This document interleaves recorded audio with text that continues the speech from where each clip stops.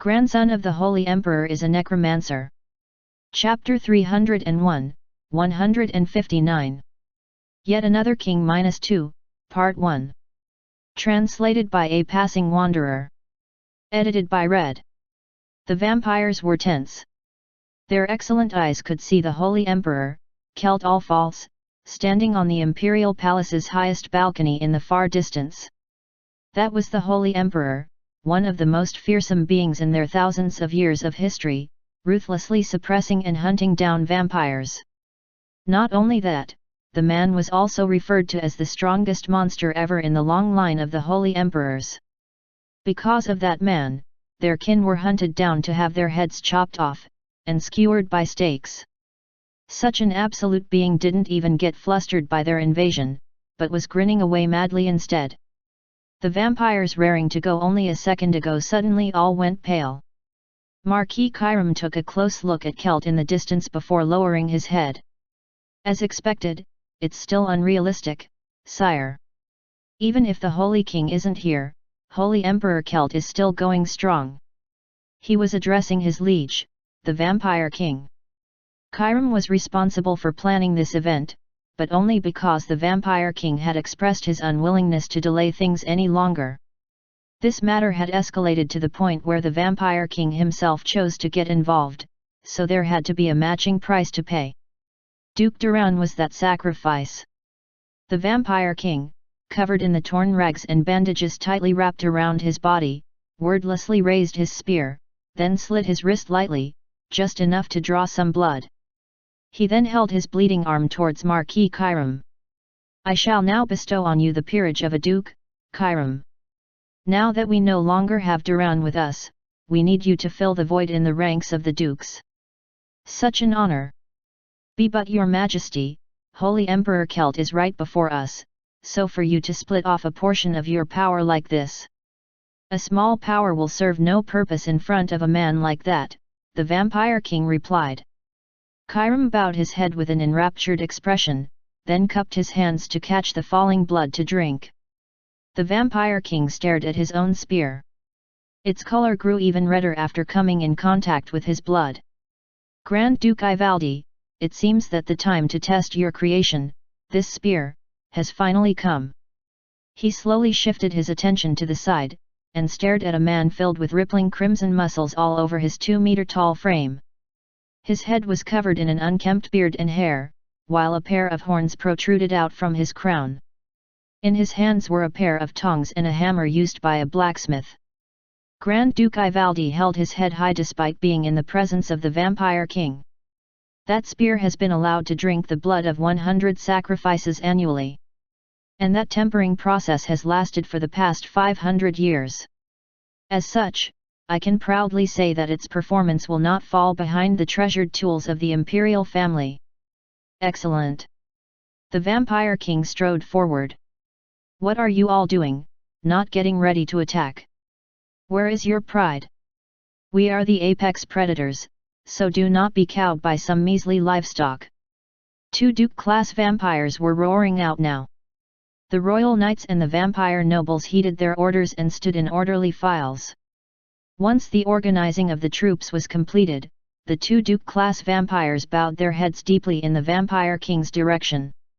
He scanned his fellow vampires, over 500 progenitors, before asking a question: "If we fail at this task, how much more time will we need to waste again, Kyram?"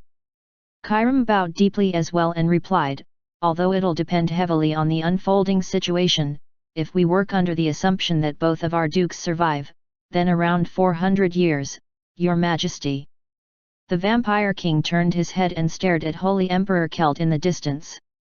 Their glares collided midway. "We no longer have any more room to retreat. I shall not sit back and watch my brethren get slaughtered any further." He pointed with his spear. "We shall turn this place into our territory, turn every human found inside into our livestock, and we shall all ascend to become the new gods." At the loud roars of the Vampire King, all the other vampires cheered raucously, while the other undead screeched out loudly. "I shall lead from the front. Prey on the blood of the livestock, rip the limbs off the bastards, and turn them into undead," the vampire king roared out again and jumped up, landing lightly on top of one of Cerberus's heads. And with that, we shall leave behind a legendary feat that will be remembered for generations to come. He valiantly waved his spear. Let's go. For the glory of the Blood Kingdom. Yes, for our vampire king, the vampires roared loudly in return, then began dashing forward. Cerberus also broke into a frenzied sprint. The vampire king riding on the demonic beast stared ahead with his sharply gleaming eyes. Around the same time, blood drops started falling from the crimson-hued storm clouds blanketing the skies above. Kill them all. Hunt down all the livestock. Over 50,000 undead creatures charged towards Laurensis, the capital of the theocratic empire. Drip, drip. The paladins standing tall and in silence on top of the city's outer walls raised their heads to look up. The crimson storm clouds were blocking out the rays of the sun. A rain of blood was dripping down from them. However, it wasn't just any rain, but one that contained demonic energy. There was also a deadly toxin mixed into each drop. Humans would suffer torment simply by breathing in, and if there were corpses around, they would turn into undead without exception, not to mention how the rain would greatly enhance the strength of the vampires. The citizens staying within the city trembled in fear as the rain of blood fell. They had all heard the news by now, that an army made up of horrifying evil creatures was setting up a camp outside the city walls, and that an army full of creatures that drank blood and consumed human flesh had come to invade their city. The citizens hid themselves in their homes at this nightmarish reality. They shut the windows tightly and embraced their families in a huddle while shivering in fear. But a loud call rang clearly within their hearing. His Majesty the Holy Emperor, hooray! The sounds of metallic armor clanging reverberated throughout the city. Although faint, the ground seemed to rumble as well. The citizens cowering along with their families heard the sounds and hesitantly raised their heads. Oh, here yet! Subjects of the Empire, do not be afraid.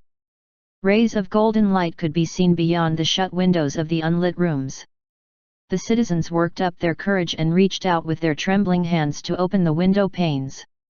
Right at that moment, their eyes caught the sight of a procession radiating a brilliant golden hue. A shining legion clad in golden armor was marching forward. Their armor was imposing and grand, while all sorts of weapons were gripped in their hands. Every step they took shook the ground, while the rain of blood simply evaporated before it could even touch them. A trio of old men were leading them forth.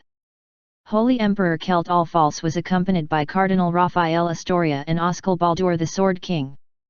The Order of the Golden Cross followed behind them. His Majesty the Holy Emperor, hooray! The closer they got to the outer wall, the louder and more powerful the calls grew, until they echoed throughout the area. Thousands of devoted monks had gathered in the city's main plaza, and went down on their knees. They brought their hands together and began praying ardently to Goddess Gaia's statue. Holy Emperor Celt roared out, "Be courageous, O my people!" His gentle yet powerful spirit speech rang deeply within the ears of his subjects.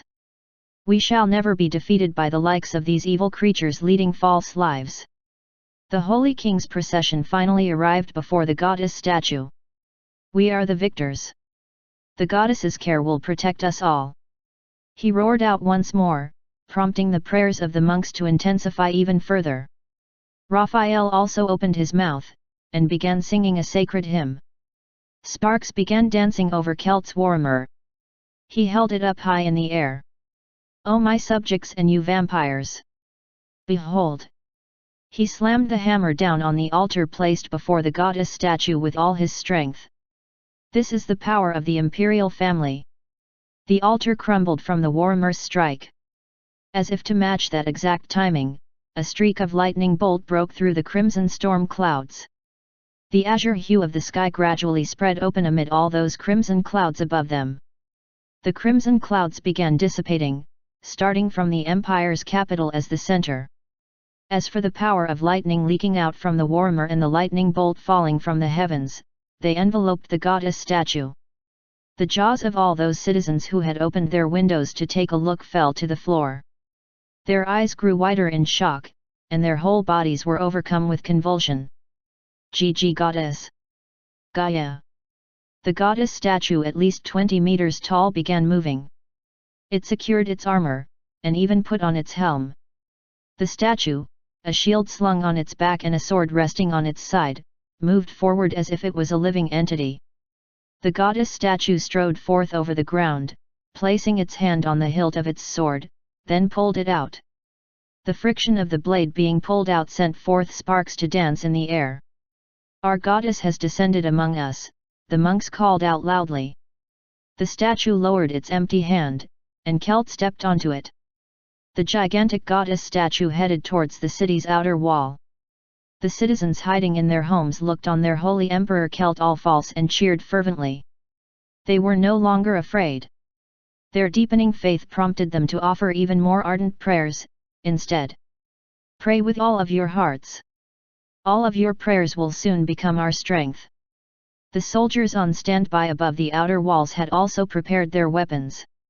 They slammed their chosen weapons down on the ground, and the resulting noise reverberated throughout the sky, rousing their spirit for battle. "All right, then. Let's have a showdown, oh you foolish vampires!" Kelt guffawed heartily, while the paladins roared out at the top of their lungs. Chapter 302, 159. Yet Another King -2, Part 2. Translated by A Passing Wanderer. Edited by Red. His Majesty the Holy Emperor has arrived. Roar and cheer forth. We must not let the screeches of the undead reach the ears of the citizens. Both the Crown Imperial Prince, White All False, and the First Imperial Prince Luan All False, shouted out at their men. The royal guards in charge of defending the Imperial Palace now stood in orderly rank and file up on the outer walls. They knocked arrows and bolts coated in holy water.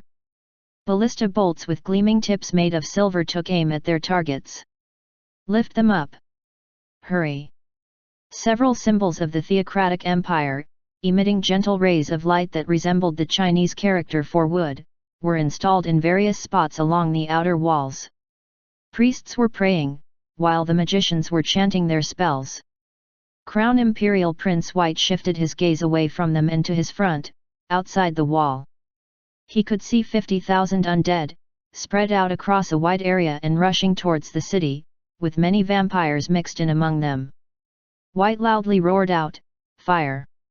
The ballista bolts of silver, arrows coated in holy water, and various magic spells were launched indiscriminately. The approaching undead were instantly extinguished without a trace. Lengthy trails of fire guided by the magic spells landed on the ground and exploded, yet two progenitors leapt out from the explosions unscathed. "We shall open up a path." These two Duke-class vampires quickly discarded their human facades. One of them was called Duke Agars, who boasted a lower half resembling a crocodile, while his upper torso looked like an old man. He slammed his palm down on the ground. The earth below rumbled and began splitting apart. Cracks ran up on the sturdy outer wall and the soldiers standing on top staggered unsteadily. "Kuuuu!" the other Duke howled out. This creature possessed the gigantic head of a lion, yet there was no torso. 5 beastly limbs sprouted out from the head like a windmill. This vampire's name was Duke Buer. He rolled along on the ground, and everywhere he rolled past was gouged out and caught on fire.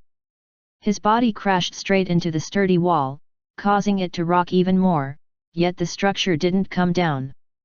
The two dukes became flustered. How can this be? Why didn't it break down? To think that the outer walls surrounding the theocratic empire's capital were this sturdy. They stared at the part of the outer wall with cracks running on it. They then noticed runic letters containing silver and Eltura powder engraved in the cracks. Defensive runes. Sheer insanity. Does this mean they cast this sort of magic on the entirety of the outer walls? It was at that moment that the vampire king riding on the Cerberus entered the fray.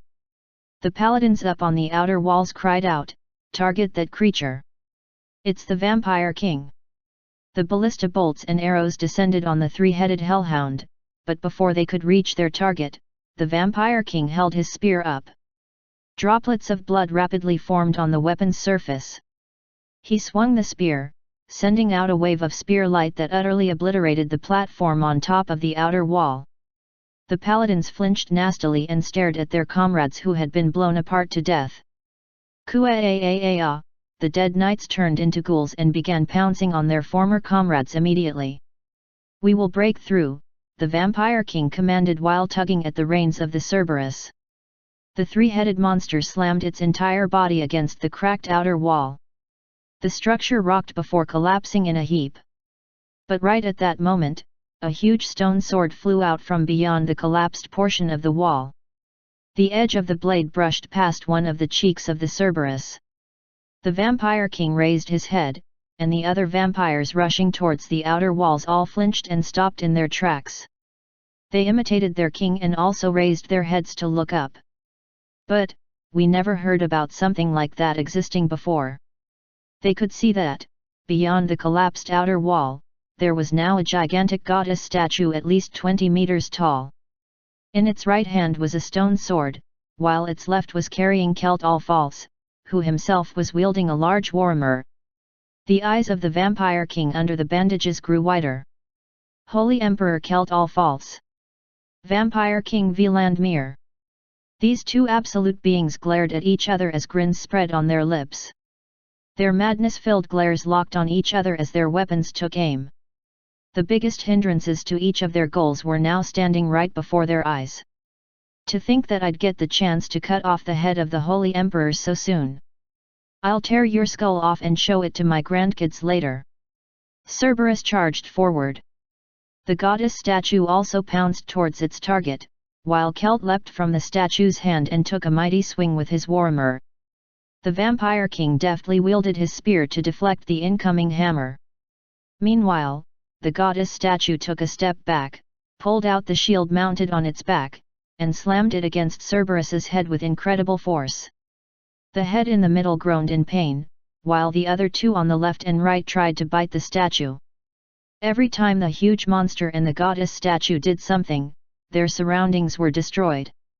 We seem to have run into a rather troublesome existence. Please don't even mention it. It feels like there are just no peaceful days in this place. Oskel the Sword King and Cardinal Raphael quipped to each other while glaring at the crumbled section of the outer wall. A blacksmith with a hulking physique, a vampire ranked as a Grand Duke, was walking into the city through the open gap. This creature was easily over 2 meters tall, and its whole body was crimson in color. A pair of horns adorned its head. Its right hand held a hammer one might see in a smithy, and in its left was a pair of tongs. Although his weapons seemed a bit crude, the demonic energy leaking out from this creature was completely on another level compared to every other vampire Oskel or Raphael had fought against before. And who you two might be? Grand Duke Ivaldi glared at the duo of the Sword King and the Cardinal. I'm Oskel Baldur. Raphael Astoria. Ivaldi was taken aback by the replies of the two humans before him, but that state lasted only for a few seconds as a creepy grin formed on the vampire's lips. I wonder, what kind of a masterpiece will I get to create if I use the blood of you two? At the same time, Crown Imperial Prince White and First Imperial Prince Lewin were standing on top of the outer wall, frowning deeply. But that was because a pair of monsters, Duke class no less, were blocking their path. Lewin, you think you can deal with one? White asked his son. Lewin could only tut unhappily. I'm not a monster like my younger brother, father. Maybe if I trained diligently for the next 10 years or so, then yes, it might be possible. But it's a bit of a stretch right now. Ha ha ha. I guess you're right. In that case, I'll leave command of the troops to you. Lewin worriedly looked at his father. Can you emerge victorious? Obviously, not. But just who am I? I'm one of the best at fleeing, don't you remember? If it gets too much, I'll escape, so don't you worry, son. I shall pray for your good fortune. You too, Lewin. Lewin stepped back, while White confronted the two Duke-class vampires with his sword drawn. 15,000 troops currently stationed in Laurensis versus 50,000 members of Army of Blood. The war between the two forces finally got underway. Meanwhile, somewhere in the basement of the Imperial Palace, Duke Kairam used the confusion of the war and infiltrated the Imperial Palace under the guise of a regular human being. He had another task to carry out at the moment. The majority of the Imperial forces are focused on the battle outside. It's now or never, in other words. While thinking that, Kairam swallowed Drilly out of sheer nervousness. His heart was pounding madly away, dreading the idea of the Imperial family members suddenly sneak attacking him out of nowhere. I will not be able to sneak in here unless it's now. The corpses of members of the Order of the Golden Cross, charged with the security of the palace, were strewn about in front of the vampire. However, there was still a survivor, leaning against a wall, and his eyes were dull and glazed. Kairam grabbed the throat of this member of the Golden Cross and demanded, "I'll ask you again politely. Where is he?" "Ah, the Golden Cross paladin's body convulsed.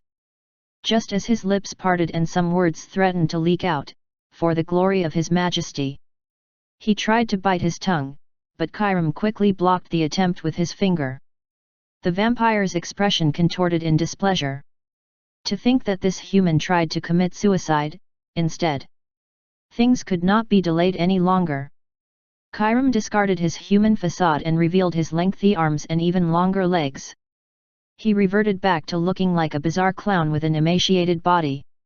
He leaned in closer and whispered into the ear of the Golden Cross paladin like some kind of a devil, "I asked you, where is he? Answer me, livestock." He now spoke in spirit speech. Kairam possessed the ability to seduce humans and brainwash them into doing his bidding.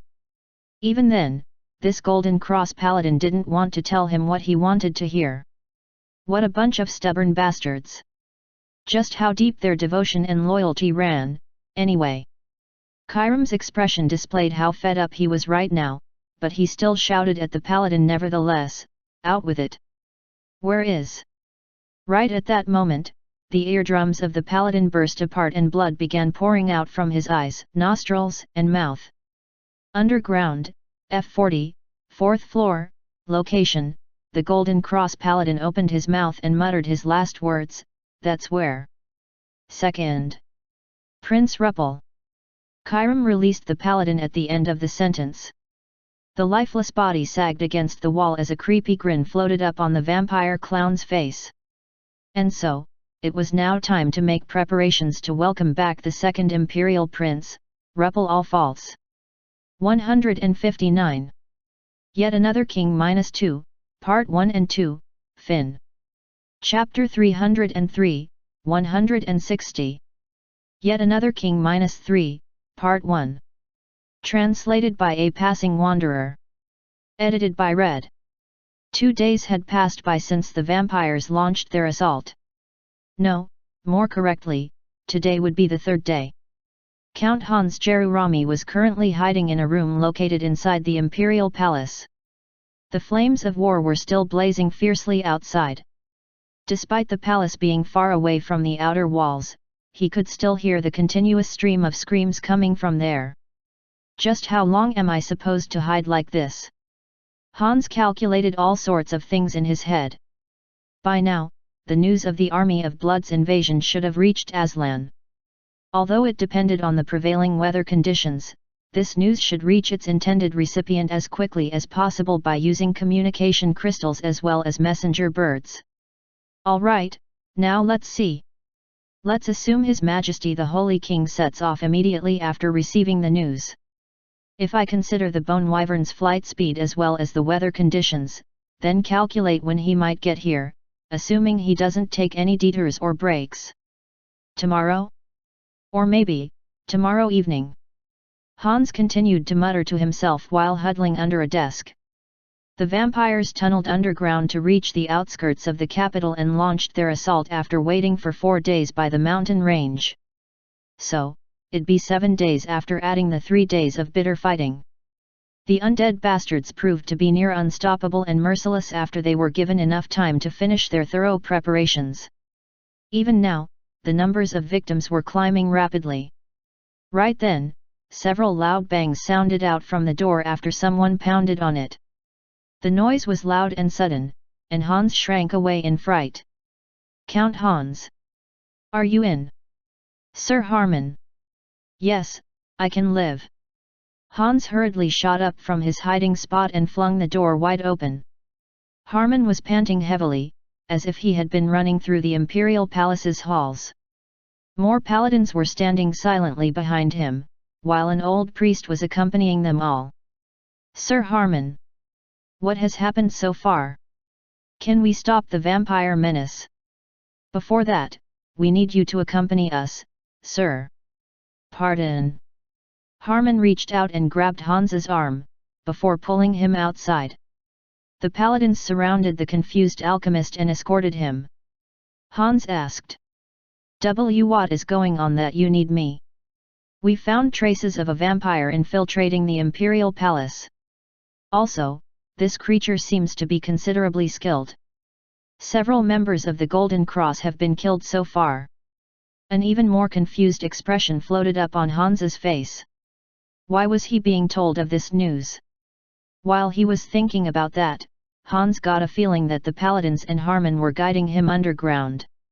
"Aha, so that's what it was. We are evacuating." That was what Hans thought, but then Harman said something that betrayed his expectation. "I was informed that your lordship was entrusted with the redesign of the underground prison, Count Hans." Hans couldn't help but tilt his head. The place he redesigned? That could only be. "Ah, yes. Well, soon after His Highness the 7th Imperial Prince ascended to the position of the Holy King, I was urgently summoned before His Imperial Majesty, yes." Hans recalled the words the Holy Emperor had said back then. "I've been informed that you are the one my grandson trusts the most, beside Marquis Hirais. And also, that you're the number one in the continent in terms of alchemic technique." Hans back then could only chuckle wryly at that. The number one in the continent? Indeed, Hans thought of himself as such, but hearing that directly from the Holy Emperor sure made him feel strange. "That's why I had an idea. There is something I'd like you to do for me. It's a very simple matter, as well." That was when Hans was allowed inside the underground labyrinth that, other than a handful of people who included the Holy King and the Holy Emperor, none could ever hope to gain entrance to. "Count Hans, sir. We do not know the layout of the interior. That's why." "Wait a minute. You can't be asking me to guide you down there, are you? Sir Harman?" Harman sneaked a glance in Hans's way, before nodding silently. "How strong is the vampire infiltrating the palace, Sir Harman?" "We estimate it to be above Marquis in rank." Hans's steps came to an immediate stop. "Oh my gods, do we even have enough combat strength to deal with a vampire of such caliber?" His shocked cry prompted the old priest to step forward and take a slight bow. "My name is Cardinal Uriel." Hans was stunned by the revelation of the latter's status, which was incredibly high, then hurriedly bowed his head. Even then, a thought still popped up in his head and he simply had to ask away. "I beg your pardon, but have you ever hunted vampires before, Your Eminence?" Cardinal Uriel took his time before cautiously replying, "I have prior experience hunting a Baron class. We are screwed. At this rate, I might meet my maker before my time." Hans rubbed his temples hard. But he didn't need long to regain his reasoning, and began tilting his head a little. "Wait. If it's that underground prison, then I don't think there's a reason for us to go down there." Harman and Cardinal Uriel stared back at him with puzzled faces. "Sure, that labyrinth was already like a deadly maze even before I remodeled it, and I did install various traps down there. But well," Hans recalled a few of the traps down there and continued speaking, "no vampire will escape from there unscathed. I created a special guardian and placed it there, you see." "Damn it, just where is he?"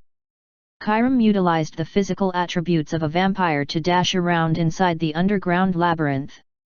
His entire surroundings were seemingly made out of nothing but walls. There were small holes in them, and although faint, Chiram could sense divine power and energy belonging to some kind of runes. The longer he ran inside this labyrinth, the colder the chill running down Chiram's spine grew. These traps, they are not activating. It felt as if he was being lured in even deeper. The members of the imperial family were clearly insane. If a vampire dared to infiltrate their home base, surely the normal thing to do would be to stop or chase the intruder away, yet he was being pulled in even deeper. Not to forget, the imperial family had this nasty hobby of torturing vampires in the worst, most deplorable ways. Nothing was out of bounds for these despicable humans. No, it'll be fine. I've received the power of His Majesty the Vampire King, after all. Having become a Duke class now, he boasted far more resilient life force than ever before. Even if he was killed here, his spare lives would surely come to his rescue. It was at this very moment that Chiram picked up the familiar scent of blood. The smell of his kin was wafting through the air. That indicated that he had finally reached his destination. Such thoughts entered Chiram's mind, but when he turned around a corner. What is that thing? For a moment there, he was overcome with delusion that his own breath was clogging up. That was because he had discovered a liquid monster around 5 meters in height right in front of his nose. This bizarre monster had a humanoid silhouette, its limbs were extremely thick, and its body rippled and wavered like slime. Its surface, meanwhile, was filled with bones and rotting flesh. Oh my gods, isn't that? All semblance of color fled from Duke Chiram's complexion. This acrid metallic stench that stung his nose, and the demonic energy emitted by the golem before him. It's a bloody golem. It was a guardian entity that Count Taimong had tried to construct back in his northern lair. Goosebumps broke out all over Chiram's skin. His mind was trying to reject this reality, too. Why was such a monster inside the labyrinth right below the imperial family's palace? This guardian monster utilized demonic energy, and required a high degree of technique to construct, too. The bloody golem that Count Taimong had worked so hard to make into reality. Even Count Taimong couldn't think of an object capable of maintaining the golem's body, and in the end, he had failed to produce this monster. Chiram's incredulous gaze landed on the crimson rock deep within the golem's liquid-like body. That was the heart of Mist Calf. Mana was writhing out violently from there. Mana and demonic energy were combined together to help this monstrosity move. The damn imperial bastards managed to complete this monster by adding the blood and flesh of vampires and lichens to that heart. They are all mad. What kind of horrifying zealots were these people? They outwardly showed off clean-cut images of worshipping their gods, yet they didn't hesitate to create something as horrifying as this.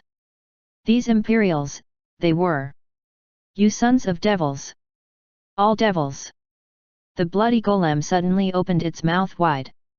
Broken shards of rib bones spread open like rows of sharp fangs.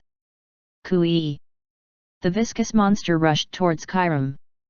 Blood containing demonic energy spluttered and rose up, before extending like a whip to smash into the vampire hard. Chiram hurriedly extended his own claws and tried to block the incoming strike. He heard the sound of bones being crushed coming from his arm.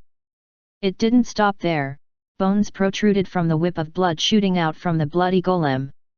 They were actually the fangs of a lichen, and their sharp tips punctured straight into Chiram's arm.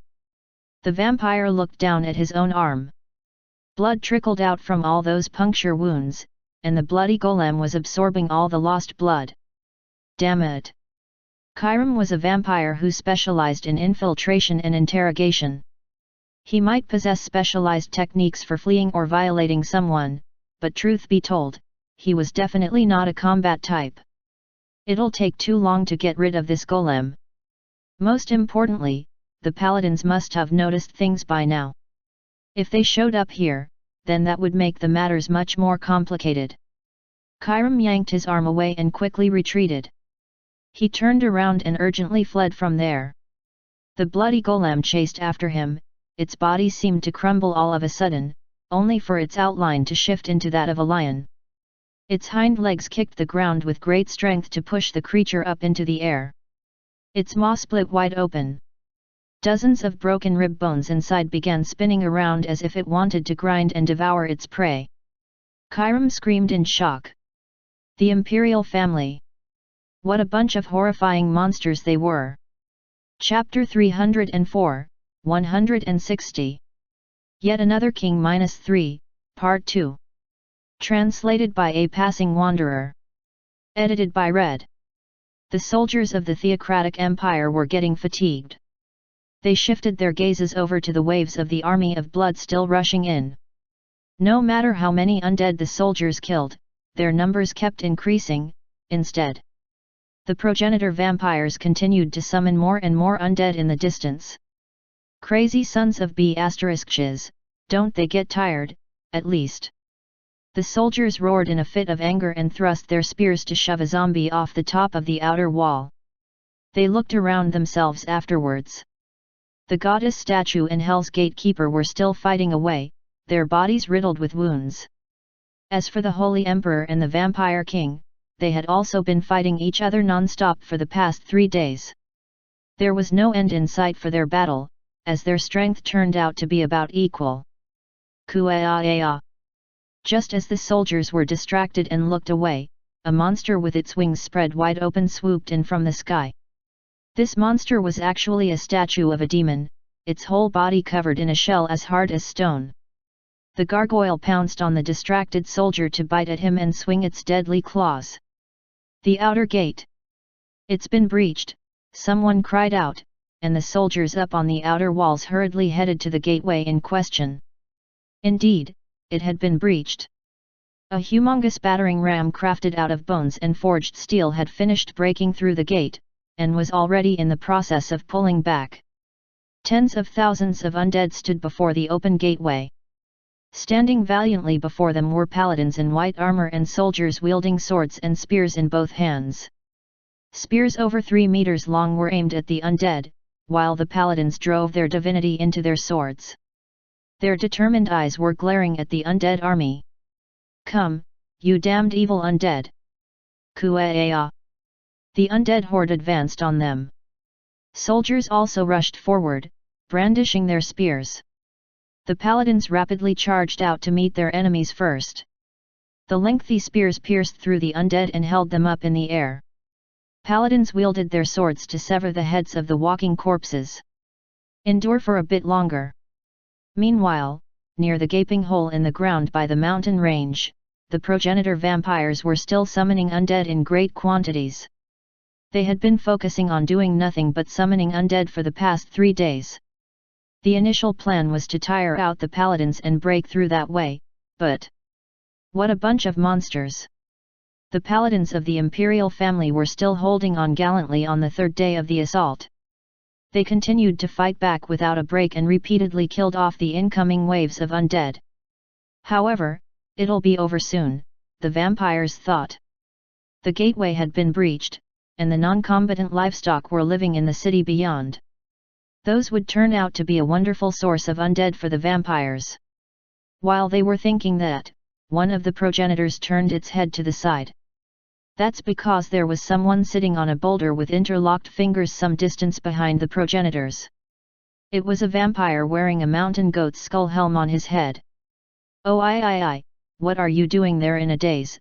the progenitor asked, walking up to this vampire. The latter looked utterly relaxed. To think that he was taking a nice little breather sitting on a boulder, even daring to show off a golden bangle on his wrist. Seriously now, his kin were working so hard to summon more undead, to the point of even throwing up blood, yet this guy. This individual was simply sitting there, holding a staff over his shoulder while flipping open the covers of a chained grimoire. The man wearing the skull helm shifted his attention over to the vampire. "Ah, you mean me? I only arrived just now and I needed to catch my breath for a bit, you see. That's why I'm taking a short break." Indeed, this man was panting heavily. He was also wiping some of his sweat off. "All of our kin are giving their all right now. But the more you laze around, the harder it will get for the others. Hurry up and start summoning more undead." "Hey! So, you want me to summon undead? Is that right?" "That's right. I'm still a bit too tired, though. But I'm sure I'll be able to get cracking after a bit of a rest, you know? Can't I, rest for 2 or 3 more minutes? What the hell, is this guy insane or what? The progenitor inwardly tugged. With the exception of several blood creations, most of the vampires had been living for hundreds of years already. It wasn't all that strange to see 1 or 2 wackos in their ranks. Of course not. Go and help your comrades. There is no time to rest, the progenitor spoke unhappily, but then, he began getting this weird feeling. He was getting a strange sense of repulsion from this individual in a robe. Most of all, there was this thing attracting the progenitor's attention. There was a golden bangle on the wrist of this person wearing a mountain goat skull helm. For some strange reason, the aura of divinity could be felt from it. Who the hell are you? The progenitor's expression gradually hardened, and in turn, the man's body seemed to tremble. As if he was laughing under the skull. I am the Legion. The progenitors, getting fatigued by the task of continuously summoning undead, flinched in surprise, and hurriedly looked behind them. And I am Gaia's inheritor. The eyes of the vampires grew wider. A tidal wave was coming. A wave of holy water slammed into the progenitors standing on the hill. What the hell? The bodies of the vampires, now bathed in holy water, caught fire and burned away. As for the progenitor nearest to the mountain goat skull, he was a count class and was able to barely survive the holy water dunking. Ahaha! A satisfied laugh sounded out, prompting the count class progenitor to lock his trembling eyes on the man before him. This man spread open his arms. He muttered some words that could be either a chant for a spell, or even a prayer. But one thing was for certain, it had to be a ritual to summon something. Something gigantic would surely show up now. Whatever it was, such an event had to be prevented at all costs. Prevent it? But how? Indeed, they couldn't stop it. Because, their opponent this time was... It's the Holy King, one of the surviving vampires cried out. That caused the other vampires to gasp out in terror. The Holy King? That Holy King? But how could the Holy King even be here? Wasn't he supposed to be in Aslan? So, the Vampire King is over there. Alan the Holy King muttered as his eyes glowed eerily under the mountain goat's skull helm. When he shouted out the spell incantation, the vampires fell into a frenzy and tried to pounce on him. In that case, I better go all out and wipe every single one of you out.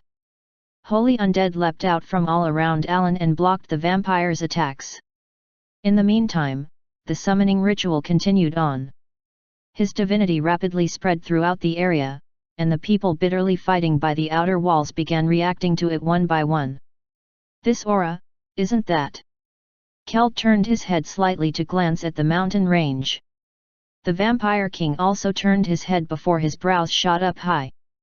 Holy King Alan could be seen by the mountain range, performing some kind of a summoning ritual.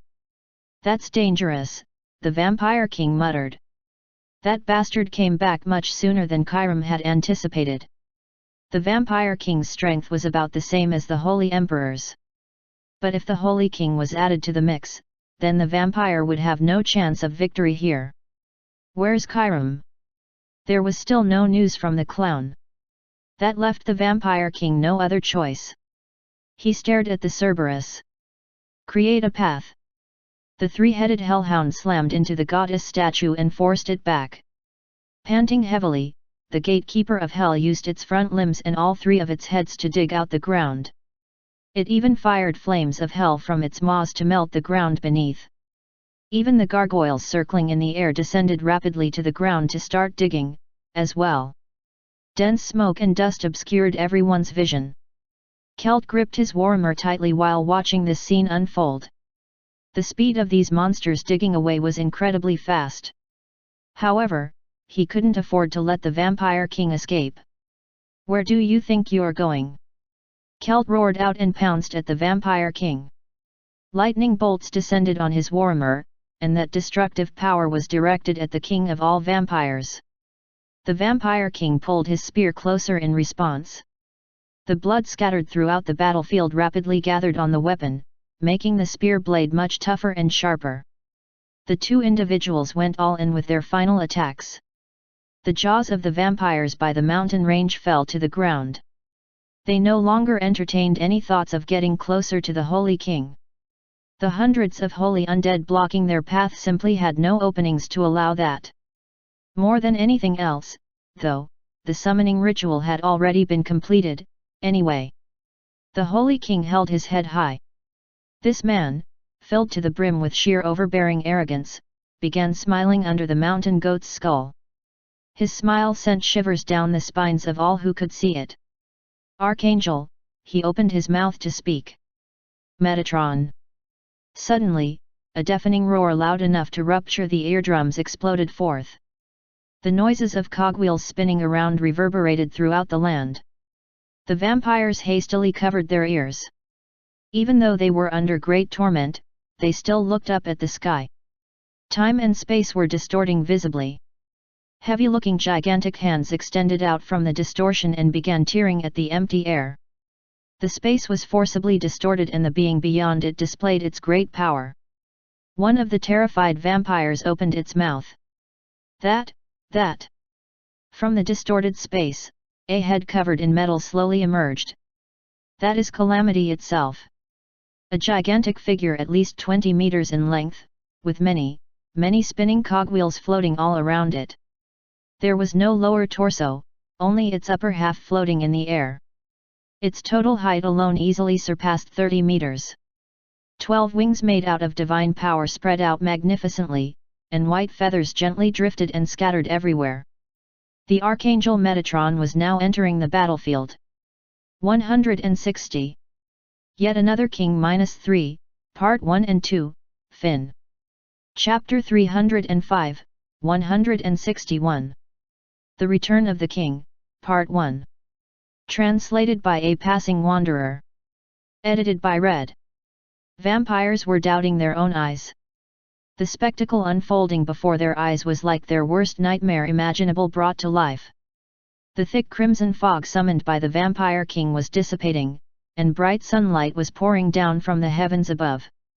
The rain of blood also disappeared, replaced by white feathers of divinity falling from the sky. What should we do? Tell us, what should we do? The progenitor vampires urgently shouted at their commander. This commander, a Count-class vampire, couldn't say anything, however. Why was he charged with making a decision here, anyway? No one had anticipated a situation like this. The holy water produced by the Holy King had already risen up to the ankles of the vampires standing on the top of this mountain. There was a giant at least 20 meters high floating in the air, while below it was an army of holy undead clad in heavy armor. No matter how the commanding vampire analyzed this situation, it looked like he and his kin would never win here. In front of them was the camp of the Theocratic Empire's army, while the Holy King had attacked them from the rear. That meant there was no place for them to escape to. The vampire count hurriedly turned his head and stared at the distant outer walls of the city. That place was also mired in a pit of confusion. The sudden entrance of the Holy King left the vampires extremely anxious. Even the summoned undead were moving around lost and listlessly, as they were synchronized with the emotions of their masters. On the other hand, the soldiers of the Empire were roaring out in elation. Yes, His Majesty the Holy King has come home. He has returned after conquering Aslan. Prepare to welcome His Majesty back home. The tide of the battle was turned in an instant. The living soldiers, fatigued and dying before now, began pushing the undead back with renewed momentum. In the midst of this chaos, the gigantic monster, Hell's gatekeeper Cerberus, continued to dig into the ground.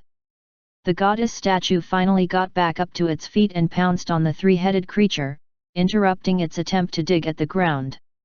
The horde of gargoyles that had been dominating the skies also came down to continue digging away. They were specialists in excavating, so these creatures should be able to create an escape path without a problem.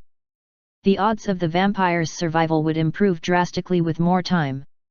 At the very least, as long as the Vampire King managed to survive, then The kingdom of blood can be re-established later. Even if that took hundreds, or thousands of years into the future. Stop him! The vampires flinched in shock and stared at the count. He wiped his cold sweat away and clenched his teeth. Buy enough time until His Majesty can escape from here. The count immediately shed his human facade. His right arm transformed into a snake, while his whole body swelled to well over 3 times that of his original size. Now looking like a hulking mass of muscles, the vampire extended his snake arm and roared out. We must kill him. Our target is the Holy King, Alan all false. Stop him at any. The count's upper torso exploded into bits. The progenitors all froze in place. A spear made out of divinity had flown in and killed the count in a single strike. The progenitors, their faces stiffened in shock, slowly shifted their gazes over to the floating giant. The way this mechanical giant levitated off the ground made it look at least 30 meters in height. Scattered around it were several cogwheels viciously spinning away. Spears, swords, and arrows made out of divinity suddenly poured out from those spinning cogwheels. Everyone, run! The rain of blades, spear shafts, and arrows landed on the ground, causing a series of loud explosions. Even if the vampires managed to dodge the weapons made of light, the shock waves from the explosions alone tossed them around like helpless rag dolls. They lost their arms and legs, and as tears of blood flooded down their eyes, they screamed in despair. Those things are moving. The army of the armored holy undead began marching forward just then. These beings standing proud in their white armor formed the tortoise formation with their sturdy shields. Meanwhile, skeleton mages stood behind them and rested their musket barrels on the shoulders of the undead standing before them. Bang! They commenced firing, and the holy bullets bore straight through the bodies of the vampires. Shields! Create some shields! The vampires hastily summoned their own undead to deploy them as shields. At the same time, behind the holy undead army, banshees raised their nocked arrows in the air, while bone golems maneuvered large cannons into position. Skeleton mages chanted their spells and injected divine power into the cannons. One of the bone golems aimed the cannon high up in the air. With a loud report, a shooting star was launched in the sky. It joined dozens of shooting stars launched from the other cannons, all of them landing in the middle of the undead horde. Everything within the 5-meter radius of the explosion was instantly killed off, while those caught in the 8-meter radius were blown haplessly away. The explosions caused wild flames to rage on, and the stench of burning corpses filled the air. Just as the surviving vampires staggered back to their feet, they felt the ground beneath rumble ominously. Their vision had been obscured by the blood trickling past their eyes, but even then, they still could make out the silhouettes of some creatures breaking through the curtains of dust to charge towards them. Cavalry! The cavalry on skeletal horses raised their lances and slammed straight into the vampires. On the opposite side of the battle, the soldiers of the Theocratic Empire were also driving the undead back. Yes, His Majesty the Holy King has come. From both the front and back, the armies of light gradually devoured the army of dark crimson. Phew-hoog! The vampire king, still hidden under his ragged cloak and wrapped in bandages, was vomiting a mouthful of blood out. He glanced down at his torso. A large warhammer permeating with divinity had slammed into his side. Arcs of lightning energy were coursing through his entire body, making him feel like his internal organs were about to melt. He had already lost count how many times he had lost his life due from this attack. However, I also succeeded in my attack. The Vampire King confirmed that his spear of blood had stabbed straight into Kelt's chest. As a matter of fact, the shaft had punctured the thick armor and accurately penetrated the old man's heart. With this, the Holy Emperor was. You think I'll die just because my heart was destroyed? Right at that moment, Kelt suddenly raised his head. Despite blood pouring out of his mouth, he still sneered at his foe. The Vampire King's brows shot up and he tried to retreat, but Kelt was a step faster. He let go of his warhammer, grabbed the spear with his left hand, and pushed the weapon even deeper into him. He went forward and reached out with his right hand to tightly grab the top of the vampire king's head. Ahaha! I shall add your skull to my collection. Celt's eyes burned with sheer madness. Despite his heart being pierced by a spear, despite his whole body being in tatters, he still had the face of a man completely unfazed by it all. A deathly chill ran down the vampire king's spine. For the first time in thousands of years, he felt a strand of fear take root in his heart. You insane old bastard! The vampire king roared and extended his claws. He grabbed Celt's arm and tried to break or sever it, but rather than the old man's skin tearing off, the vampire's own claws began cracking apart, instead. Let me boast to my grandson for once, vampire. You're an old bastard, so die quietly already, you stinking priest. Both Celt and the vampire king tried to inject divinity and demonic energy into the bodies of their opponent. The two opposing energies naturally reacted negatively to their attempts and exploded, yet the two didn't let go of one another. Oh, our king! Sire! The vampire king shifted his gaze at the call. His fellow vampires were looking back at him in expressions filled with despair. The eyes of the vampire king gradually widened. He finally realized how many of his brethren were dying on this battlefield. They were burning down to ashes, being wiped out of existence, only leaving behind their tragic cries. His gaze shifted over to the distant mountain range.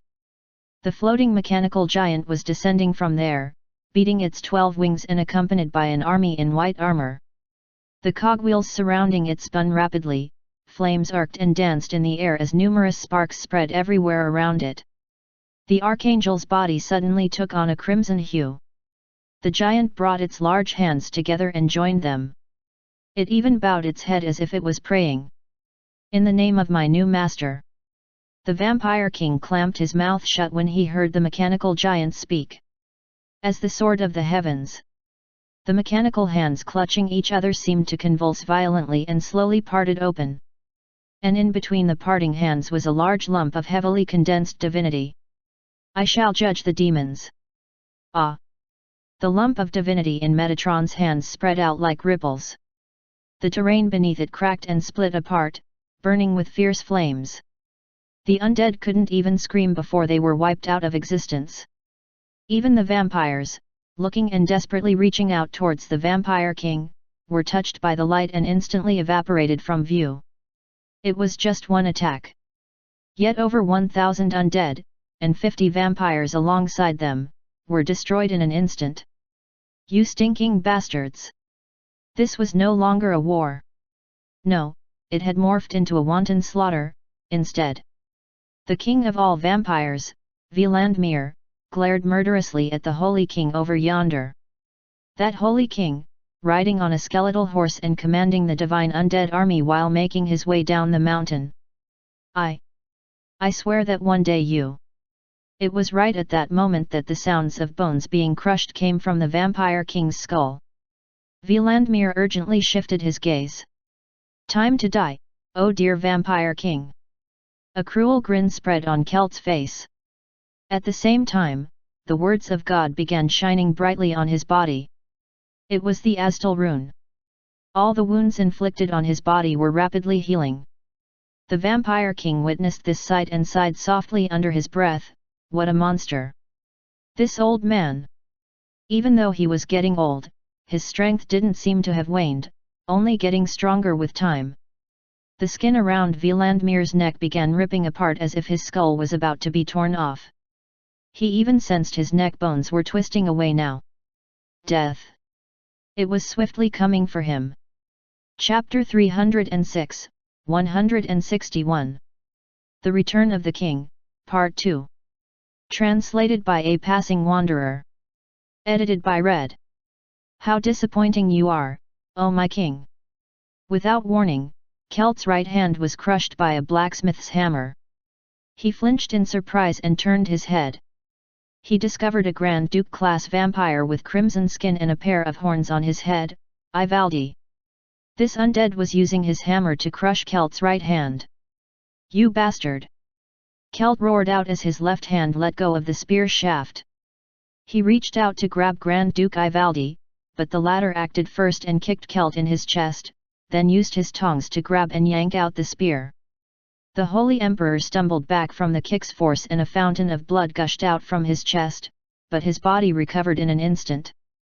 Ivaldi's eyes narrowed at this sight. This thing called the Word of God, it was proving to be extremely dangerous. We won't win like this. Grand Duke. The Vampire King took a look at Ivaldi's current condition. A deep wound was visible on the Grand Duke's chest, and blood streamed down continuously from his waist. His injuries were so grievous that even the superb regenerative ability of a vampire was rendered useless. Ivaldi spoke up again. "Oh my king, you're a disappointment. To think that you'd give up so easily." He then stopped the Vampire King from collapsing and supported the latter with his sturdy frame. "Our escape path has been secured." The vampire blacksmith pointed to the hole dug out by the gargoyles in the ground. "You think I'll let you leave so easily?" Kelt roared out and stepped forward, only for more progenitor vampires to block his way. Even though their faces were as pale as they could get, they still confronted the enraged Kelt all false nevertheless. "How dare a bunch of mosquitoes!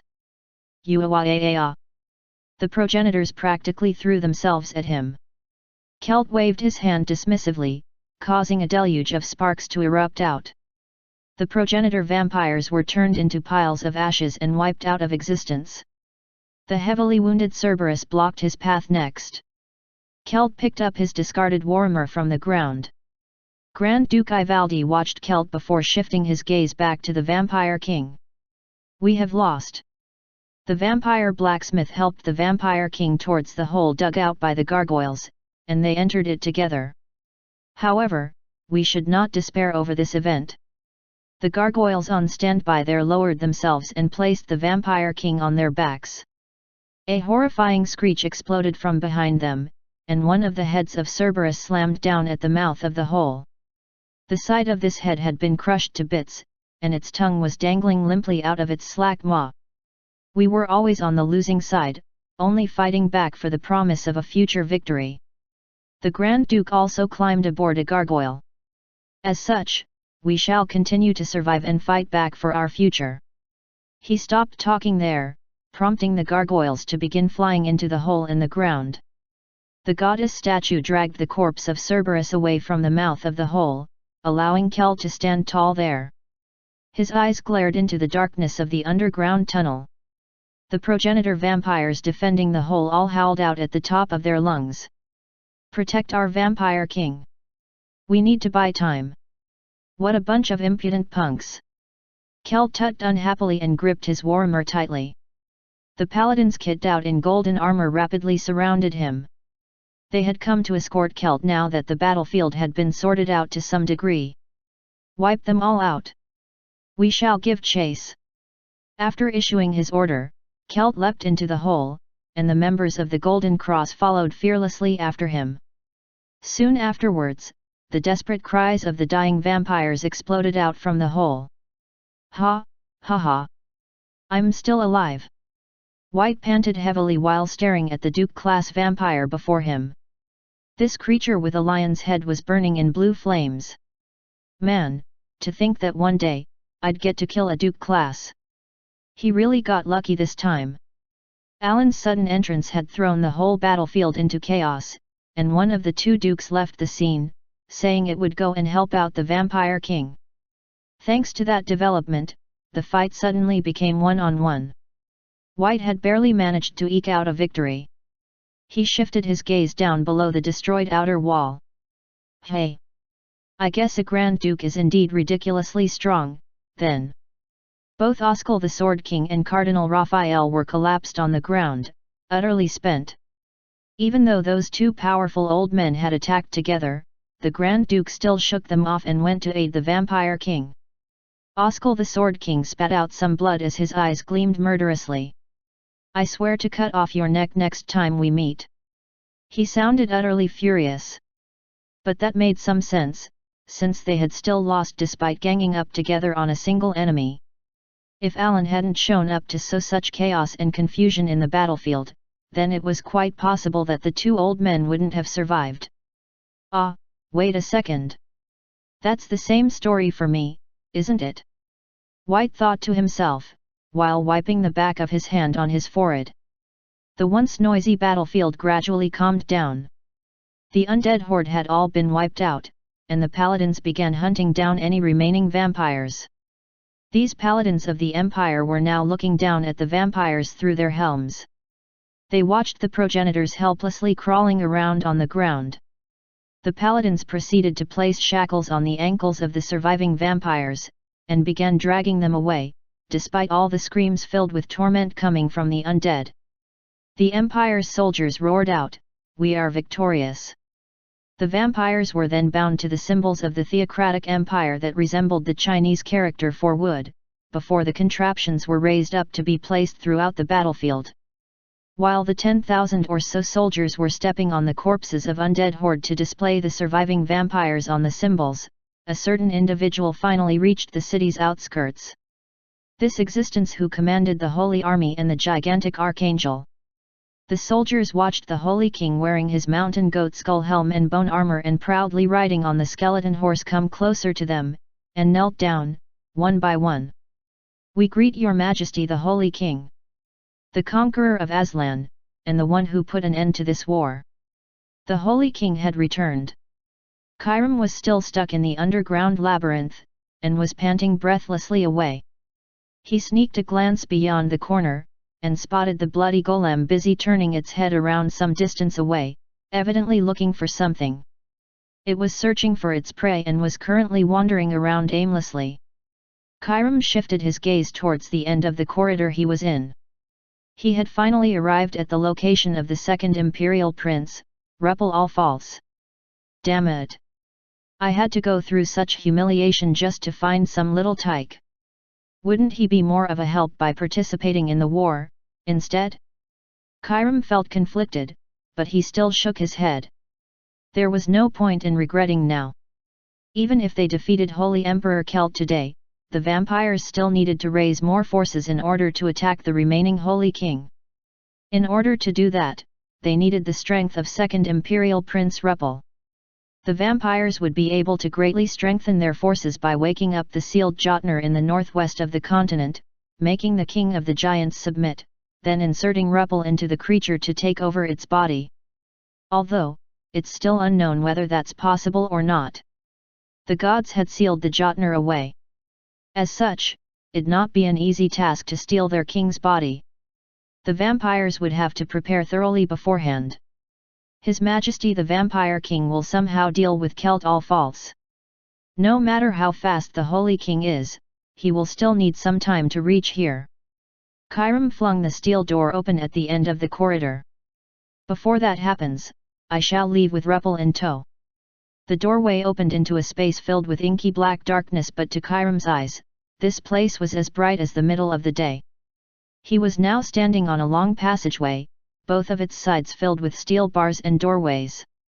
The distinct stench of vampire blood wafted out thickly. What's going on?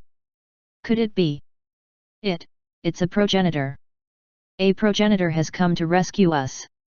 Vampires rushed closer to the steel bars and reached out through the open gaps. They began crying out to be saved. Chiram could only furrow his brow. This prison was filled with blood creations, progenitors, and lycanthropes.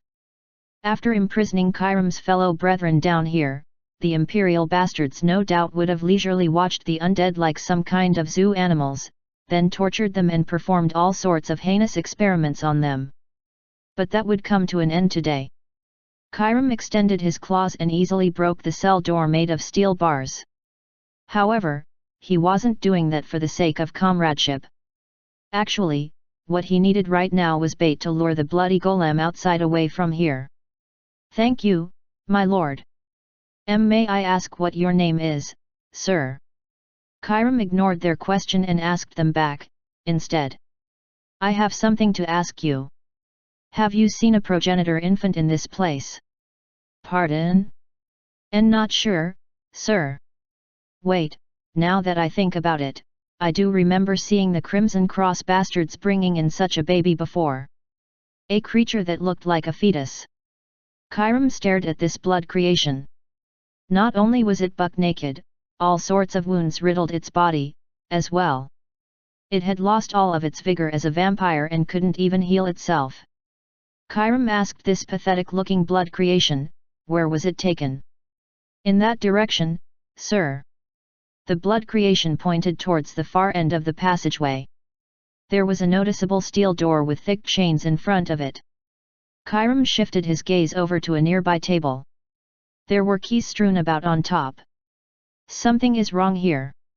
The security in the underground labyrinth should have been stronger than this. Yet for some reason, Kairam got the feeling that the security was the most lax where the vampires had been imprisoned. The Imperials had only installed a lone bloody golem here? Besides, what could be the meaning of all those keys carelessly left there on the table? It was as if he was being lured into freeing all the imprisoned undead here. Kairam scanned the other creatures and spoke, "Go and free the others." "Why yes, sir." The blood creations used the keys to open the prison cells. Meanwhile, Kairam headed to the very last cell. Even then, his gaze continued to wander towards the nearby walls. Walls that had various holes seemingly everywhere on their surfaces. Without a doubt, some kind of runes were engraved in there, but Kairam just couldn't figure out what they were meant for. He finally reached the last cell and used his extended claws to break the door down. His eyes nearly popped out of their sockets after he looked into the cell. Oh my gods! 161. The Return of the King, Part 1 and 2, Fin. Chapter 307, 162. Yet Another Beginning, Part 1. Translated by A Passing Wanderer. Edited by Red. A baby resembling a monster was dangling on the wall. Chains bound its limbs tightly, while streams of holy water filled the cell's floor. There was a fountain near the infant's head that gushed out holy water constantly. Kairam sensed that second Imperial Prince Ruppel was still faintly breathing. He's still alive. In all honesty, Kairam had not been feeling all that confident of their odds. He heard that without Taimong's aid, the baby's body wouldn't even have lasted 1 year before melting down into a puddle. So it wouldn't have been all that surprising for Ruppel to have broken down into some sticky goo by now. Yet here he was, still somehow clinging to life despite going through all those torture sessions. Although, he sure looked like he'd die soon anyway, from the way he had withered so much.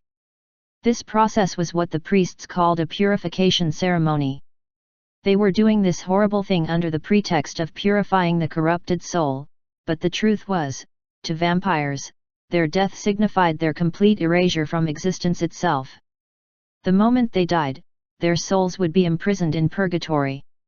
The god of death residing there would erase their souls for good. In other words, this type of ceremony was meaningless, and would only torture its victims unnecessarily. To think that that old bastard would actually torture his own grandson like this. Celt all false, that devil. Kairam, while thinking such things, focused his attention on the words written right above Ruppel. You are already no longer living. Kairam's expression hardened at those ominous words. What does that even mean? But then, his eyes suddenly widened. He lowered his eyes and stared at the steel door he had broken down just now. That's when he noticed the runes engraved into the severed hinges of the doorway. This trap was designed to activate when the letters had been severed. Oh, crap! Kairam quickly looked up. The ceiling suddenly came down. It was falling at considerable speed. In less than a blink of an eye, everything in the cell would be crushed flat. That also included Ruppel. Celt, that insane old man. Torturing his own grandson wasn't enough for him, and he even decided that, rather than have someone steal the baby away again, he'd rather crush it to death, instead. Phew! Kairam's claws lengthened like whips. He severed Ruppel's arms, then pierced the baby's torso. The clown vampire's hand rapidly reeled the second Imperial Prince in. Kairam clutched the baby and hurriedly leapt out of the room, just as the noise of the ceiling landing on the ground with a loud thud came from behind him. Spears made out of silver had jutted out from the ceiling to stab into the floor. If Chiram was one breath slower, he'd been impaled down into the floor filled with holy water, unable to move. What happened? The vampires turned their heads and looked at Chiram. But then... crunch! A silver arrow flew out from one of the holes in the wall and obliterated a vampire's head. Chiram's disbelieving eyes stared at the spectacle happening in front of him. From all those holes in the walls, hundreds, nay, thousands, of silver arrows poured out. These kind of childish pranks won't even. Chiram urgently dashed forward while deflecting the silver arrows with his claws. But when his gaze shifted over to the only exit in the prison, a wall suddenly came down to close the doorway. Damn it! Chiram accelerated even more, but he was still too late in the end. The exit was completely blocked off by the solid wall by the time he got there. Just as he reached out to touch the wall, holy water flooded out from the holes in the ceiling like waterfalls. Uawaaa! The vampires drenched by the holy water began burning up in blue flames. Chiram looked at the floor. The holy water had already risen past his feet by then. The speed of the water filling up the place was extremely fast. At this rate, it would only require 20 or so minutes for the water to submerge him completely. You devilish bastards! Those imperial bastards were really planning to liquefy him to death here.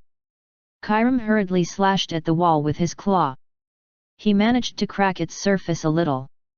Yes, I might have a chance here.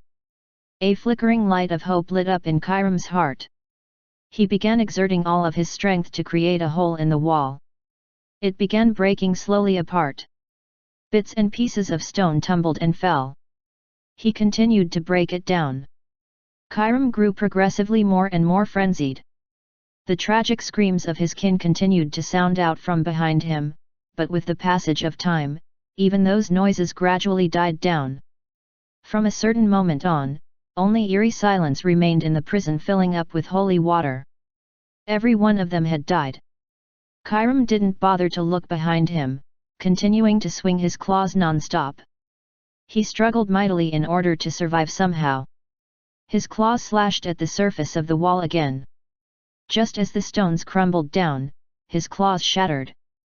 Chiram's stupefied eyes were now looking at what had been lying underneath the wall's surface, a shining rune engraved using the powder of the metal Eltera. It was a temporary barrier emitting gentle rays of light, which happened to be strong enough to defend against an attack from the Archangel Metatron. Ah! His feet were completely submerged in the holy water by then. A short while later, Chiram staggered as his eye level suddenly began sinking lower and lower. His body had melted up to his knees while he stood there dazedly staring at the defensive rune. Bloody stains were visibly spreading in the holy water. Chiram stared at Rupel in his grasp. The baby monster was barely breathing right now. Rupel, Rupel! The vampire clown grabbed Rupel's throat and slammed the latter against the wall. The baby's eyelids flipped open and his eyes stared dazedly at the ceiling. His jaw slackened and a strand of spittle drooled down from the corner of his lips. He was clearly out of it even now. This stupid little tyke! Even right until the end, he proved to be utterly useless. Now listen very closely.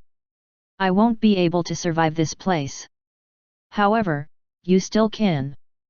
Chiram began carving out the surface of the wall with what remained of his claws. He was trying to etch the runes for warp magic on the surface. This warp will not be stable. With Count Taimong gone, there weren't all that many individuals left who were capable of activating warp magic freely. Even if they wanted to use it, a ridiculous amount of demonic energy and the requisite technical know-how were still necessary to pull it off. All Chiram could do right now was to send Rupel, whose volume was comparatively tiny, to a forest nearby. That was all. He began whispering his spirit speech into the infant's ear. Using the strength of the Duke class, he imprinted an order in Rupel's consciousness. Survive no matter what. Find His Majesty the Vampire King. Even as he spoke, Chiram began staggering ever more precariously. The holy water had already reached his abdomen. Kyram unleashed all of his demonic energy reserve and drove it into the miniature warp magic circle, then pressed Ruppel against it. For everyone's sake, for our vengeance. For the sake of. The warp magic circle activated. Ruppel's body began splitting apart into tiny little particles. His Majesty the Vampire King. You must. Ah! Kyram's words came to an abrupt halt as his brows shot up. He sensed a certain type of aura coming off from Ruppel just now. This faint but distinct repulsion he felt. Wasn't that? No, it can't be. Kyram stared at Ruppel with deeply enraged eyes. You imperial bastards, just what have you done? Before he could say anything else, though, Ruppel's figure completely disappeared into the warp magic. Kyram shuddered as unbridled shock ran through his whole body. Goosebumps broke out on his skin. That one thing that should not be sensed from a vampire could be felt from Ruppel. He had to tell himself that it was merely a mistake on his part and held his forehead. Yes, that's utterly impossible. Indeed, he probably felt something that wasn't really there, since he was currently drowning in the holy water. Damn it! Kyram swiped out roughly with his claws to destroy the warp magic circle. He was doing so to stop the Imperial family from tracking Ruppel down. What are the odds of Ruppel surviving out there? It was at that moment that the holy water rose up to his neck. Kyram flinched nastily and leaned against the broken wall. Oh, my vampire king! He screamed non-stop at the top of his lungs. Eventually, the holy water rose past his neck and completely submerged his head. He couldn't breathe. Every time he kicked out or flailed about in sheer torment, and tried to scream out loud, more and more holy water entered his mouth. Ah! Bluish flames burned on his body. That was the sign of a vampire about to be wiped from existence, yet Kyram didn't die. Just as he thought he was dead, he was revived once more, only to drown in the holy water. And so, he became stuck inside this prison where he was forced to experience death over and over again. Chapter 308, 162. Yet Another Beginning, Part 2. Translated by A Passing Wanderer. Edited by Red. His Majesty the Holy King, hooray! The raucous cheering of the citizens reverberated throughout the city. They had endured a hellish week. So perhaps unsurprisingly, the Holy King who had put an end to this hellish war came across as a hero and became the subject of their adulation. Well, to be honest, I've already grown used to it by now. Even though the paladins were doing their best to hold the citizens back, they were still reaching out to me, hoping to get noticed by me. I waved my hands at them, but a bitter smile didn't want to leave my face. The losses have been pretty extensive. The citizens were cheering on, but I still could see several among them sobbing away as well. They probably lost their loved ones during the war. They would no doubt be compensated adequately enough, but their deep scars would still need a long time before they had a chance to heal properly. Still, we might get to welcome the beginning of truly peaceful days, thanks to this war, I muttered to myself. No other vampires in history had prepared as thoroughly as this horde had in order to establish their own country. Since that was the case, their failure this time should result in them no longer possessing enough wherewithal to establish the Blood Kingdom or whatever it was called for a good while. Surely they wouldn't dare to rampage around so carelessly now. Oh! Your Majesty, I've been waiting for your arrival. When I arrived back in the Imperial Palace, Hans approached me from the entrance. He was hurriedly running up to me with his arms wide open, and I barely managed to push him back. What about His Majesty the Holy Emperor? Harmon bowed his head and replied, he's currently pursuing the escaped enemies, sire.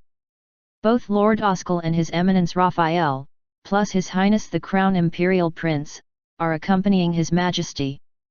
Hey! Even after kicking the Vampire King's ass, he still has enough energy left to chase after them. Hey, Mr. Kelt All False, just how much energy do you even have? Are we sure that he was really dying of old age? I helplessly shook my head. It was at that moment that Hans whispered something in my ear, A vampire ranked above Marquis seems to have infiltrated the palace, sire. I glanced at him. Where is he? We think the vampire headed to the underground labyrinth. We discovered traces of the traps being activated as well. That dude must be dead, then. Either crushed flat like a pancake, or melted down to death, no less. I mean, the traps Kelt had cooked up were designed to torture anyone unlucky enough to get caught in them before killing them, after all. What a cruel and bloodthirsty geezer he was. But that might be the reason why he's the Holy Emperor, though. I urged him, anyways, let's go take a look. Hans guided me to the underground labyrinth. The bloody golem standing tall by the entrance greeted us. It sure looked like a freaky monstrosity from how all those sharp bone shards and fangs jutted out from its body. All the blood of vampires and flesh of the lichens jumbled up together to create its body didn't improve my impression of it all that much, either. I'm assuming that this is your handiwork. Well, His Majesty the Holy Emperor commanded me, so, Hans lowered his head a little. I might be the one who handed over the information related to the bloody golem to Hans. But hell, this dude really went and created a bona fide monstrosity, didn't he? I brushed past the bloody golem while thinking to myself, I wonder.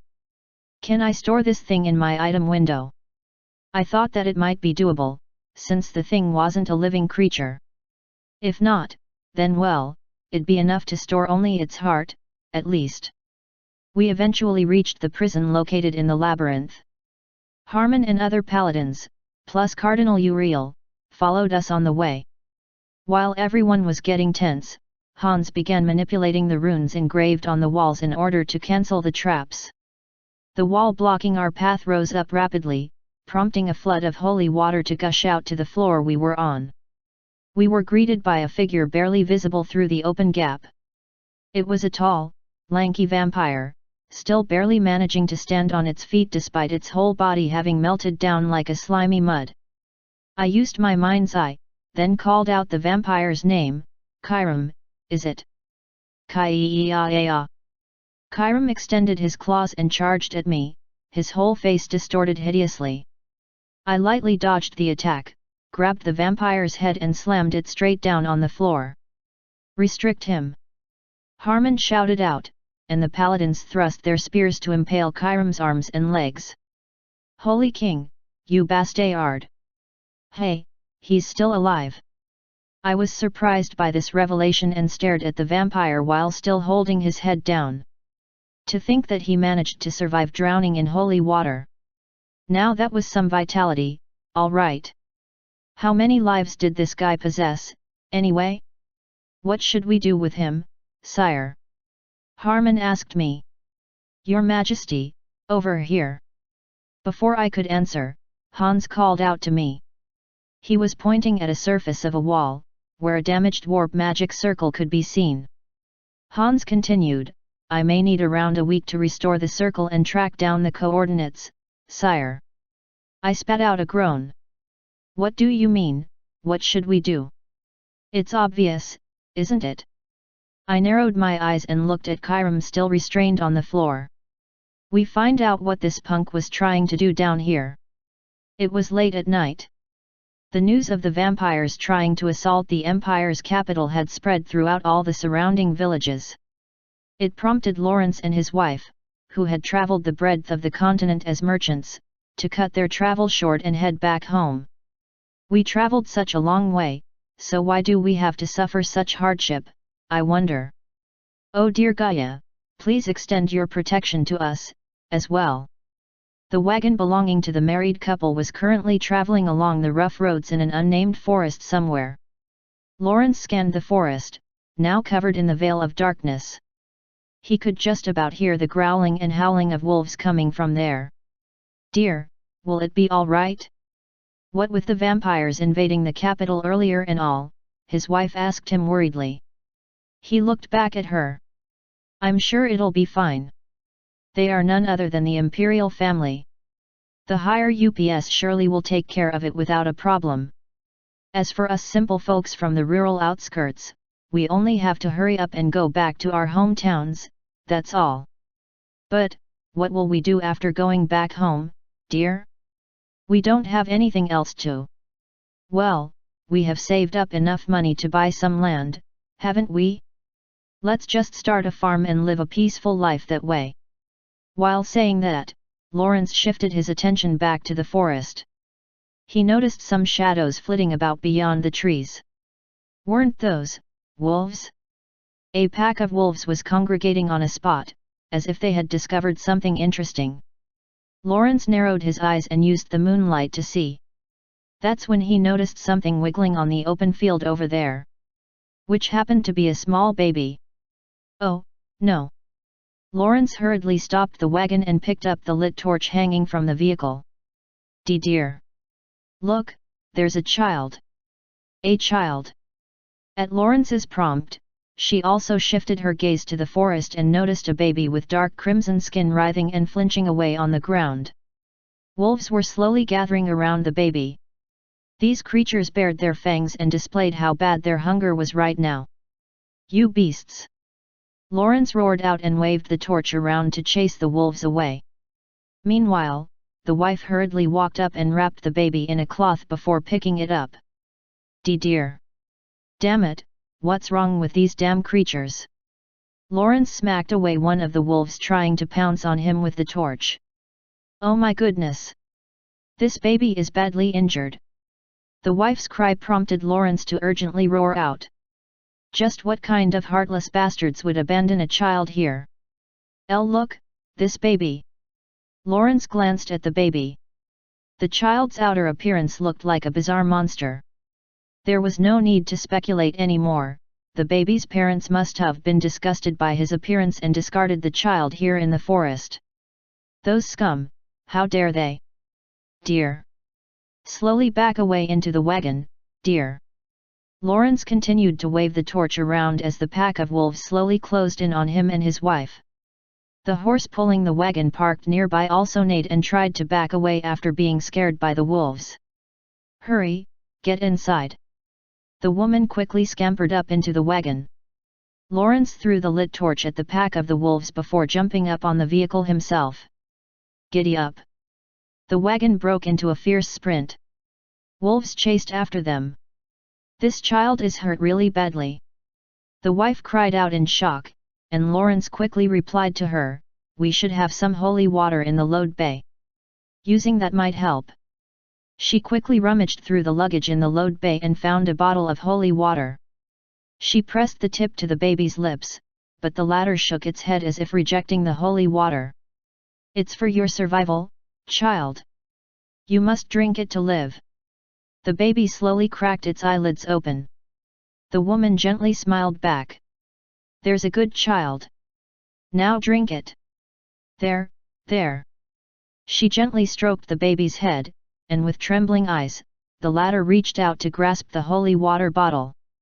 As if it was drinking mother's milk, it cautiously sipped on the holy water. Cough, cough. But the baby spat out the water almost immediately. Oh no, you must have drank it too fast. Take it slowly. Slower. There. The wife carefully tipped the mouth of the bottle and let only a small trickle of holy water enter the baby's mouth. Now there's a good child. Yes, there you go. The woman continued to gently stroke the baby's head, while Lawrence, having confirmed that the wolves were no longer chasing after them, breathed a lengthy sigh of relief. Let's hurry and get out of this forest. I'm genuinely sick and tired of all this traveling now. Lawrence looked back at his wife. Let's go back to our hometown in France Kingdom and start a peaceful farming life there, dear. Lawrence's wife nodded in agreement. Even then, she continued to gently hold the baby. She patted the back of the baby and began singing a lullaby as well. Her soothing voice singing the song, a hymn no less, managed to slowly close Rupel's eyes in a peaceful slumber. As if he was in the comforting embrace of his mother. 162. Yet Another Beginning, Part 1 and 2, Fin. Chapter 309, 163. The Ariana Family -1, Part 1. Translated by a passing wanderer. Edited by Red. Hilda was currently riding in the carriage, a pouting expression dominating her face. With her arms across her chest, she was muttering away in clear displeasure, didn't get to hunt a vampire. Didn't even get a chance to stuff a leekin, either. With things like this, what's the point of even going there? The leader of the dwarves sitting on the carriage driver's seat, Belrogue, could only chuckle wryly at her complaints. Yup, she's sulking again. The imperial capital of Laurensis had suffered a large-scale invasion from the vampires. According to the report, around 500 progenitors and over 50,000 undead had initiated a massive war. Most importantly of all, even the vampire king had shown up, which could only mean that the vampires were dead serious about bringing down the Holy Emperor this time. Too bad for the undead, though. They failed. Hilda and the dwarves quickly got ready to mobilize, but then, on their way to the imperial capital, they were greeted by the news of the situation already being sorted out. Which meant that the combat force headed to the capital as military support ended up being a supply corps going there to help out with the reconstruction efforts, instead. Well, isn't this more preferable, Your Highness? The war concluding quickly means the citizens will have suffered less losses overall. Indeed, this is a better result, ma'am.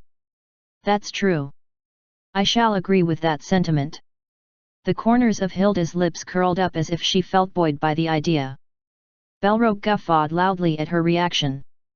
Her swaying emotions swinging back and forth was like watching a cute daughter unable to make up her mind, at least in his eyes. It was at that moment that he witnessed a large procession of carriages traversing the road heading to the city of Laurensis. But it didn't look like a regular noble escort party to him. There were dozens of knights and 1,000+ soldiers accompanying them. Belrogue instantly tensed up. Why was a large-scale combat force heading to the Empire's capital at this delicate time? However, he quickly changed his mind after finally noticing the crests etched on the carriages in the front of the caravan. The crest of a shield and a spear overlapped together. That belonged to the Kingdom of France, a nation allied to the theocratic empire. Belrogue tilted his head while looking at the procession. The Kingdom of France? And not only that, those carriages belong to the royal court, too. No, hang on. Is that the kingdom's royal army? If they are from the France royal court, then could they be Lady Hilda's? What was that? Hilda shoved Belrogue's head down and peeked her head outside. Her face brightened in an instant. The procession belonging to the Kingdom of France had also discovered Hilda's carriage and came to a stop. Hilda jumped out from her vehicle and stared intently at the front, watching the door to the France royal family's carriage open. A beautiful middle-aged woman with striking red hair and equally red eyes stepped down from the vehicle. Hilda's expression brightened even further at this woman's appearance. The royal family of France Kingdom enjoyed very close diplomatic ties with the theocratic empire. And that was because... Mother. This woman was Runan Ariana, the descendant of the France royal family, as well as the younger sister of the kingdom's current king, Zainer France. Also, she was Hilda's mother and Crown Imperial Prince White Alfal's wife, as well. TL, in first-person POV. Gee whiz, why are there so many of them? I was sitting inside the Imperial Palace's office. It had been 10 days since the vampire war had come to an end. As if to reflect the extensive damage caused by the vampires, there were literally mountains of documents piled up in front of my eyes. Charlotte was standing next to me to provide much-needed mental support, while Alice and Hans were bringing in more and more piles of documents inside the office while grunting away from all the hard labor. Hang on, am I supposed to deal with them all by myself? I shot a glare filled with dissatisfaction at Charlotte. She picked up one of the documents resting on top of the desk and scanned its contents before smiling wryly back at me. It can't be helped, sire. If we do not deal with them as soon as possible, the citizens will experience much difficulty. Well, I guess it really can't be helped in that case. But I gotta tell you now, I only picked up some stuff by watching the others take care of this sort of stuff, so there's no guarantee that I can do this properly. Nothing is more important than putting in your maximum effort, sire. Man, it really sucked to not even get a brief break. I spat out a long groan, and with a crumpled expression, stared at the piles of documents. It was true that the damages suffered this time were quite extensive. Only after we finished taking care of the reconstruction could we hold something like a celebratory banquet or parties or even go on a lengthy vacation. Hang on a second here. There's some stuff about Aslan here, too. Not just any document, but a direct appeal made to me, no less. Aslan was currently unstable. After conquering it, I basically had abandoned it to its own devices to come here. And that left the place in a lot of chaos. As it was an emergency situation, Charlotte had to bring a portion of the troops originally dispatched to Aslan along with her, and the remaining few priests were left in charge of the temporary management of the kingdom down south. It was unsurprising to see the dissatisfaction of the Aslan citizens flaring up. Wanting to stop that festering any further, and also hoping to get a hold of the situation somehow, I temporarily handed ruling authority over to Tina, but then the surviving nobility began raising a ruckus instead. They were arguing about how a queen who lost her throne could get to rule them again. These idiots, they didn't seem to know what temporary even meant. Sire, once you're finished here, you must urgently return to Aslan to handle the outstanding matters on that side, as well. That is your Majesty's personal territory, after all, said Charlotte. How come things are getting even more hectic for me after I got rid of the damn vampires? I bloody knew it. Governance isn't something I should get involved in. I rested my forehead in my hand, then pretended to be staggering unsteadily. Ugh, I feel so lightheaded right now. Can you deliver some of these documents over to my older brother, Luan? Thanks. I pointed at some piles of the documents. Charlotte made a surprised face. Your Majesty, are you all right? I was lying. Sure, I did suffer from the aftermaths of summoning Metatron, but that suffering amounted to me being confined to a sickbed for 3 days straight, that's all. Right, I only briefly suffered from a bout of murderous muscle aches and strong fever. Nothing I couldn't handle, really. And now, I was no longer under the side effects of the summoning process. However, I did enjoy seeing Charlotte's flustered reactions, so I was just messing with her here. The lightheadedness from summoning the Archangel is still sticking around, you know? I think it might get in the way of doing my job. Charlotte worriedly shifted her gaze over to Alice. But the latter smiled wryly and glanced back at me. She then shook her head. There is no problem with His Majesty. Even if you wish to dump the responsibility on His Highness the First Imperial Prince, he too is resting from overwork right now. It's not possible to saddle him with more work at the moment, sire. As expected of a healer. Faking illness wouldn't work on her. I pushed my chair back and leaned against the wall behind me. A small commotion could be heard coming through the window, so I turned my head to take a look. Jars containing holy water were being carried out from the imperial palace to be loaded onto the waiting wagons so that they could be distributed to the citizens. Probably to treat the injured, or those who had contracted the plague and other illnesses, I figured. I wonder, will doing that be all right? I didn't mind treating the citizens. Actually, I welcomed it. I mean, we had more than enough holy water to go around, after all. My issue with this idea, though, was with the fact that that holy water was mine. I created it. We might have a hard to deal with situation on our hands later if we carelessly distributed my holy water to the citizens. I'm sure it'll be fine, sire. Everyone will grow to worship and look up to you, Your Majesty. Hey, Charlotte? You do know what you just said was very dangerous and quite frightening, right? She knew what my holy water could potentially do, yet she still said such things. I'm trying to become a loaded bum, not the leader of a cult, you know. Just imagine every single person in the capital morphing into zealots that focused only on me. Now that was as creepy as hell. In a way, this was like my 10,000 troops plan was proceeding along swimmingly without my knowledge. Still, it's not like everyone will awaken, so there's that.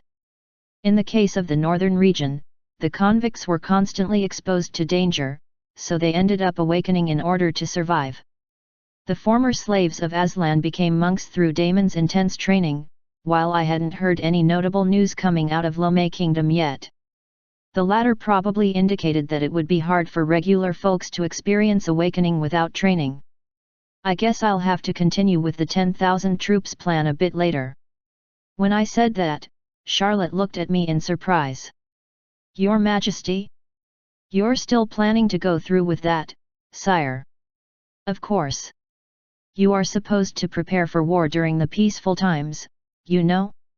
We shouldn't let our guard down just because the vampires lost their foundation for establishing their kingdom of blood. Most importantly, I placed my elbow on the bookshelf and rested my head on my hand. The Vampire King is still alive, after all. Chapter 310, 163. The Ariana Family -1, Part 2. Translated by A Passing Wanderer. Edited by Red. In the end, Emperor Keld had failed to chase the fleeing Vampire King down. That enraged the old man greatly, and he proceeded to imprison all the surviving vampires down in the underground labyrinth to, indulge in his favorite pastime for the past few days. We got our hands on a Duke class this time, too, so he probably was trying out all sorts of experiments on that poor vampire by now. I was deeply curious about why that vampire named Kyram was trying to rescue Ruppel in the first place.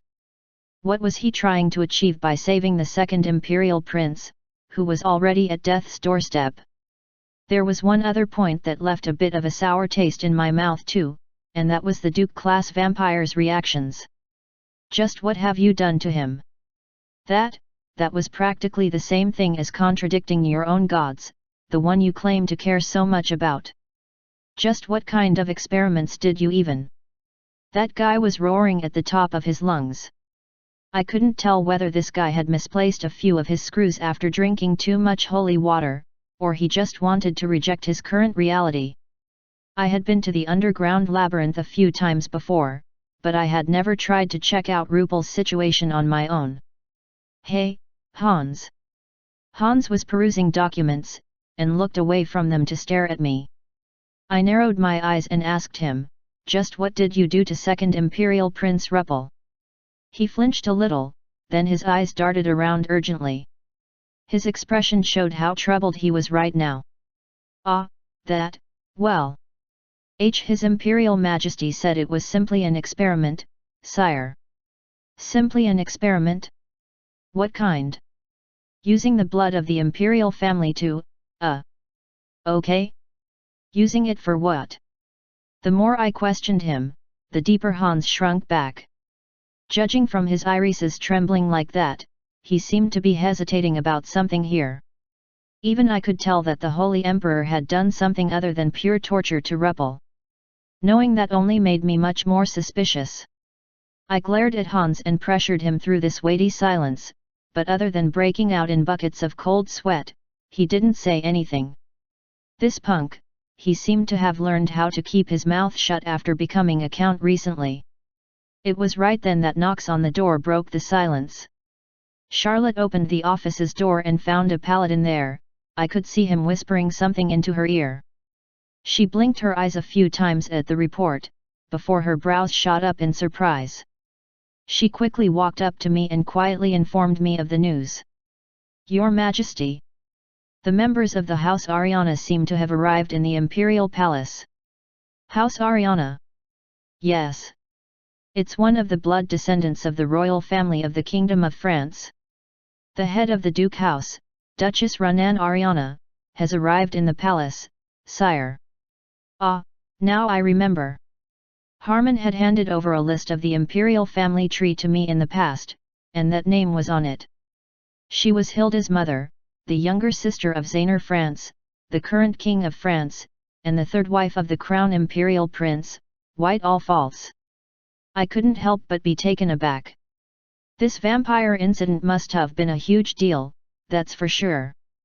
To think that a lady who didn't even bother to show up for the execution of the third imperial prince or the coronation of the Holy King decided to come for this one. From what I could remember hearing, the third imperial princess consort was an extremely strong-willed individual, who could become unhealthily obsessed over something. She was apparently very close to my own mother, Eulasia, the first imperial princess consort, even treating her like a real sister. On the other hand, she was practically a hated rival to the second imperial princess consort, Rose Darina. She also deeply hated Rose's son, Ruppel, and the rumor also said that she was less than keen to associate herself with me, who had acted like a damn nanny and dragged Eulasia's good name through the mud. No, that's not true, Your Majesty. Rather, it's more like she's unable to leave the kingdom on her personal authority, said Charlotte. When I stared back at her, she lightly scratched her cheek and continued on. The area where the vampires have been most active in our continent has always been the Kingdom of France, sire. And that's why she... Charlotte blurred the end of her sentence. I tilted my head a little. She has been personally conducting the vampire hunt, and that duty has kept her incredibly busy until now, sire. At least that's to my knowledge. After hearing her brief explanation, my thoughts began wandering a bit. These vampires... weren't they more like a bunch of pitiful bastards who couldn't call any place home? Even though she's not one of the imperial family. I asked back. Although the territory of the Kingdom of France territory is small, they are renowned as the second most active vampire hunting nation, sire. In actual reality, they have 3 times more vampire incidents, compared to the Empire. That's why, according to my knowledge, His Imperial Majesty the Holy Emperor went ahead with the political marriage, believing that she was quite a good fit as an imperial princess consort. The report I received says that she came to Laurensis this time to provide military assistance. I interlocked my fingers and leaned back against the chair. Meaning, she's just like my older sister, Hilda. A tough, powerful lady, in other words. As she was literally a famous hero, she probably came here to command the troops and help beat the vampire menace back. Well, as expected of Hilda's mother. I got up from the chair. I guess I better keep a low profile for a while. There was no doubt in my mind that Runan Ariana, the third imperial princess consort, and I were not compatible. Not at all. Even if my public reputation had improved a great deal of late, a person's emotions weren't all that easy to change, after all. Sire, well, I think it's already too late for that. Charlotte sighed softly, then pointed towards the office's doorway. That's when I noticed a certain young woman peeking her head a little into the office and waving her hand at me. Is that first sister Hilda? That was the first thought popping up in my head after looking at the woman's face. But then, I realized they were different. From the vibe she gave off, and even to her expressions. In a distinctively contrasting manner to Hilda, this woman's expression was quite lively with a hint of mischievousness, while her overall vibe came across as rather gentle and easygoing. Hi, Alan. It sure has been a while. The young woman stepped into the office without waiting for my permission. I urgently used my mind's eye to confirm her name, then called out to her, Saren. She was the daughter of Crown Imperial Prince White, and also my older sister, Saren Ariana. I came with Marvel and Marcel to pay you a visit, Alan. The young woman, Saren, looked behind her. That was when I saw a pair of twins standing beyond the open doorway. No matter how I looked, they looked like teenagers no more than 14 or 15 years of age. Their names were Marvel Ariana and Marcel Ariana. The twin brothers were shooting very sharp glares in my direction, all the while looking way too uncomfortable right now, too. Hang on a minute, they were my older brothers? Really? Even though their surname was Ariana, they were still seen as the second imperial princess, and the 4th and the 5th imperial princes of the Theocratic Empire. Can we chat for a little while? When Saren said that with a carefree smile on her face, I ended up holding my forehead. Meanwhile, Harman and a company of paladins were currently pursuing the escaped second imperial prince, Ruppel. They reached the coordinates from the damaged warp magic circle that Hans had reconstructed. It was in the middle of a forest quite a distance away from Laurensis. Harman bent down and picked up a burnt torch. Another paladin was running his hand on the nearby grass. Sir, there are traces of wild animals. There are also some faint but definite bloodstains here, as well. Either he got devoured by the animals, or someone picked him up. Is that it? After saying that, Harman looked around. He could see an unpaved road not too far from their position. That path was infrequently used by people, due to many ferocious wild beasts appearing in this location. Most travelers tried to avoid using this road in the past. However, there were two important things to consider for this road. 1, it was fairly close to the capital, and 2, the recent war against the vampires caused considerable confusion and chaos, prompting many travelers and even refugees to use it to flee. It's not possible for the second imperial prince to escape from here all by himself. From what Harman heard, Ruppel's mind was so damaged that he couldn't have possibly moved on his own volition, not to mention the extensive damage to his physical body, as well. Which meant that either vampires, or some other travelers, took him away. Harman massaged his forehead before groaning under his breath. This is going to get real troublesome, trying to track him down. In all honesty, he might as well come out and say that there was no real way to track him down in the first place. What should we do now, sir? The paladin asked him. Harman groaned again. Call the Verdant Cross. We shall do our best to pursue our quarry. Thoroughly analyze and investigate everyone who might have traveled on the road over there in the last 10 days. Also, uncover anyone who might have traveled past the nearby villages in that time frame, as well. He locked his gaze on the withered, burnt torch. We must track Ruppel down no matter what it takes. 163. The Ariana Family -1, Part 1 and 2, Fin. Chapter 311, 164.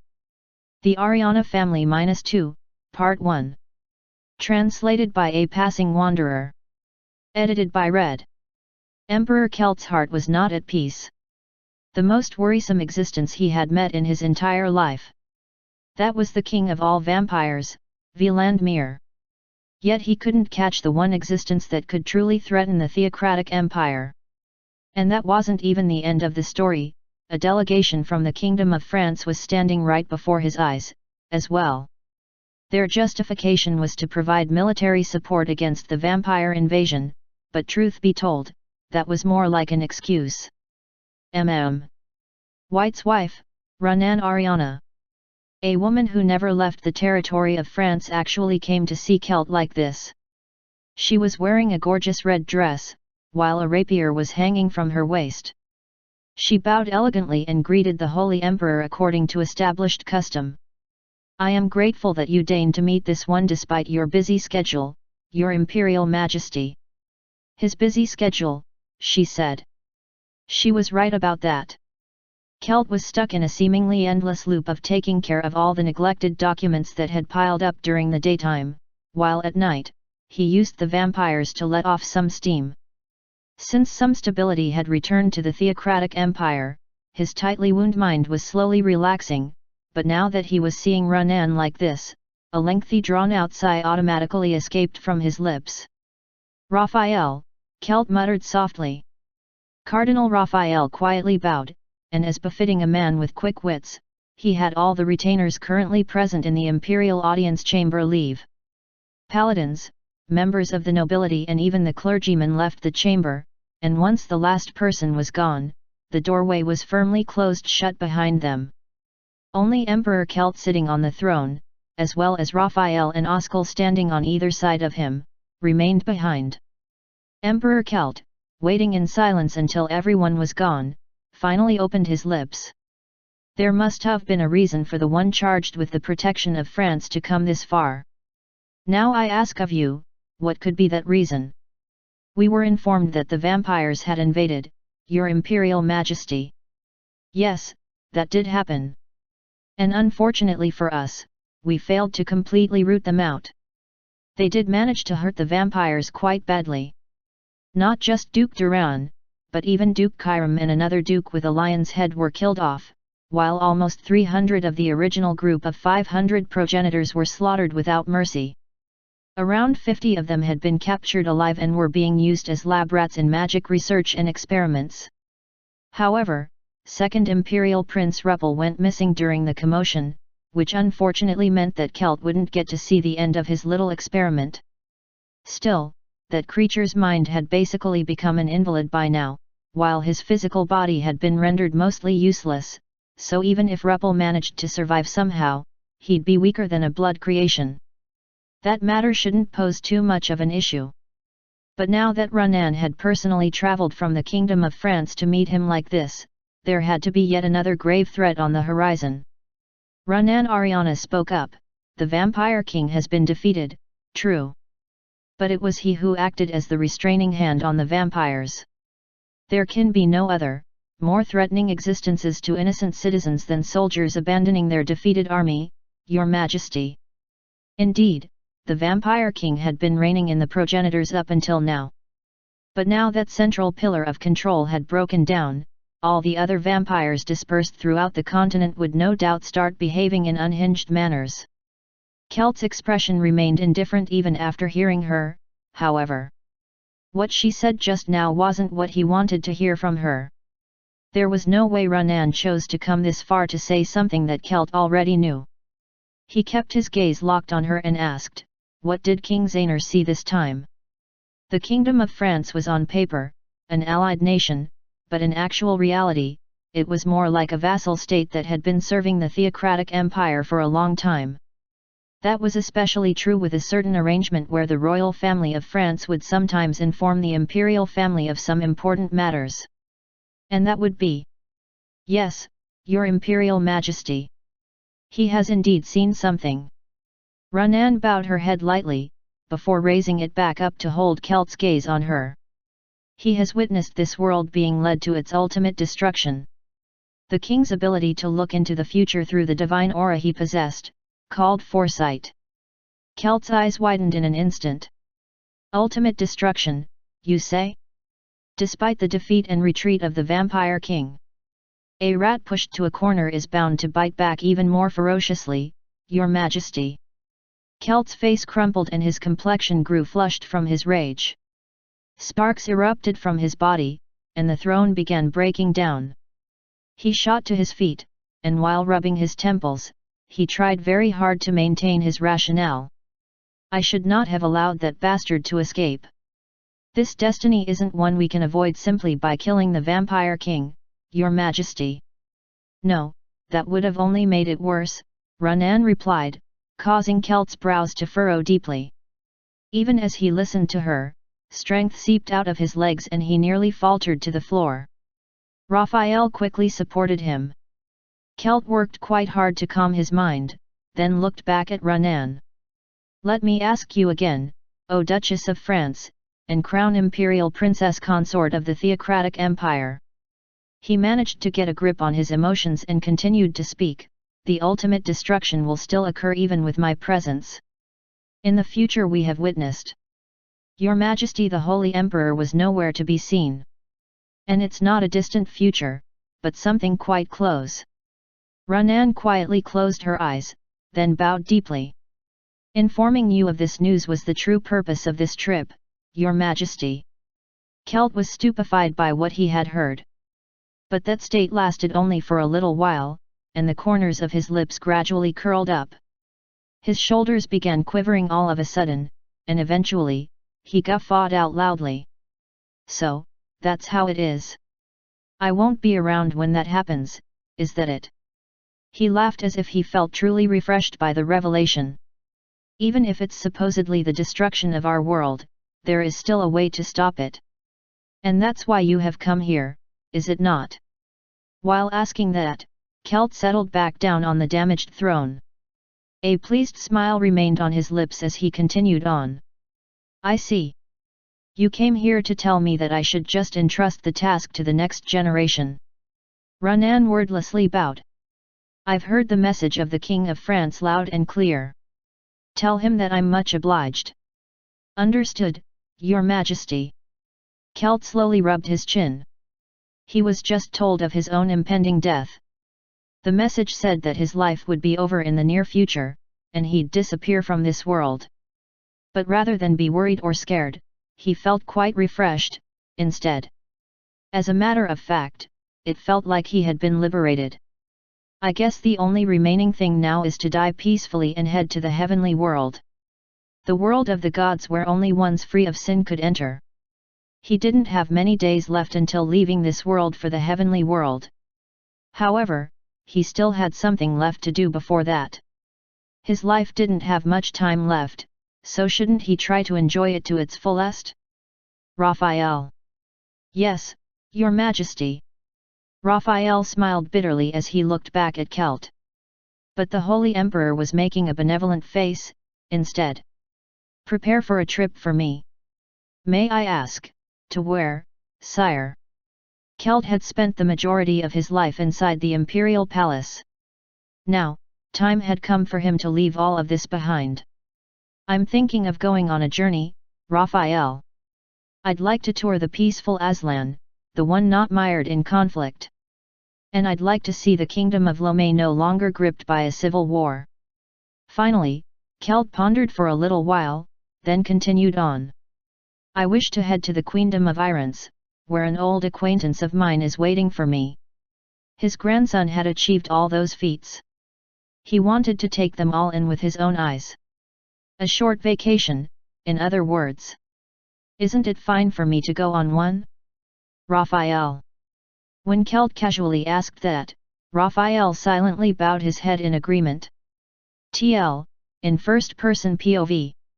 It's just as I remembered. The theocratic empire is truly a wonderful place, isn't it? Our home back in France is also nice, but you can tell that this place is so much better, with how vibrant the citizens are.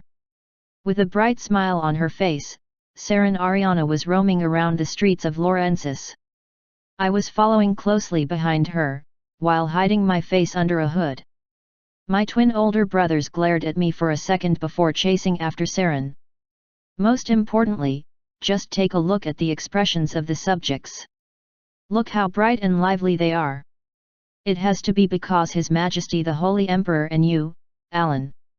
Seren looked back at me and smiled brightly. Charlotte was walking along with us, making a deeply troubled and uncertain face.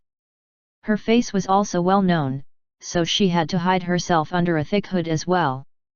She urgently walked up to Seren and whispered to her, Your Highness. You must act more cautiously around here, ma'am. As Lady Seren is His Majesty the Holy King's older sister, there is your station to consider. Ah, that's right. Alan's now the Holy King, isn't he? Seren shifted her gaze over to me, then lowered her head. Should I be more respectful towards you, Your Royal Majesty? Chapter 312, 164. The Ariana Family -2, Part 2. Translated by a passing wanderer. Edited by Red. The passers-by on the same avenue began paying us more of their attention at her theatrical display. I pulled my hood even deeper, while the bright grin on Seren's face grew even brighter. Name, Seren Ariana. Age, 23. Attributes, benevolent, can be very mischievous, a high degree of empathy, outstanding swordsmanship, foresight. Plus the end of the world is approaching us. Now those were rather concerning attributes, all right. Foresight and the end of the world? Those two bits weren't included in the characteristics of Seren that Harmon had told me in the past. Even the story with these twin older brothers of mine were in the same vein as well. Marvel and Marcel. These two looked way younger than me, and they boasted several rather unique attributes on top of their odd appearances. Never mind the outstanding swordsmanship bit found on both of their attributes, they also possessed visual hallucination and auditory hallucination, plus the elf's protection. I quickly waved my hand at Saren. You don't have to mind the etiquette when we're not acting in an official capacity. That will only make me rather uncomfortable, actually. You see? I got his permission. Saren brushed Charlotte's hair all of a sudden, only to gasp out in surprise, then began earnestly stroking the latter's silver hair. Oh my goodness me! Look how beautiful your hair is! I want to brush it like Sister Hilda's. Sister, let's just go back to the Imperial Palace. He's right, sister. It's dangerous outside, and we don't even have any escorts with us, Marcel and Marvel chimed in just then. Wowzers, these two. They looked and acted exactly the same. Sure, they might be twins, but even then they didn't show any hint of individual personalities. Like, none at all. If you're worried about escorts, don't we already have this lady knight with us? Saren replied while still stroking Charlotte's hair, and the latter was now looking at me with the slightly flustered expression of someone who couldn't figure out how to respond in a situation like this one. More than anything else, Saren then locked her gaze on me. We have the most secure escort in His Majesty the Holy King, don't we? The twins shot a pair of sharp glares in my way when she brought me up. What can a magnanny like him even do? Sure, there are lots of rumors about him, but is he really that strong, anyway? From the look of it, the twins seemed to find me as an eyesore. I shrugged my shoulders, then looked back at the two shorties and retorted, at the very least, I'm stronger than you two older brothers. What was that? This punk, is he trying to pick a fight just because he's now the Holy King? The twins instantly exploded in dissatisfaction. Don't get too cocky just because you're the Holy King, got that? We also are eligible to become the next Holy Emperor if we want to. Don't you forget that. I lightly patted the two on their shoulders, then looked to my left. Please do that for me, Brother Marcel. And then, I turned my head to my right. You too, Brother Marvel. Honestly speaking, I'm more than satisfied by my current position of the Holy King, you see. Marvel and Marcel flinched noticeably. Saren stared at me with a shocked face. You can actually tell them apart. I'm just relying on my gut feeling. The twins piped up at the same time, it has to be a coincidence. That's right. There's no way he can accurately tell. Hey, you. Try to guess who's Marvel and Marcel again. If you get it right, we'll give you a present. A present, you say? That sure pricked my curiosity just then. The twins heroically nodded away. That's right.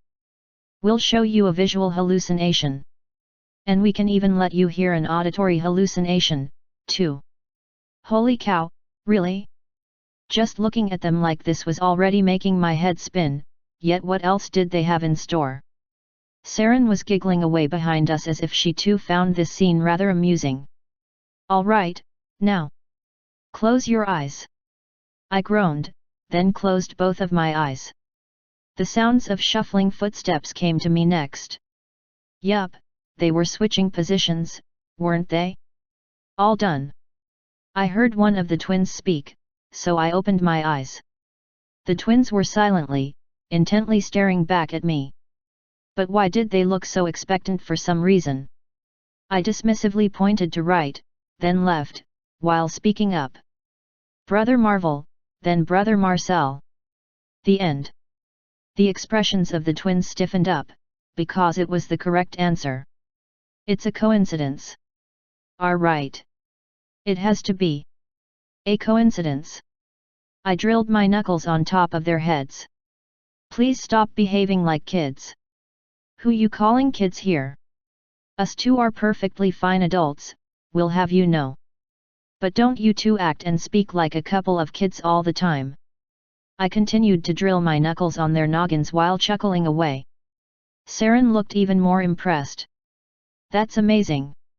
Neither mother nor I can tell them apart, you know. I looked back at her. Even though you are family. Yes.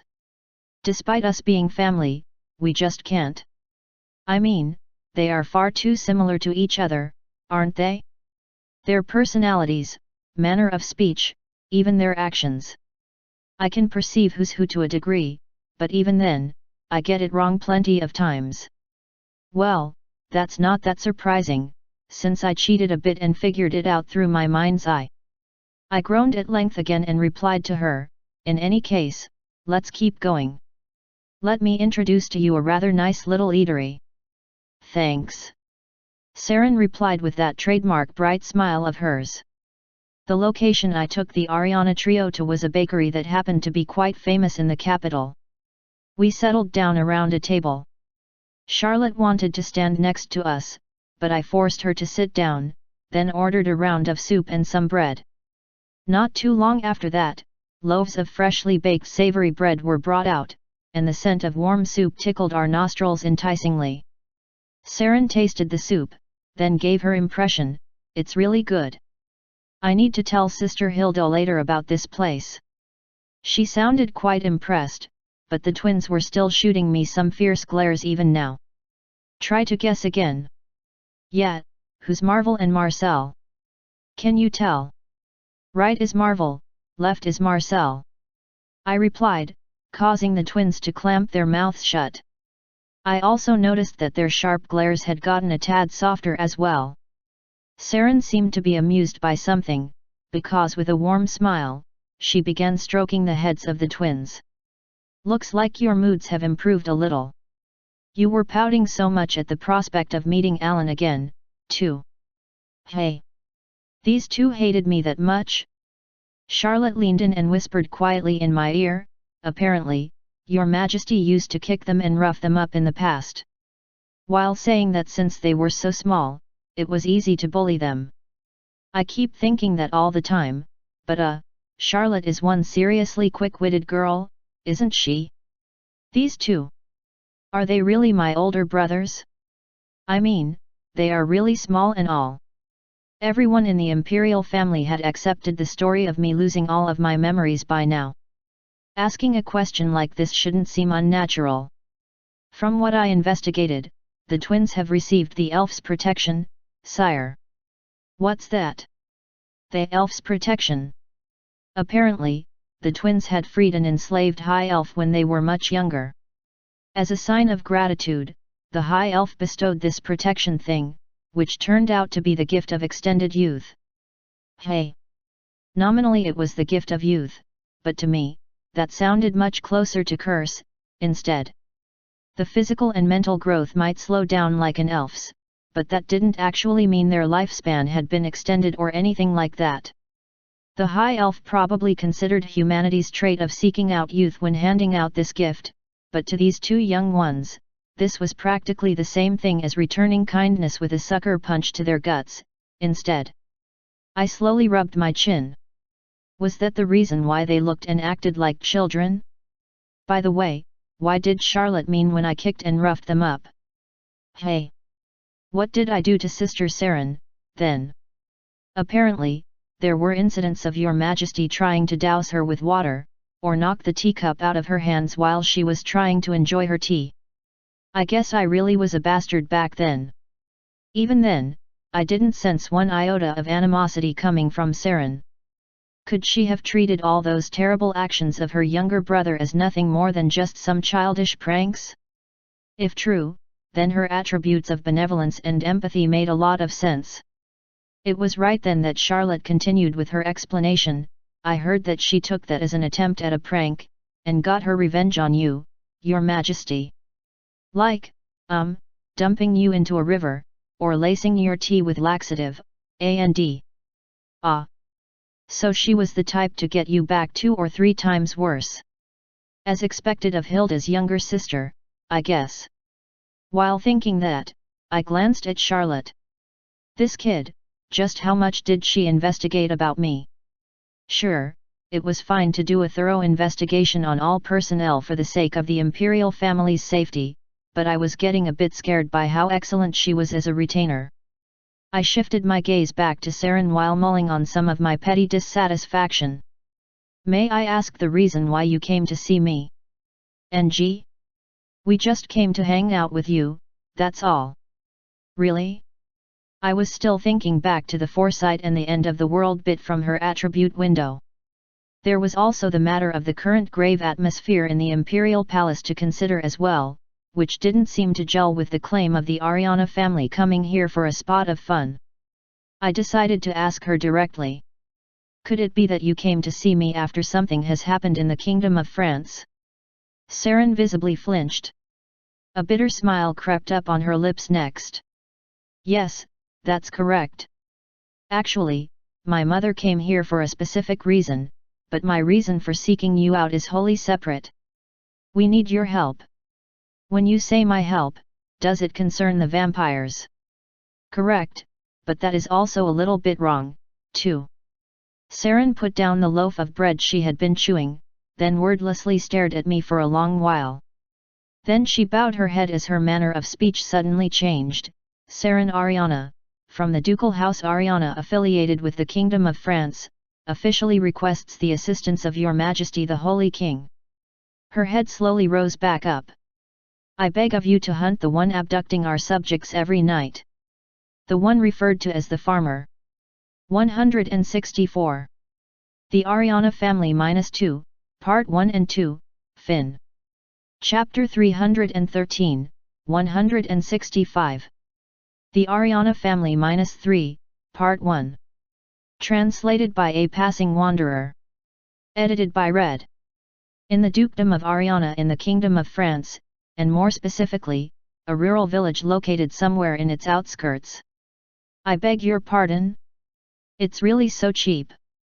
The former merchant, Lawrence, had returned to his hometown in the Kingdom of France. His actual place of birth was the capital city of Francis, but the price for a plot of land there was quite expensive. In the end, he decided to find a place to call home somewhere a little distance away from the capital in the Dukedom of Ariana, instead. What's the matter, you don't like it? Asked the village chief. Even though it was the rural outskirts, he had been expecting the land price to remain quite high, since they were still fairly close to the capital, but the price was not even half of what he had anticipated. Lawrence was staring at the village chief before him. The old man in his 70s gave off a favorable impression, thanks to deep wrinkles lining up his face, but overall, he had the air of someone rather fastidious in character, as well. What I told you is indeed the price for a plot of land here. But if you don't like it, then well, nothing I can do about it. Lawrence could only stare at the village chief in some suspicion.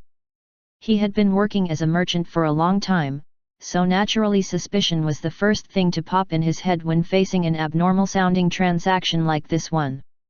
He asked again, is there a reason for the land price to be so low, perhaps?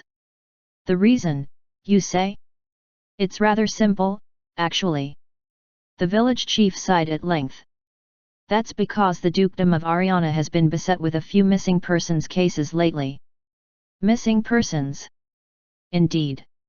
2, even 3 people go missing every single week. From what I hear, it's the handiwork of a bizarre demon called the Farmer. Now that sounded very dangerous. He had finally learned the reason for such a low land price. When Lawrence began displaying some hints of reluctance, the village chief glanced at him and continued on, if you aren't sure about it, then don't bother. You won't find anywhere where you can buy a piece of land this cheaply. I don't know if you are aware of it already, but the population of the dukedom is well over 130,000 people. Do you know what that means? The village chief pointed at Lawrence. Incidents of dying from plagues or getting hurt during your job happens far more frequently than you think. And who knows, even the missing persons cases might actually be nothing more than people getting involved in those accidents. Certainly, such accidents did happen rather frequently when living fairly close to a city, and it was possible that this creature called the Farmer was nothing more than an imagined existence only found in baseless rumors, just like a demon from a fairy tale. So, what will you do? The village chief asked again. Lawrence's dilemma didn't last long. I will purchase it.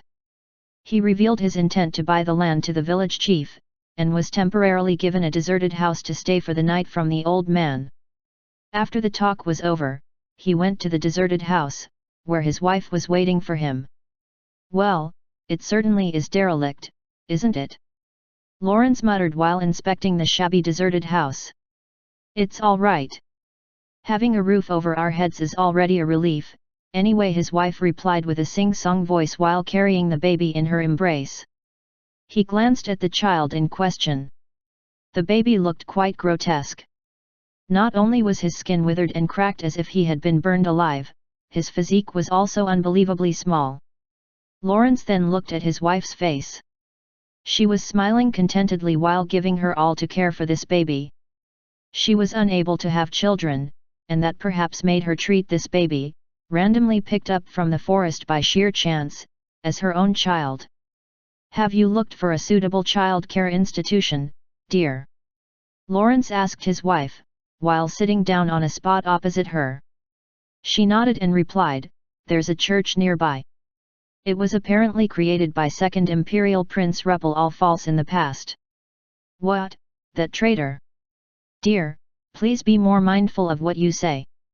Lawrence hurriedly clamped his mouth shut. His wife was right. You might get into big trouble later if you carelessly spoke ill of the higher ups. Especially when they were the residents of the Empire's allied nation, the Kingdom of France. The wife continued on, "The church is currently being supported by His Majesty the Holy King.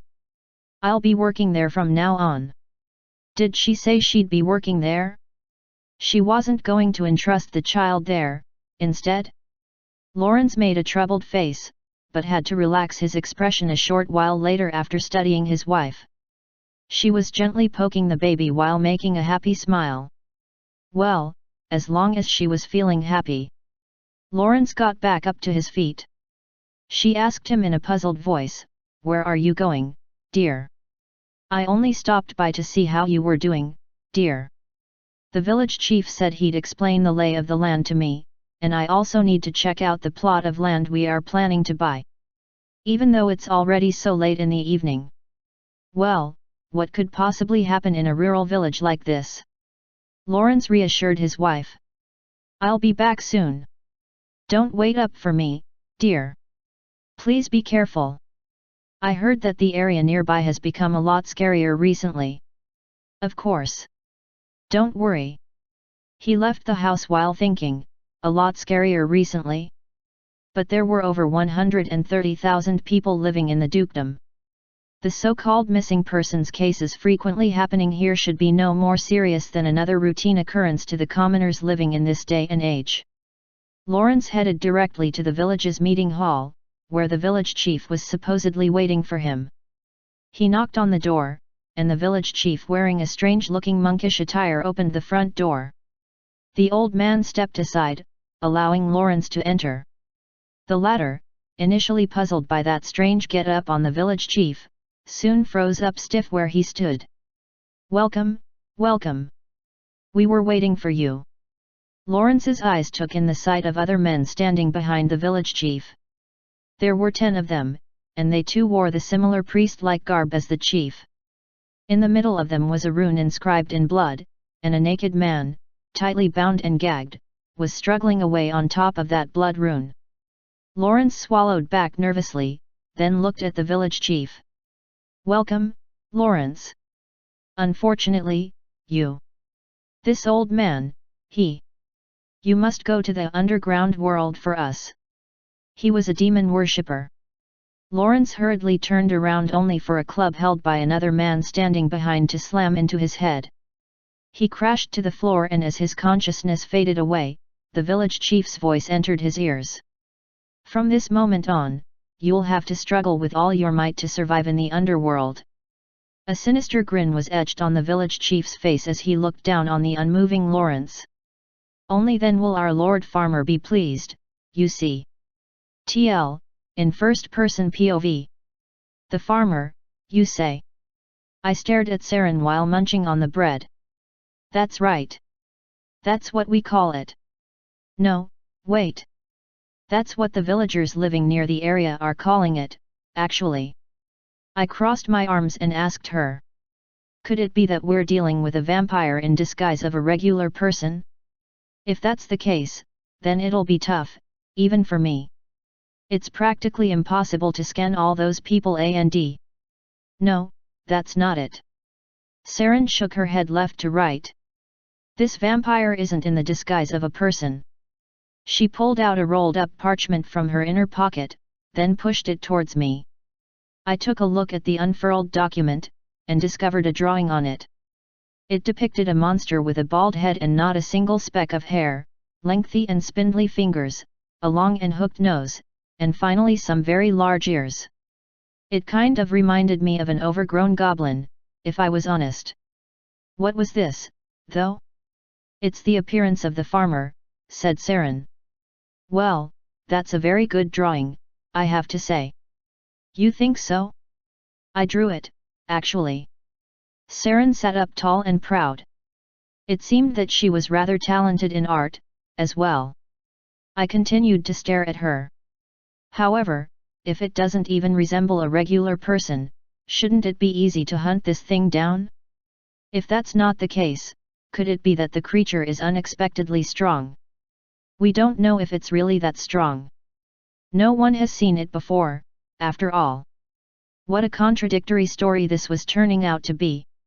No one had clapped their eyes on it before, yet a drawing like this existed? Saren put the parchment down on the table and kept pushing it towards me. The farmer never reveals itself in the open. Even then, people still get abducted and get confined underground. What is the method of the abduction? Some humans worship this creature and serve its needs. Hey! Were they like vampire worshippers, then? What do they do with the abducted victims? They make the victims fight each other. I furrowed my brow at that. That monster refers to this process as farming. It confines people underground, makes them fight each other, and then devours the survivors. Something like harvesting its farm produce. That sounds like a terrible hobby, then. You know what vampires are like. Although, we don't even know whether it's a vampire or not. Chapter 314, 165. The Ariana Family -3, Part 2. Translated by a Passing Wanderer. Edited by Red. I picked up the parchment. Okay, so to organize what Saren had told me so far, she had not seen this creature called the farmer herself, and not only that, she couldn't even find its traces, so she came to me for my help. However, she also knew about the creature's characteristics, which made her request sound rather contradictory. I looked deeply at her, but that bright smile remained on her face even now. I gave out a lengthy groan and replied, for the time being, I shall dispatch people I trust as advanced scouts. If the target was hiding underground, then even I had no way of locating the sucker. Meaning that I needed someone to go first and search the area until they found the creature. And then, I shall dispatch the Crimson Cross, as well. Since they were the #1 group of people when it came to hunting down vampires, they should handle this matter well, without any potential blowback. Saren looked surprised at what I said and asked, looking clearly flustered. You are not going to help us personally. But sister, this isn't a matter where I should step in personally, now is it? That's going to be troublesome for us, though.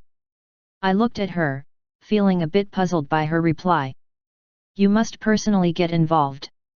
I'll directly lodge a request to His Majesty the Holy Emperor later, so please accompany us back to France.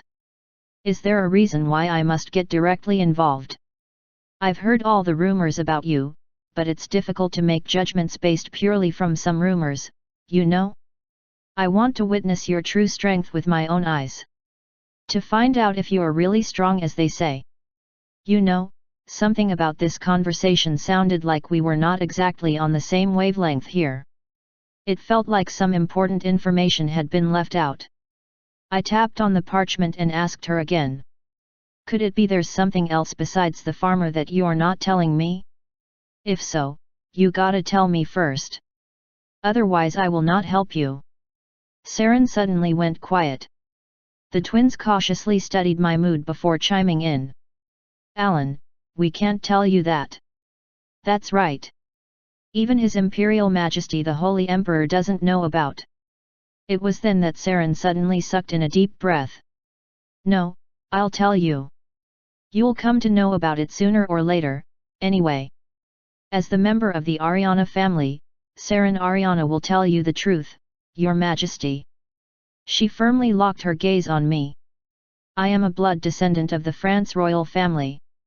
As the one inheriting their bloodline, I can also peek into the future. I already knew you could, sister. Hey? But how? But, only His Majesty the Holy Emperor and the France royal family know about. She became deeply stupefied while muttering in protest. I cut her off. In any case, what about it, sister? Wait, is that related to the end of the world thing or whatever it was? Please just come out and say it. Don't hold anything back. The atmosphere in the Imperial Palace is already suspiciously heavy right now, anyway. This time it was the turn of the twins to get flustered. Wow, the rumors were right. They said you can sniff out vampires and even look into the hearts of their collaborators, too. Could it be that you can read people's minds? I shrugged my shoulders. If I could do that, then I wouldn't have asked those questions in the first place. Saren stared at me for a long while, before opening her mouth. Honestly speaking, I only learned about the farmer through my ability. I've inherited a portion of the ability belonging to His Royal Majesty Zainer, the current King of France, you see. The incident with the farmer is simply to check out your true capabilities. I want to confirm it with my own eyes, you see. That's right. The farmer thing is just an excuse. We do have another reason. Although, it's incredibly important and very hard to explain in simple words. Saren raised her hands and patted the twins' heads. But, we can show it to you through both the visual and auditory hallucinations. You mean, using the divine auras of the twins? You really do know everything, don't you? I mean, only His Imperial Majesty the Holy Emperor is supposed to know about the abilities of the France royal family. In any case, fine. Are you willing to close your eyes? Marvel and Marcel told you this before, right? They said they'll give you a present. We'll show you the abilities of these two, and let you hear it. The real purpose of our visit, that is. Your Highness, Charlotte, having sensed that the atmosphere had rapidly gotten weird, called out to Saren. But I raised my hand and stopped Charlotte. Saren watched me as a bitter smile spread on her lips. In reality, though, it'll be the complete opposite of an actual present. That sure sounds ominous, sister. Can I ask you for this favor? Please close your eyes. I stared at her for a while, before quietly closing my eyes. Let's just say that she managed to fool me into doing this thing or some such. But I also kind of felt curious about what Saren and the twins were about to show me, too. Without a doubt, they probably were thinking of relying on the twins' divine auras to do something. Relax your mind and body, Alan. Saren's rhythmic breathing could be heard. Let yourself be at ease, and focus on my voice. My vision remained dark. Only Saren's voice, and the sound of her patting the twins' heads continued to enter my hearing. Soon, you will see an unexpected phenomenon. I tilted my head a little, my eyes still closed. The skies will become red. When Saren said that, my mind imagined the scene she talked about. A crimson sky suddenly popped up in my head.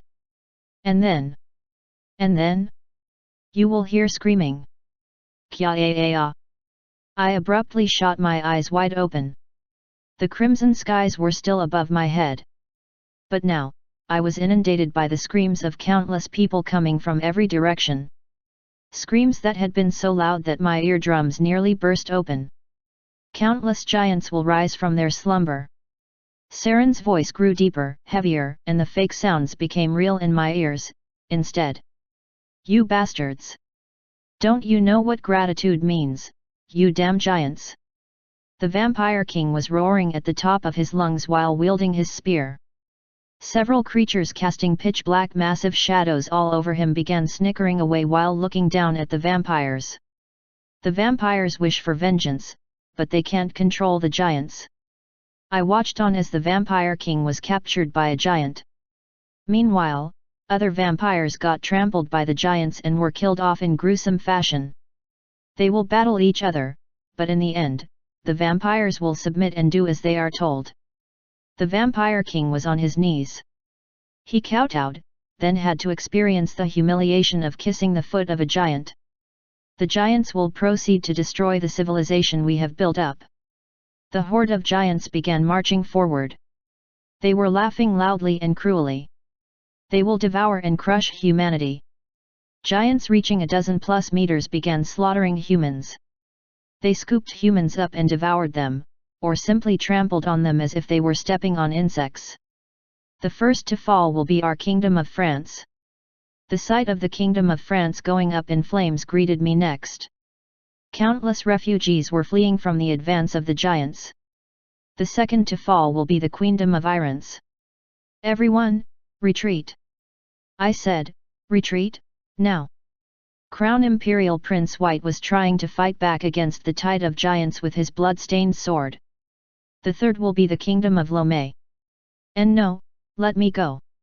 Don't kill me, I beg of you. I don't want to die. Bruce Victoria, who had succeeded the throne after the Civil War, was captured, ripped apart, and devoured by the giants. And eventually, even the theocratic empire. The horde of giants marched towards the empire's doorstep. Their numbers were in the dozens. Hundreds. Thousands. Creatures cloaked in the veils of darkest shadows were grinning creepily as their eyes gleamed murderously. No one can stop them. No, we shouldn't try to stop them, because none of us would be prepared enough by then. All the acquaintances, the connections I had built up until now, were being severed one by one, only to disappear forever. We are destined to be the sacrifices. Offerings. To buy enough time for the theocratic empire to save the rest of humanity. That's all we can do. My eyes gradually grew wider and wider. There was an individual standing tall in the paths of the marching giants. The one who can stop them is. This individual was wearing Amon's mountain goat helm, plus the distinctive bone armor on his body. Behind him was an impressive army of paladins clad in blinding white armor. Is the saint chosen by the gods? The one standing there was the Holy King. No, hang on a section. That's not the Holy King, but the Holy Emperor. Holy Emperor, Alan all false. My future self was standing before the invading giants. 165. The Ariana Family -3, Part 1 and 2, Fin. Chapter 315, 166. A Minor Preparation, Part 1. Translated by a Passing Wanderer. Edited by Red. A chorus of loud roaring could be heard everywhere. The priests were singing a hymn in unison, and the paladins were brandishing their weapons while shouting out at the top of their lungs. The current location was a vast battlefield with deafening noises reverberating throughout the land. In this place, Holy Emperor Alan Allfalse was raising his head high. Below the cape flapping in the winds were 12 bone hands spreading open like wings. That brought the battle cries to a sudden stop. Everyone on the battlefield was now paying their undivided attention to their Holy Emperor. The climax of the world's destruction has arrived. The ground below was rumbling as the quiet hymn drifted in the air. The earth below their feet was faintly quaking. The giants howled out monstrously as they continued to march forward. We've experienced far too many sacrifices to reach this point. Therefore, we cannot retreat any further. The Holy Emperor began walking forward, while the golden spear in his hand pressed against the ground. He reached the top of a hill where he stood tall, then pointed at the incoming horde of giants with the spear. We possess the necessary strength now. As he spoke, sparks danced from the tip of the spear. He held his head high as he continued on. Strength that no one can disdain. Divinity rumbled and vibrated all around him. We are the guardians of this continent. Golden runes began igniting on his body one by one. And we're also the inheritors of Gaia's will. Divinity tore through the land and spread out everywhere, wrapping tightly around the feet of the priests and the paladins. A woman with a striking head of silver hair raised her shield in one hand and brandished a sword in the other. Strands of her hair danced wildly as a robe and hood materialized purely through divine power enveloped her. Meanwhile, her sword was transformed into a great sword of light, emitting blinding rays of light. Another woman with golden hair took the lead in singing the hymn, while a youngish man cracked his neck muscles before taking over the command of the artillery regiment. The captains of the various paladin orders roused up their divinity as well. In the name of our gods. The sanctuary declaration was performed on this land. Golden runes were engraved on the armor of every single paladin present.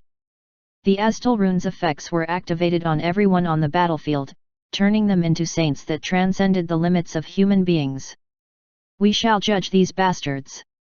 The marching steps of the giants gradually sped up. Paladins held their swords with both of their hands and raised them up high.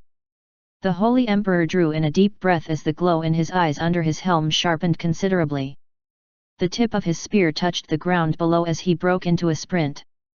As he ran forward, a wild dance of sparks erupted from the ground gouged by the tip of the passing spear in his hand. Defend! Hundreds of cannons set up in formations began firing countless shooting stars into the air.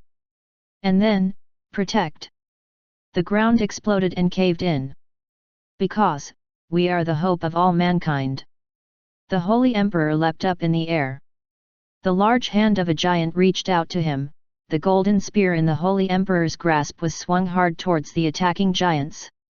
It was right at that very moment that the whole world was suddenly filled with cracks, like a pane of broken glass. The illusion shattered and air rushed into my clogged lungs. I gasped and panted laboriously. Your Majesty! Charlotte sitting next to me hurriedly patted me on the back. She then used a handkerchief to wipe away the flood of cold sweat on my face. My vision returned to take in the sight of the bakery, the place that I had brought Saren to. While I was listening to her story, the twins allowed me to experience the visual and auditory hallucination of the future. I shifted my gaze and stared at Saren. She noticed my gaze and said in a sad voice, "That's as far as I know. I'm sorry. Sorry that I can't be more of a help. But, this too, must be the divine will of the gods." She didn't try to shy away and directly addressed me, "That's why we now know this one thing." The voice coming from her quietly opening lips sounded confident and certain. "You are our last hope, Alan. Your Royal Majesty." Nobles, manservants, and maids in the surroundings bowed their heads and greeted me. I walked past them while lightly waving my hand at them. We were currently walking along the corridors of the Imperial Palace. Charlotte was accompanying me, while Saren and the twins were urgently chasing after us. The air around him changed. I could hear Saren's quiet little whisper to herself, but I ignored it for now. "It's changed, you say?" "Not really." However, even I could tell that this crisis was incredibly grave. We could not afford to let this situation go by unanswered. I called out to her, "Sister." Saren quickly walked up to me. "Does His Imperial Majesty the Holy Emperor know about this matter?"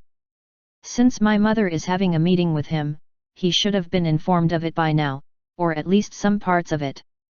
But, there isn't all that much he can do about it, in the end." "No, wait. There is.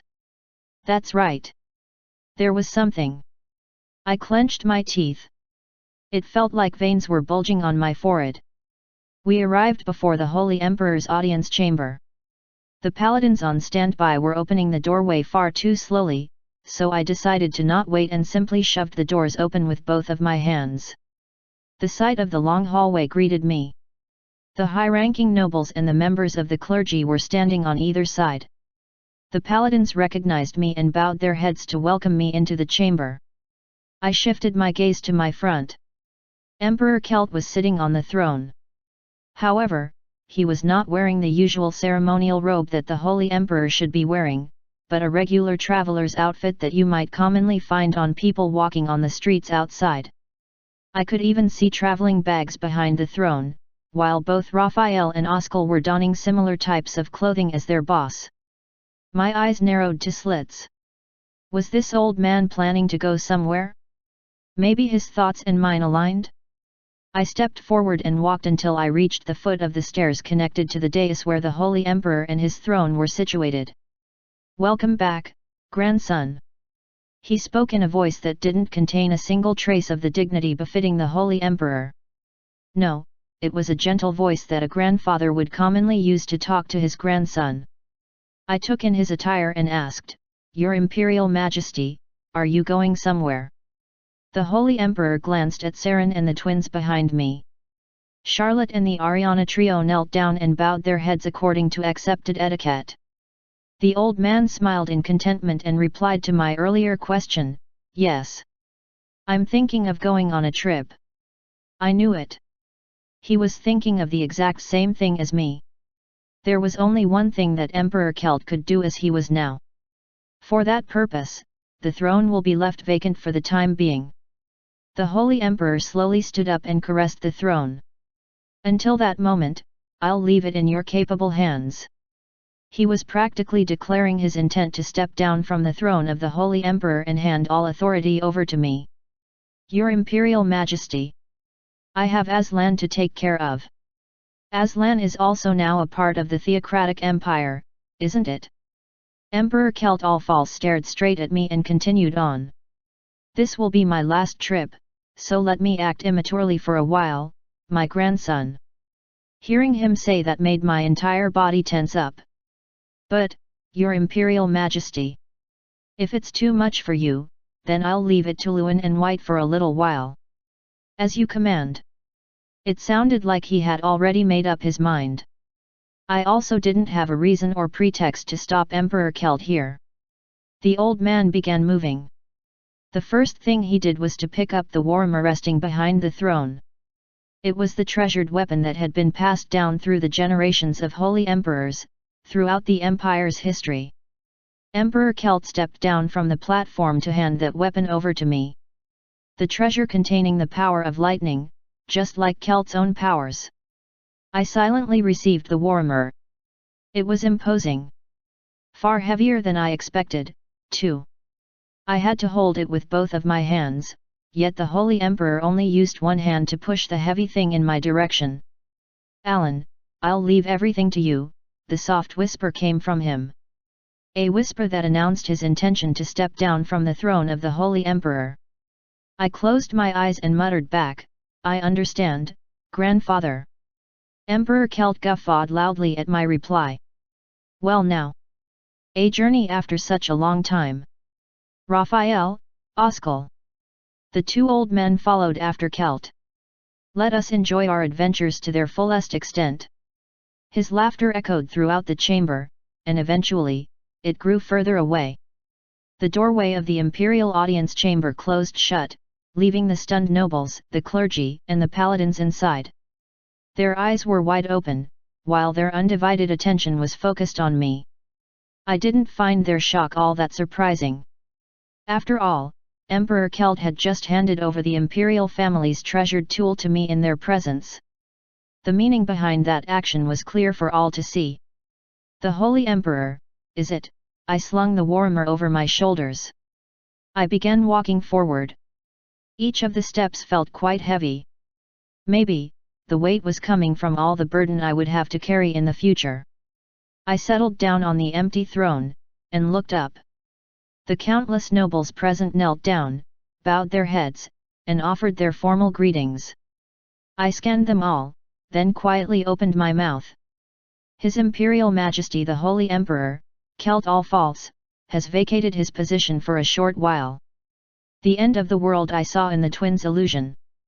The absolute worst scenario where humanity was driven to the brink of complete annihilation. From this moment on, all authority will be passed over to me temporarily. We would get ready to counter that future.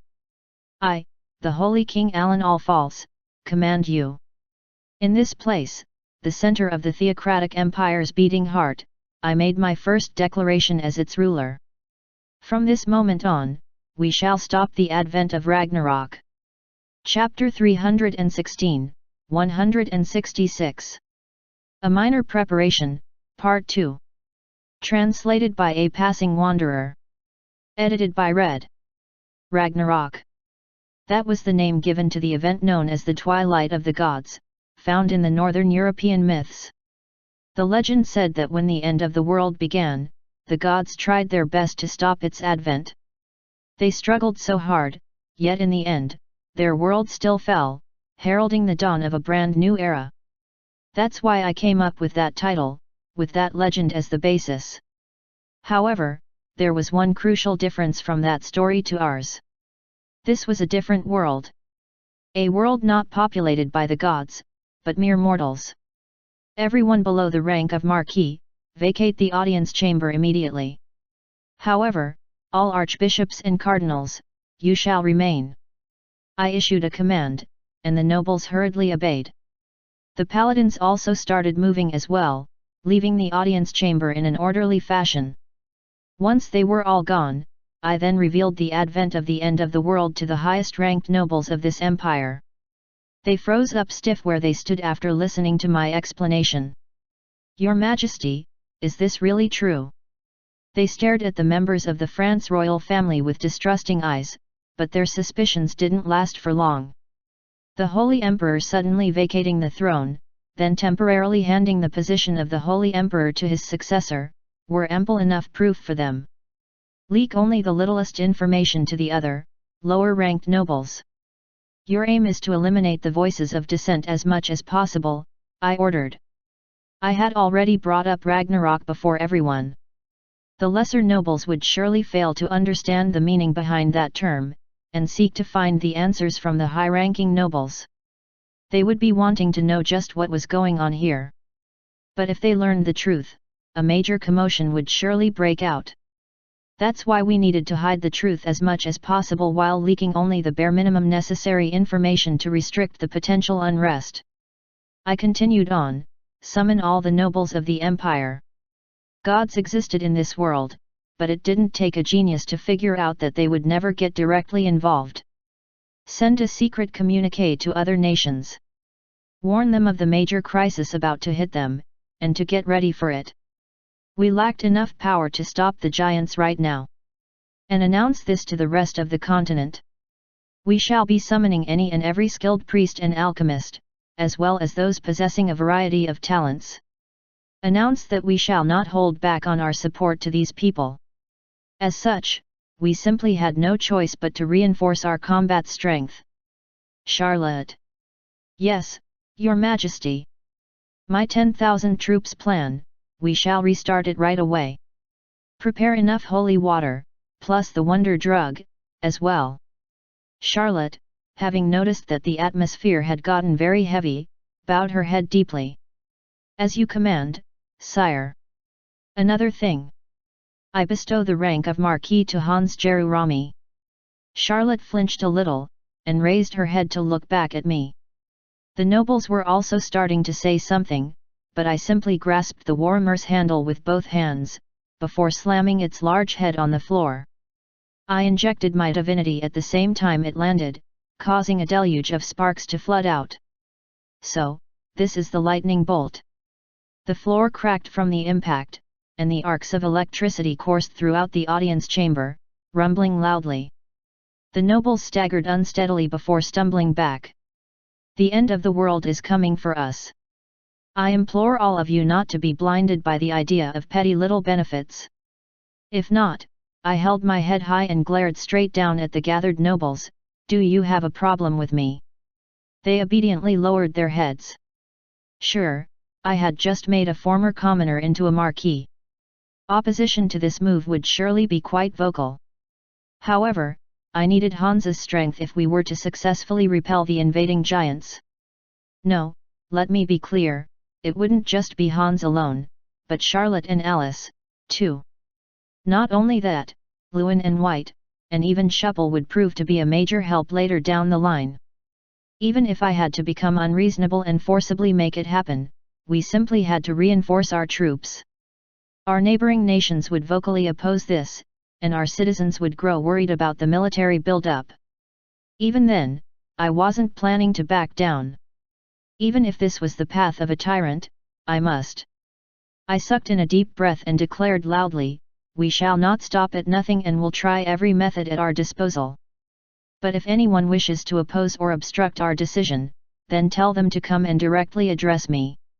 If it's for the sake of the theocratic empire and they manage to convince me, then I shall react favorably to them. But if not, if their voice of dissent comes from their obsession over their petty benefits, then, I made myself loud and clear to all the nobles present, you shall not escape severe punishment. TL, in third-person POV. The air about him has completely changed. That was the thought currently filling the heads of Saren and the twins. The overriding impression they got from their initial meeting with Holy King Alan all false after such a lengthy absence was pretty much ordinary personified.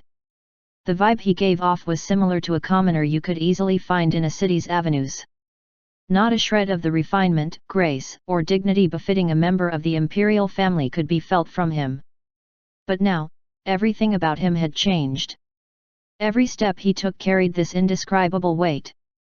After he settled down on the throne, he displayed a level of charisma so powerful that he even managed to arrest and keep the attention of all the high-ranking nobles. The meeting came to an end, and the nobles retreated from the audience chamber. Even Charlotte left Alan's side. Saren couldn't even hide her stunned expression while staring at Alan sitting on the throne. But before she could say something, her eyes caught the sight of him holding his forehead and sighing deeply. "Man, I'm tired." She smiled wryly at this sight. It seemed that he was pushing himself. But then again, he was now filling the position of the Holy Emperor. Not only that, he had even witnessed the beginning of the end of the world, and his own future self standing as the spearhead to stop the world's impending destruction. His reaction now seemed wholly understandable. It was the same thing as him suddenly needing to answer the call of protecting the many kingdoms found on this continent and the countless lives living in those nations. "I apologize for burdening you like this, Your Royal Majesty the Holy King." Saren observed the correct decorum when addressing Alan. She held the corners of her dress delicately and elegantly bowed her head. But Alan simply waved his hand at her display of etiquette befitting the esteemed daughter of a noble family. "Please don't, sister. I'm already feeling tired as is. At the very least, speak to me as you would normally, please." "But Your Royal Majesty." Now that his ascension to the Holy Emperor's throne had been all but verbally confirmed, she had to observe the correct etiquette. Most importantly, though, the impression he gave off now was too deeply engraved in her psyche to treat him the same as before. He really looked like the sole ray of hope that could stop the end of the world. "I beg of you, sister. Please don't." "All right, got it. When we are in a private setting, at least." Saren smiled faintly back at him. Alan massaged his forehead roughly before taking another glance at her. "Oh, and sister. I'm sorry about this, but judging from the flow of the events, I don't think I can deal with the incident with the farmer. I'll only get busier from now on, so when looking at the severity of that situation, Saren resolutely shook her head. "Sorry, but I can't yield on that one."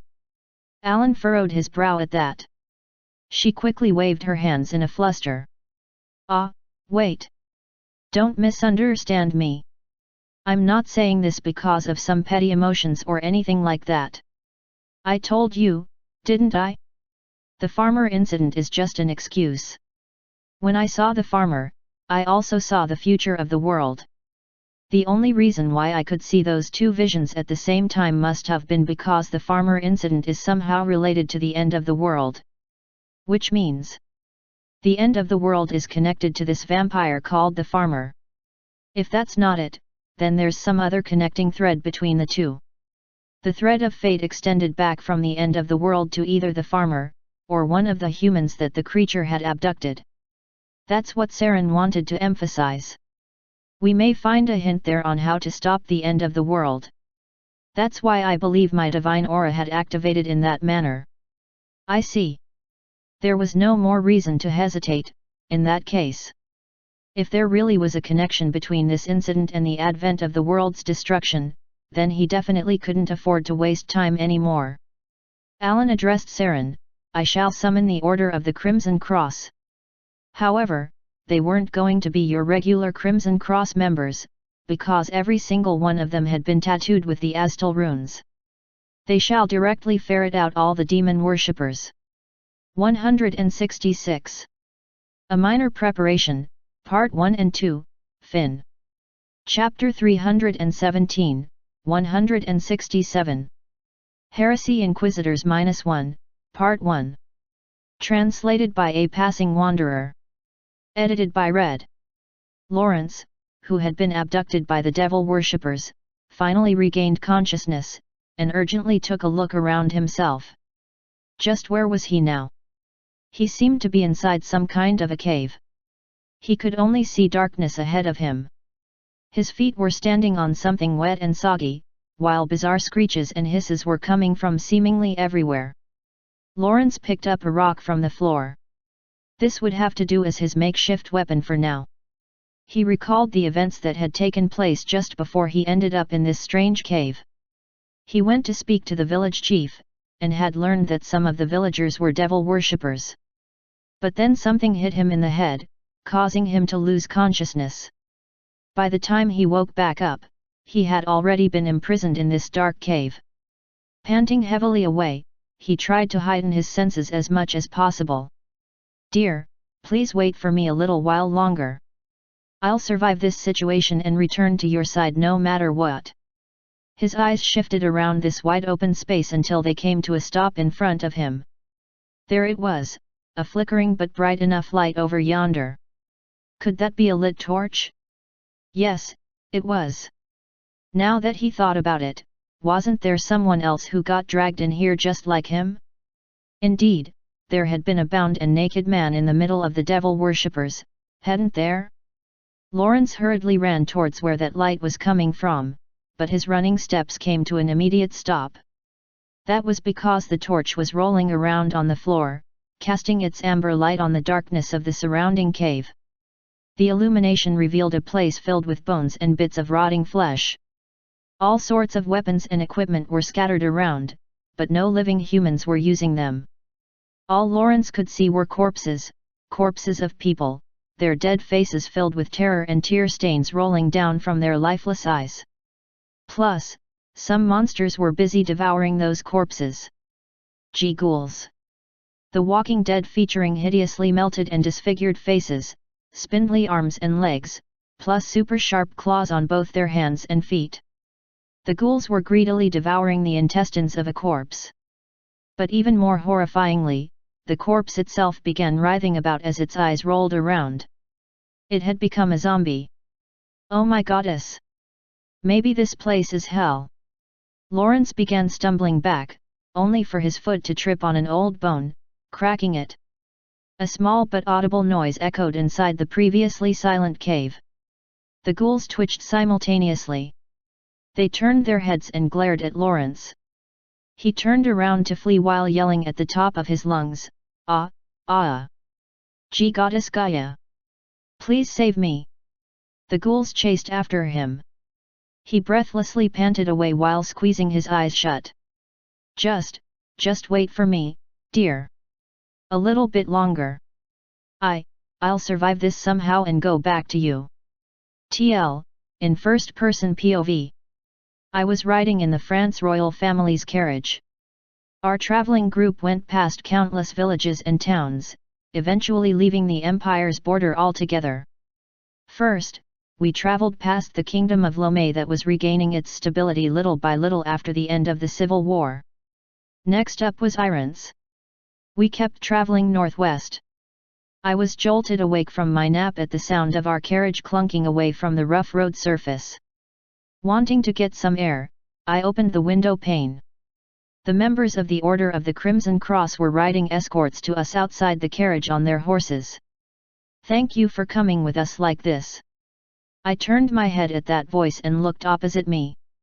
Saren was sitting there, while the twins were resting their heads on her lap from either side of her, peacefully dozing away. She gently brushed the twins' hair before looking back at me. Don't worry too much about the theocratic empire. My mother chose to remain, after all, and surely first brother Luan and first sister Hilda will properly oversee everything.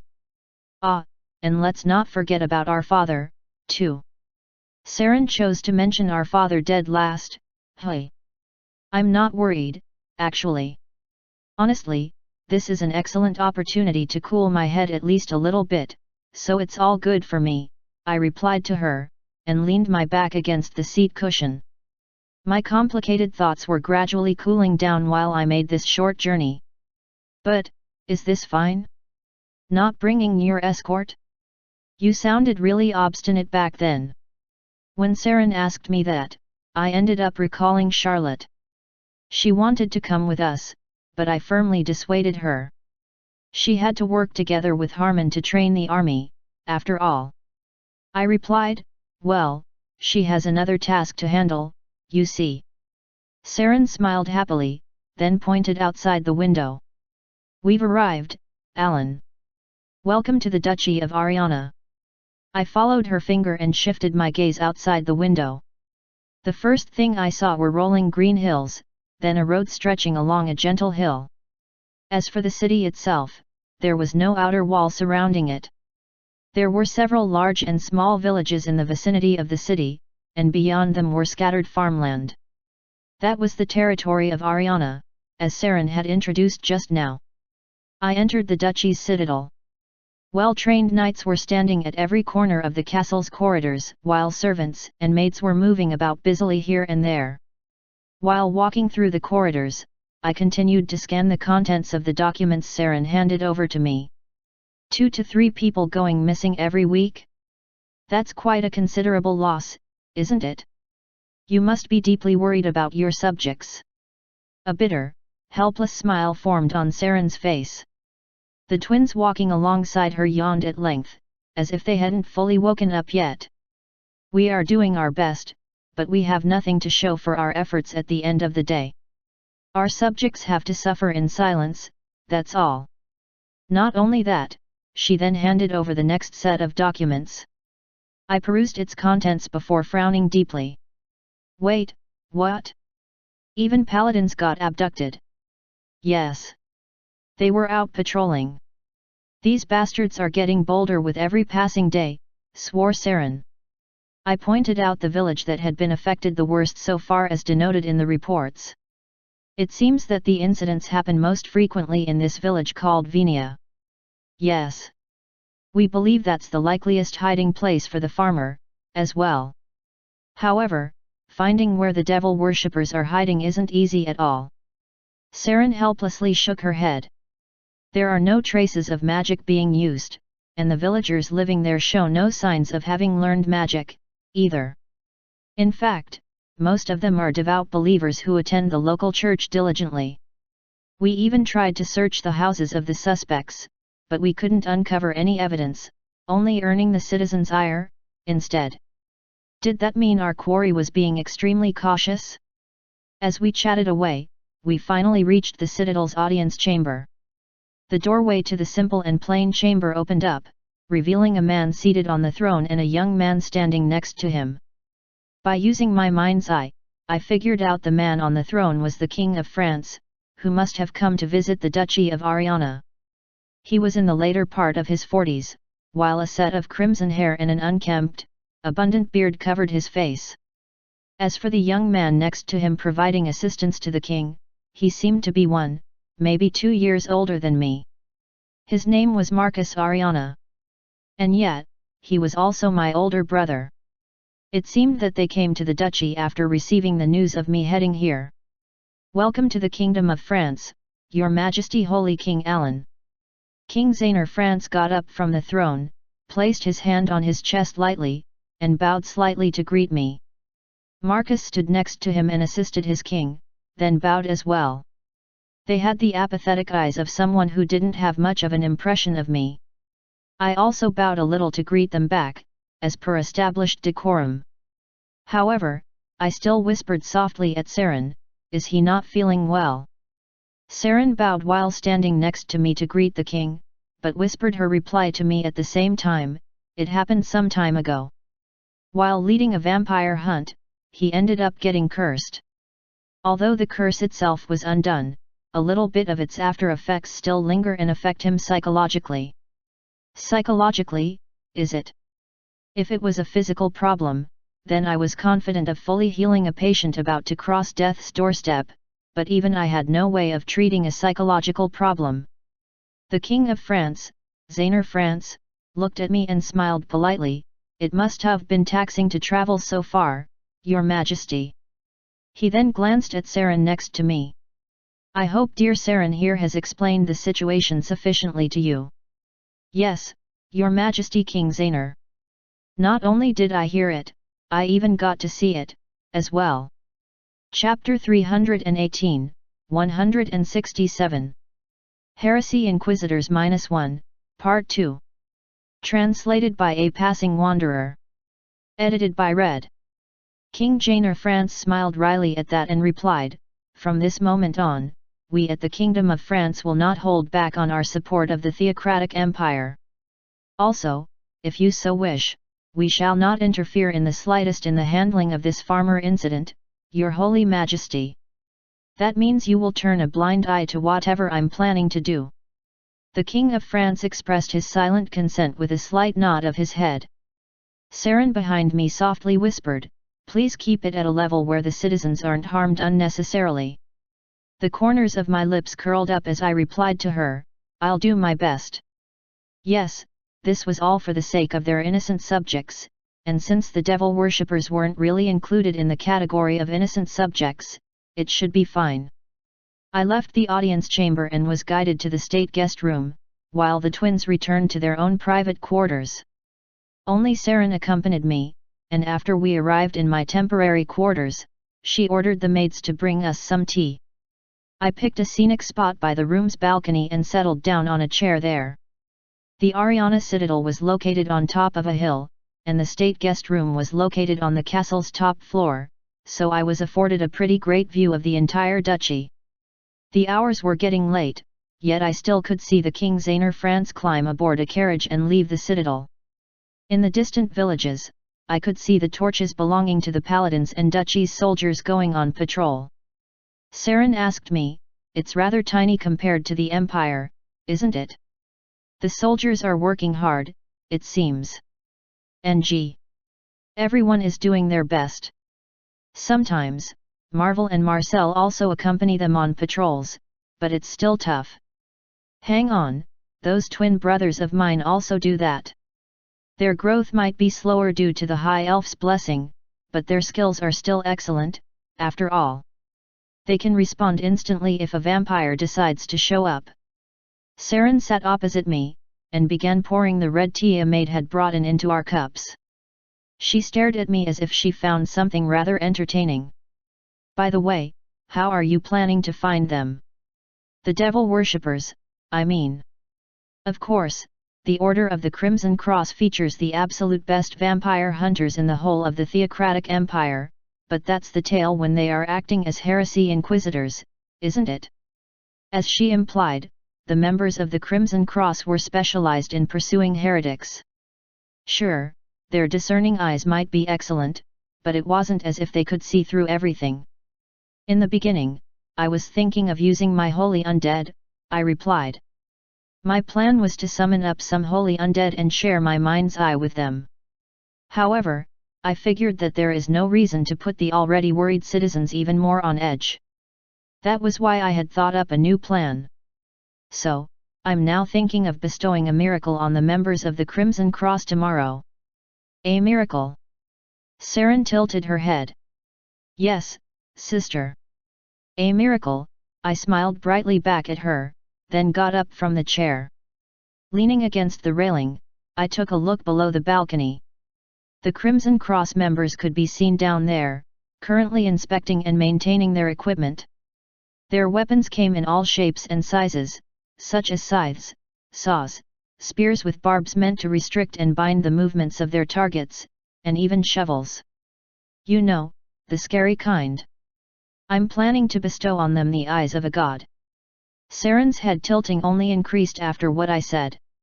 I looked back at her and continued further, your innocent subjects will not be harmed. But if they do end up in trouble, then it's most likely because they happen to be family members of the devil worshippers. There's not much that can be done about that, if such things happen.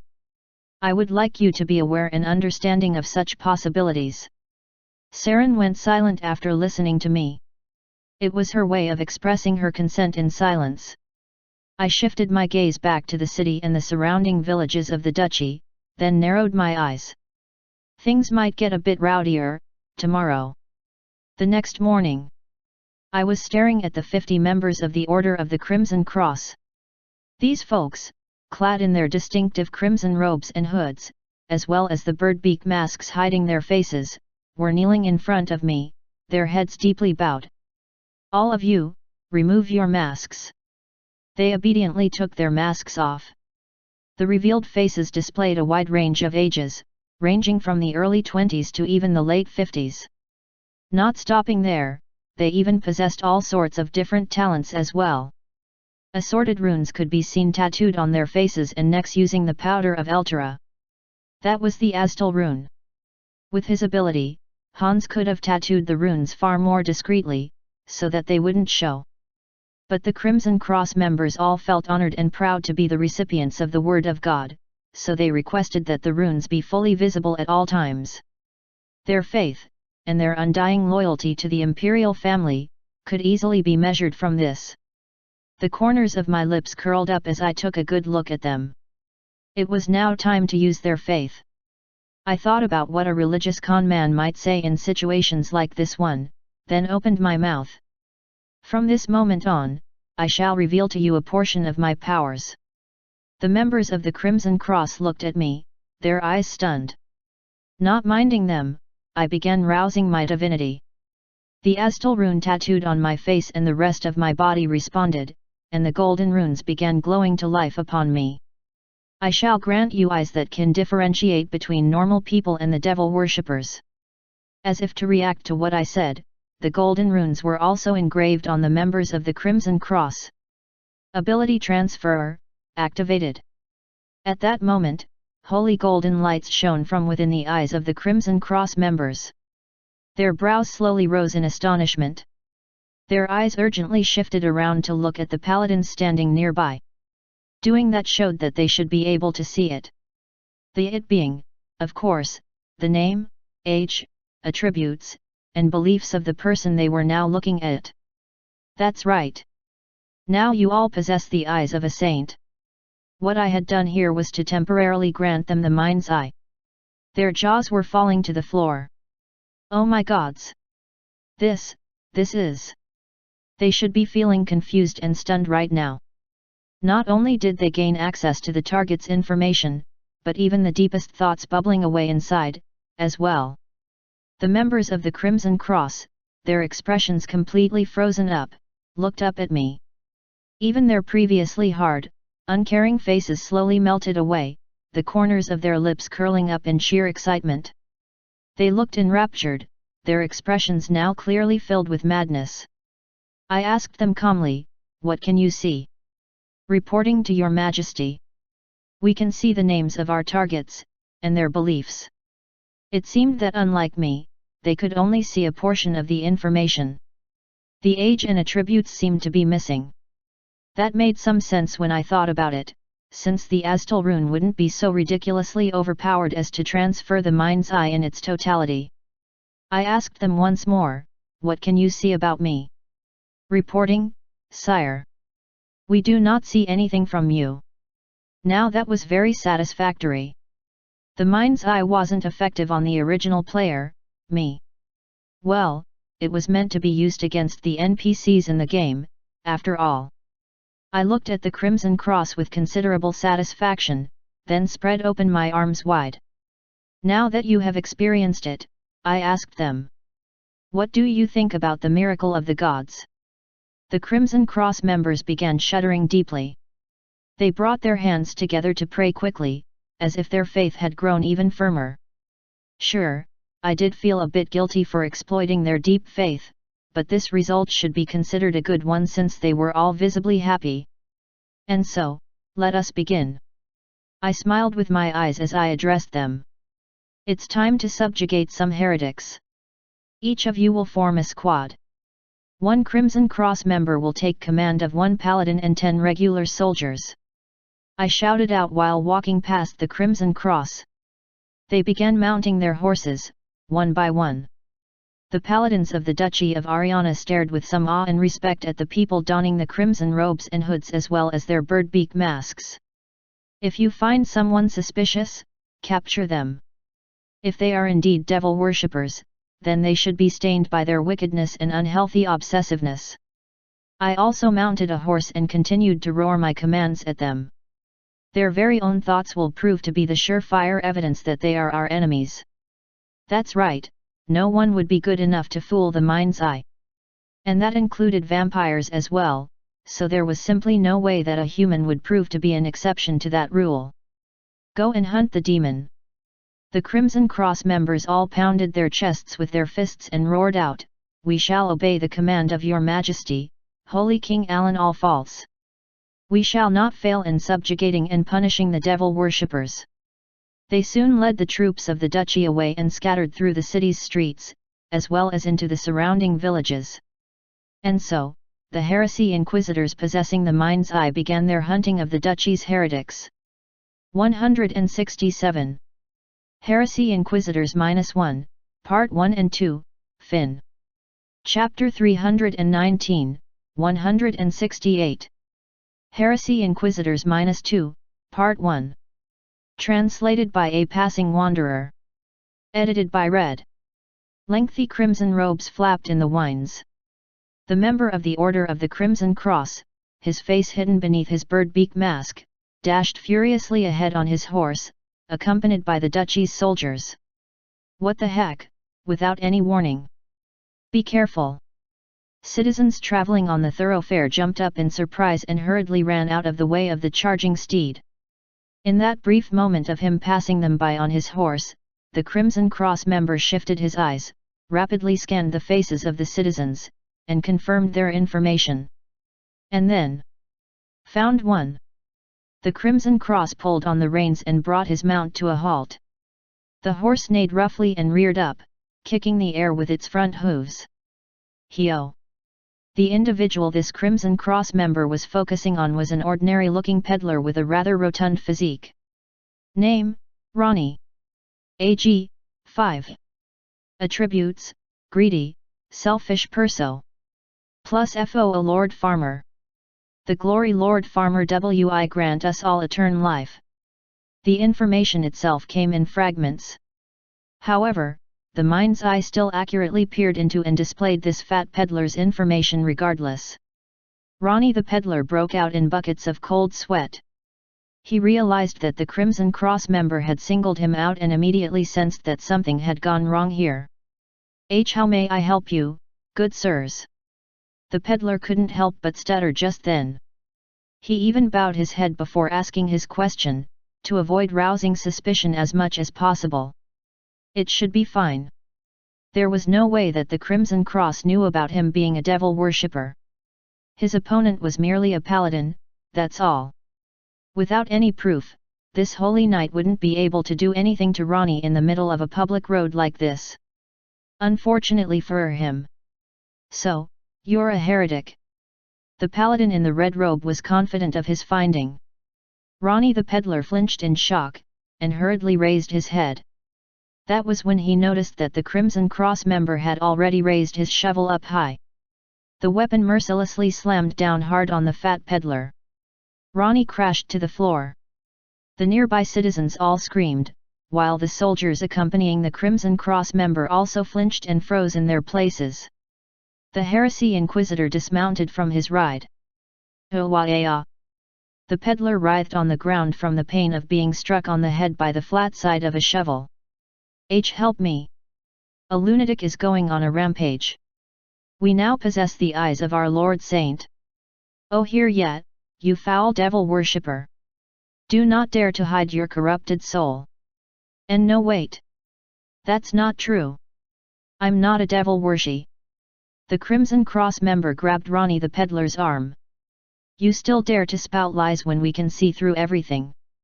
For our Lord Farmer, the glory of Lord Farmer will grant you eternal life, is that not your true inner belief? The peddler's jaw fell to the ground. He then urgently shook his head as if to deny it. The eyes of the Crimson Cross beneath the mask narrowed to slits. I'll get rid of that belief of yours, heretic. He then broke the peddler's arm on the spot. Ronnie was shoved down to the ground without mercy. Let us all witness how long your beliefs will last. The Crimson Cross member yanked up the broken arm even higher in the air. Tragic screaming sounded out, while the nearby citizens began shouting out in shock and disbelief. What is the meaning of? Hey, soldiers! What are you all doing, not stopping that madman? The complexions of the soldiers were getting paler by the second.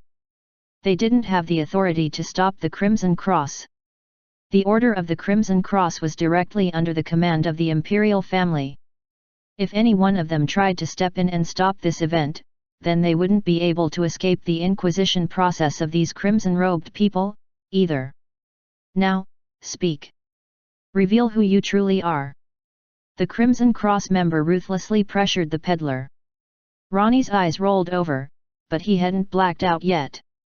I asked you who you are. Finally, the peddler's beliefs began changing. It hurts. I want to live. Damn it, I shouldn't have worshipped the farmer. Why yes, I'm a devil worshipper. You're right. Bloody hell, please release my arm. And what's the proof that you're one of the devil worshippers? Oh ouch! You under my back skin, the words worshipping the farmer. The eyes of the nearby citizens opened wider. Even the soldiers were stunned by that testimony and put away their weapons. They no longer had to debate on whether to stop the Crimson Cross member or not. The Crimson Cross pressed the peddler flat to the ground, and used his hands to rip open the back of the latter's clothes. Then, he used a dagger to cut open the skin on the fat man's back, revealing a set of hideous scars branded into the exposed muscles. The scarred symbols meant to worship the devil could be seen by everyone. The soldiers stood there utterly frozen, shock and astonishment filling their expressions. Holy cow, what kind of madman would engrave runes under their skin? This was the reason why they couldn't find any evidence until now. The Crimson Cross member, having confirmed the proof for himself, quietly closed his eyes. Oh, our dear Holy King! Now behold! Here was the proof of their Lord Saint's greatness. The omniscience of their saint, who could even see straight through someone else's beliefs. As expected, that noble personage knew everything. The Crimson Cross member opened his eyes again. The corners of his lips curled up under the bird-beak mask. Oh, our Lord Saint! Under your name, I shall carry on with the judgment of the heretics. He then grabbed the scruff of the downed peddler's neck. Soon, tragic screams began ringing out from all corners of the city. The soldiers were aiming their spears at a married couple. They stepped forward and forcibly separated the husband from his wife. The Crimson Cross member leading them then glared at the wife. And no. Sir, I'm not a devil worshipper. I'm speaking the truth. She's right, sir. My wife cannot be one. Our son went missing only recently and she had been drowning in sorrow, the husband desperately cried out. But the Crimson Cross member held his head high and replied in a disinterested voice. I have heard that devil worshippers are even capable of selling their own children to vampires. So, you even used your own son as an offering. The wife's expression hardened. The husband seemed to have suffered considerable mental shock just then, but he still stared pleadingly at his wife. And no, there's no way. Dear, please say it's not true. It must be a misunderstanding, isn't it? Dear. All she could do was to tremble faintly away after her face went pale as snow. Please say something. At around the same time, local hoodlums hiding in a back alley were gripping their weapons. They were shabby, makeshift things consisting of some daggers and other farming equipment. We need to fight back. Wah! What bullsh*t are you saying? Those people are the Crimson Cross, man. They are one of the 6 main forces of the theocratic. So what? You want to sit back and wait until you get hunted down? Out of everyone they have captured so far, some of them must know about us, too. If they prattle on us after getting tortured, then we... Crunch! The sound of a wooden panel shattering suddenly rocked the alleyway. The hoodlums jumped up in fright, then hurriedly looked behind them, only to discover a grim reaper-like existence standing there, right at the entrance to the alleyway. It was a heresy inquisitor, fully kitted out in their bird-beak mask and a crimson robe, carrying a large scythe easily over his shoulder. The hoodlums swallowed nervously when they saw this. One of them managed to speak. What brings a noble heresy inquisitor such as yourself to this loca? You are all heretics, then. The eyes of the Crimson Cross member, hidden under the darkness of his helm, gleamed sharply. The hoodlums got even more scared and stumbled backward. He saw right through us. The Crimson Cross pointed the tip of his scythe at the hoodlums and asked, while holding his head up high, "This is a heresy inquisition. And so, I shall now ask you some questions." He paused for grim effect. "Where is the farmer? Kill the bastard!" The hoodlums rushed forward, but the Crimson Cross simply gripped his scythe tightly while pulling the weapon back. He used his waist to snap his arched weapon around in a powerful swing. A sharp light flashed for a moment there, and the legs of the hoodlums were severed. Hey! They couldn't even feel any pain, yet their bodies still tilted and fell to the ground. The eyes of the Crimson Cross member inside the mask arched up like a pair of new moons. "Receive your judgment, you devil worshippers!" The scythe was raised up, then stabbed down into a hoodlum's shoulder. One by one they were dragged away while screaming tragically. Chapter 320, 168. Heresy Inquisitors -2, Part 2. Translated by A Passing Wanderer. Edited by Red. What's going on?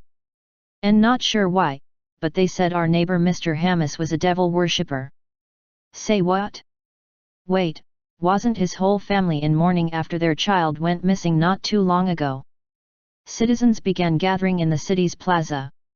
That's where the people accused of being devil worshippers had been brought together. They numbered 30 in total. All sorts of parchments with runes for devil worshipping, as well as the idols of a devil were thrown among them, while various symbols and signs could be seen etched directly onto their bodies. Those things were evidence of their guilt. The matters were taken care of quite rapidly, with not even a single mistake anywhere. Saren was so shocked that she ended up covering her mouth, while the twins Marcel and Marvel looked on with hardened expressions and tightly shut mouths. Some among the devil worshippers were people they knew. While they were out patrolling, these innocent citizens greeted the trio and even shared some food with them sometimes. But, this doesn't make any sense. They really were. We have proof. Saren turned her head after hearing that reply. Alan was approaching her on horseback. His glare landed on the devil worshippers splayed on the ground. However, this is merely a portion of them. We haven't concluded the search outside the city limits, after all. The Crimson Cross should be searching through the villages found outside the city as we speak. I'm sure they will speedily apprehend all the remaining devil worshippers. Alan grinned widely and shifted his gaze back to Saren. So, what do you think, sister? Although it may not be enough to completely ferret out every single one of them, isn't it still the best way to exterminate the devil worshippers in the end? Just how? Can you really see something? Please think of it as my divine aura. Saren nodded, then looked at the devil worshippers again. It's true that we may never have found all these devil worshippers through normal methods. However, the citizens will be even more scared now. Scared, you say? Yes, they should be. But even that emotion will be suppressed by their overwhelming rage, instead. Saren was stunned by what Alan said, and hurriedly turned her head to look. You demons! Damn it, are you saying my daughter was abducted by these bastards? My dad? Where is my dad? Answer me, where is he? The citizens were clamoring to get closer to the devil worshippers, but the duchy's soldiers were barely managing to keep them at bay using their large shields. Their families had gone missing, abducted by these devil worshippers and used as offerings to the farmer. Alan silently scanned the captured devil worshippers. Through his mind's eye, he peered deep into them. Damn it, I shouldn't have served the farmer. I wanna live. I want to live. Ah, Lord Farmer, please save us. Punish these sinners and grant us your everlasting life. None of them seemed to be reflecting on their sins. All Alan could see was their petty obsession of wanting to live on no matter what. But all that meant was that these bastards only amounted to this much in the end. They shall be judged according to the laws of the theocratic empire. It shouldn't be an issue since we have apprehended them, I hope. Alan asked Saren. She nodded. It's fine. Very well, then. Alan dismounted with the ease of much practice and walked up to the devil worshippers. He chose the one among them with the most selfish attributes and the worst obsession over his life, then grabbed this individual by the throat and lifted him clean off the ground. Alan asked, Do you wish to live? Why yes, I do. I want to live. In that case, tell me this. Where can I find the farmer? That's. Do you want to die and be revived as an undead? Holy undead were abruptly summoned all around Alan. The man saw these bizarre creatures and stuttered haplessly. I don't know. You don't? Yes, I don't know. Of course we don't really know anything. All we did was just abduct people, hand them over, and create evidence and eyewitnesses for plausible excuses, that's all. Who did you hand the victims over to? I in the village of Tynia. The village chief and his group over there have been serving the farmer for a very long time. If it's them, they might know. Alan shifted his gaze over to the Crimson Cross members present. One of the crimson-robed heresy inquisitors lowered his head and spoke. Your Majesty. 5 of our members have been dispatched to that village. They should have completed their subjugation efforts by now. I see. Alan released his grip on the man. Transfer them. As you command, sire. As the Crimson Cross members dragged the devil worshippers off somewhere, Saren walked up to Alan and asked him, What will you do now?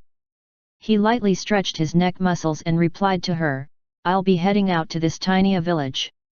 Where is it located, sister? It's not too far from here. About 10 minutes away on horseback, I think. In that case, we'll head out there immediately. Alan mounted his ride. Let me come along with you. Alan shifted his gaze back over to her. I wish to see the vampire that has been tormenting our subjects with my own eyes. And also, she inhaled deeply and continued on. The hint to stop the end of the world. I wish to learn about it, as well. Understood. Alan reached out to Saren.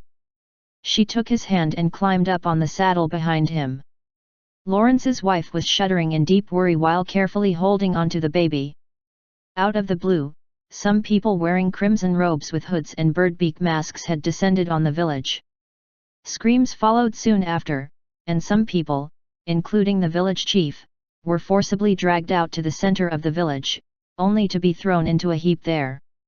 One of the Crimson Cross members turned his head and glanced at Lawrence's wife. Through the power of the mind's eye, he confirmed her information. Name, Alina. Age, 4. Attributes, Haida of Impa, instinctive maternal love. Plus Lawrence, my dear. Just where are we? Please don't abandon us. I pray that we are safe. The Crimson Cross member's eyes narrowed as he stared at the baby in her arms. But the child was wrapped up in fabric and he couldn't get any information on it. But then again, the baby must have been the offspring of this woman, Alina, and her husband named Lawrence. It seemed rather certain that she was yet another victim of the farmer incident as well. Indeed, she's not one of the devil worshippers. He turned his head away from the woman and the baby, then glared at the devil worshippers on the ground. But right at that moment, he sensed a very faint holy aura coming from somewhere behind him. He flinched a little in surprise, and tried to look back, but then, We shall worship Lord Farmer until our last breath." The Crimson Cross member turned back and locked his gaze on the village chief. "We shall be rewarded with eternal life." The old man was already halfway through death's doorway. He had probably started serving the farmer out of fear of his own encroaching demise. Too bad for him, though, the vampire was merely using them as its tool. It would not do something like granting a portion of its strength to some random villager and turn them into a blood creation. This Crimson Cross member waved his hand curtly as a signal, and his colleague grabbed the village chief's head before planting it hard on the dirt below. After watching that happen, he looked behind him, where he had sensed that holy aura just now. He could see the worried faces of countless villagers watching the proceedings. The Crimson Cross member could only frown at that. He was unable to sense that aura anymore. He glanced at his colleagues, but they didn't seem to have noticed it. Which wasn't all that surprising, since that aura had been so tiny. Could it be that he was simply mistaken? No, it was always better to make sure. He began scanning the faces of each and every one in the crowd. "Oh, dear Goddess Gaia, please protect my husband Lawrence and our child." The Crimson Cross member heard Alina's prayer and turned to look at her and the baby in her arms. He then silently walked up to her. After taking a closer look at her face once more, he tried to stare at the baby still wrapped in fabric. But then, the village chief with his head pressed to the dirt suddenly cried out, "Oh, our Lord Farmer! Please come and help us!" The ground began rumbling ominously. The Crimson Cross members flinched in surprise and stared at the ground below. The earth was splitting apart, and this unknown aura began erupting out, writhing violently. In the blink of an eye, something shot out from the cracks in the ground and stabbed cleanly through the Crimson Cross member's torso. That something was a lengthy leg of an insect. It was covered in some kind of hard shell, while its surface bulged out here and there like sharp sawtooth. The Crimson Cross member vomited a mouthful of blood and stared into the splitting crevasse in the ground. There it was, a monster with long and hard insect legs extending out from its back. The farmer was now glaring at the Crimson Cross. 168. Heresy Inquisitors -2, Part 1 and 2, Fin. Chapter 321, 169. The Farmer, Part 1. Translated by A Passing Wanderer. Edited by Red. The evil creature possessed a huge torso, a long and thick nose, and two wide, thin ears. The farmer. Insectal legs with claws at the end were extending forth from its back. It looked very different from the appearance of the farmer that the Holy King had told them about. The Crimson Cross member who had been impaled by one of the insectal legs stared at the monster with trembling eyes. "It has changed." This vampire called the farmer was deliberately changing its body to become even stronger. Since it didn't answer to the vampire king, it must have freely preyed on the blood of humans to strengthen itself. This creature was at least a count class. No, wait. Maybe even greater than that. Just how many humans did it devour to reach this point? The Crimson Cross member roared out, "Prepare for combat. Our target is a count class or higher progenitor vampire." The ground split apart further and the farmer rose up to its full height. The Crimson Cross member pulled out a dagger and stabbed it into the insect leg, impaling him. Crunch! The hardened shell shattered and blood splattered everywhere. The farmer screeched loudly and threw the impaled victim away. He rolled around out of control on the ground for a moment, but slammed his palm down and stopped himself from sliding any further, regaining his balance. The farmer scanned the agents of the Order of the Crimson Cross and smirked insidiously, "So, you bastards were a bunch of clergymen? Not only did you dare to invade my territory, you even tried to snatch away my slaves. The creature's eyes opened wide in surprise. The Crimson Cross member who had been impaled through the chest by the insect leg was standing back up. Runes glowing in golden light had activated on his skin, and the gaping hole in his body was quickly filled back up with new flesh. Maybe they are not humans. Although slow compared to vampires, that regeneration speed was still way too fast for a mere human being. The farmer glared at the Crimson Cross members in sheer disbelief. You bastards, just what are you really? Kya. It's a vampire. A demon has appeared. The villagers began screaming their heads off. The 50 ducal soldiers accompanying the Order of the Crimson Cross quickly retreated and helped with evacuation of the civilians. The Crimson Cross member who had been searching through the crowd earlier briefly turned his head around to look again, but Alina and her baby had disappeared with the fleeing villagers by then. Are you bastards really humans? Your recovery speed cannot belong to a human, after all. Even then, you are not undead either. I can sense divinity coming from all of you, so what is going on here? The farmer muttered in a deep, tense voice. The members of the Crimson Cross began pulling out and gripping all sorts of weapons, from a scythe to a shovel, a saw, a dagger, and even a crossbow. A count class, or just below a marquis class. Do not let your guard down. Our role is to safely evacuate the citizens and hold our ground until His Majesty the Holy King arrives. You bastards, are you looking down on me right now?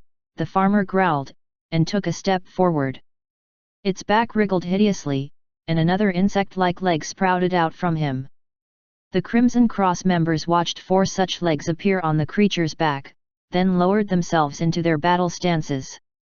The farmer steadied itself on the ground with both of its hands, then its 4 insect-like legs shook about briefly before its body shot forward with great speed and power. The creature scythed through the air and flew rapidly towards the Crimson Cross members. Fast. However, we now possess the word of the gods. Their eyes narrowed in concentration.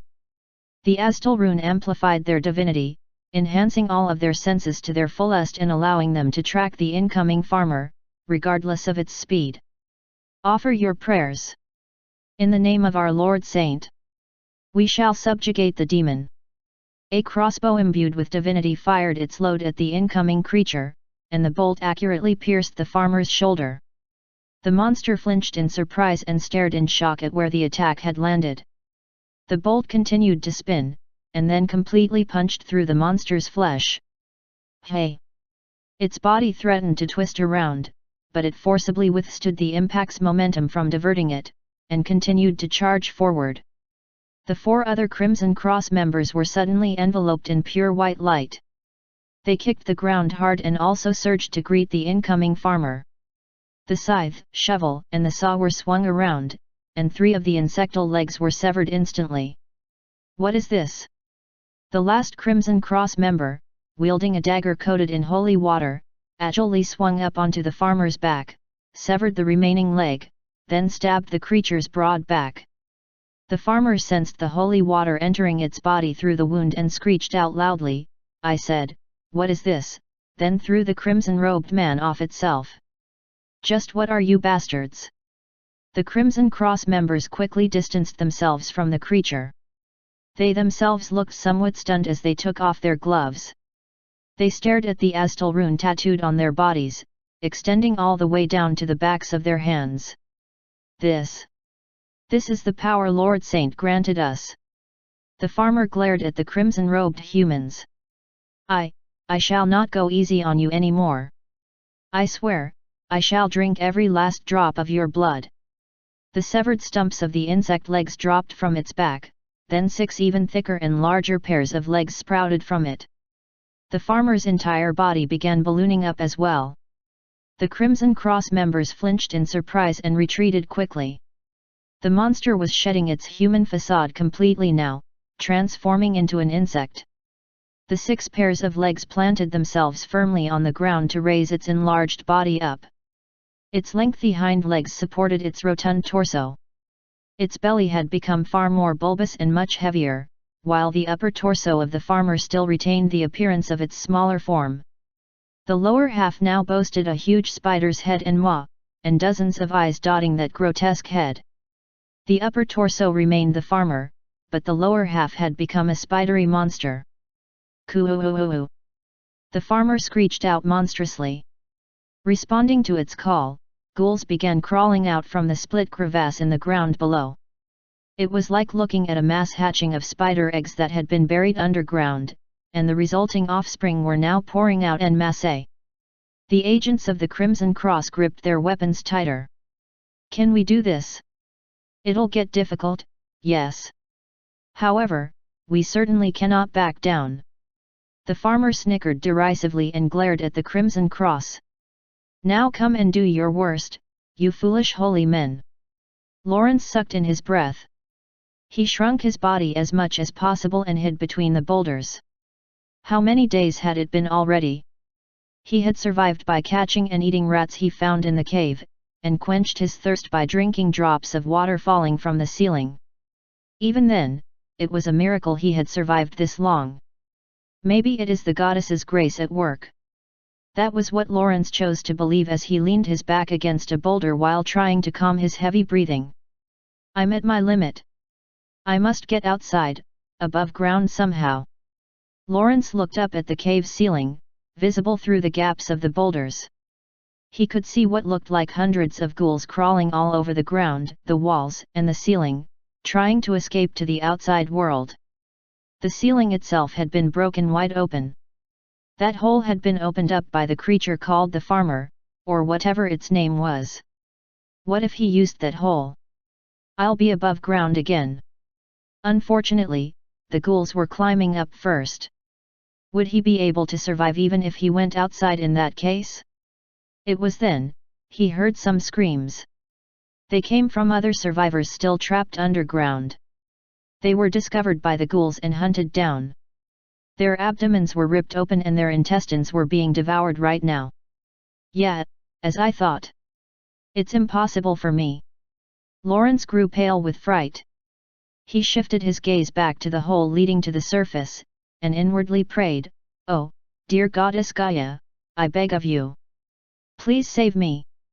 Maintain your formation." Ghouls surrounded the members of the Crimson Cross and circled around them. The crimson-robed men pressed their backs against those of their colleagues. They breathed quickly and heavily under their birdbeak masks. One of the ghouls pounced on the group. Its head was instantly stabbed by a scythe and the undead was brought down hard to the ground. But making such a large movement would invariably leave a wide gap, and another ghoul rushed in. The Crimson Cross member in the center of the formation fired his crossbow and shot straight through the incoming ghoul. Another undead was rushing in from the other side, but it was smacked away by a shovel. "Please save us!" The Crimson Cross shifted their gazes towards where the pleading voice came from. The ghouls had begun hunting the villagers. The ducal soldiers were trying their damnedest to fight back, but it was an impossible task for them to stop the tide of the undead.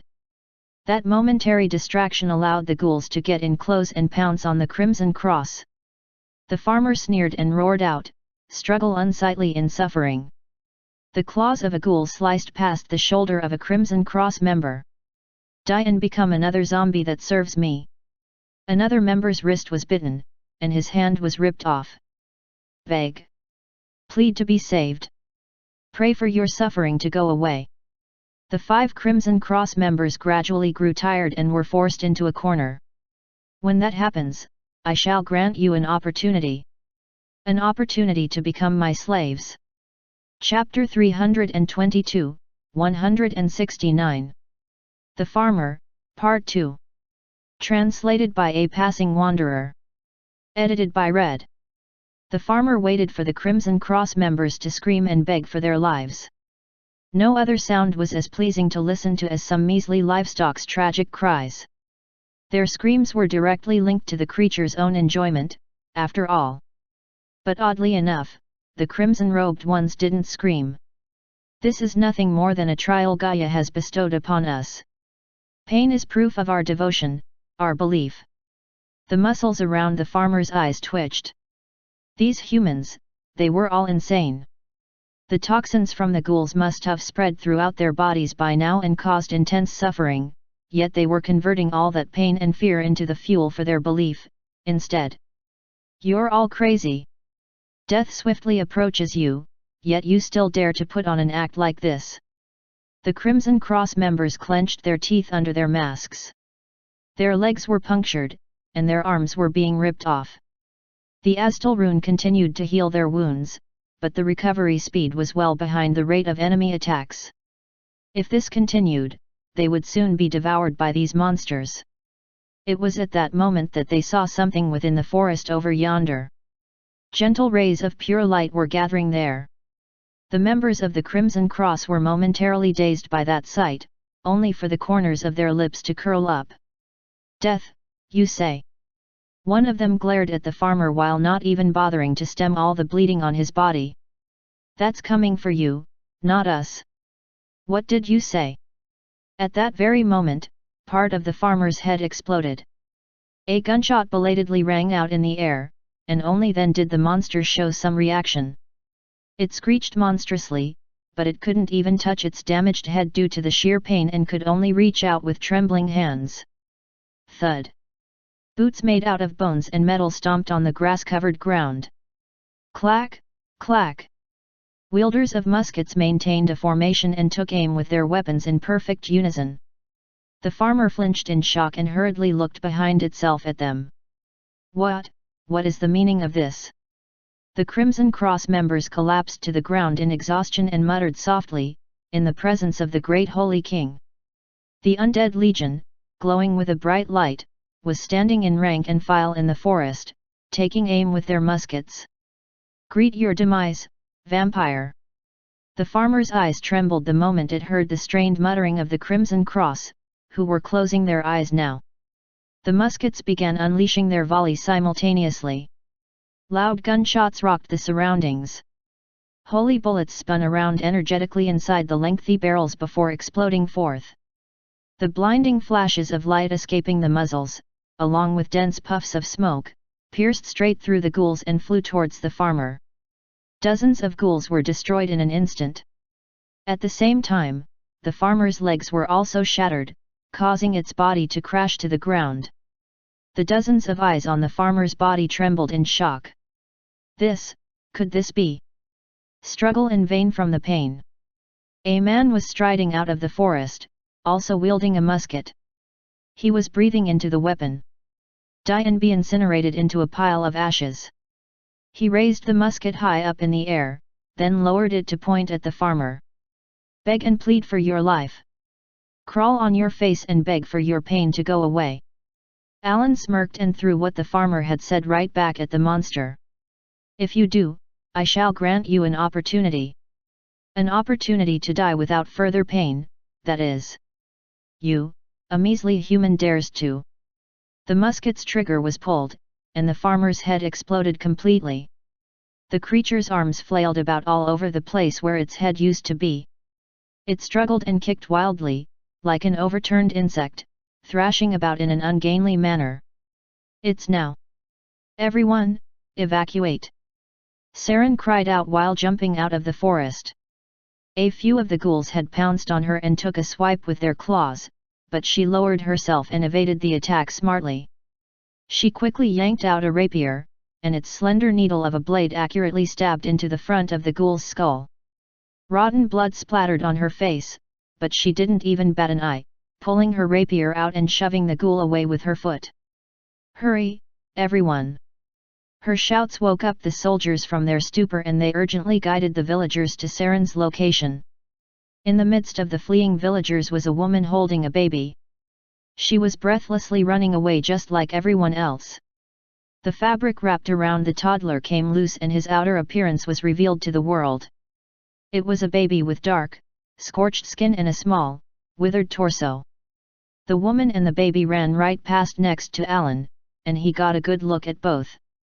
He even used mind's eye right at that moment and accurately saw the baby's information. Hey! Alan! Alan! Saren behind him shook his shoulder. He looked back at her as she asked a question. All villagers have evacuated, but, what's the matter? She made a worried face, so Alan smiled brightly and replied, Nat, it's nothing major. He then breathed into the musket once more, while glaring at the farmer squirming and writhing around on the ground. Kya-ya! Ghouls were trying to rush towards him, but his holy skeletons pounced on them first. They proceeded to kick the rotting undead away, aimed with their muskets, and fired their bullets mercilessly. Bayonets attached to the muzzles of the weapons were driven deep into the undead to shove them away. Meanwhile, holy water was summoned forth from the ground as Alan walked past, spreading out seemingly to everywhere. This flood of holy water poured into the hole in the ground the farmer had dug through, melting down every ghoul trying to emerge from there. This allowed Saren to quickly approach the hole and look inside the wide opening. That was when she discovered the survivors inside the underground cave urgently running towards the hole. Hurry and rescue them! Saren ordered the soldiers, and they dropped a rope into the hole. They worked together and pulled up the struggling victims one by one. Alan stepped on the farmer's large spider-like head as the survivors were being rescued. Was it enjoyable to torment my subordinates? The creature's lower abdomen, where its large spider's head was located, split open to speak. You bastard! Yes, I've heard the rumors about you. The Holy King who drove away the Vampire King. The farmer was shuddering now. Dozens of its eyes were now focused on Alan. Don't kill me. I beg of you. I'll do anything you want, so please. I'm not stupid enough to trust a bug that likes to prey on people. Alan aimed the musket at the farmer and retorted snarkily, we are hunters. And you? He pulled the trigger. The creature's body was pierced straight through and it got flung away from the impact. You are merely a lowly beast about to get hunted, that's all. The farmer howled as its body was instantly enveloped in bluish flames. It burned down to ashes, and was extinguished from the world. Alan slung the musket over his shoulder and walked up to the 5 downed Crimson Cross members. They were currently lying in the pool of holy water. He addressed them, how are you all feeling? One of the downed Crimson Cross members brought his trembling hands together and assumed the praying position. Let there be Gaia's favor and Lord Saint's glory. Alan smiled bitterly at that reply. I guess you're feeling all right, then. You did well. Get some rest. At the end of those words, the praying hands of the Crimson Cross member fell to the ground. The holy skeletons placed the unconscious crimson-robed men on their backs. Saren stared at the farmer's body burning down to ash.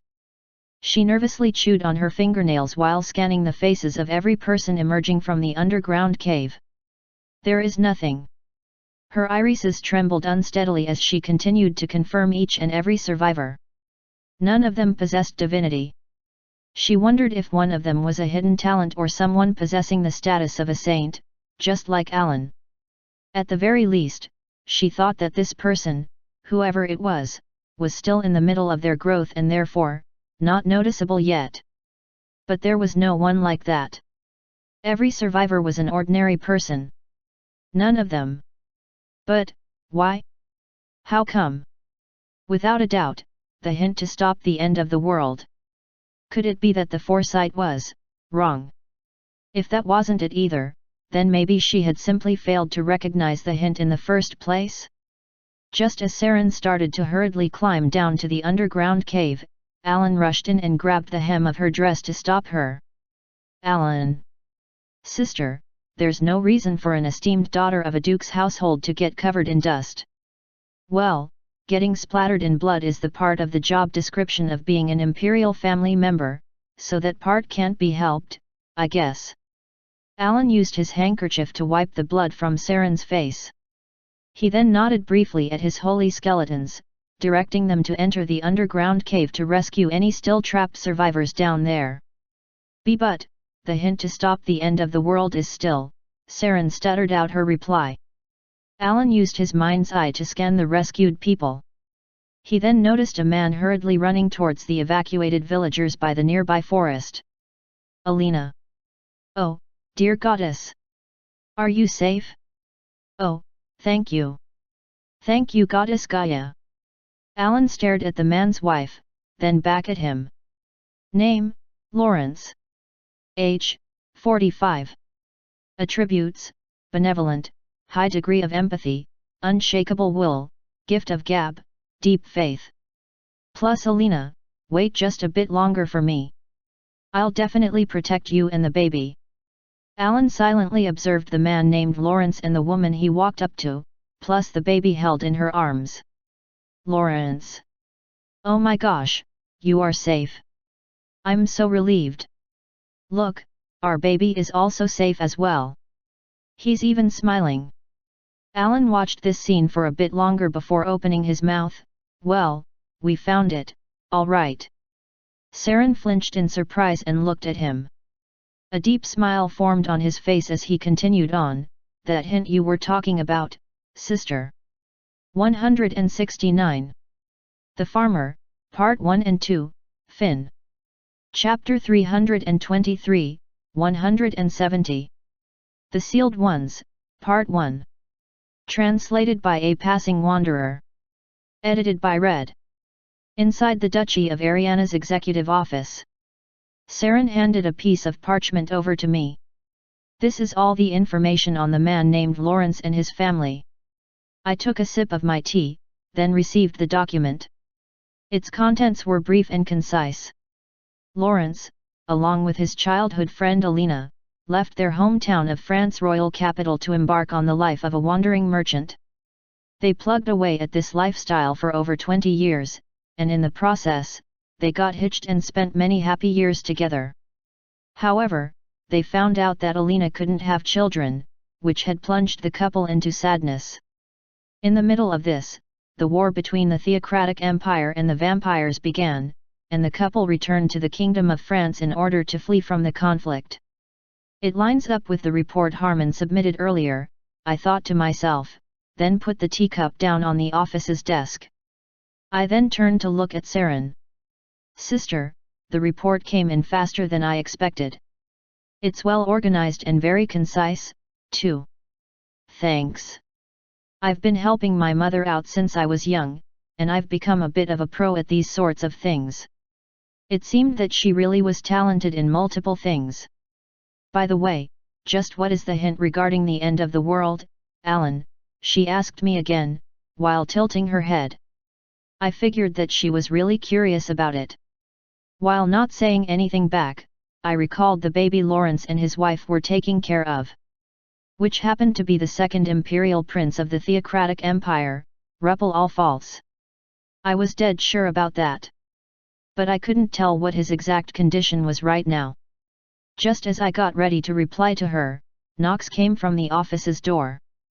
The door opened up and the twins stared at me through the open doorway. Alan, the people you spoke about are here. Ah, is that so? I got up from the chair. Beyond the open doorway were a couple of familiar faces. One was Alice Astoria, lightly lifting the helm of her dress and bowing her head in a dignified manner. Marquis Hans Jerurami was next to her, bowing his whole body 90 degrees, while a bucket of cold sweat nervously dripped down from his face. I smiled deeply at the two. Welcome, welcome. Us three then headed off to another location. Not wanting to be discovered, Hans, Alice, and I all hid ourselves under some robes and hoods. As for Saren, she still had a ton of work left to do, so she chose to remain in the citadel. We entered the city in the center of the Ariana Duchy. Despite the hour being late, quite a few citizens were still out and about. Some were mourning the losses of their family members, while some others were celebrating the news of the devil worshippers and the farmer all being either apprehended or killed off. Excuse me, Your Majesty? I really don't have anything to report to you, sire, said Hans. Even though I hadn't asked him anything yet, he was oddly shrinking back as more cold sweat streamed off of him. I ignored that for now and headed to the inn where Lawrence and his wife were currently staying. When I quietly pushed the inn's door open, we were greeted by the sight of a sizable crowd gathering inside the building. A large number of people had completely filled up the dining hall of the inn. However, the place remained quiet despite the presence of all these people. Only one person among them was speaking out loudly, and then, what happened was, I ended up stepping on the bone and cracking it. And when I did that, all those ghouls just went swish, and turned their heads at the same time. Goodness me, that was so scary back then. It was Lawrence. He gulped down some booze and continued on with the recounting of his misadventure to these city folk. The crowd was obviously deeply absorbed by his story and gave him their undivided attention. I beg your pardon, dear customer. We don't have any openings at the moment, and the inn's proprietor walked up to us and pleadingly rubbed his hands while addressing me. Maybe you can do something for us. Alice sneakily slid forward a single gold coin and smiled gently. Please. Why yes, of course, miss. The inn's proprietor suddenly grew flushed, then hurriedly brought out a table and some chairs out from the kitchen, creating a spot for us. I settled down on the chair, while Alice and Hans took their seats at my left and right. I thought, oh no, I'm really going to die this time. So I offered my final prayer to Goddess Gaia, but then... Goodness me, a flood of holy water just came down like a rainfall from the hole in the ceiling. Yes, like a waterfall. And then... Lady Saren was reaching down with her hand. If that's not salvation, then what is? Goddess Gaia definitely granted us a miracle back then. People let out a sigh of admiration or started praying when Lawrence got to that part. I shifted my gaze over to the staircase leading up to the inn's first floor, and watched Alina come down while carrying the baby. Hey, Hans! I muttered quietly. Hans froze right there and then. It's time for you to make a report. I pointed at the baby within Alina's embrace. Tell me just what that baby in her arms is. Hans's head turned to the side, creaking noisily like a broken machine. His gaze finally landed on the baby in Alina's care. Through the gap of the fabric carefully wrapped around the baby, a thin and withered arm could be seen. This baby's arm reached up towards Alina. A happy giggle could be heard coming from the baby, too. It's Ruppel all false, isn't it, sire? The second imperial prince, Ruppel all false. I already knew that the baby was him. But that's not what I was asking here. I'm asking you what exactly he has become. He's nothing more than a vampire, sire. Oh, really? Is that all? Hans must have heard what was being said while Kyram was being tortured. Just what have you all created? That was no longer a vampire. And he must have also realized something back then. Hans squeezed his eyes shut. At least, the last time I saw him, he was definitely a vampire. And now? I'll have to check to make sure, sire. It's impossible to tell just by looking at him from a distance. There was no point in checking it out, though. I had checked Ruppel's data out already, anyway. I recalled the info I had seen while killing the farmer. Name, Roy. Age. Attributes, weak divinity, idiotification, vampire vampirism. Plus mom, dad, I'm really happy. That was a fairly brief set of information.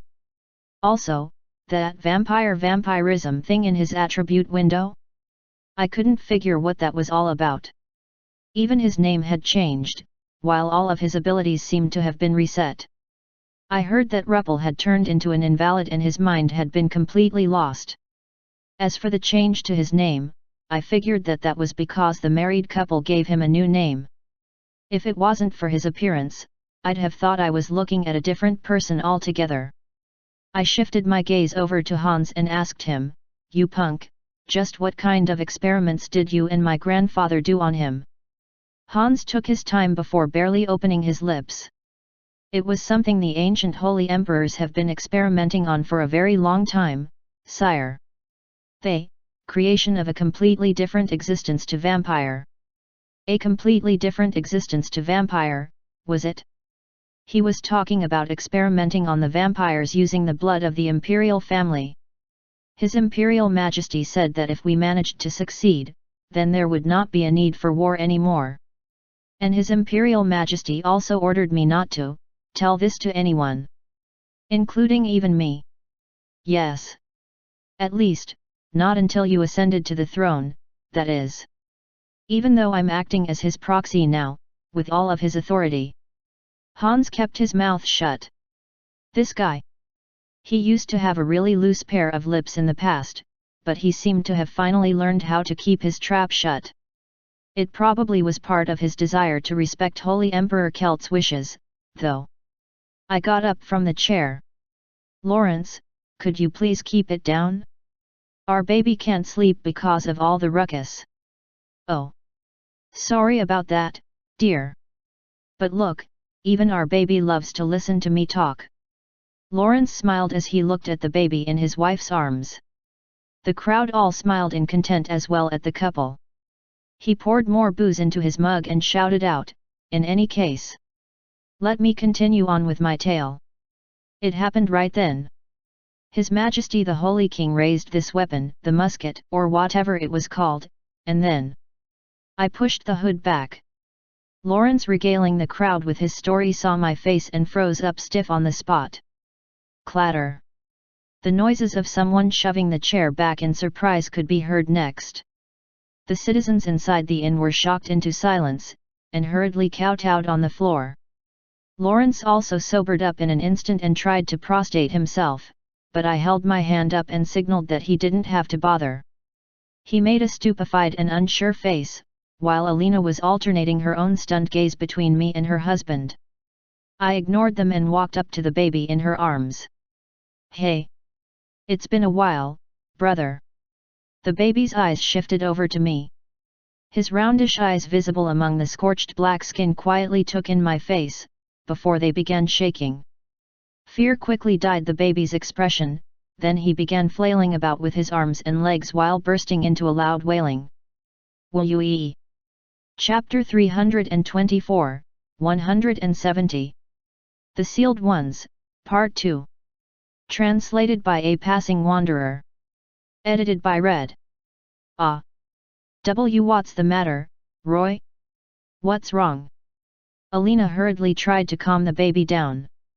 As for me, I could only make a wry expression. This sort of a reaction seemed rather predictable, actually. I mean, the baby had come face to face with the culprit who had tried to crush him with the huge sword of the Skeleton King, then imprisoned him in the torture chamber later on, too. Even if he had become an invalid, that instinctive fear of me should still be there in his heart even now. It'll be fine, everything will be fine, Roy. Can you shield the baby's eyes for a second? I asked her, but Alina shot me a very wary gaze in my direction, instead. Lawrence, gauging the mood from the side, cautiously reached out and covered the baby's eyes. Hans, Alice, I called out, and the two of them walked up to us. They checked Rupel's condition before their expressions hardened noticeably. Seeing their reactions was enough for me. It should be fine to listen to their analysis and explanations later on. I sucked my breath in deeply, before biting my thumb to draw some blood. When I presented my blood to Rupel, the baby sniffed the air for a second or two before shaking his head side to side. His small, frail-looking hands tried to push my hand away as if he was rejecting the blood itself. He doesn't want to drink the blood. Alina gasped out in surprise when I muttered that to myself. Be blood, sire? But, what do you mean by? She pulled the baby closer and stepped away from me. I asked her, what does that child eat? I beg your pardon. Does he drink blood? Or the usual mother's milk? Alina tried to read my mood before answering. But Lawrence standing next to us did it for her, instead. He sometimes consumes meat, sire. Even though he has no teeth. Why yes. Although it's only a small amount, he does consume meat. Well, he's very unique and different from other children, after all. Anything else? He loves holy water as well. For some reason, if he doesn't consume holy water, he comes down with a strong fever, so. Thanks to that, we have to spend a lot more money than we initially expected, Your Majesty. Han's expression hardened even further, while Alice's eyes nearly popped out of their sockets. With his testimony, the results were in. Ruppel was no longer a vampire, but something else entirely now. What's the name? I'm Lawrence, Your Majesty. Not you. The baby, I asked for the sake of appearance. It's Roy, Your Majesty. This time, Alina replied first. I nodded slightly. How pitiful. This baby will end up experiencing unhappiness throughout his life. Lawrence and Alina both flinched at that and stared at me. With how he looks, others will definitely try to avoid him in the future. No, that won't happen. Alina glared at me in anger. I can't speak for the others, but Lawrence and I will be there for our child. Roy will definitely have a happy life. She sounded determined, unyielding. Because, we are family. I see. These two were good people. I could see that. Chiram was responsible for warping Ruppel away somewhere, which in turn led to him encountering Lawrence and his wife. I came to the Kingdom of France in order to help Saren, and rather coincidentally, ran into the couple. But to call this purely coincidental, pieces had fallen into their places just too conveniently. Maybe we really were acting according to the will of the gods or something. If that was the case, then the gods were probably trying to experiment on something here again. There must have been a reason for them to facilitate a meeting between me and Ruppel like this, at the very least. I reached out. Alina stumbled back and tried to get even further away, but I stopped her by grabbing her arm. And then, I placed my hand on the tummy of the baby whose eyes were still covered up. I needed one final confirmation. If he was really no longer a vampire, then, you won't die from this, brother. I roused up my divinity and drove it into Ruppel/Roy. The divine energy gently wrapped around the baby's body. The eyes of both Lawrence and Alina bulged out of their faces as they stared at this phenomenon. Why, Your Majesty! The sound of palpitations could be heard coming from the baby. Although faint, my hand picked up on the aura of life bubbling within. I looked at the baby and spoke, You've run into really wonderful people, haven't you? The baby's blackened skin slowly turned to ashes and crumbled away, to disappear from this world. Even if this life ends up being short. His withered skin slowly filled back up with living flesh, and pure white skin grew to cover them. I pray that you live a happy life. I took my hand away. Lawrence reached out towards the baby with trembling hands, while Alina covered her mouth. The baby in her embrace now looked like a perfectly ordinary infant. Dear, look. Roy, his appearance. This is another miracle. Tears flooded down their cheeks almost immediately. Thank you. Your Majesty, I don't even know how to repay this kindness. Thank you, sire. Thank you so much. The two of them kowtowed on the ground. The citizens watching us from the surroundings became so stunned that they all became speechless. As for me, I simply stood there, smiling bitterly away. Their elation would surely be a brief one. If what Saren said was correct, then Ruppel. No, hang on, that baby named Roy would become the key in halting the advent of the end of the world. Meaning, their happiness would not last for long.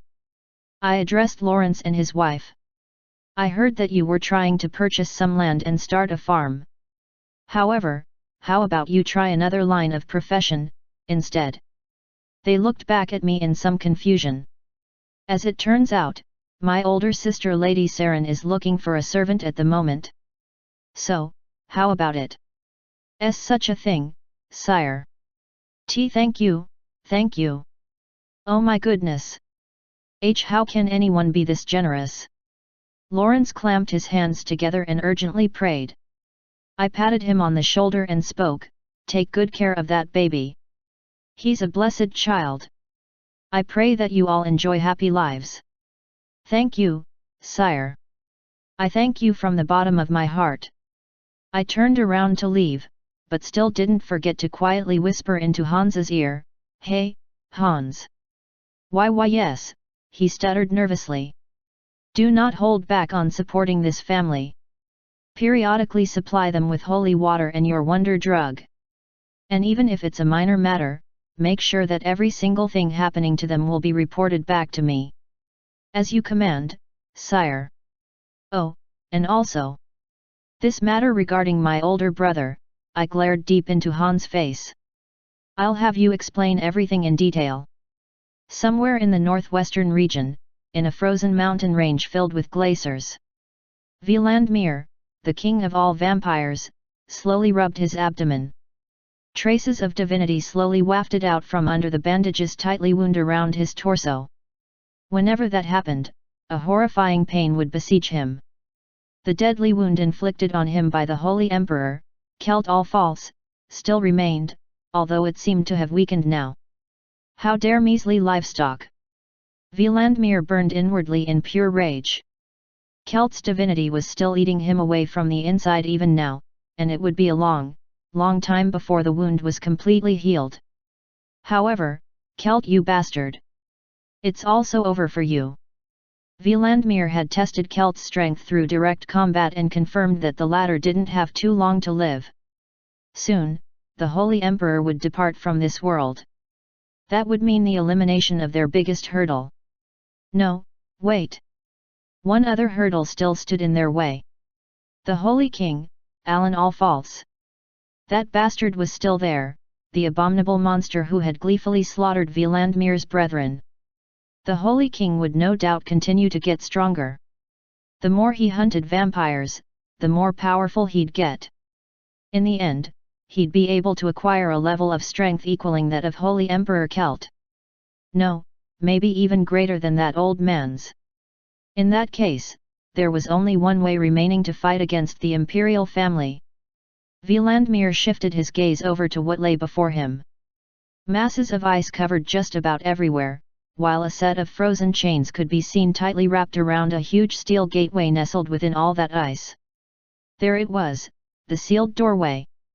There was a noticeable crack running through the door itself now. It looked as if the sealing wouldn't endure for long, and it'd come undone on its own. That seal would have broken down sooner or later. But nothing much would change simply by bringing the eventual outcome a little sooner than scheduled, now would it? Bang, bang. Many vampires were laboring away tirelessly. They had shed their human facades some time ago, and focused solely on breaking all the ice encasing the doorway. We've been on the losing side for far too long. However, it'll be a different story from now on. The existence is allegedly sealed away by the fearful gods a long time ago. If we can't have it, then we shall simply destroy it. The only entrance created as the doorway to another world, different from the warp gate. The Jotner. Vlandmir slammed the haft of his spear down on the ground. We shall henceforth borrow your strength. Jets of blood rose up from seemingly everywhere, and began destroying the ice encasing the doorway. Large pieces of ice tumbled and fell to the ground. The nearby vampires hurriedly escaped the area. Demonic energy belonging to the Vampire King snaked itself around the steel door. The seal placed there by the gods gradually weakened, and the once firmly shut door began to crack open a little. The frozen chains stretched tautly, and a storm of dust exploded from the open gap. Everyone, step back. The sudden storm of sand pounced on the vampires, crushing them flat. Other vampires, trying to escape from that storm, leapt up high, only to be frozen solid in the air by the rush of bone-chilling air. Help me! Next up, a wave of flames exploded out from the open gap in the doorway, utterly incinerating more vampires that had failed to distance themselves away from there in time, reducing them into nothing but piles of ashes. The Vampire King's brows shot up and he stumbled back, unbeknownst even to himself. A powerful aura that he couldn't even dare to get closer to wafted out from the doorway. The surviving vampires swallowed back nervously and stared at the door. As this choking silence continued on, the bone-chilling air, blinding dust storm, and the intense heat from billowing flames all rushed out from the open gap of the doorway. And from the darkness beyond it, a gigantic eye could be seen. 170. The Sealed Ones, Part 1 and 2, Fin. Chapter 325, 171. The Preparations for the Future -1, Part 1. Translated by A Passing Wanderer. Edited by Red. Saren was floating in an unknown empty space, with no gravity to anchor her down. She gasped in surprise, and quickly looked around her new surroundings. It was dark here. A still silence so eerily quiet filled this space up. She tried to open her mouth, but her voice didn't want to come out. She began touching her throat, her head spun around dizzily, as if she had too much to drink. Even her body felt incredibly heavy, like a soaked sponge. All these sensations. Indeed, she had grown quite familiar with them a long time ago. That was because they belonged to foresight. The moment she realized that, someone's voice suddenly came to her from below. Back then, your skin was pitch black, son. During our travels, we sought someone to heal you, but that person told us that something was wrong with your body. We were told that you didn't even have half a year left to live. But we didn't lose hope. Saren's eyes grew wider. Inside this deep darkness, she noticed a lake emitting light right below her. A scene was being reflected in the water's surface. It belonged to a happy-looking family. She then noticed that the man currently speaking was Lawrence, the commoner she had encountered a few days ago. And that's when we met him. After the farmer incident, we ended up meeting His Majesty the Holy King. That noble person bestowed a miracle onto your body, son. That man Lawrence was sitting by a table and chatting to a young boy near him. What is this? Why am I foreseeing a prophecy of such a scene? Saren thought to herself. However, there was always a reason for everything, including with foresight. That unknown reason was why she was seeing this scene right now. The boy looked to be around 10 years of age. He was sitting opposite to Lawrence and while sighing, he shook his head. What's the matter, Roy? NG? Ah, no, it's nothing, Dad. Just feeling hungry, that's all, the boy named Roy smiled awkwardly. That's not surprising. Dear, you've been repeating the exact same thing for the past 5 years. Every time you open your mouth, it's His Majesty the Holy King this or His Majesty that. Can you imagine how fed up Roy must feel by now? Lawrence's wife, Alina said while placing what looked to be breakfast on the table. Saren began guessing some things after hearing her speak. Could it be that 5 years had passed since the farmer incident? She tilted her head in some confusion. But, wasn't the baby named Roy only around 1, maybe 2 years old right now, in the present timeline? Yet he had already grown into a boy in his early teens in 5 years? Could it be because of Alan's influence? Or, there could be something else she didn't know about at play here. The boy named Roy stepped outside his home. While holding onto Lawrence's hand, he walked down the street of a small village, a happy smile etched on his face. Despite experiencing that horrible incident involving the farmer, Lawrence had chosen to stay in that village. Their surroundings soon opened up to farmlands.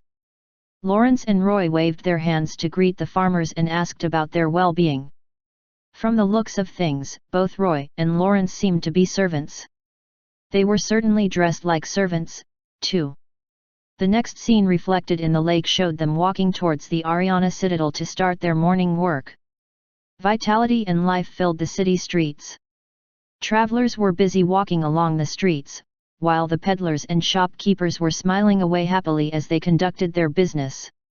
It was the very picture of peace itself. Lawrence and Roy observed this scene, and grinned at each other. So, the Kingdom of France in 5 years will be peaceful. A happy expression gradually filled Saren's face. Clang! Ding! Dang! The crowd in the streets flinched at the noises and raised their heads. Those noises echoing through the cityscape were actually alarm bells. They were only activated during the monster raids or an onset of war, however. What's going on? A war, maybe? Or monsters? No way. It's been really quiet for the past few years, after all. Someone must have rang it by mistake or something. You're right. Some kids have been sneaking into the bell tower every now and then, haven't they? The citizens brushed the matter aside nonchalantly. Their reasoning was that some kids managed to climb up the bell tower and rang the warning bell there as a prank a few days ago. However, cold sweat began trickling down Lawrence's face for some reason. Roy asked in a puzzled voice, "Dad? Ah, it's nothing, son. This is the Kingdom of France, after all. As long as the theocratic empire exists, there won't be an outbreak of war, and if we're dealing with monsters, then our brave soldiers will handle them soon enough." Roy nodded in understanding at his father's answer. "Ah! Look, Roy! Over there!" Lawrence pointed to a spot further up ahead on the street. An old man in his 70s and wearing a butler's outfit was waving his hand at Roy and Lawrence from the middle of the marketplace. "Isn't that Mr. Clare the butler? Let's quickly go and say hello." "All right, Dad." Saren, watching on from above the lake, was surprised.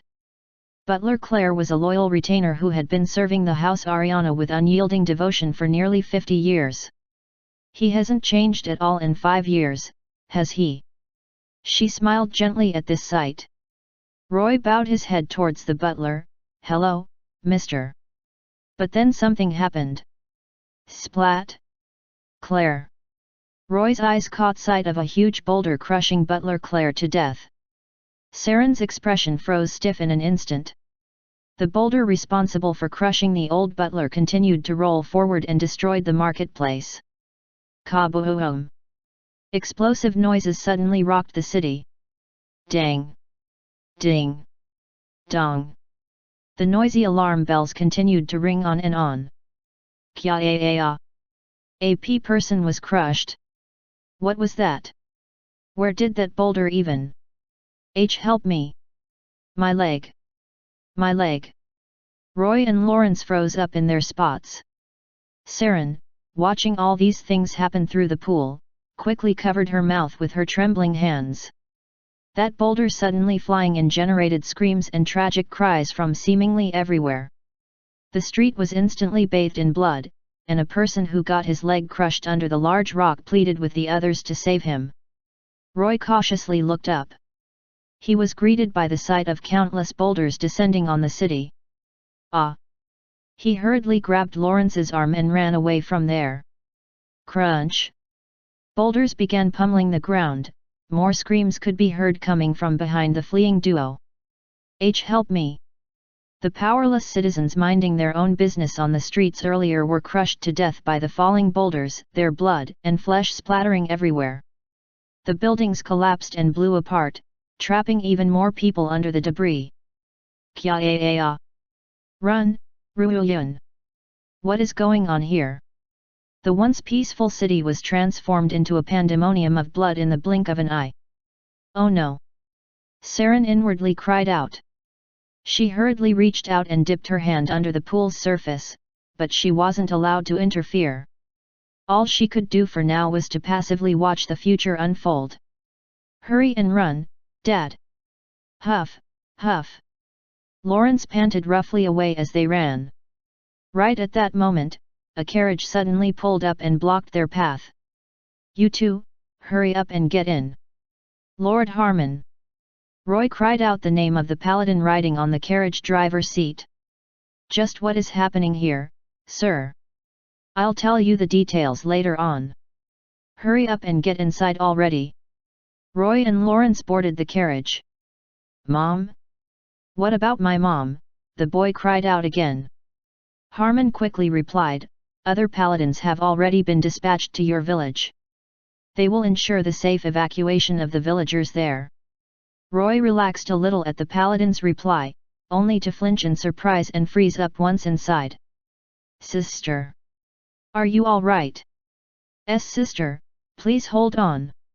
At this rate, He discovered that the twin brothers, Marvel and Marcel, and in the middle of the duo, Saren, were already inside the carriage. What's going on? Saren took in the sight of how pitiful her future self looked through the lake, her eyes trembling in shock. The Saren of 5 years in the future had no focus in her eyes, her head remained faltered. Her normal personality was energetic and outgoing, so why was she making such a miserable expression right now? Why did her eyes look so dead? Just as Saren's puzzlement threatened to grow even deeper, she got her answer. Uncle. Mom. Marcus. Her expression hardened when she heard her future self mutter those words. King Zainer, then Runan Ariana, and her younger brother Marcus. Those three, they had been. No, no. Saren screamed, only for it to echo in her mind and nowhere else. We're departing. Harmon roared out and drove the horses forward. The carriage broke into a sprint as more boulders rained down from the sky. The horses, clearly terrified by the destruction taking place all around them, dashed this way and that to evade the boulders. Just a little bit further. The exit that led outside the city limits could be seen right in front of them. We did it! Harmon cried out just as the carriage escaped from the city. Almost at the same time, however, the ground rumbled ominously. Roy turned around and urgently yanked open the carriage's fabric flap. That was when he got to see them. Wah, what are those? Chapter 326, 171. The Preparations for the Future -1, Part 2. Translated by a Passing Wanderer. Edited by Red. A deafening roar reverberated throughout the heavens. And then, giants, their heights ranging from 10 to well over 15 meters tall, were advancing forward ceaselessly. All of them seemed to be carrying huge boulders, and continued to throw the huge rocks into the center of the city. Those boulders crash-landed and rolled around, destroying the city. Dozens upon dozens of people were crushed to death. The giants invaded the city, trampled on it, picked up struggling humans and ripped them apart before devouring them. And the biggest giant of them all. This creature's entire figure was covered in ice. Every time it took a step forward, this bone-chilling air spread out to its surroundings and literally froze everything in the giant's vicinity. It even shoved aside and flung away some giants nearby, as if this humongous creature found their presence annoying. All of you, turn into blocks of ice. The huge giant raised both of its hands before slamming them down on the ground. The earth split apart and huge icebergs exploded from below the surface. These icebergs, dozens of meters high, destroyed the surrounding villages and trapped the fleeing villagers in ice. Ah ha ha ha ha ha, the frost giant roared in cruel laughter. But then, it suddenly flinched before lifting its hefty head up. Its glare met with Saren's gaze, looking through the pool. Saren gasped in pure shock and stumbled backward. The frost giant furrowed its brow, then extended its massive hand up into the empty air. It was reaching across space itself. The lake that allowed her to see into the future instantly froze up and shattered. A humongous hand appeared around Saren's position after breaking straight through the fabric of time and space connecting her to the future. But, how? Her body shivered uncontrollably at the sudden rush of the cold air. This creature's incredible power was even distorting time and space. Saren shrunk back and held herself. Whitish breath leaked out from her slightly parted lips. No. No. And then, the giant's hand closed in on her, grabbing her. Escaped? Hey! Ha! Saren's eyes flew wide open. Thick droplets of sweat trickled down her forehead. Her shaky eyes were now taking in the sight of a familiar ceiling. She was back in her own room, where her two younger brothers, the twins, were sleeping on either side of her. They had thrown some childish tantrums and claimed they wanted to stay by her side earlier. Saren's trembling hands shielded her face, then she curled up into a ball and began sobbing away. That deathly cold air she felt within her dream. It engraved an unspeakable terror deep into her soul. The end of the world. It was rapidly approaching them. TL, in first-person POV. It had been a month since the farmer incident came to an end. The theocratic empire was being governed without any incidents by the combined efforts of Luan, White, and Saren's mother, Ranan Ariana. As for Aslan, Hilda paid a friendly visit down there and took the army by the horns, then quickly stabilized things, according to the report I received. As for the Duchy of Ariana, I was still stuck in Saren's executive office. Hans was right next to me, busy inscribing a warp magic circle on one of the office's walls. In the middle of his scribbling job, Hans suddenly started chatting to me. The experiment the ancient holy emperors initiated, sire. In truth, it began around 500 years or so ago. I leaned against the couch's back, then rested my cheek on my fist. My other hand brought the teacup near my lips while I watched Hans diligently draw the warp magic circle. I had been asking him about the second imperial prince's matter for the past month, and Hans seemed to have finally cracked under the pressure. He continued on as a sheen of cold sweat coated his face. But all those experiments ended up as failures, sire. However, there were no individual rights to speak of, even as recently as 100 years ago, so, our predecessors were able to come to several findings in their research conducted through such unethical experiments. What kind of experiments are we even talking about here? After I pointedly asked that, Hans's hands, which were still scribbling the magic circle, came to a stuttering halt and he visibly hesitated. In the end, however, he still cautiously opened his mouth. Sanctification of vampires, sire. Vampires, existences of pure contradiction that, even though they worship their chosen god, they still desire to kill that very god and ascend to godhood themselves. The plan was to make them completely submit and have the imperial family tame them. That is, Hans resumed drawing the magic circle. The Holy Vampire Initiative, as coined by our predecessors, sire. Such a thing would be impossible to pull off, if we follow the natural laws of this world. Well, it's practically the same thing as bending the contradiction of all contradictions one more time, you see. Absorbing the demonic energy found in nature to use magic, and preying on the blood of humans to become even stronger. That was a vampire in a nutshell. To these creatures, human blood was like their lifeline, while the gods were merely positions they believed they would ascend to sooner or later.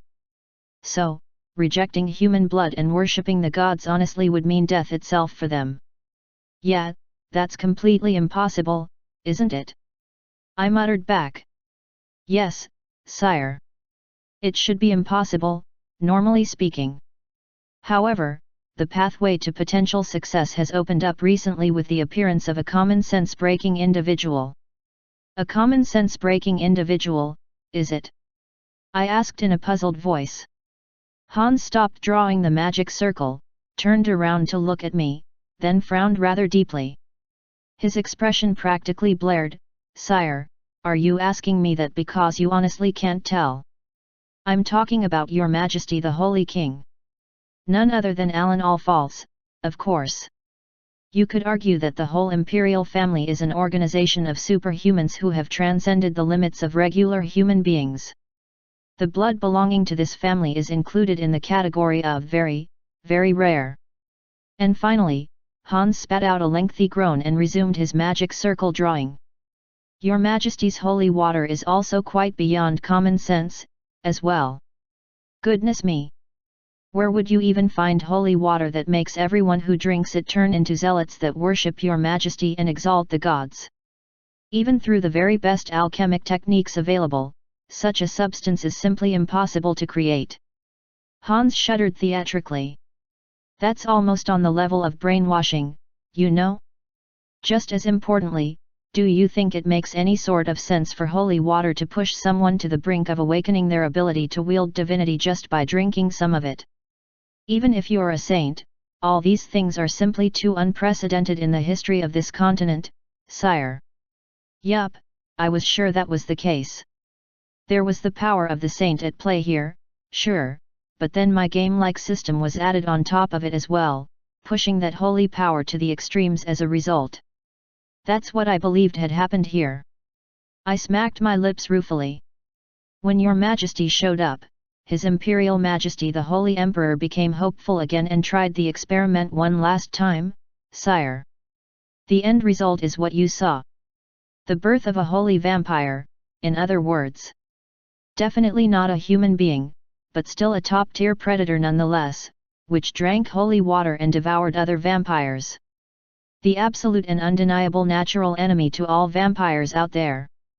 The imperial family had been continuously researching for the last 500 years, hoping to create an existence like that. It had finally succeeded with the vampire that had inherited the imperial family's bloodline, with a healthy dose of Hans's expertise in alchemy heaped on top to make it happen. The resulting product was second Imperial Prince Ruppel All False, currently the infant named Roy. What a devil that old man is! To think that he'd even use his own grandson for research purposes. His Imperial Majesty said that the moment Ruppel became a vampire, it was no longer his grandson. A satisfied smile formed on Hans's lips as he crossed his arms in front of his chest. It seemed that he had finally completed the warp magic circle. And then, His Imperial Majesty told me something else, as well. Hans turned around to look at me. In order to become the Holy Emperor, one must become a merciless devil first. As long as the end result was favorable, one should not mind the process of getting there or the level of sacrifices one must make. That was the unwritten rule of the imperial family. That would be my fate too, after being installed in that position later. Knock, knock. Just as I began falling deeper into contemplation, the sound of someone knocking on the door filled the office. I got up from the couch and walked over to open the door. I discovered Saren with a faltering expression standing there. Please help. Her sobbing voice caused my lips to clamp shut instantly. Help me, Alan. She grabbed my shoulders and her head rose back up. As tears continued to stream down her face, she began pleading with me. Please, please, protect my family. 171. The Preparations for the Future -1, Part 1 and 2, Fin. Chapter 327, 172. The Preparations for the Future -2, Part 1. Translated by A Passing Wanderer. Edited by Red. I summoned the bone wyvern and climbed up on its back. Alice climbed up on the creature as well and assumed a somewhat amateurish position behind me. Alan. I looked behind and spotted Saren and the twins. She was still sniffling away, but tried to speak to me while dabbing her tears away with a handkerchief. I'm sorry. I was too rash. Please forget what I said last night. Embarrassment seemed to have overcome her rather belatedly, as her face was beet red and her words came out in stuttering pauses. Last night, she told me all about the frost giant. Earlier this morning, the twins took her verbal explanation and turned it into both the visual and auditory hallucinations. That helped us identify the rough time frame of the giant's future attack. The Jotner would begin their march in 5 years' time. That was also the moment of the France Kingdom's destruction. The sudden attack was led by the frost giant. That humongous creature mercilessly slaughtered the innocent citizens and destroyed the city. Despite knowing this, Saren had told me this last night, please do not interfere. She belatedly said some things that contradicted her earlier plea to save her family. I'm sorry. I asked you to do something impossible. No matter what, you must never interfere with the future itself. The foresight is a communication from the gods themselves. Going against their will only invites the absolute worst disaster, instead. That's why our job is simply to prepare for what will happen in the future. I figured that Saren wanted to accept the foresight as it was. She said that it was the will of the gods, indicating that she'd accept the fate of her family dying. She even said that going against their will and potentially creating a different outcome would set in motion the worst possible scenario, something that could never be undone. However, I couldn't help but wonder after listening to her. Was that what the gods really wanted in the first place? I interpreted this whole thing the other way around. We now knew what might happen, so we simply had to prevent that from happening. However, one thing she said still bugged me. That bit about things getting even worse. If that was the case, it means, we gotta let things play out in a similar fashion to the potential future events. Man, what a bother. Also, I figured that it shouldn't really matter regarding what happened before or after her vision of the future. Saren didn't get to witness what exactly happened before or after the events her foresight chose to show her, after all. What are you talking about? Saren asked in a puzzled voice. I looked back at her and shook my head with a subtle grin. Nah, it's nothing. In any case, I got it. I'll engrave your advice into my heart. I swear. Thanks, she replied, even as more tears formed around the edges of her eyes. Her hands rose up to shield her face as she started sobbing again. The twins quickly embraced her and started crying alongside her, as well. Their mental shock must have been great. Then again, Hans told me some things about the France royal family earlier. As people blessed/cursed with unusual and unique power sets, their mental states weren't what you'd call stable. In the case of Saren, she was often given a vision of horrifying future events, so it would have been hard for her to keep herself sane. Her pillar of support all this time had been her family. So for her to learn about their demise. I sighed softly under my breath, then addressed the twins, brothers, please climb aboard as well. Why us? The twins looked at me. We need you too if we are to successfully persuade the ambassadors from other nations. Your abilities will be a great help during training, as well. Without a doubt, I needed both Marvel and Marcel. Right now our job was to warn all the current monarchs of this continent about the oncoming Ragnarok, and also to prepare for the end of the world, too. As such, the twins' abilities were absolutely crucial in persuading them. They climbed up on the bone wyvern. Saren called out to them, be careful, you two. Don't worry too much about us, sister. Yes. Get some much-needed sleep and don't worry about us, the twins replied to her energetically. Now that that was out of the way, the bone wyvern flapped its wings powerfully and began flying higher. We rose to quite an altitude in the air, yet Saren could still be seen standing on the same spot. But she soon fell to her knees, as if strength had abandoned her legs. I could see servants and maids hurriedly supporting her from the side. Damn it! Jotun or whatever those things are called, we won't let them off the hook.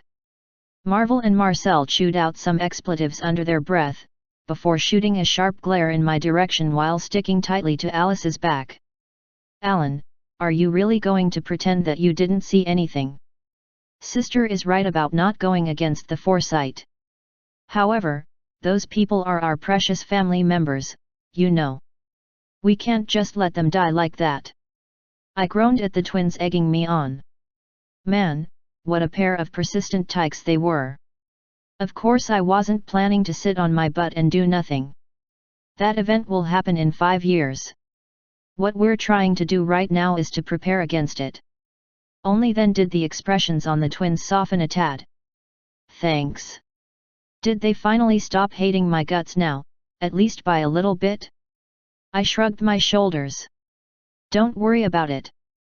What about Lord Hans? Alice asked from behind me. He will come home on a carriage after he's finished constructing the warp magic circle. Warp magic circle, Your Majesty. Yeah. It's going to connect the Kingdom of France to the Theocratic Empire. Hans was currently setting up a warp bridge that would allow near-instant travel between two nations. However, only a handful of people would be able to utilize it. You needed a crap ton of energy to activate the warp magic circle, after all. Unless you possessed a progenitor-level vampire's energy pool, you might as well forget about it. I see, Alice replied, but then noticed the direction of the bone wyvern's flight and began tilting her head.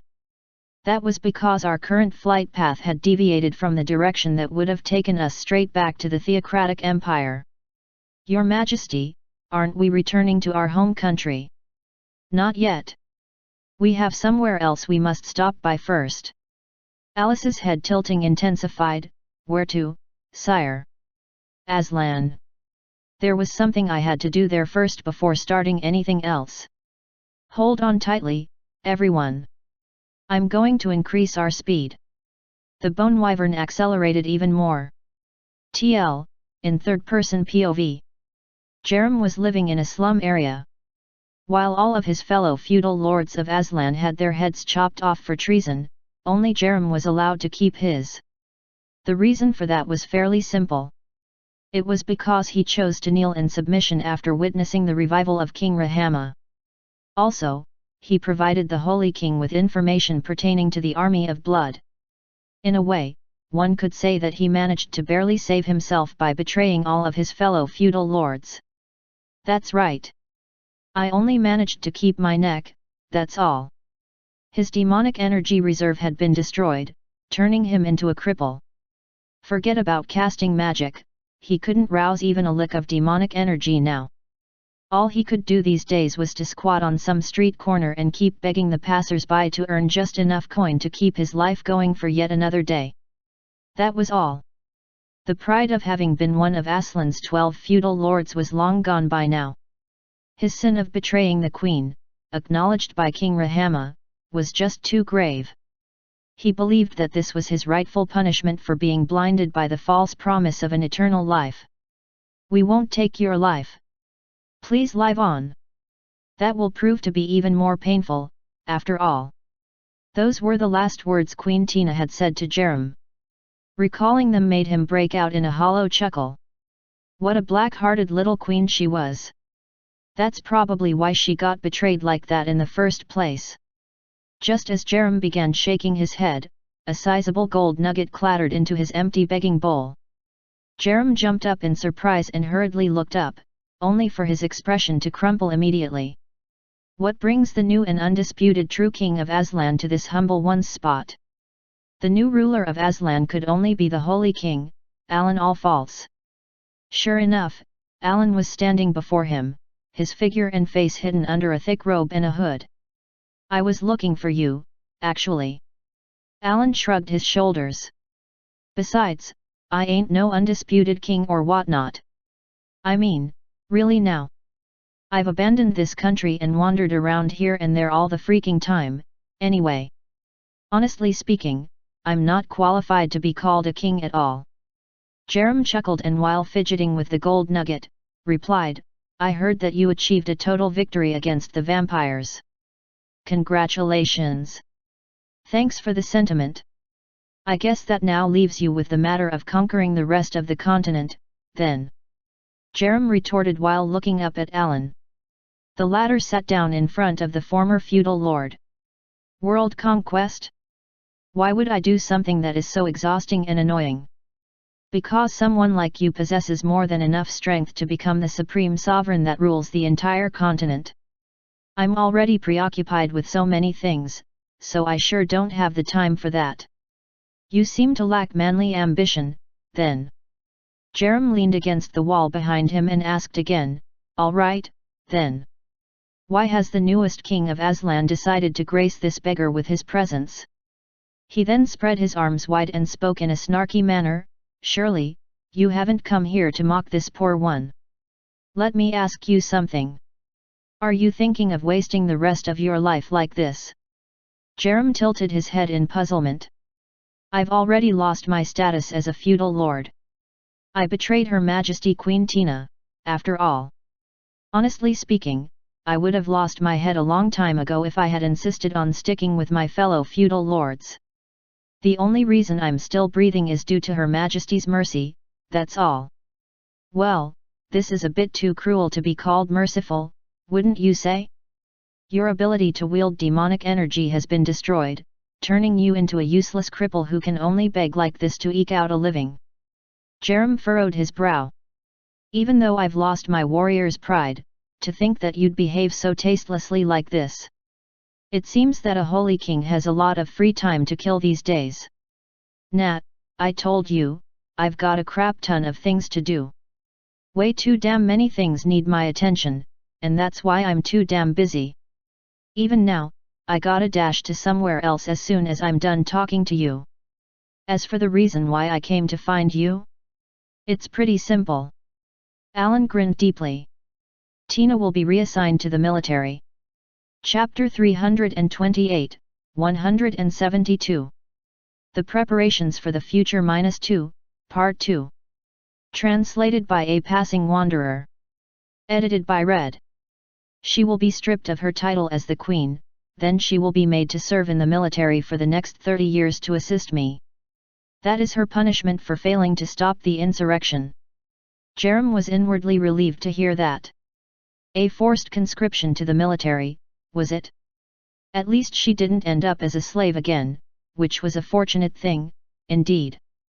Not only that, she should be stationed somewhere far away from the front lines, all thanks to her abilities. That meant that it would be quite unlikely for her to get hurt during combat situations. And now, I'll give you a chance to help Tina out. Jerem's eyes widened at what Alan said.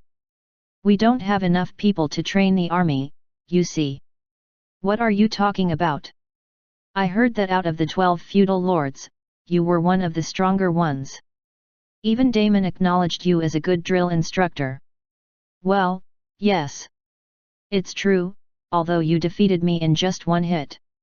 Since that's the case, why don't you join our cause? Don't worry, I'll make sure your annual wages are really juicy and dripping with fat. A hollow chuckle leaked out of Jerem's mouth. Dear Lord, where would anyone find a king with no dignity whatsoever like this guy? Seeing the Holy King chat away without a care like this almost made Jerem think that they were longtime buddies or some such. I'm a cripple now. I no longer possess the power to utilize the demonic energy, therefore I don't worry about that, because it'll be possible with divinity. Jerem's expression hardened as he stared at Alan. Just like I did with Tina, I'm going to plant divinity into you.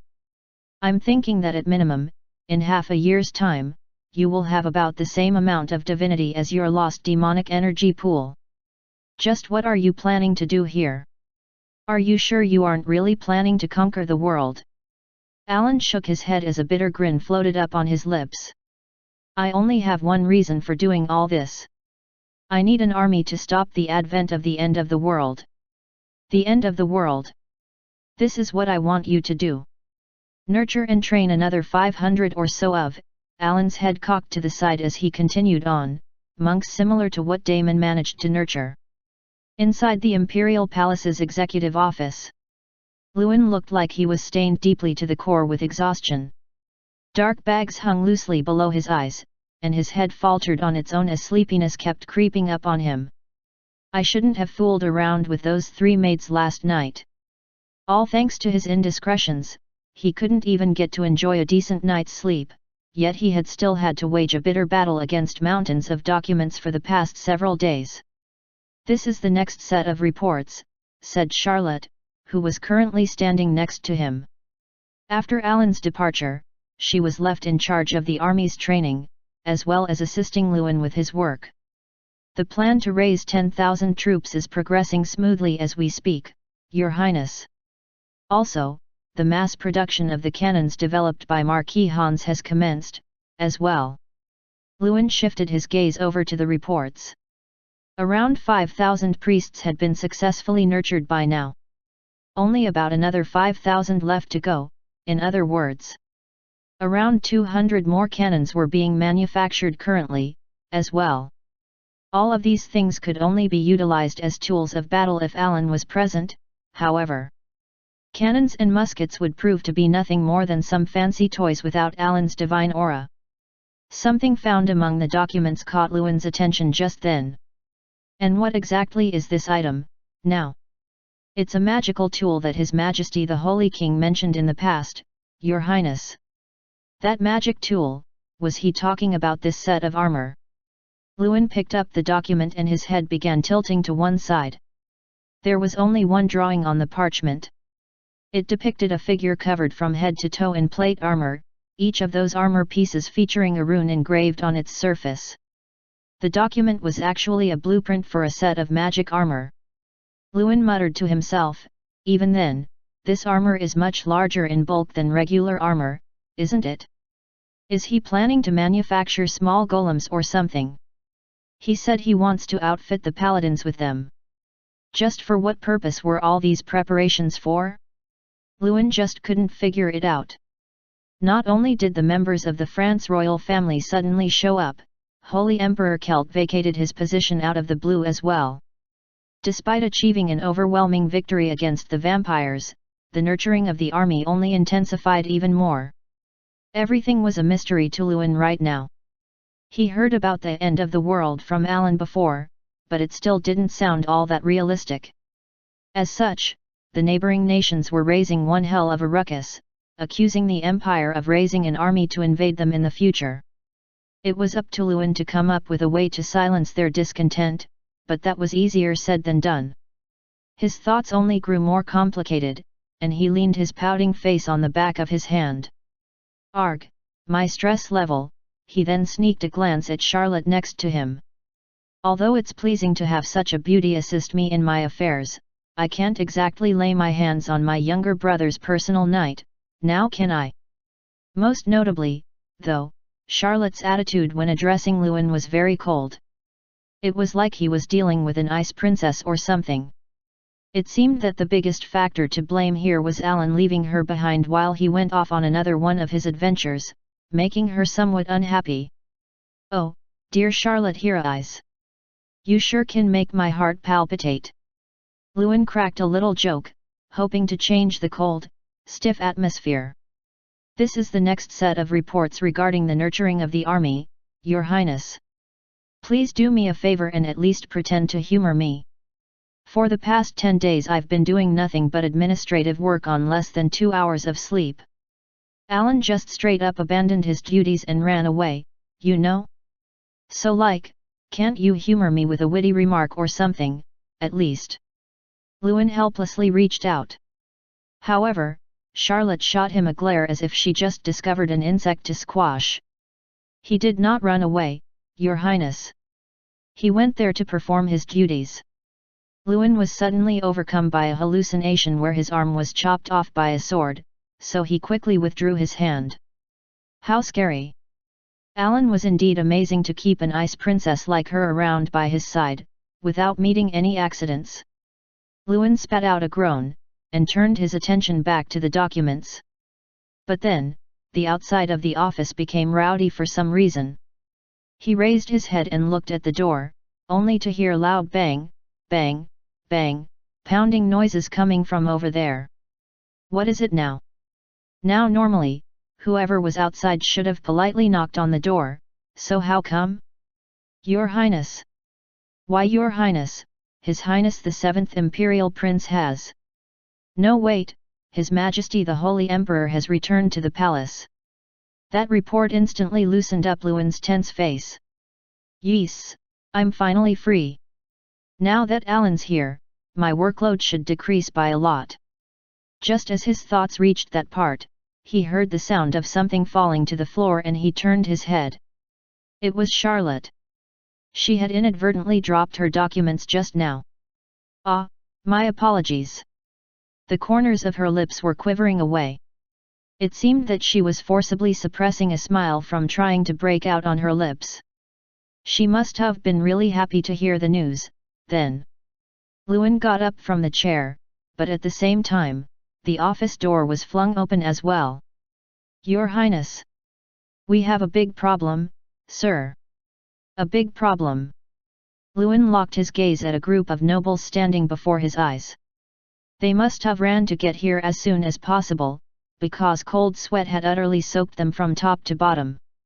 Lewin couldn't help but tilt his head in confusion while looking at them, and the nobles quickly spoke up.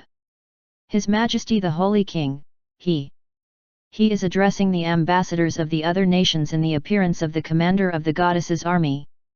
The faces of both Lewin and Charlotte hardened instantly at that report. Iron's queen, Rox Irons, was currently heading towards the underground labyrinth of Tytalos. A request to procure a large quantity of the ancient plant creature's sap had come from the Theocratic Empire. To answer that request, the Queendom decided to open up the labyrinth and hired a bunch of adventurers. Some of those hired were definitely more than capable enough to survive the labyrinth, and then some. They were a trio of old men.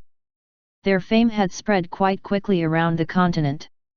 The first place they had showed up in was Aslan. The rumors said that the three of them managed to hunt down a horde of orcs over 500 strong that had raided a village. Next up was the kingdom of Lomé. They showed up there to subjugate some bandits taking advantage of the unrest of the civil war, then went on to massacre the remnants of the rebels who still hadn't surrendered yet. And finally, the trio had reached Irons. Currently, they were sitting on top of an ancient dragon they had beaten down, found only inside the labyrinth of Tytalos. Queen Rox, hidden under a robe and hood, quietly observed the trio of old men.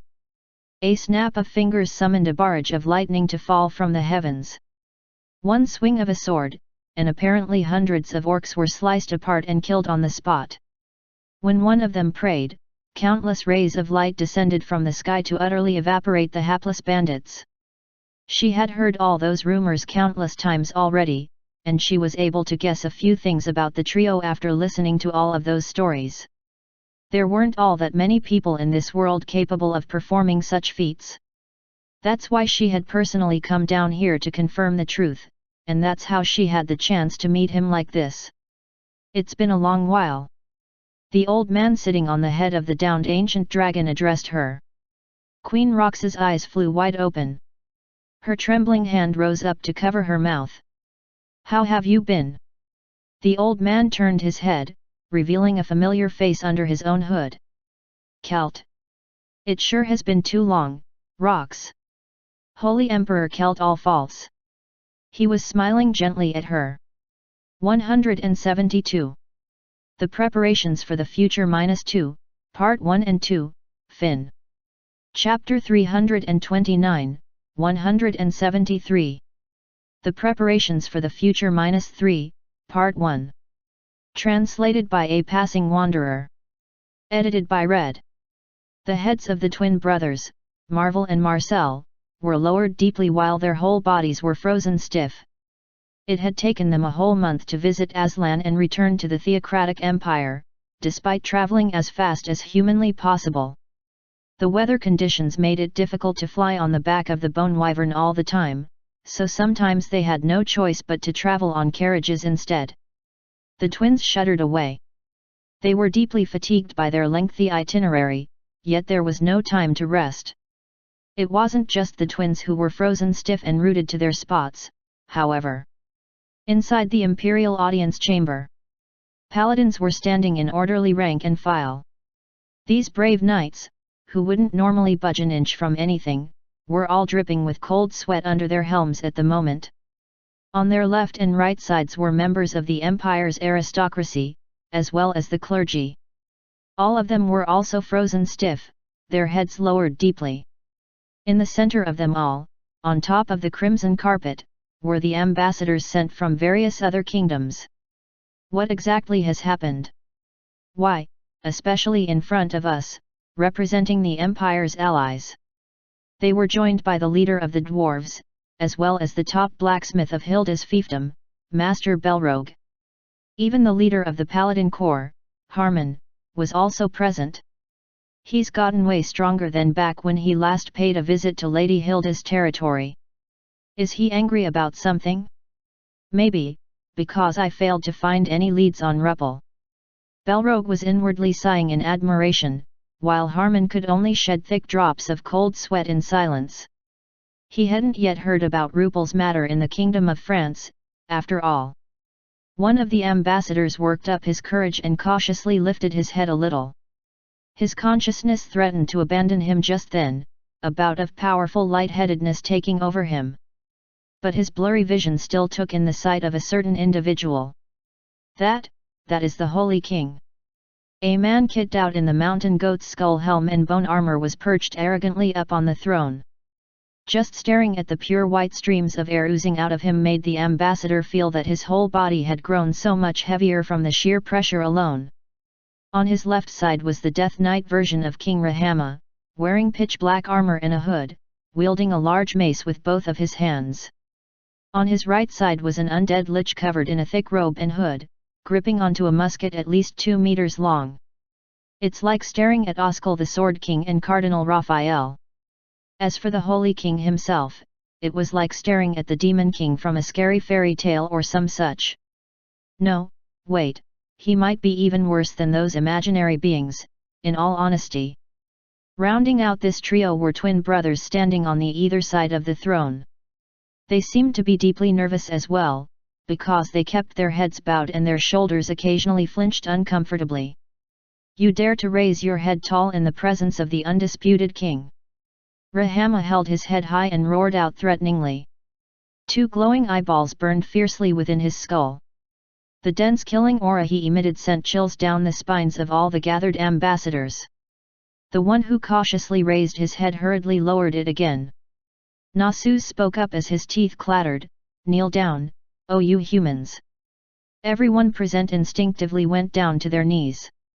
They shuffled about and hesitantly placed their hands on the floor to kowtow even deeper. It would have been fine for the ambassadors to simply bow their heads, but such actions now felt like a form of discourtesy after they so naturally started kowtowing like this. Terror had paralyzed their reasoning. Everyone else, leave. One command from the Holy King, and the Empire's paladins and nobles began filing out of the chamber. And no, don't leave. Don't leave us alone in here, the ambassadors cried out in despair inwardly. Unfortunately for them, though, the others with deep-seated fear of the Holy King still abandoned them inside the imperial audience chamber. The chamber's doorway closed firmly shut. The ambassadors felt their hearts wildly pound away as this sense of desperation filled them up. Thud. The noise of the doors closing shut signaled the beginning of a spooky silence inside the audience chamber.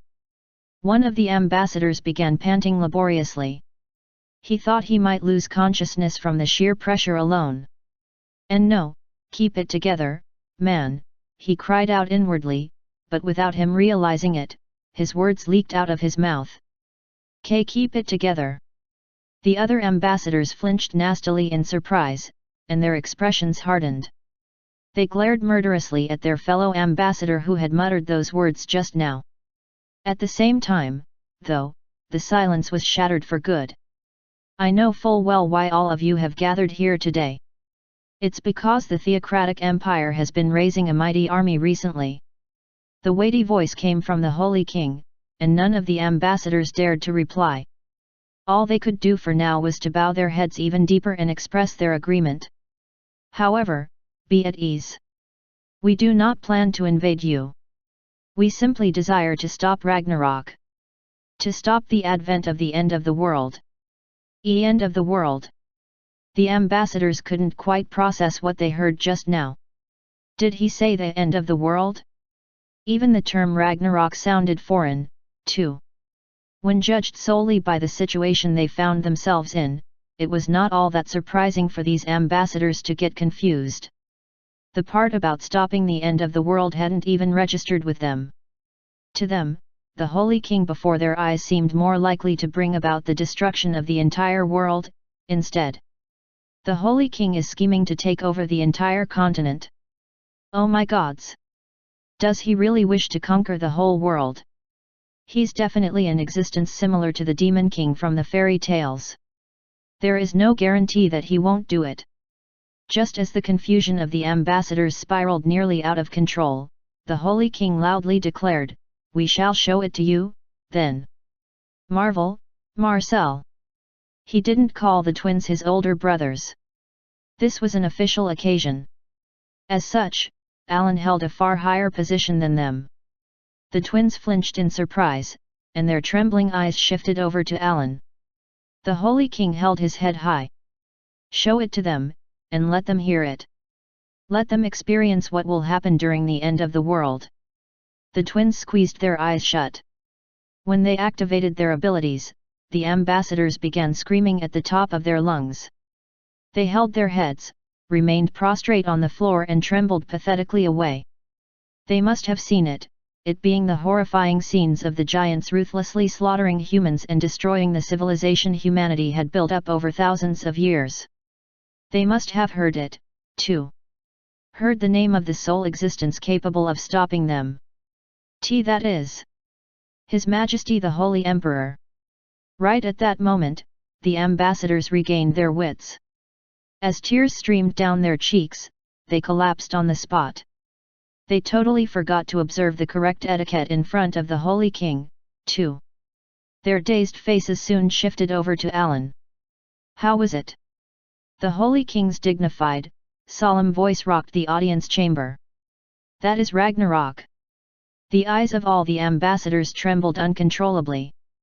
They sucked in deep, deep breaths, and tried to relax their tense bodies. The monstrous giants, led by the army of blood, will soon invade us. The vile, evil undead and the Jotnar would devour the entire continent. My goal is to stop them. That is precisely why I need your strength, too. The ambassadors had personally witnessed that horrifying scene.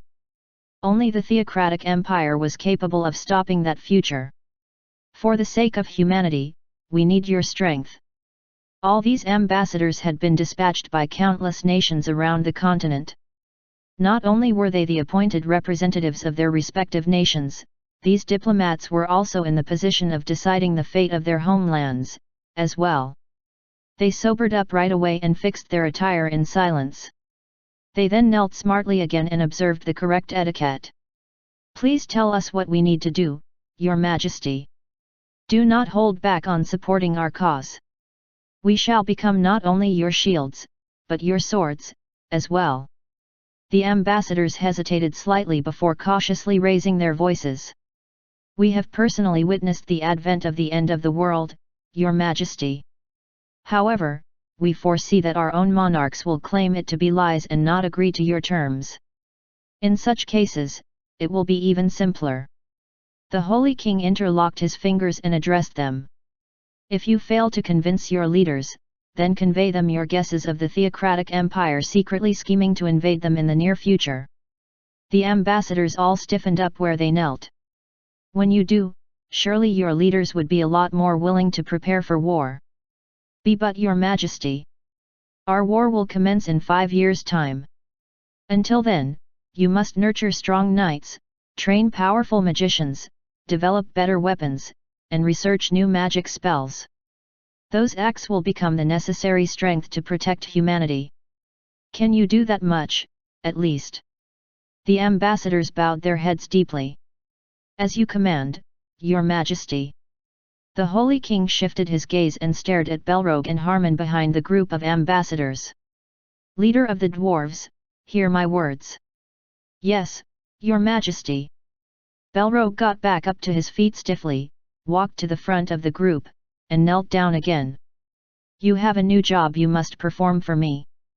Please give me your command, sire. The Holy King lightly waved his hand in the air, and almost at the same time, a weighty tumbling noise came from right in front of Belrogue. The dwarf raised his head to look, only for his brows to shoot up high. In front of him was the warmer Holy Emperor Celt used to wield, plus Amun's staff and the grimoire that the Holy King used. I shall entrust all of these to you. The Holy King pointed at the legendary tools of battle with his bone-covered finger. Forge a spear that I can wield, using them. Chapter 330, 173. The Preparations for the Future -3, Part 2. Translated by a Passing Wanderer. Edited by Red. Belrogue became so flustered that his head shot up. The glowing eyes of the Holy King under the skull helm were firmly locked on the dwarf even then. Surely someone like you can do it. It's impossible. No, it is possible. The Holy King was sure of it. In Saren's foresight, he had been wielding a spear. Not only that, the Holy Emperor version of future Alan was using Celt's lightning, which was the power the old man activated through his warhammer. On top of that, Alan wasn't using either Amun's staff or the grimoire in the vision. There must have been a reason why he wasn't, or couldn't, use them. All those things would happen for sure in the future. As such, the crafting of the spear would definitely be a success. I ask you again. Can you succeed? Belrogue's mouth clamped shut when the Holy King asked again. The dwarf stared at the weapons wordlessly, and a strand of cold sweat trickled down his face. Countless thoughts flitted in and out of his head just then.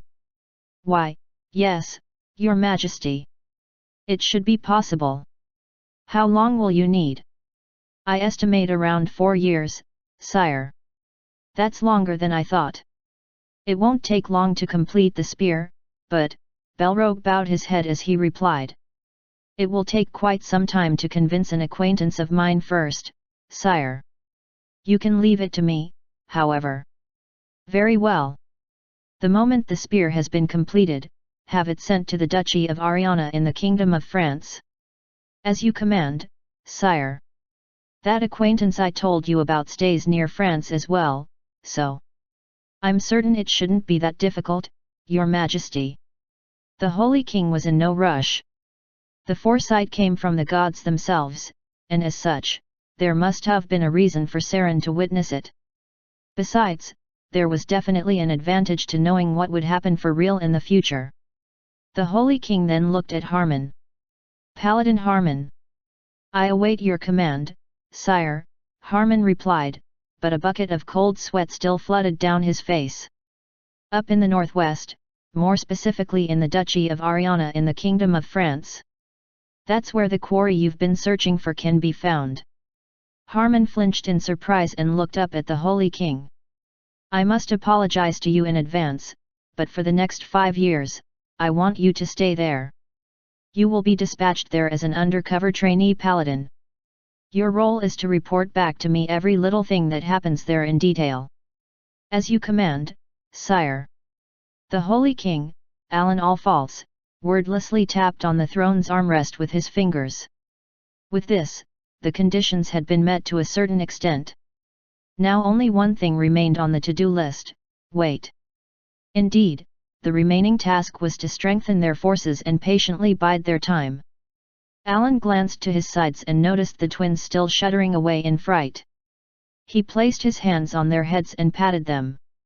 Thank you for your hard work, brothers, he addressed them in a hushed whisper. That stopped the twins trembling. In the meantime, the ambassadors from different nations hurriedly left the imperial audience chamber through the now open doorway. They had been suffering from intense pressure and nervousness for some time. It was only obvious that they would be greatly parched. Just as they started thirsting after some water, they discovered Charlotte standing before the audience chamber's door. There was a plate held in her hands, which carried several bottles of water. Ah, isn't this Marquis Charlotte? How do you do, ma'am? Charlotte bowed her head slightly, her face expressionless, returning the greetings to the ambassadors.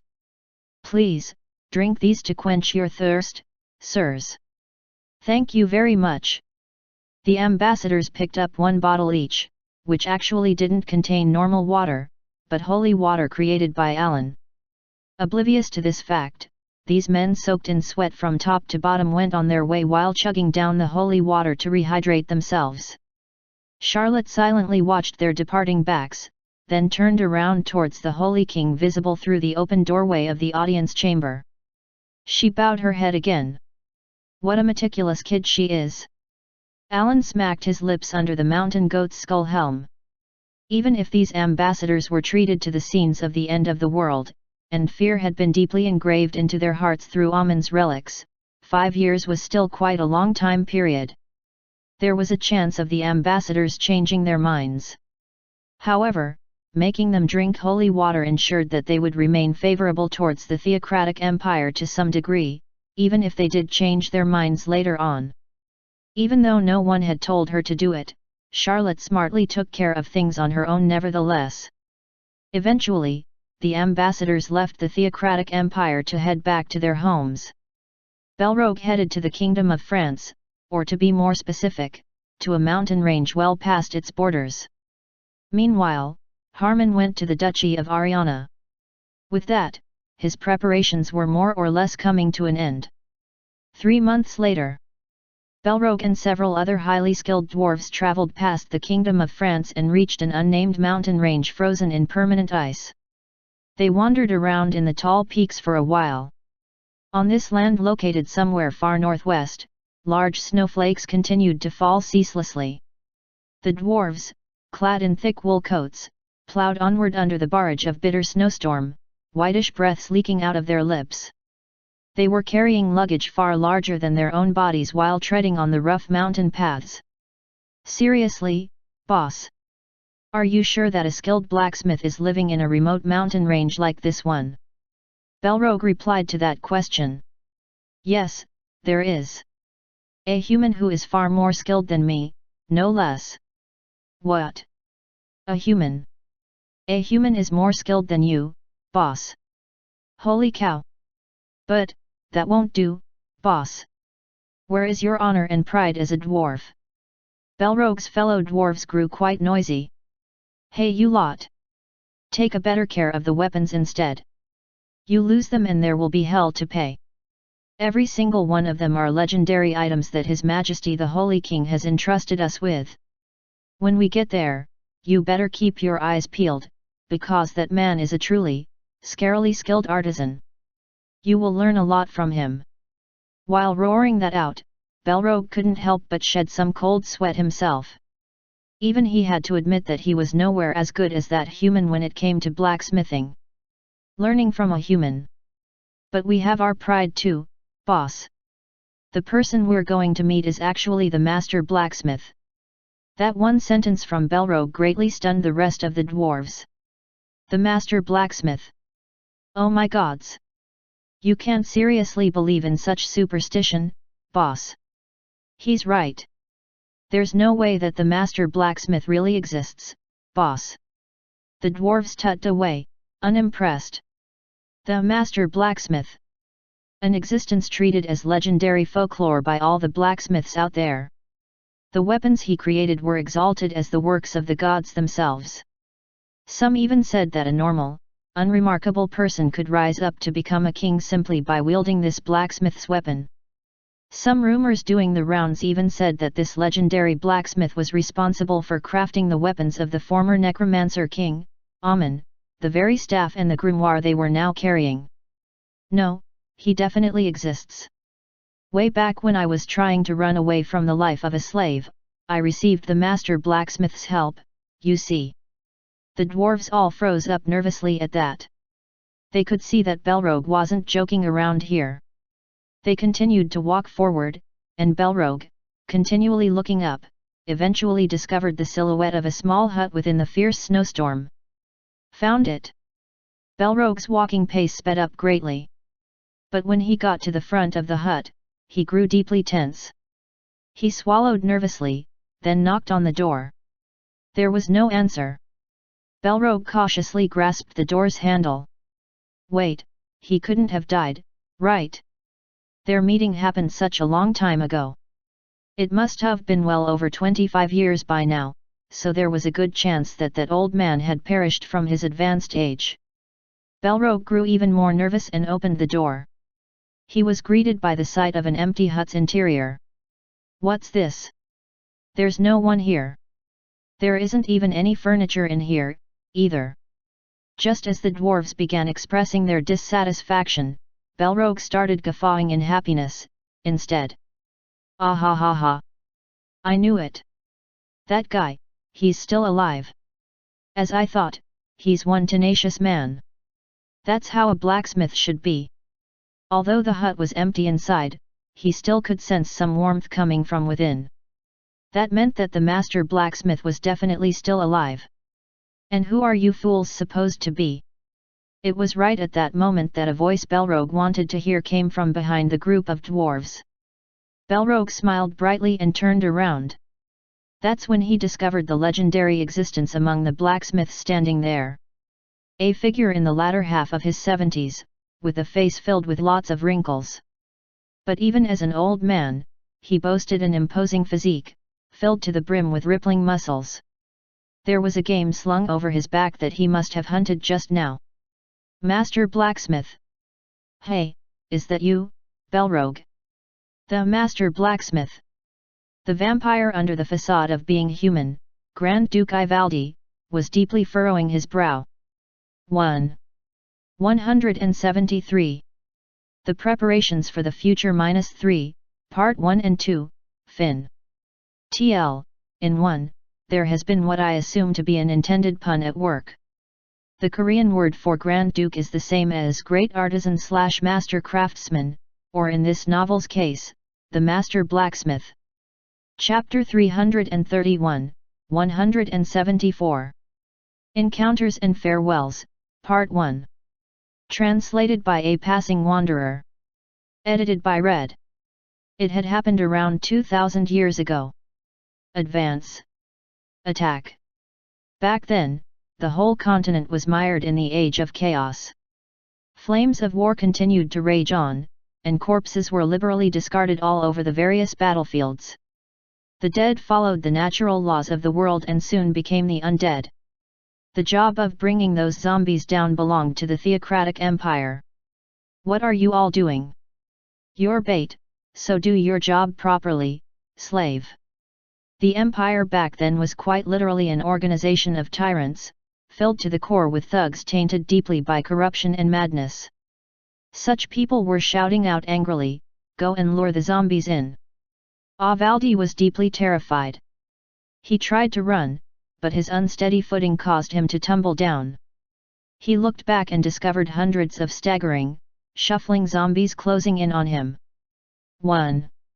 There was not a whole lot that an old man like him could do in a situation like that, especially so when he had spent all of his life as a blacksmith in some forgotten rural village, and most of his vigor was gone at his advanced age. Even then, he was forcibly conscripted into the military, and became bait to lure zombies in. The reason he was thrust into this role was because of debt.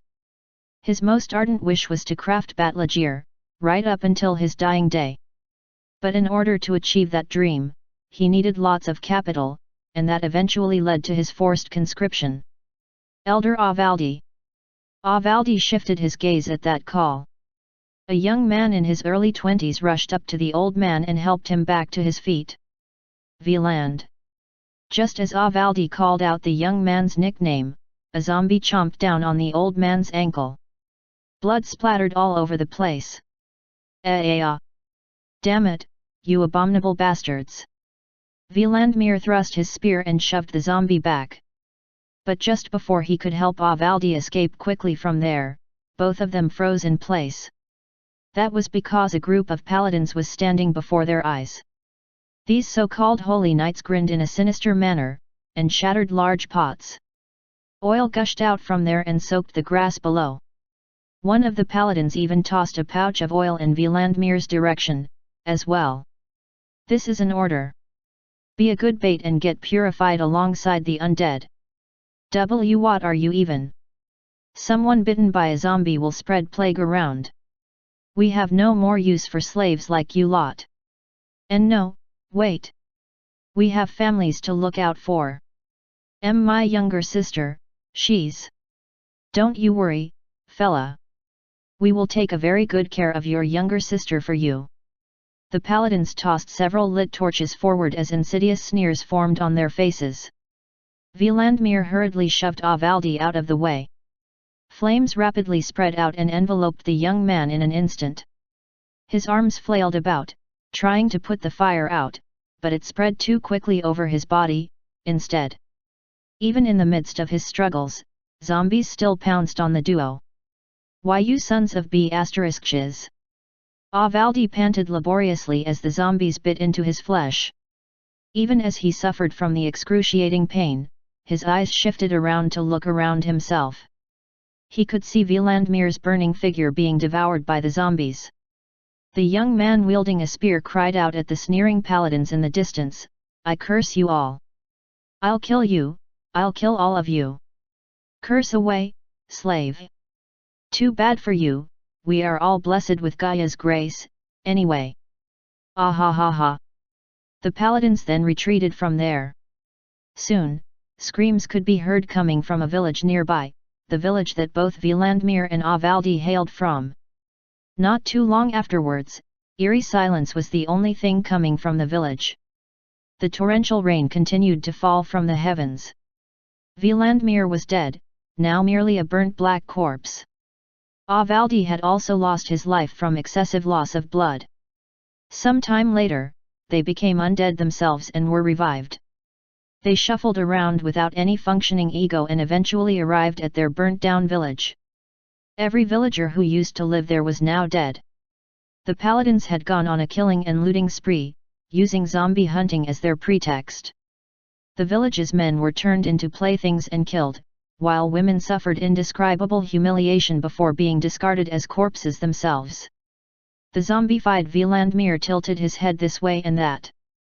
He had finally reached his family home, which had also been burnt down to the ground. His younger sister's burnt corpse could be seen within the wreckage. But the Wielandmere of now couldn't feel any emotion even after discovering her. He simply walked right past the gruesome sight. As for Avaldi, he was roaming around in his former workshop. He also tilted his head, because even before he could understand how it happened, a hammer and a pair of tongs used during the manipulation of heated metal were gripped firmly in his zombified hands. The two men, now merely another pair of walking dead, aimlessly drifted around the continent. They instinctively headed to where demonic energy was at its densest, and if they encountered any living humans, they attacked and consumed fresh flesh. They gradually evolved and eventually became progenitors. When Wielandmere finally became a vampire, all of his old memories came flooding back to him. He roared out in despair and raged in madness. He then swore upon his life in front of Avaldi, "I swear to destroy the imperial family. I shall create a home that belongs only to us." That was Wielandmere's most ardent wish. However, Avaldi was different. He wished to continue on as a blacksmith, and wanted to find out just how far his newfound strength could take him. Wielandmere proved to be a good partner in bringing Avaldi's wish to reality. Wielandmere the vampire secretly strengthened himself and his followers without the imperial family finding out, and then began waging various wars against the theocratic empire. Vampires invaded the empire's borders, burned the villages and territories down, and freely killed and looted. But whenever that happened, the vampires were hunted down. They were impaled in the stakes, got beheaded, and met gruesome deaths. The members of the imperial family proved to be simply too strong. There is a man named Amun. Create armaments for him. Avaldi, who had been exclusively focused on crafting a spear for a very long time, received an order from Wielandmere. The latter had chosen to utilize the strengths of Aslan's necromancers in order to get his revenge. His plan was to manipulate the one referred to as the strongest necromancer in history to oppose the imperial family. That was the moment of the Necromancer King's entrance to the world's stage. Amun proved to be ridiculously powerful. No one could stop him. Not even Wielandmere, who was already being called the Vampire King by then, was able to deal with him. Avaldi was truly satisfied by this development. This was basically the same as his armaments being proven as the greatest of all time, after all. But then, Amun lost. Kelt Alfalz, the leader of the imperial family, was responsible for tearing off the Necromancer King's skull and shattering the latter's body to pieces, all the while using a treasured tool of the imperial family, no less. What a humiliating thing that was! Avaldi was overcome by a sense of defeat. For the past 1,000+ years, he had believed no one could better his creations, yet someone did exactly that. That was why he began wanting Wielandmere to soundly defeat Kelt Alfalz. With the spear of blood Avaldi had created, it should only be a matter of course to kill the Holy Emperor for good. Doing so would be the ultimate proof of his weapons being the greatest of all time. But Wielandmere was defeated, too. And then, the foolish Vampire King didn't want to use the spear of blood anymore. "O King of Vampires, what are you planning to do now?" The Vampire King was now staying in the frozen mountain range. "I shall awaken the Jotnar. I shall use them to attack the imperial family." The Vampire King should have been focused on rebuilding the army of blood and reinforcing their combat strength, yet he had no thoughts of doing such things. He had already tasted a resounding defeat in the last war, so it only made sense to make preparations to quickly shore up his weakened side, yet Wielandmere was thinking of relying on an external power that he couldn't even handle. "By making the giants submit to us, we shall finally get our hands on the necessary power to defeat the imperial family. But, that was wrong. Did the vampire king no longer wish to test out Avaldi's greatest work? Why had Avaldi chosen to follow Vlandimir all this time? To get his revenge on the imperial family? Of course not. The vampire blacksmith's lifelong wish was just this one thing, creating the greatest weapon, and being acknowledged as the greatest craftsman in the world in the process. That would serve as proof that there would never be anyone else who could exceed his skills in the continent's history. That was the only reason why Avaldi continued to exist. Master? Master Blacksmith. Avaldi, who had been sitting in the corner of the hut and reminiscing his past, finally opened his eyes and frowned rather deeply. All right. Cheers. The interior of this small, cramped hut was filled with a group of dwarves who were raucously knocking back their favorite brew. Ha ha ha. Their laughter was rough and manly. These uninvited guests had intruded upon Avaldi's once quiet hut to gleefully munch on the meat of an animal that the vampire had hunted earlier. The dwarves. Their meat was way too tough, while their blood tasted as bad as drinking rotten sewer water. They were basically the lowest ranked and worst possible livestock one could imagine. Such beings had been staying in the hut for the past few days, not even bothering to leave Avaldi alone. Should I just kill them all? TL, Avaldi in one is actually Grand Duke Ivaldi, but the author inexplicably changed his name.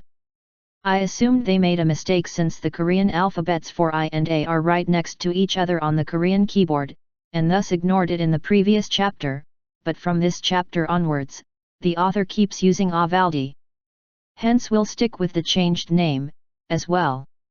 Chapter 332, 174. Encounters and Farewells, Part 2. Translated by A Passing Wanderer. Edited by Red. Just as he seriously began mulling this option, his gaze landed on the items the dwarves had brought along with them. They were anvils and hammers, crafted with so much care and stained with not even a speck of dust. Humph, better than measly livestock, I guess. Avaldi's mood gradually thawed after seeing those things. He didn't care about other things, but even he had to admit that the products of the dwarves' blacksmithing skills were works of art in themselves. So, how about it? Are you feeling better after getting some sleep? Why don't you share some booze with us? Belrogue pushed a mug of booze in Avaldi's way, then while sheepishly grinning away, said something else. After we finish our shots, why don't we dive straight to our work? Yes, let's create the greatest armament the world has ever seen, together.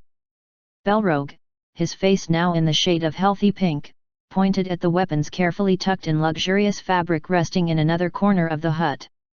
Those things were the legendary weapons, the treasured tool of the imperial family, plus Amon's relics.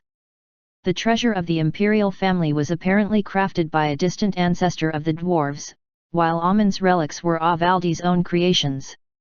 That meant that Avaldi had been defeated by Belrogue's ancestor. While thinking about useless things like that, he stared at Amon's relics and the muscles around his eyes began twitching. How bloody absurd! The armaments he had created possessed abilities to amplify the wielder's demonic energy. But quite weirdly, the aura of divinity was now wafting out of them. It seemed that their nature had been transformed simply by being in the Holy King's hands for a long time. Just like the Warhammer Celt Allfalls used to swing around. Even if he handed all those things over to the Vampire King, the latter wouldn't be able to use them. No, wait. There wouldn't be a need for the King of Vampires to even use Avaldi's weapons, anyway. If the seal binding the Jotner came undone for good, then the vampires would have no need to use his items, after all. The only one with the qualifications to wield Avaldi's weapon, the Vampire King, had lost his pride and strength, choosing to throw his lot in with the giants, instead. That meant that the king of all vampires had lost his right to use Avaldi's armaments. He stared at Amon's relics and fell into deep contemplation. Should he destroy them? Avaldi muttered to himself, there's no reason for an unusable item to exist, after all. Sorry. Belrogue tilted his head in confusion. Avaldi ignored that and continued to ponder, his fingers interlocked and his head leaning forward. In all honesty, was there really a need to destroy them in the first place? Those things were his own masterpieces. Although they were now defiled by divinity, their powers still remained absolute. Nothing would be more foolish than willingly destroying one's own creations after they had been crafted through so much care and dedication. Besides, a blacksmith was a creator of things, not a destroyer. Belrogue spoke up again, so? How about it, eh? Master, let's do it together. We'll assist you. It might be too much for you alone, but if we combine our strengths together, it'll be possible. Avaldi shot a glare in Belrogue's direction. What a cheap provocation that was. The vampire blacksmith spat out a soft little groan, and muttered his reply, I have no plans of doing anything. Ehaith, would you listen to this narrow-minded old man? An old friend of yours is asking so nicely for a favor here, so how can you act like this? Aang? Aiku, yes, yes. You're indeed a very important genius. Yes. Belrogue sounded utterly wasted, judging from how slurred his speech was. He sauntered over to his fellow dwarves and clanged his mug with theirs. Then he sneaked a glance in Avaldi's direction. I won't give up, though. We'll sit tight right here and wait until you decide to make your move. Avaldi kept his silence. He just felt hollow inside. All he wanted to do for now was to silently wait until the day someone started using his weapons again. In the labyrinth of Tytalos, Kelt found himself standing on a wide and empty plain, looking up dazedly at the sky above. The entire ceiling was covered in rippling water, and rivers were flowing into it as if they were ignoring the effects of gravity. A dark silhouette of a huge life form swam around in the water before disappearing from his view. As he watched the water's rippling surface, his eyes slowly lost focus. His eyes were no longer filled with the sights of the labyrinth of Tytalos, but another world. He could see a sky. A pure white sky. A place filled with gentle light. That was the world only purified souls could reach, known only to those who studied theology. The heavenly world, the world of the gods. The sound of a gentle breeze seemed to ring in his ears. The fresh scent of grass tickled his nose. Would all these things also exist in the heavenly world, too? It's time, isn't it? This was an unavoidable fate. Soon he'd depart from this world. Just as he extended his hand up towards the sky, someone gently held his hand back. Kelt flinched a little and turned his head to look. Were you thinking of leaving? Queen Rox had walked up to his side and was making a lonely smile. She held his hand tightly, as if she was trying to prevent him from leaving. Kelt gently clasped the hand holding onto his own. Their wrinkled skin brushed against each other. My time has come. According to the rules, I must answer the call of the gods. And you will leave my side once more. Kelt and Queen Rox shared a short but truly deep connection. They had once met each other inside the forest of demonic beasts and set off on many adventures together. They competed against one another, they smiled with each other, and they spent a joyous time together. During their journeys together, they had formed a deep bond. Time passed, and they had to drift apart. They each had places to be, and as a result, they had to part ways. This state had lasted for decades. Eventually, Kelt came to realize that his lifespan was almost over. That was why he had decided to enjoy what was left of it. He went on adventures and traveled around, and just like that, met with his old acquaintance once more. He didn't regret anything about his life, and he spent his last days in happiness, as well. Kelt pressed his forehead against Rox's and gently smiled back at her. I'm merely going away, just like before. This encounter and farewell was for that purpose, after all. We can't go against our fate. Queen Rox quietly closed her eyes. Drops of tears formed on the edges of her eyes, eventually trickling down her cheeks. Kelt's own eyes opened wider ever so slightly. His vision was dyed in bright whiteness. Rox's sorrowful face disappeared from his view, leaving behind only the pure white light. All he could hear at the moment was her soft breathing, and feel her warmth throughout his body. He whispered, "It's wonderful." Using nothing but his sense of touch, he tightly held Rox's body close. She felt so thin and frail. She might have gotten old and wrinkly, but to Kelt, Rox remained the most beautiful woman in the whole wide world. Whenever I'm in your warm, gentle embrace, I start thinking about this. Kelt's eyelids gradually closed as strength began seeping out from his arms. I wonder if I'm already in heaven or not. I feel rather sleepy now. If I fall asleep within your arms, then Kelt's body slowly went limp. Rox supported his crumbling body. I may really go to heaven. His words came to an end. At the same time, even his soft breathing stopped. Queen Rox's eyes opened very wide.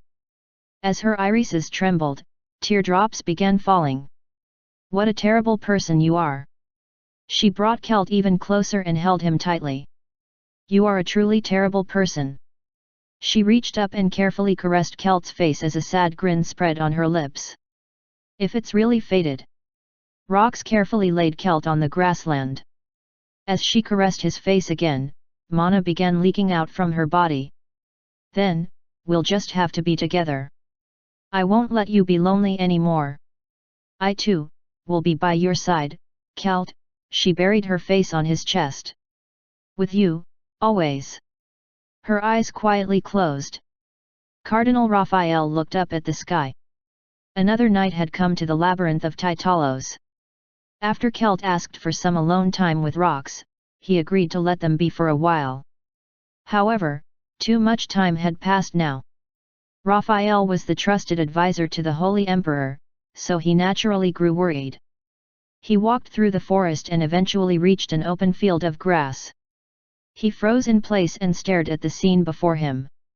At the top of this verdant field, two lovers lay on their backs, their hands held together. With content smiles on their faces and their foreheads pressed against one another. They were in eternal slumber, together. Alan was finishing up some documents in the office. He suddenly flinched in surprise and raised his head. This weirdly hollow feeling suddenly began washing over him. Your Majesty? Charlotte asked in a puzzled voice from her place next to him, and Alan silently turned to look at her. What's the matter, sire? She asked again, tilting her head in worry. For a long time there, Alan remained dazed, unable to answer.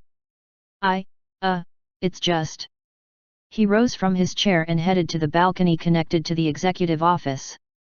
He looked up at the night sky far above. He stared at the wan moonlight for a long while, only for his brows to abruptly shoot up. He almost reflexively retrieved Queen Rox's letter from the item window, the one he'd been safe-keeping until now. The wax seal on the letter was disintegrating in gentle flames, unsealing the document. It could only mean that Queen Rox's magic had come undone. Which also meant that... Charlotte. Yes, Your Majesty. Alan opened the letter and confirmed its contents. And now, it was time to go and find Crown Imperial Prince White All False.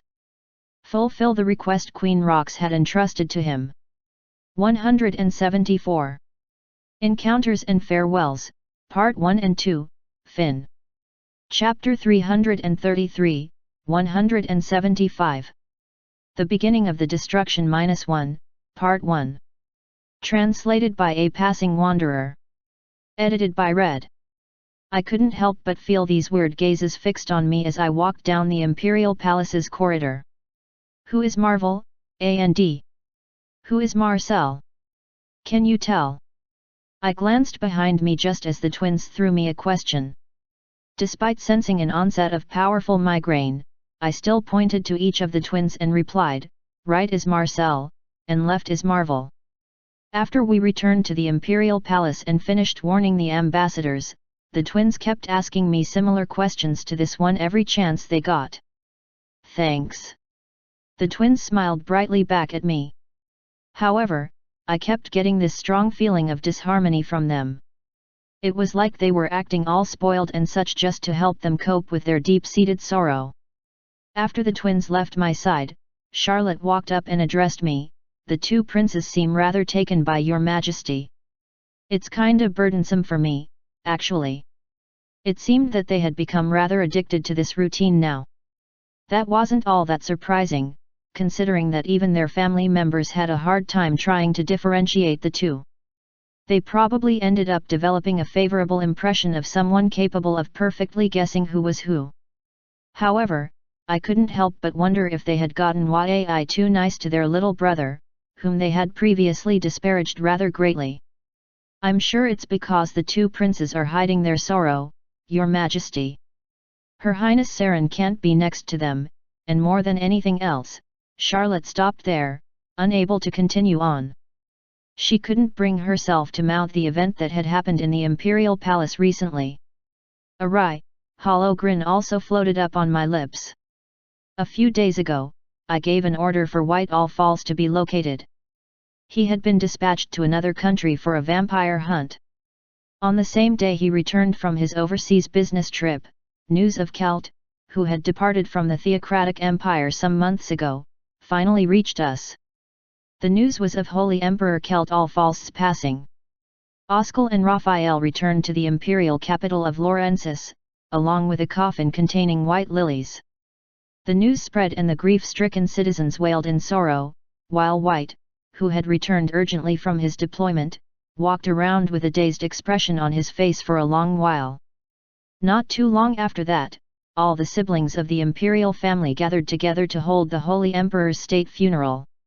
Even Shuppel was seen snooping around the imperial palace, trying to hide his face under a hood. He must have heard the news, as well. Lawrence of the Duchy of Ariana also brought his adopted son Roy to the capital for a visit. I heard the report that they, along with other citizens, placed funeral flowers on the altar located in the city's central plaza. A small commotion swept through the Theocratic Empire afterwards. After some time passed us by, things gradually regained their stability. It was around this time that White was finally given the letter. The letter contained the secret held by the ruler of the Queendom of Irons and involved White's birth. In the end, he headed off to Irons. That was because, as Rox's only son, he had been chosen to inherit the throne of the country. While I was thinking about this and that, Charlotte cautiously gauged my mood before raising her voice. "Your Majesty, we must get going now.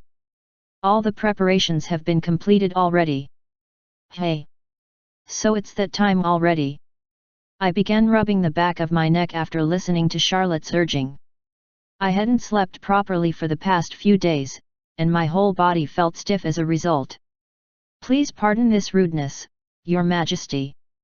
Charlotte walked up behind me, reached out and began massaging my shoulders. Her massaging attempt was amateurish. However, she kept pressing down on my shoulders, and that did loosen up all the tense knots up there. I didn't even realize that my hardened expression was gradually coming undone. "Thanks. I only merely did what an escorting knight must do, Your Majesty," she replied with a gentle smile. "Hey, I didn't know that an escorting knight was required to know how to massage their liege's shoulders, but whatever." She addressed me again, "We really have to get going, Your Majesty." I nodded in silence. As if to match her words, the imperial palace was also deathly silent as well. There was not even a shadow of paladins, servants, or maids to be found in the corridors. Only Charlotte and I walked forward wordlessly towards our destination in this heavy silence. Step, step.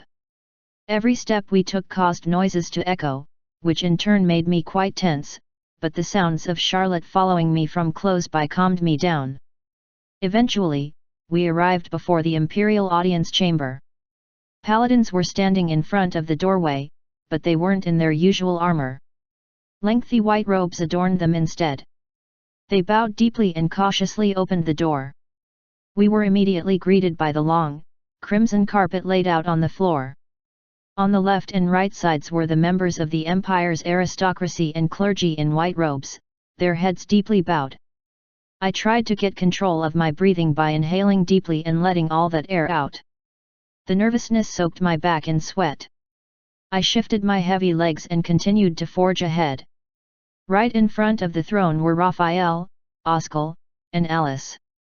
I stopped in front of the throne, and heard Charlotte kneeling down behind me. I followed her example and went down on one knee. Oscar was carrying the imperial crown, hidden underneath a luxurious cloth. Raphael brought his hands together to offer a prayer, then cautiously picked up the crown with both hands. He then carefully presented it to his granddaughter and spoke up, "Lady Saintess, please."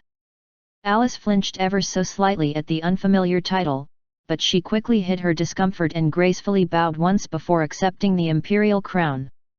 She then approached me. According to the laws of the theocratic empire, I bowed my head. Along with the blessings of the gods, the creed of the emperor and pope shall now be succeeded. She carefully placed the crown on my head. And I hereby declare. All priests and nobles raised their bowed heads simultaneously.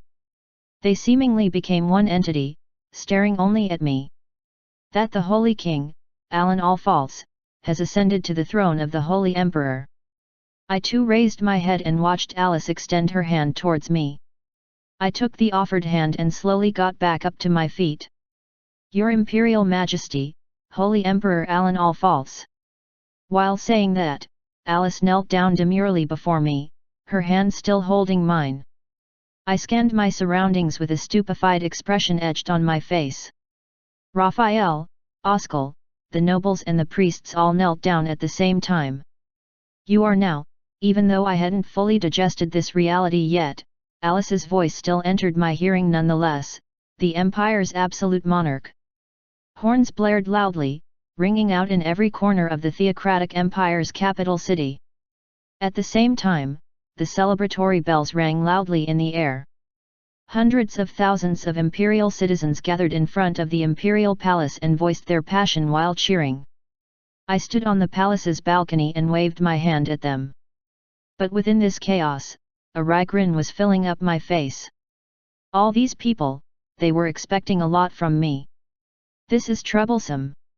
When I muttered that, Charlotte and Alice, who were providing me with assistance from behind, flinched slightly in surprise before tilting their heads in confusion. I continued on while narrowing my eyes.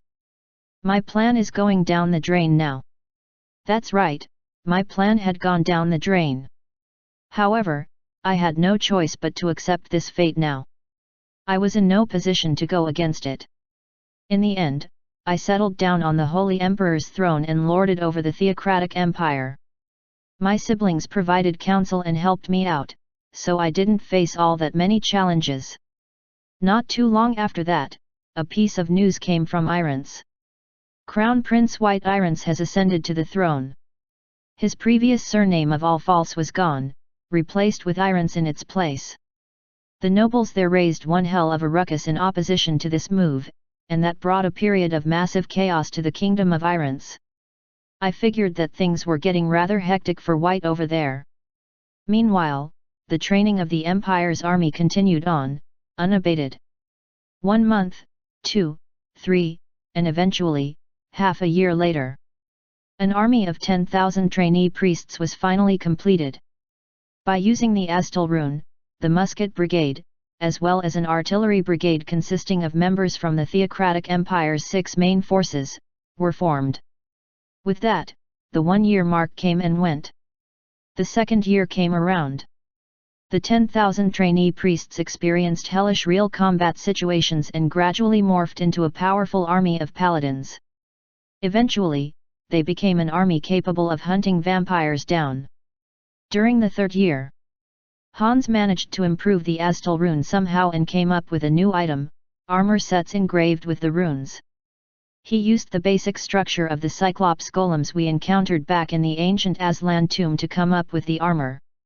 The invention of the rune armor gave the theocratic empire's 6 main forces enough wherewithal to oppose the giants.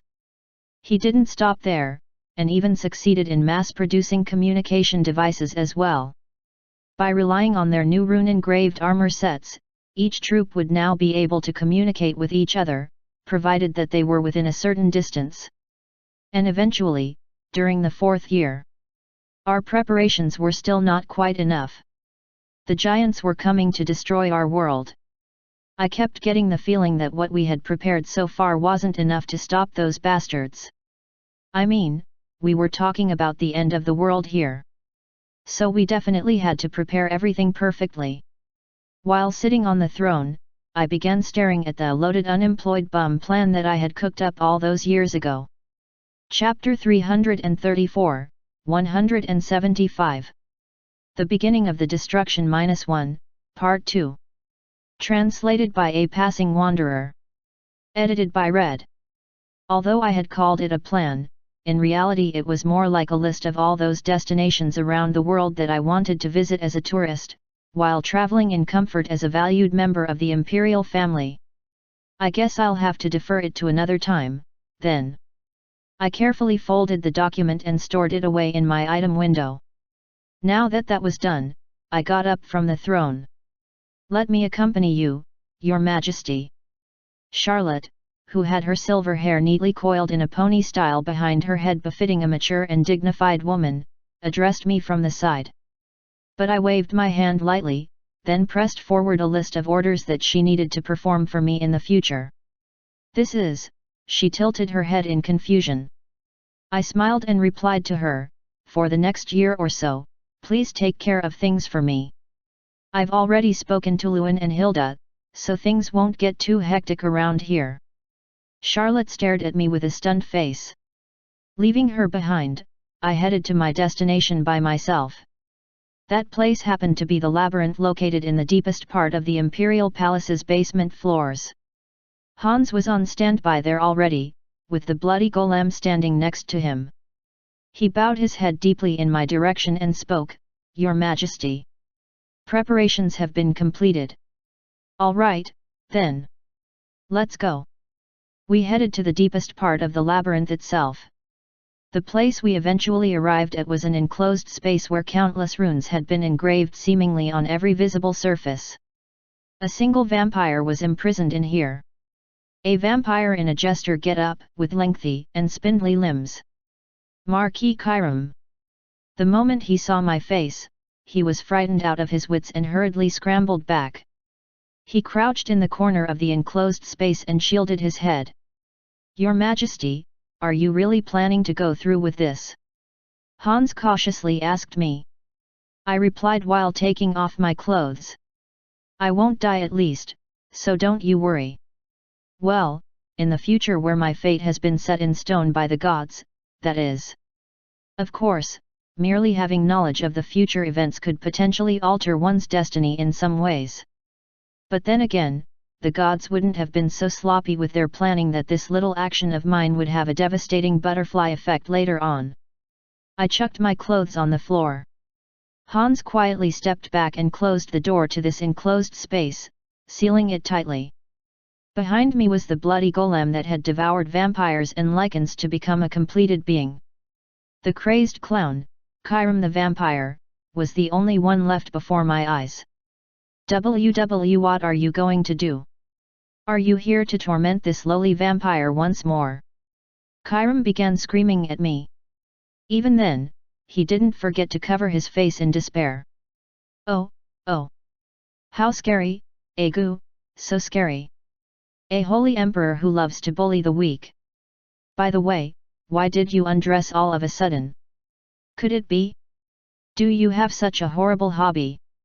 What a snarky, sarcastic manner of speech that was. It was Kyram's unique way of yapping away, too. But it was nothing more than him putting up a brave front in order to suppress his own fear. Also, it was his way of showing some form of resistance. He was even using his spirit speech to seduce me right now, too. I cracked my neck and addressed the vampire, "I'm not going to beat around the bush. Hit me with your curse, Kyram." Kyram's expression hardened in an instant. "What are you talking about? It's exactly as it sounds. Use your demonic energy and try to wreck my body. Just what are you even? Wait, what are you scheming to do this time? I have already told you everything I know." Just stop it and kill me already. I can't. Kairam suddenly began blabbering away after fear took him over completely. Start your desperate struggles, vampire. Snap. One sentence from me, and Kairam's mind snapped, plunging him into a pit of fear. He suddenly pounced in my direction. I felt his demonic energy. It emitted a seriously nauseating stench. However, it was still too weak. This guy wasn't a combat-type vampire and as such, he was rather weak for a vampire of his tier. Something on this level wasn't enough to wreck my body at all. Get rid of him. The bloody golem finally made its move. It raised its hand up, the fangs and bone shards of lichens gathered together, transforming its hand into a hook. It slammed down on Kairam. Crunch! The vampire's blood splattered everywhere. Kawaii! Kairam continued to thrash about even as the hook impaled him. The bloody golem brought the struggling vampire towards its abdomen. The golem's stomach area split open wide, revealing dozens upon dozens of fangs containing demonic energy that were spinning away like a saw-toothed wheel. Kairam was sucked inside the golem, which was filled to the brim with various curses and toxins. Wait. Kairam continued to thrash around as his feet gradually got ground to bits. His lower half was disappearing, his abdomen was split apart, and his chest was ripped apart next. You demon! Soon, even Kairam's head and his extended hand were all devoured, gone from my view for good. The bloody golem's power grew even stronger after absorbing the demonic energy of a marquis-class vampire. The creature turned around to face me. And I issued a simple order to the golem. Devour me! In that instant, the bloody golem's torso split open and swallowed me up. TL, in third-person POV. A massive earthquake suddenly rocked the frozen mountain range. Avaldi sensed something was wrong. He had a pretty good guess on what had caused all that shaking, so he quickly stepped outside the hut, leaving the dwarves behind. It had already been almost 5 years since Belrogue and his companions came to visit him. Avaldi rapidly climbed the peak of the frozen mountain range, still decorated by countless snow-capped mountains and glaciers. When he got there, he finally got to see a certain spectacle. Wielandmeer. A figure, his whole body tightly wrapped in bandages, was on his knees. He put the spear of blood down on the ground, then bowed his head deeply. In front of him were several large shadows. The smallest seemed to be around 8 meters tall, while the largest one was over 30. They belonged to the Jotner. The gigantic existences had finally broken free of their seals. Now, kneel, and swear your loyalty to me, one of the Jotner demanded. The vampire king could be seen clenching his teeth before kissing the toe of that gigantic creature. What are you doing, Wielandmeer? Avaldi, staring at this unfolding sight from the top of the mountain, shifted his gaze over to his spear. Why aren't you even thinking of fighting back? Why wasn't he using that powerful weapon? That was the greatest armament Avaldi had created, yet. I shall acknowledge our defeat. We cannot win against your group. The Vampire King once proudly declared that he'd make the giants submit to him. But now, he had discarded his pride and self-respect to kowtow before another creature. No, Wielandmeer. You haven't been defeated yet. Use that spear. Do you not possess the greatest weapon of all? Have I not gifted you with a weapon that required 1,000 years of forging and refining with the blood of humans? A vampire was not defeated until it was killed and extinguished from this world. As long as it was alive, and as long as it wished to continue fighting back, then Avaldi would gladly continue to craft another weapon. A weapon that was far stronger, far greater than any other in history. Avaldi grit his teeth. I beg of you, my king. Do not disappoint me. Pick up that spear. Use that spear to defeat both the giants and the imperial family. I beg of you, O the Jotner. Go and destroy the imperial family. Avaldi's brows shot up at what the Vampire King said just then. For a short moment there, the vampire blacksmith was left stupefied by what he had heard, but then, his teeth began clattering from sheer rage. The vampire king had become blinded by his desire for vengeance. The more he lost himself, the further he got away from Avaldi's lifelong wish. "We are neither the destroyer nor the agents of your vengeance." The Jotner snickered away. "We are saviors. Saviors who will return everything to the embrace of Mother Nature. Everything will revert back to the embrace of the beginning." The Jotner raised their heads high, opened their arms wide, and began roaring out at the top of their lungs. The snowstorm worsened in an instant, while flames mixed with particles of sand spread out into their surroundings. The Vampire King kept his head bowed, but there was a faint little smile etched on his face. For the sake of his revenge, he decided to let go of the spear. "Oh, you foolish king," Avaldi muttered as his trembling hand began pressing down on his forehead and temples. He was still in his human facade, and the pressure from his fingers caused his wrinkled skin to tear open, drawing blood. "You dare!" The blood trickled down past his eye, his cheek, then eventually reached his chin to drip to the ground. Avaldi exploded in rage. "To betray me? Let's go. Prepare to move out." The Jotner began smashing their fists into the mountain range surrounding them. Boulders and blocks of ice tumbled down. "Crush everything that dares to block our path." The ground split apart. The giants began marching forward while destroying the frozen mountain range. The ranks of the Jotner split into two and headed to their new destinations while breaking through the mountain range. One group, heading to east, while the other, to south. "Let us march forward." The Kingdom of France was to the east, while "Let us revert everything back to their beginning." The kingdoms of Irons and Lomé could be found south of here. "We are the saviors, and we shall also become the gods that rule over the beginning of everything." The Jotner. The bringers of the destruction of the world.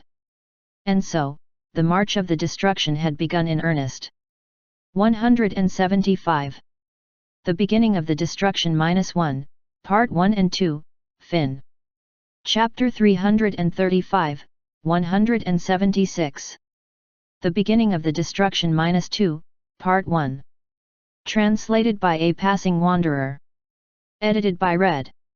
Somewhere on top of a frozen mountain range, Belrogue and his fellow dwarves stood there, their eyes opened wide. They were clad in thick wool coats to ward off the bitter snowstorm. They were currently being treated to an unforgettable spectacle. A spectacle of great Mother Nature crumbling and being destroyed. The ground rumbled in an ominous earthquake, causing the frozen mountains to crack apart and crumble to pieces. The layers of compacted snow shattered, and soon, avalanches roared down the slopes. Huge, dark shadows emerged from the deepest valley of the mountain range. They belonged to the Jotner. The bringer of the world's destruction had begun their march. "Be Belrogue. Belrogue, it's them. It's the giants." One of the dwarves pointed to the bottom of the valley with his trembling finger. To think that they were hiding within this mountain range. The Jotner weren't even planning to tread across the mountain range, by the look of things. It was like they chose to destroy everything that dared to block their path, instead. Indeed, they destroyed parts of the mountain range hundreds or thousands of times bigger than they were, just to carve out a forward path for themselves. What is up with this absurd? Belrogue was cowed instantly. The mountains were coming down. Every time those giants swung their fists out, the terrain around them was altered. The Jotner continued to spit out heavy, rough breaths as their eyes glowed ominously. They weren't only going in one direction, either, they scattered in every direction, seemingly determined to utterly destroy the mountain range. Once they broke through the natural barriers of mountains and reached the plains, their traveling speed would increase dramatically. One of the dwarves, who must have been feeling deeply anxious, cried out loudly, "Belrogue! I know. The closest settlement from here is the Duchy of Ariana. Go and deliver this news to them right away. There should be the Duchy's scouting party nearby, so go and ask for their help." I got it." That dwarf hurriedly dashed away from there to climb down the mountain. However, nobody knew how long he would need to get to the duchy with his short, stumpy figure. It was a mistake on the dwarves' part to release their horses when their mounts couldn't endure the icy conditions of the mountain range. All they could do for now was to pray that the dwarf would get to an outpost as soon as possible. The end of the world was all real. "Boss, what should we do now? His Majesty the Holy Emperor ordered us, right? But we already wasted another year, on top of what you promised." Since there hadn't been any communication from the imperial family, Belrogue decided that he'd spend another year waiting here so that they could craft an even better, more perfect weapon than before. However, it was too late now. Belrogue took his time answering his colleagues.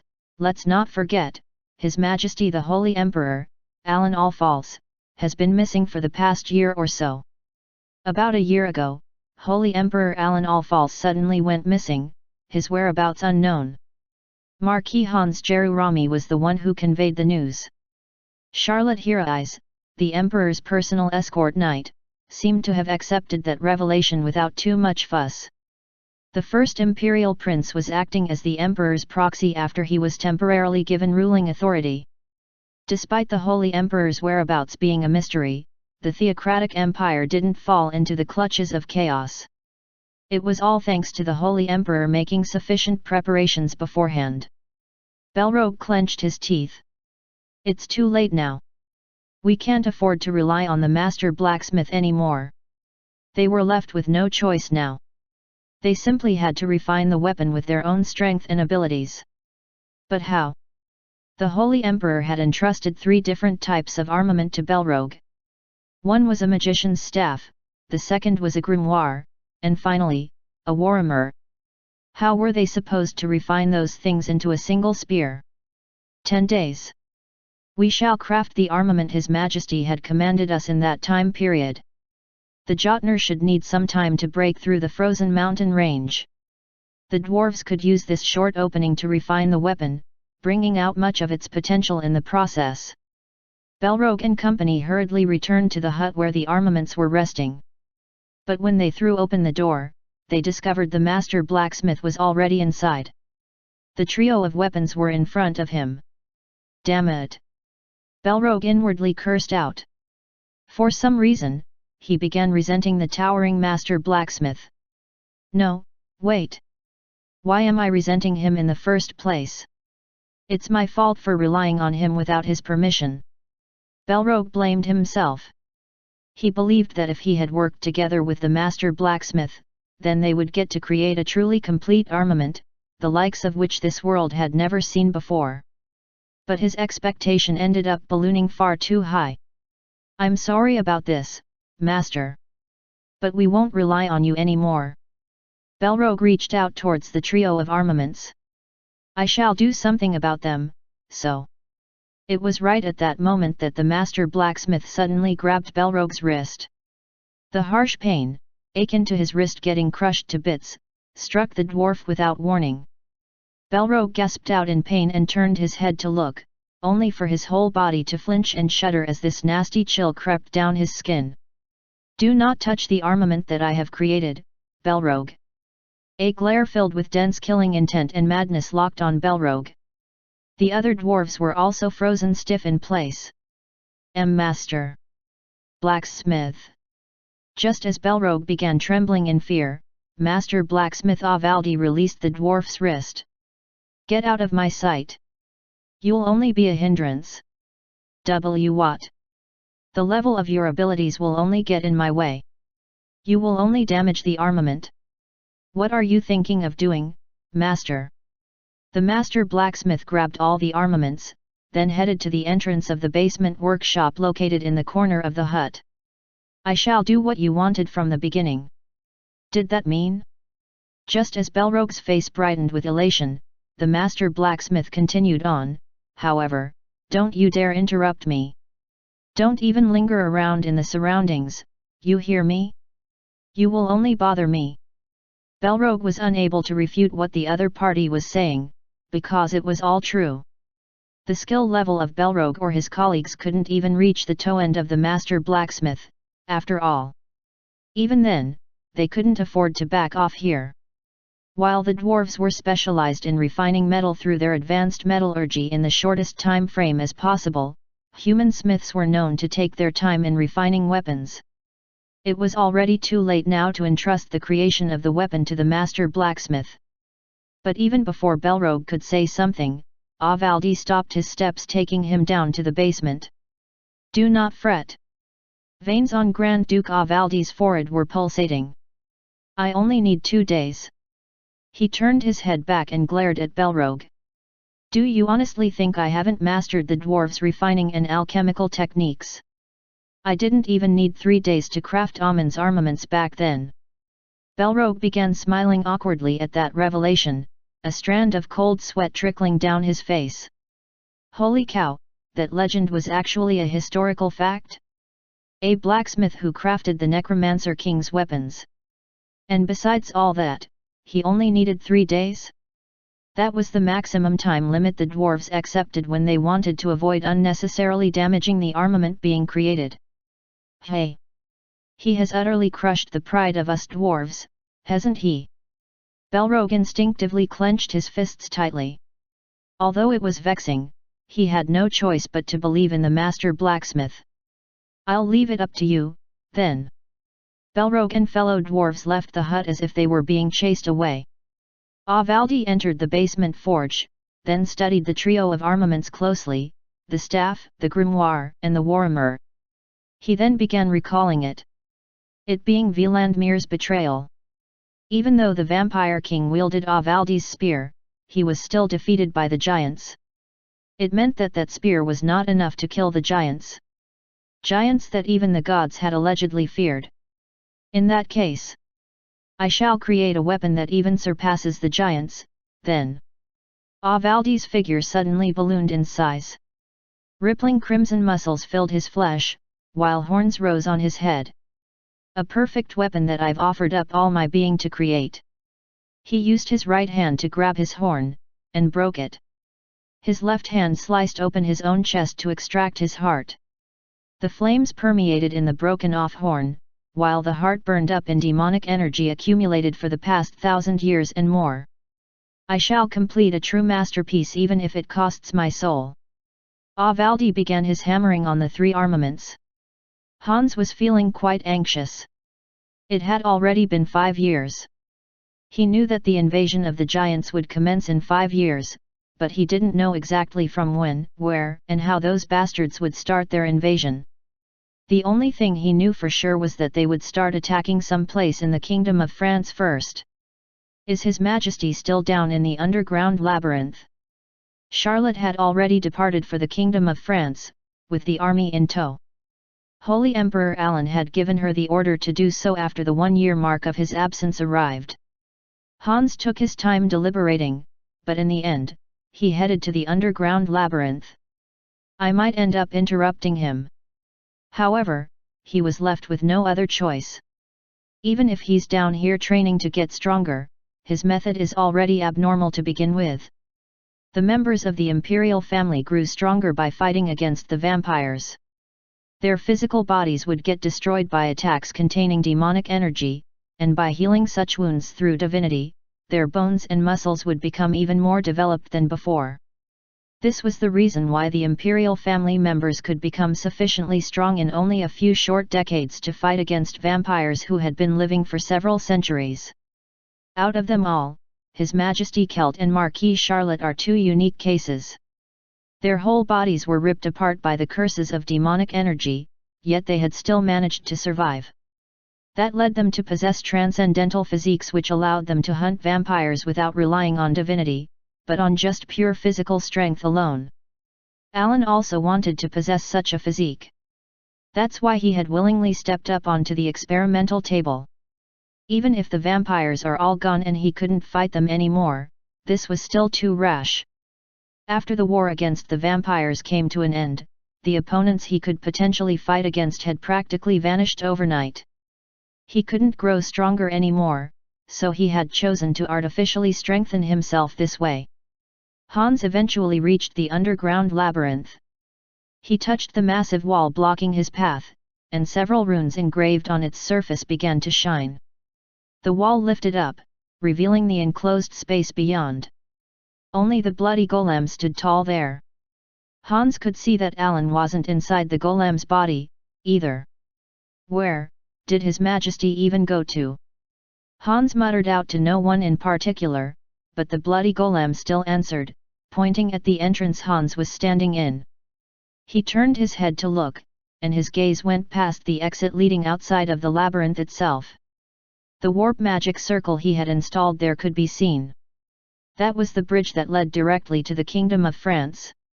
Alan had already left the labyrinth some time ago. Chapter 336, 176. The Beginning of the Destruction -2, Part 2. Translated by a Passing Wanderer. Edited by Red. 5 years had passed since the farmer incident. The Kingdom of France had welcomed the advent of an era of true peace since then. After the death of the farmer, the frequency of the vampire incidents decreased so much that travelers and even merchants began stopping by the Duchy of Ariana more often. In the middle of the city street. "Are we training again today, too?" A large crowd of people were out and about in the city's marketplace. A band of soldiers walking among them were yawning out grandly. They made sure to inspect their equipment, got into orderly lines, and began their patrol routine. While doing all this, they still expressed their dissatisfaction. "Don't you think this is strange? Why are we receiving such a strict training regime these days? Not only that, it's like we're preparing to fight against big monsters, like ogres, or something. I mean, most of our training involves castle defense or the operation of siege weapons. Heck, even the citizens are being asked to participate in evacuation drills recently. Maybe that rumor was true all along?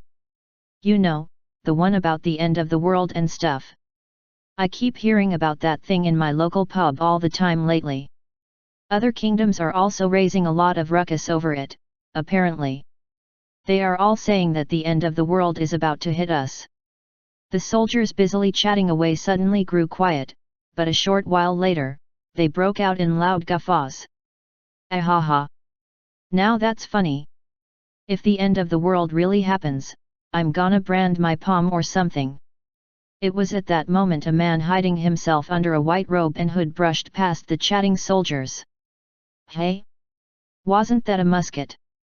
One of the soldiers pointed at the man in the white robe. "Yeah, you're right. And it's a really lengthy one too, isn't it?" The musket seemed to be about 2 meters in length. The soldier's eyes stared at the back of the man wielding the large muzzled musket. "Maybe he's a priest from the Theocratic Empire." "Aha, you mean, from that musket regiment or whatever." "Ahaha. A musket regiment without the Holy Emperor around is basically like a stick regiment, isn't it? From what I hear, they can't even shoot anything without the Holy Emperor's divine aura or something. And the Emperor himself is nowhere to be found for the past year or so, which means... Hey, man! Watch what you say. That's lèse majesté, you know." The soldiers hurriedly clamped their mouths shut. They sneaked a glance at the white-robed man and flinched visibly after realizing that he was staring back at them. The soldiers stiffened up smartly in place. That man in the white robe was a priest from the Theocratic Empire. If he was indeed a member of the musket regiment, then he belonged to the 6 main forces of the imperial family, too. Each and every person belonging to that regiment possessed a status higher than your average nobleman. We should get back to our patrols." The soldiers hurriedly left the area, almost running away. The white-robed man stared at their distancing backs for a moment before looking behind him. He tilted his head slightly after noticing a group of kids standing before the bell tower. They were looking up with troubled expressions on their faces. "Hey, guys! What are you all doing?" the man asked while walking up to them. The kids pointed towards the sky and replied, "Our balloon." "A balloon?" The man looked up. There it was, a balloon stuck on the bell tower, the rays of the morning sun casting on the structure itself. "Mom gave it to me as a present, you see." When one of the kids said that, the rest of the group became tearful all of a sudden. Hey! So this world also has balloons. The white-robed man thought to himself, I think I've seen them before during the festivals, then addressed the kids. Why don't you go and fetch it? But mister, the doorway is locked. The man shifted his gaze over to the bell tower's entrance when the kids said that. Indeed, they were right. A huge lock had clamped the entrance down tight. The man could only furrow his brow at that sight. But, how come? Because we often went up there and rang the bell as a prank, so that's why. After listening to the honest confession of the kids, the white-robed man nodded to indicate that he understood the gist of the situation. A village's bell tower was more often than not used to warn the residents about impending emergency situations. The bell would only be rung during monster raids or to signal the outbreak of a war. But a bunch of kids had been ringing the bell for fun lately, so the residents would have expressed their deep dissatisfaction about the whole situation. That led to the bell tower's doorway being locked shut. With things like this, though, no one can now ring the bell in emergency situations, the white-robed man scratched his head. He looked around and spotted a guard post nearby. A realization dawned on him just then. Maybe one needed permission from the guard on duty if one wanted to open the door? How about getting permission from the guard? The guard uncle was still asleep, though. I guess it's been really peaceful around here, then, the white-robed man chuckled awkwardly, and the kids smiled sheepishly along with him. He then patted the kids on their heads before reaching out towards the bell tower's door. He grasped the large lock, then gripped it hard. Crunch! The lock bent unnaturally, before breaking apart into pieces. The eyes of the kids opened wide in shock. Even the white-robed man stood there in a bit of daze as well. He stared at his own hand and began repeatedly clenching and unfurling his fist. Kind of feels like I've become a superhero or something. A superhero? The kids tilted their heads in confusion. That. It's nothing major. Let's quickly pop in and leave. I'll just pay the repair fee later. The white-robed man opened the door and climbed the bell tower's staircase. The group of kids followed after him. They eventually reached the top of the tower, and the man wrapped the thread tied to the balloon around his musket to reel it in. The balloon was finally returned to the kids. There you go. Thank you, mister. The man grinned widely. In the meantime, one of the kids turned his head and began scanning the scenery visible outside the bell tower. This kid began tugging at the man's robe next. Uncle.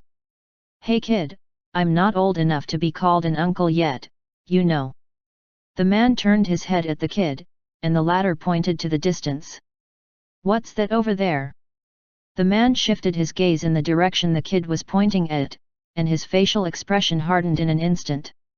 In the far-off distance, where a verdant grassland that lay beyond the Duchy of Ariana was located, he could see a large dust storm. Some things, large things, were running towards the city. The silhouettes within the dust clouds seemed humanoid, but they were definitely not humans. The smallest one was around 8 meters tall, while the largest was about 15 meters. Giants! And every single one of them was carrying huge boulders that had to be at least half the size of their torsos. Help me! Help! In front of the horde of giants was a scout riding on a horse. He must have been dispatched to deliver the news, but too bad for him, he couldn't last for long before getting trampled to death by the giants' stomping feet. A horse wasn't fast enough to outrun the giants, as it turned out. Soldiers atop the watchtowers also realized that something was wrong and began murmuring to each other. The white-robed man in the bell tower stared at the unfolding spectacle with widened eyes before hurriedly scanning his surroundings. He was definitely in the bell tower, while the villages remained quiet and peaceful. There were no sounds of a ringing bell. But in the foresight witnessed by Saren Ariana, the destruction of the duchy began with the loud ringing of the warning bell. The white-robed man was currently on the top floor of the bell tower, the one supposed to send out the warning signals. I see. The man facepalmed himself as if he finally realized something here. Holy cow! So, this was what the gods wanted in the first place? It's supposed to be an inevitable fate, but the way it so perfectly fits is kinda pissing me off. Sister Saren told me not to interfere, but this is the exact opposite, isn't it? The destiny that was bound to happen. The white-robed man was probably in Saren's foresight as well, except that she failed to spot him in it. I see. So, I'm the one who, the man grabbed the rope connected to the bell. Sent out the warning signal. He yanked down on the rope hard. Dang! Dang! Klea! The bell rang extremely loudly. The kids jumped up in shock and hurriedly covered their ears. The white-robed man turned his head and glared at the incoming giants. That sight was the clear proof. Saren's foresight, and what the gods wanted from him. That was for him too. To rescue the royal family of France. The man, Alan Alphals, discarded his white robe. 176. The Beginning of the Destruction -2, Part 1 and 2, Fin. Chapter 337, 177. The Beginning of the Destruction -3, Part 1. Translated by A Passing Wanderer. Edited by Red. 30 minutes before the giants' invasion. Saren woke from her slumber in the early morning. She rubbed her eyes even as the drowsy expression refused to leave her face. She quietly stared at her younger twin brothers on either side of her on the bed, still deeply asleep. They had been behaving like spoiled kids again last night. The butler opened the door and stepped into the room, so she turned her head towards him. Mr. Clare. An old man in his 70s stood before the doorway. Despite his age, the butler still had an arrow-straight back. But his wrinkled countenance was still that of a kind, wise old man. My lady, His Majesty, and Lord Marcus have arrived. Really? Saren jumped up in surprise at what Clare the butler had said, and hurriedly got off her bed. She opened the window panes and peeked her head outside. Indeed, she could see a single carriage passing through the citadel's gate. The King of France staggered out of the carriage, while Marcus was assisting him. Behind them was Saren's mother, Runan. Seeing that, Saren's expression could only stiffen. But, why are they? Why did they even come here? And without any prior communication, too. They were now in the 5th year. The Jotners' invasion should begin soon. Any unnecessary actions could distort the flow of fate negatively, that's why they had to be extra cautious in everything they did, yet. Just what were they even thinking? She couldn't help but get angry for some reason. But that state lasted only for a brief moment as it was replaced by an ominous foreboding, instead. Could it be? She covered her mouth as if something had shocked her beyond belief. My lady? Why your clothes? Despite Butler Clare's cry, Saren still hurriedly left her room in her pajamas.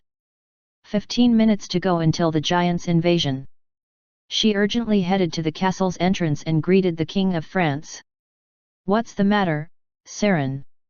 Zainer, the King of France, tilted his head in confusion after seeing Saren panting hard before him.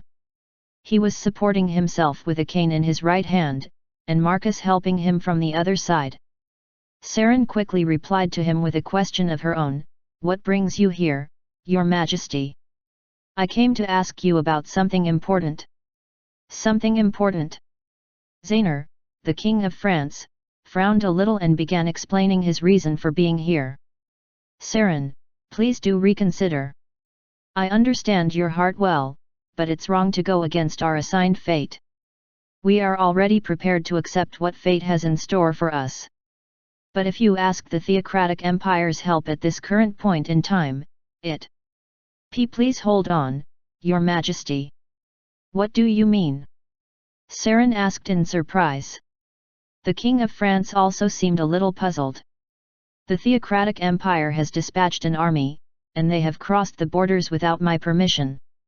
Saren's expression hardened. Their top commander is Marquis Charlotte Heroise.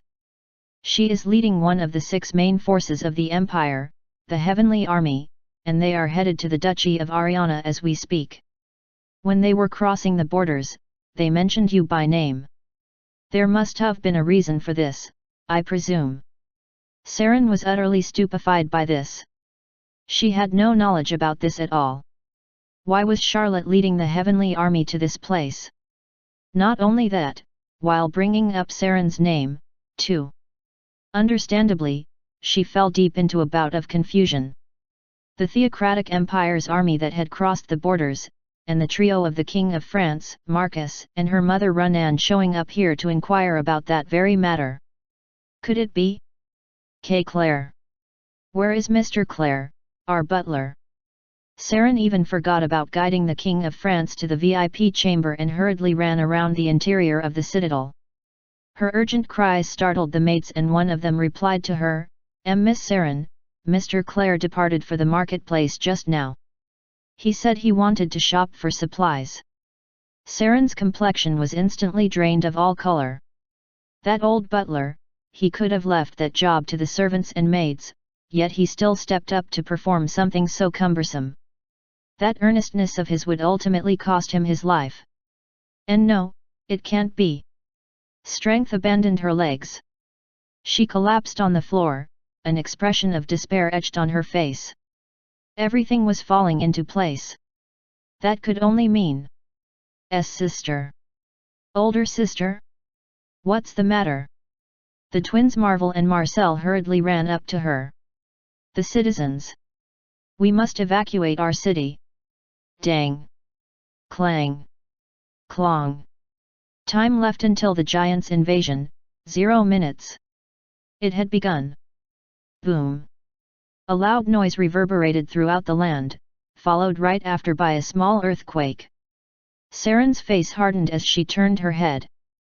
Through a nearby window of the citadel, she could see the streets of the city below. A large boulder had fallen in the city. Screams broke out, as well as panicked commotion. Her mouth clamped shut. It had really begun. The invasion of the Jotner. The end of the world. It had commenced for real. It was right at that moment that she heard the echoes of hurried footsteps ringing in the citadel. Saren turned her head and discovered her family. Oh my gods, the King of France, Zainer, stared at the events taking place outside the window with a bitter smile on his face. I see. So it has begun. You uncle, it's not too late. Why, you can still escape.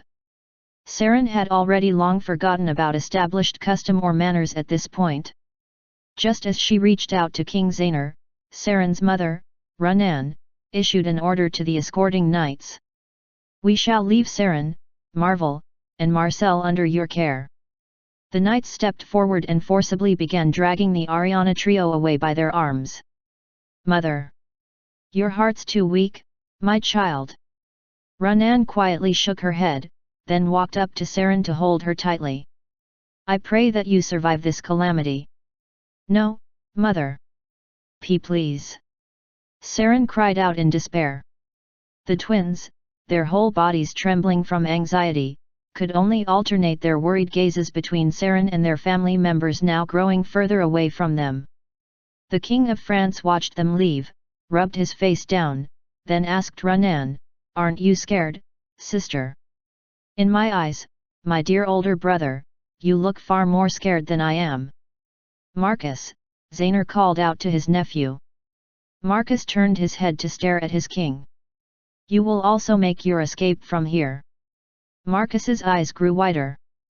But your majesty. Going against fate will certainly invite the worst possible situation. However, us two should suffice here today. The knights on standby then also grabbed Marcus by his arms. But, your majesty. Please take care of Saren and the children. Harmon, sitting on the carriage driver's seat, was waiting for their arrival by the citadel's gates. The twins called out his name, Harmon. Harmon had been spending the past 5 years or so in the Duchy of Ariana. He looked at Saren and the twins before muttering grimly, Please get inside. 2 hours before the invasion of the Jotner, in a small village near the duchy's capital city, Lawrence was rubbing his neck. The first thing he did after waking up was to let out a long, drawn-out yawn. He then got dressed. He stepped outside his house and washed his face with water he had drawn from the well yesterday.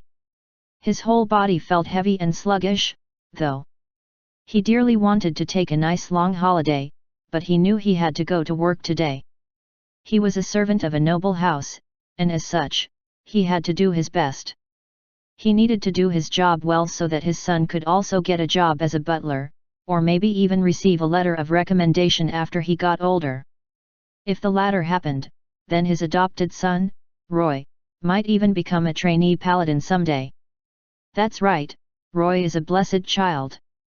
His Majesty the Holy Emperor himself has personally blessed the child, after all. After he finished washing up, Lawrence opened the door back to the house and spotted a familiar child waiting for him. It was a boy with black hair and black eyes, about 10 or so years of age in appearance. However, the boy's real age, as far as Lawrence knew, should have been only around 5.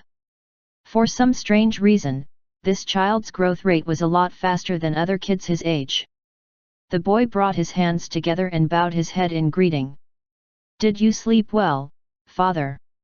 "Ah, you are up as well, Roy." Lawrence smiled gently at his adopted son, Roy. The family enjoyed their usual breakfast. And then, His Majesty the Holy Emperor did. Roy smiled awkwardly as Lawrence said that. This part of their morning routine had been the same for as long as he could remember. His father, Lawrence, would repeatedly praise His Majesty the Holy Emperor about this and that, despite the person in question having gone missing for a year now. Whenever Roy heard those stories, though, he always came down with this unsettled feeling. "I feel uneasy. Alan all false." Just hearing that name alone made Roy's whole body shiver like a lone leaf in the wind. Even then, he couldn't help but be curious. He must be someone incredible, right? Chapter 338, 177. The Beginning of the Destruction -3, Part 2. Translated by a Passing Wanderer. Edited by Red. The person he admired the most, his father, had been praising that Holy Emperor non-stop for so long, so it was perhaps inevitable that Roy would also grow curious about how wonderful of a person this Alan Allfalls was like in reality. The things said about him sounded like the stuff of fantastic fairy tales. Even then, listening to those tales made Roy feel rather uncomfortable. Most of all, he hated that name, Alan Allfalls. He couldn't explain why, but this sense of repulsion he kept getting felt almost instinctive at this point. However, all the other kids around Roy's childhood also idolized that Holy Emperor a great deal as well. So even he ended up developing some level of awe and respect in the end. Roy, along with Lawrence, chatted with the other villagers on their way to the Ariana Citadel. Soon the duo stepped into the city's marketplace. 5 minutes until the invasion of the Fnar. "How about learning swordsmanship from Lord Harmon, Roy?" Lawrence asked his son as they walked down the street hand in hand. "I'm on the fence about it, Dad." Roy smiled back awkwardly, then recalled the face of the paladin named Harmon. Apparently he was a trainee paladin who had been working out of the Ariana Citadel. For some reason, though, he showed an abnormal level of interest in Roy's welfare, often asking the boy if he wanted to learn how to wield a sword, or urging him to drink some weird-smelling medicine, etc., etc. Although Harmon didn't have any malice in his actions, Roy still felt strangely uncomfortable about the whole thing. Clang! Clang! Clong! It was right at that moment that bells began ringing loudly. People already on the streets started whispering and muttering to each other. Lawrence suddenly began feeling this unexplainable anxiety creep up on him. But that's because he had noticed this uneasy air pervading the Ariana Citadel recently. It couldn't be that there really was a war brewing now, could it? "Dad? Ah, it's nothing, son." Lawrence shook his head. He then noticed someone familiar in the distance and pointed to the street that person was on. "Ah! Look, Roy! Over there.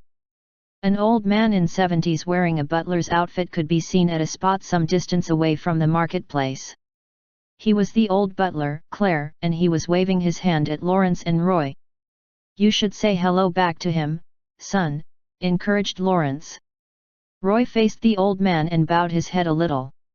Although they were some distance away and his voice wouldn't even reach the old man, he still reflexively began muttering out, anyway, hello, mister.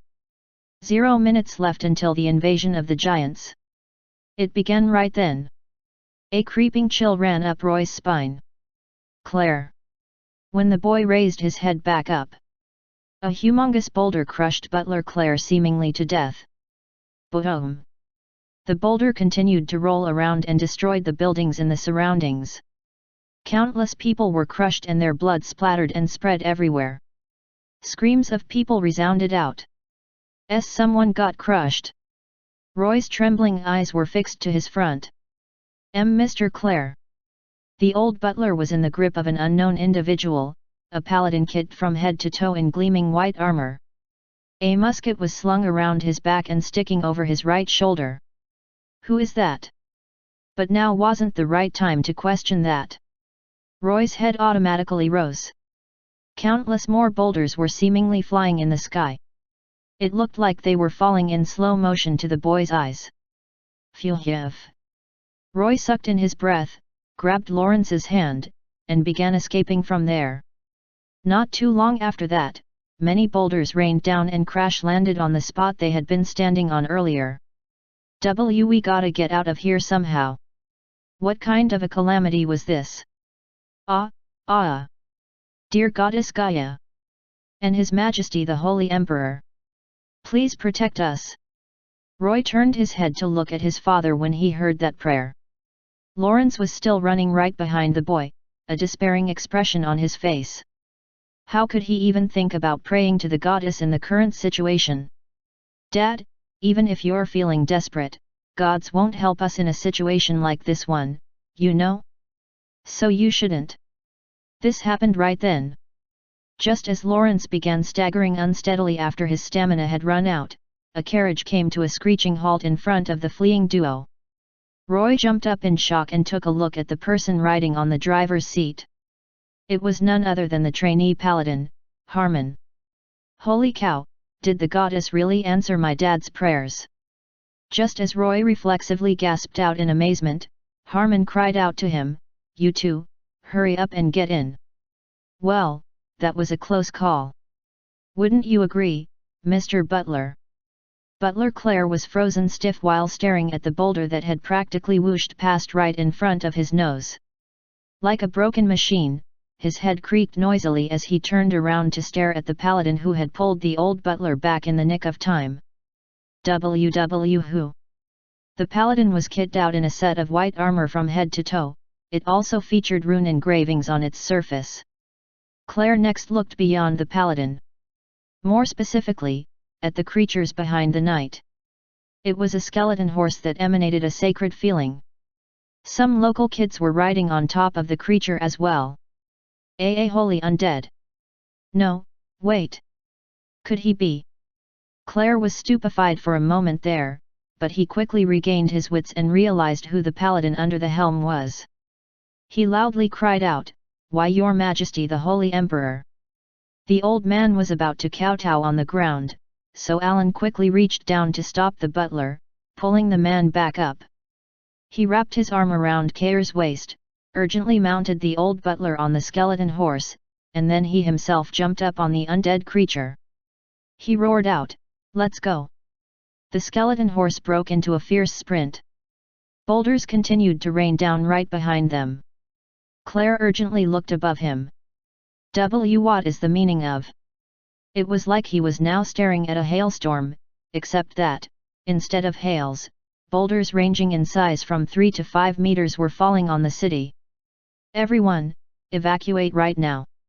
Soldiers stationed on the city's streets were urgently waving their hands around to guide the citizens.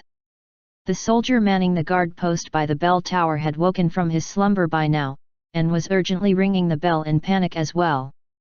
However, that only caused the citizens to fall into a panicked state themselves. Why, your majesty, just what is happening right now? You can listen to Saren's explanation later on. While saying that, Alan snapped his fingers. Various large glowing runes suddenly appeared on the ground all around him.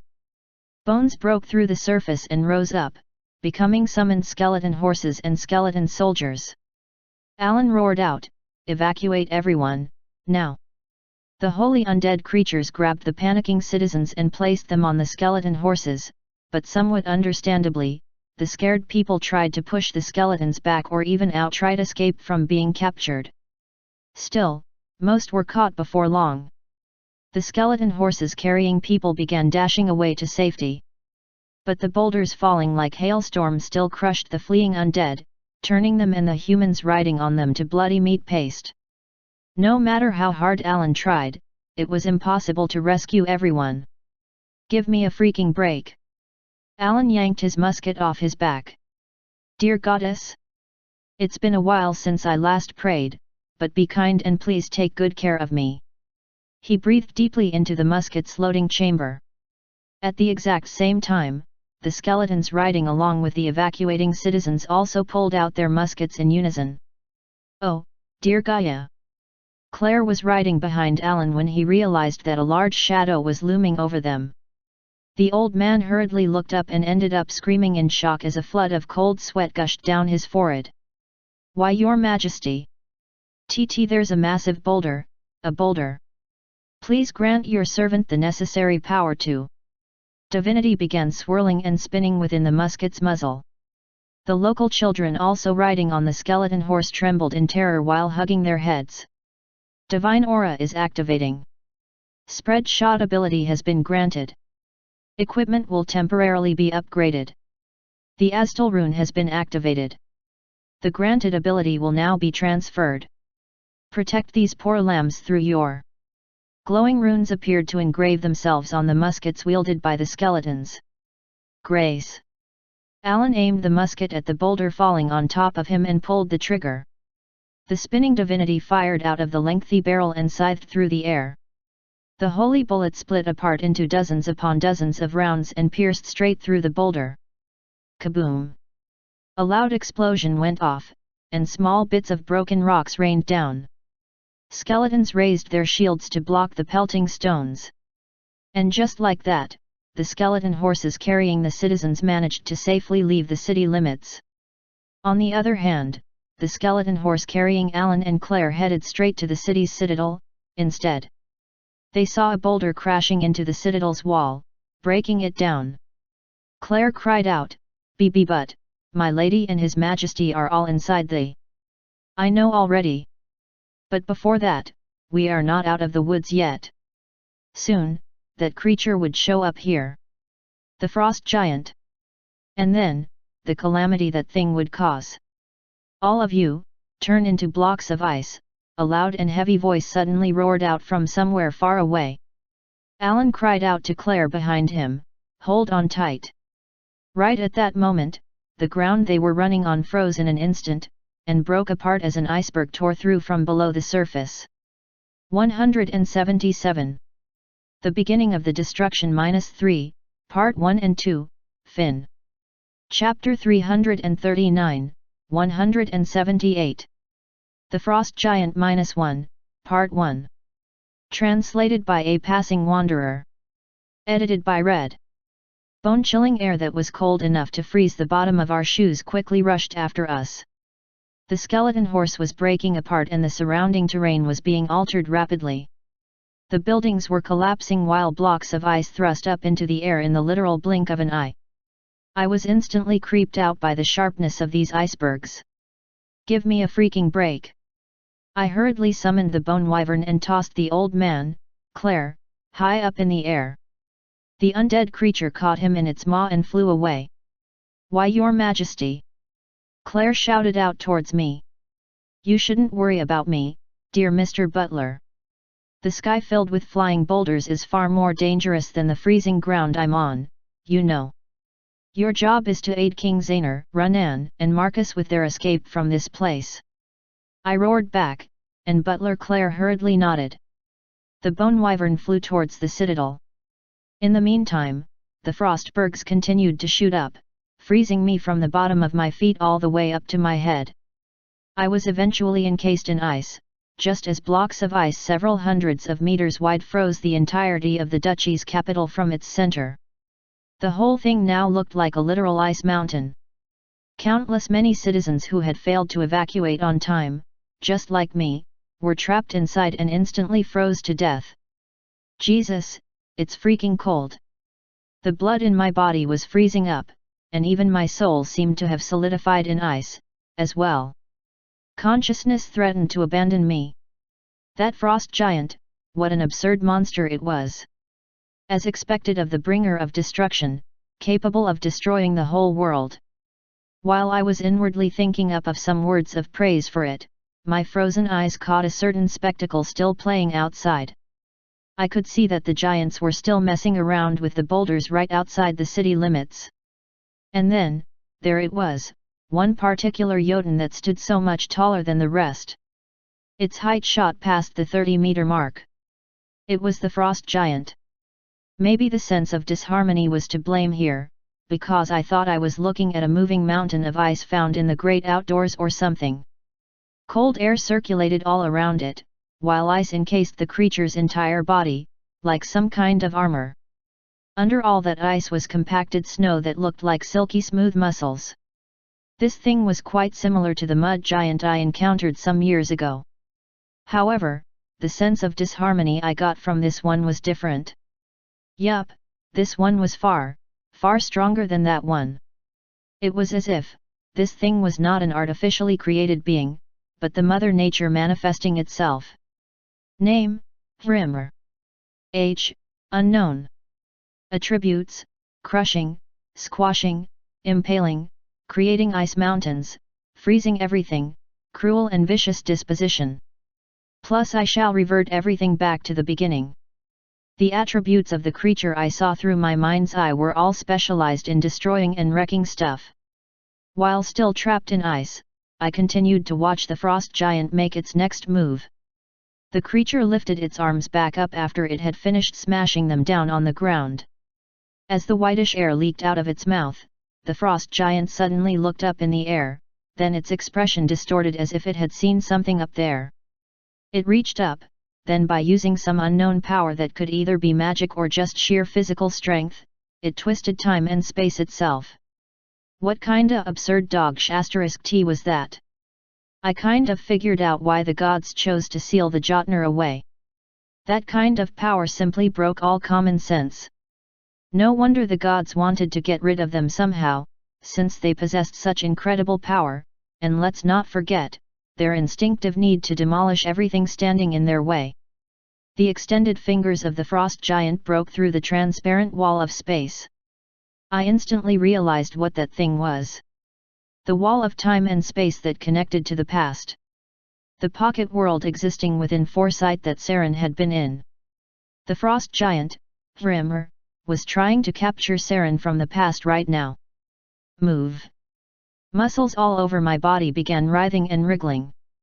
I used divinity to thaw all the frozen blood vessels in my body. Blood quickly began circulating again within me. If it was Kelt or Charlotte, they would have easily broken through this sword of ice by now. I used the bloody golem to curse my body. My flesh was wrecked several times over, but I was revived by divine power in what felt like an unending loop. So, I should have acquired a transcendental body that had broken through the limits of a human being, just like those two people. Cracks formed on the ice encasing me. Shatter. The ice encasing my right hand, which was still gripping the musket, shattered and broke apart. That allowed me to take aim at the frost giant, Hrimmer. I couldn't breathe into the loading chamber, so the materialized bullet should be unstable. Its firepower should be too low to do anything much, but I was confident of hitting my target nonetheless. Oh, Gaia! I even began praying inwardly. Please pass your judgment on these. My left hand also broke through the ice, freeing itself. My body was gradually regaining its freedom, and I could now grab the musket with both hands. Bringers of destruction who dare to break the balance of this world. I pulled the trigger. Bang! The ice shattered, and the holy bullet scythed past the howling winds to fly towards the frost giant at a frightening turn of speed. Boom! And then, it accurately struck the right cheek of the giant. Frost giant Hrimr's head was tilted to the side. But that was all. Still, that distraction was more than enough. The extended hand fell out of the distorted time and space. The frost giant staggered a little, then spread open its clenched fist. Escaped, hey! Hrimr the frost giant clamped its mouth shut, before smacking its lips. Its expression shifted as the smooth, compacted layers of snow making up its face moved around. The giant looked somewhat flustered. Which wasn't surprising, since it probably didn't expect anyone to interrupt it like I had done. Hrimr the frost giant looked up at the sky once more. I can't catch that human anymore. Its head came down, then its eyes landed right on me. A snicker formed on its lips while it stared at me, still somewhat trapped within the ice in the middle of the city's street. You dare interrupt me, human! Hrimr suddenly lifted his head up and opened its mouth wide. It then shoved its hand inside its throat. Its jaw looked like it was getting dislocated, while its throat bulged outward like a balloon. It was grabbing something in there and forcibly yanking it out. What emerged from the frost giant's mouth was a long and massive spear. It was easily well over 15 meters in length. Son of AB*TCH. I amplified my divinity and completely shattered the ice trapping me, then urgently extracted Amon's skull from the item window. But, how was I supposed to fight this thing? My opponent this time was the frost giant. The only thing that could potentially fight against that monster was either the bone dragon or the skeleton king. However, I didn't have the grimoire specialized in summoning magic with me. I also didn't have the staff with me, so I couldn't greatly amplify my divinity, either. Which meant that I had to shoulder all the backlash and forcibly summon one of them by myself somehow. Man, how did it turn out like this? Belrogue, that geezer. He said he needed around 4 years, so where the hell did he disappear to? I continued to badmouth Belrogue in my mind while putting the skull helm on my head. I am the Legion. Hrimr suddenly jerked its body back. It gripped the ice spear so hard that I could actually hear the sounds of it cracking under pressure. And I am Gaia's in he. Die, punk! Hrimr thrust its left foot out before stomping on the ground. It threw the spear in its hand towards me. My eyes opened wider under the skull. The massive spear punched cleanly through the massive ice mountain in the blink of an eye. TL, in third-person POV. The ice spear accurately struck the ice mountain, shattering it completely. Hrimr breathed out grandly while watching the huge blocks of ice crash and tumble down noisily. Phew! The corners of its lips arched up as it began snickering again. Ahahut! Yes, it's a bullseye. What perfect accuracy! The frost giant clapped its hands, then shifted its gaze over to the giants nearby. Oh how was it? Didn't I perfectly hit my target or what? The giants flinched in surprise and hurriedly began clapping their hands as well to appease Hrimr, before his mood could sour. It was around at this point that the frost giant sensed something trickling down its cheek, alongside some heat coming from there. It was startled by this sensation and quickly touched its right cheek. I was wounded. Water with some layers of frost trickled down from its cheek. It felt so warm that even the cold air innate to the frost giant failed to freeze it instantly. To think that there was an existence in this world capable of inflicting a wound on the frost giant. Could it be that puny human earlier was something like the vampires or whatever? Or, maybe he was something else that the vampires couldn't even hope to defeat? What a shocking turn of event this was! Chapter 340, 178. The Frost Giant -1, Part 2. Translated by a Passing Wanderer. Edited by Red. Well, it doesn't really matter anyway. Hrimr pressed down hard on its cheek to freeze the wound closed, then shifted its gaze down at the portion of the city encased in ice. How does it look? Will this area serve as a wonderful location to build our ice castle? Hrimmer rubbed its chin in contemplation. It addressed the giants around itself, none of them tall enough to even reach up to its waistline. These giants flinched again, and hurriedly nodded along. Well, that's good to hear, then. This northern region will now serve as my territory. I'm sure the other kings will not protest in dissatisfaction regarding my choice of location. Hrimmer shifted its gaze beyond the city limits and towards the verdant grasslands in the distance. Humans riding on skeleton horses, as well as several carriages, could be seen fleeing. Those humans had somehow managed to escape from the city. Hrimmer looked behind itself, and spotted the vampires breathlessly chasing after the giants and belatedly arriving at the city limits. The frost giant tutted while staring at these undead. How pathetic! Such weaklings were proclaiming that they would become gods in the future.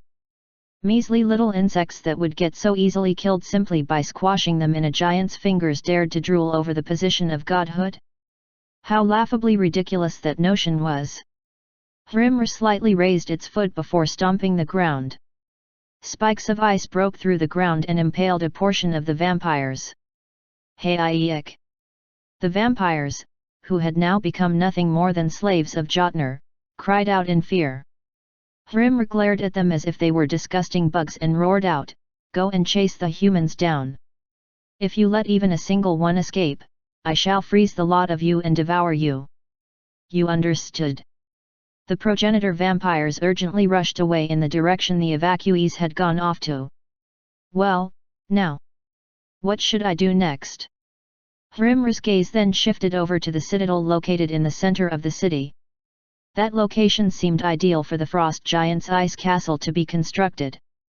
However, that tiny little human castle was getting in the way. Well, I can simply tear it down and build my own castle from the ground up. Hrimmer's jaw slowly opened, and a tongue made out of ice slithered out to lick the vicinity of its lips. With a sinister grin on its face, the frost giant strode over to the citadel. Just what is the meaning of all this? The King of France still remained in the citadel. King Zaner was rooted to the spot, unable to move from the sheer shock of it all. He was currently taking in the sight of the city through the window. All those soldiers, and even the powerless subjects of the kingdom, couldn't even let out a single scream before they were imprisoned in ice, their faces frozen in despair and horror for all eternity. King Zaner nearly collapsed at this unprecedented slaughter, where not one person could offer up any meaningful resistance. Oh, dear gods! He had already accepted his fate. He even accepted that all these sacrifices were meant to buy that crucial extra time for the rest of humanity. That was why he resolved himself to fight against the Jotner, the giants of myth that had apparently even tried to oppose the gods. But this... they couldn't even buy any time at all. Look! In the blink of an eye, they were all annihilated. There were thousands, tens of thousands, of lives here, yet. The entire army of the duchy was rendered powerless in an instant, without being able to do anything. It was like saying that all that hard training the soldiers had gone through was for nothing, a waste of time. Humans simply couldn't win against these marauding giants. Why, Your Majesty, Your Majesty! King Zaner turned his head and noticed a familiar butler rushing towards him. That old man was the butler employed by the House Ariana, but Zaner couldn't remember his name. Claire! Ronan called out the old butler's name. Butler Claire urgently ran up to King Zaner and his group of escorting soldiers. He panted breathlessly after forcing his aged body to move so fast. Why, you must escape from here, everyone! It's the order of His Imperial Majesty, the Holy Emperor. Wait, are you trying to say that His Imperial Majesty has personally come here? If so, that sound of a gunshot earlier. Where is His Imperial Majesty, then? Claire clamped his mouth shut, and quietly shook his head. It can't be. He has already been defeated. King Zaner fell into even deeper despair, but he still turned his head to the side to look at his younger sister, Ronan. She was someone who didn't even bat an eyelid in front of a powerful vampire. Yet her complexion was pale white right now. The indescribably overwhelming might emanating from the frost giant had even made her drop her rapier. King Zainur saw this, and gritted his teeth. He made up his mind there and then. He reached out and grabbed Runan's hand. Marquis Runan, I hereby order you to escape from here. Older brother. But the fate. The future Saren saw did not contain the scenes of our death. Meaning, it will work out somehow. King Zainur then shouted out a new order at the soldiers. Go and secure a carriage right away. The soldiers nodded and urgently turned around. But just as they began dashing through the corridor. Boom! The location the soldiers were running through suddenly caved in and collapsed in rubble. A humongous hand made of seemingly nothing but ice brushed past that location. Just that simple action had caused a portion of the citadel to be completely ripped apart.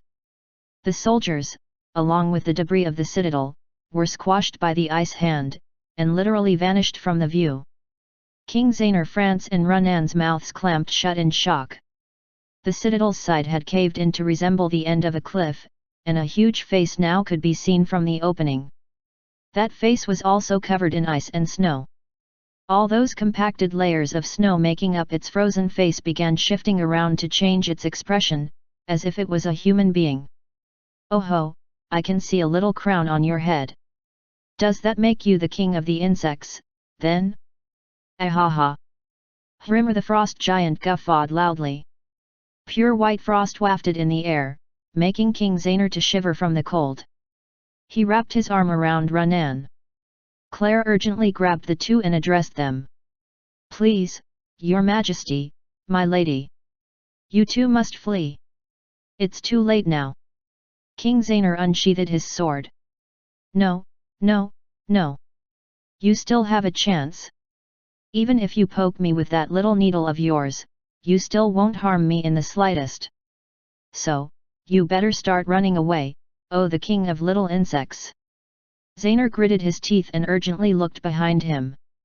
Unfortunately for him, though, the frost giant's other hand crashed through that side of the corridor, caving it in as well. And just like that, both ends of the corridor were gone, making them look like cliffs.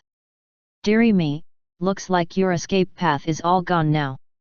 With a hardened expression, King Zainur glared back at the frost giant. It was as if the massive giant was a little kid messing around with a bunch of ants.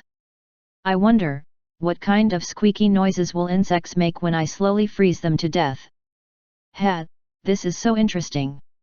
The frost giant thrust its hands inside the both ends of the cut-off corridor. Bone-chilling air began gushing out from both of those palms of ice. King Zainur, Claire, and Runan, now caught in the middle, began shivering away from the cold. Hrimmer sneered mockingly at them, the corners of its lips curling up. A male and a female insect, plus an old one, too. I wonder how you all will taste when I shall now ask you a question, oh the king of ice. Hrimmer flinched in surprise and quickly withdrew its hands, then hurriedly scanned its vicinity. Are you afraid of death? An unknown voice was coming from somewhere. Hrimmer furrowed its frozen brow. Where was this voice coming from? Just from where? As you are a king yourself, I shall now inform you of my own name. The Skeleton King. The frost giant flinched again when he heard that other voice, and looked down at the ground. Right below him was another small, measly little life form. He was standing before the wreckage of the citadel. There was a skull of a mountain goat on his head, while a set of bone armor was equipped on his body.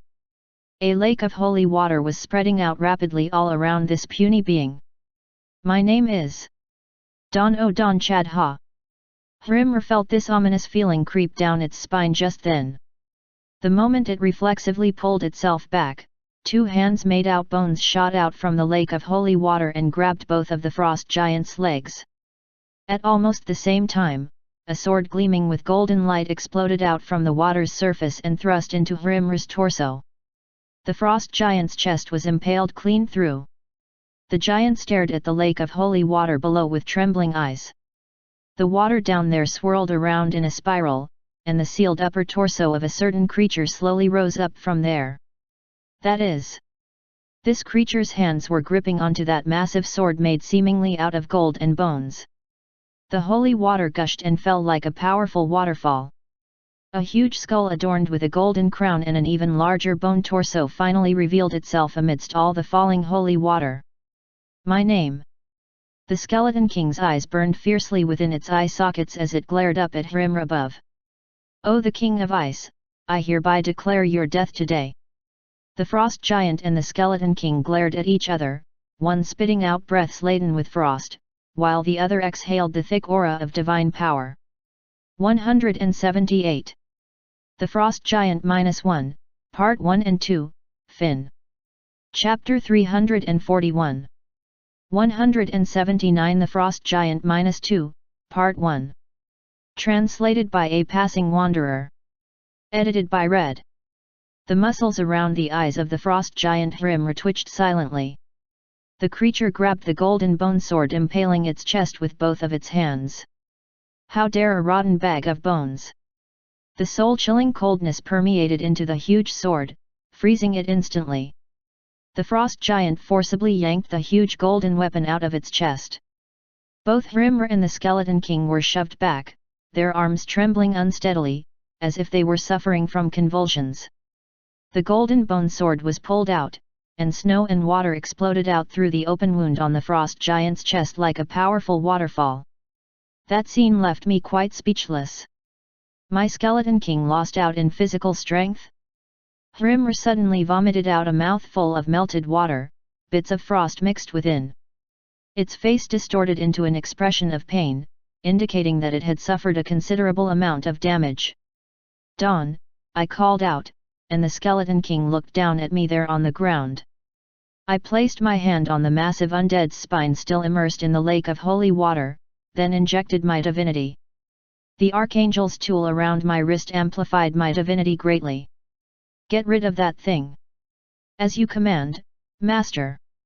The Skeleton King's hands, still holding on to Hrimr's ankles, released their grip, and grabbed the golden bone sword instead. A great amount of divinity traveled along its forearms to enter the huge weapon. Hrimr flinched grandly in shock and screamed out loudly, "You monstrous bastard!" The Skeleton King pulled the sword back before viciously swinging it out diagonally. The Frost Giant leapt up in the nick of time. The huge creature went airborne, a dozen plus meters in the air, creating well over 100 meters of distance between itself and its opponent as it did. In the process, the city center was utterly demolished. Phew! Hrimr heavily exhaled thick breaths laden with frost, and stared at its severed fingers. Then it began grinding its icy teeth in rage. "You accursed bastard!" it roared out, only to come to a faltering pause after realizing that the Skeleton King hadn't moved yet. When the gigantic undead continued to remain in the same spot, the Frost Giant snapped out of its dazed state rather quickly and stared at the lake of holy water, a sneer spreading on its lips. "Aha, so you can't even move from that spot? Yet you wish to fight against me?" Hrimr didn't need long to figure out that the Skeleton King could not move outside of the lake of holy water. The gigantic undead looked below, and while staring at the lake containing its body, its bony jaw clattered open. "You shouldn't worry about me, O King of Ice," the Skeleton King dipped its hands under the holy water lake's surface. "Because this body of mine can travel anywhere I wish." The undead swung its arms around and began splashing the holy water all around its vicinity. It was like tsunamis of holy water were sweeping through the surrounding cityscape. Once the lake of holy water had spread all around the city, the Skeleton King dove beneath under the surface, disappearing from view. And then, Hrimr urgently turned around and swung its arm powerfully. Its frozen arm smacked away the golden bone sword shooting out of the holy water's surface. Hrimr cautiously scanned his vicinity. The holy water's surface continued to ripple, circling all around the Frost Giant. The golden bone sword shot out from the surface once more, stabbing at the giant made out of ice and snow. The huge blade clattered against the frozen arm, scattering fragments of ice all over the place. The two Kaijus were now engaged in a proper fight over there. I figured that it'd be fine to let the Skeleton King handle Hrimr for the time being. I sucked in a deep breath and looked up at the collapsed citadel. I leapt up and ran up the structure's wall. I landed on one of the wrecked corridors and finally located King Zainer and Runan. "Why, Your Imperial Majesty? Just what on earth is happening outside?" He seemed to be too dazed at the moment, unable to process anything. I stomped on the floor, causing bones to sprout out of the wrecked corridor's chasm, creating an impromptu bridge. "Hurry and escape." For a moment there he seemed to be hesitating over something, but soon, a determined expression formed on his face. He grabbed Runan's hand and dashed along on the bridge. Before he disappeared from the view, he said, "We pray that the fortunes of war be with you." "Same to you." He seemed to know that neither he nor Runan would be much of a help here and hurriedly evacuated this place. Butler Claire also bowed his head to me and chased after the fleeing duo. I picked up my musket and breathed into it. My target was obviously Hrimmer. I had to hit that bastard in the head again. But, just as I took aim at the frost giant, this creepy chill suddenly ran down my backside and I hurriedly turned my head to my left. A huge boulder was flying my way. "Oh, sh! *T. I jerked the muzzle away and pulled the trigger. The holy bullet struck the boulder cleanly, shattering it to bits. Even then, the debris still carried the rock's momentum, and that of the explosion was added on top. The shrapnel spread out over a wide area, directly slamming into the rest of the citadel. The already damaged castle collapsed and crumbled even more. Dangerous-looking fissures ran through the floor I stood on, making me lose my balance. I nearly fell headlong to the distant ground below, but managed to grab the broken wall nearby in time.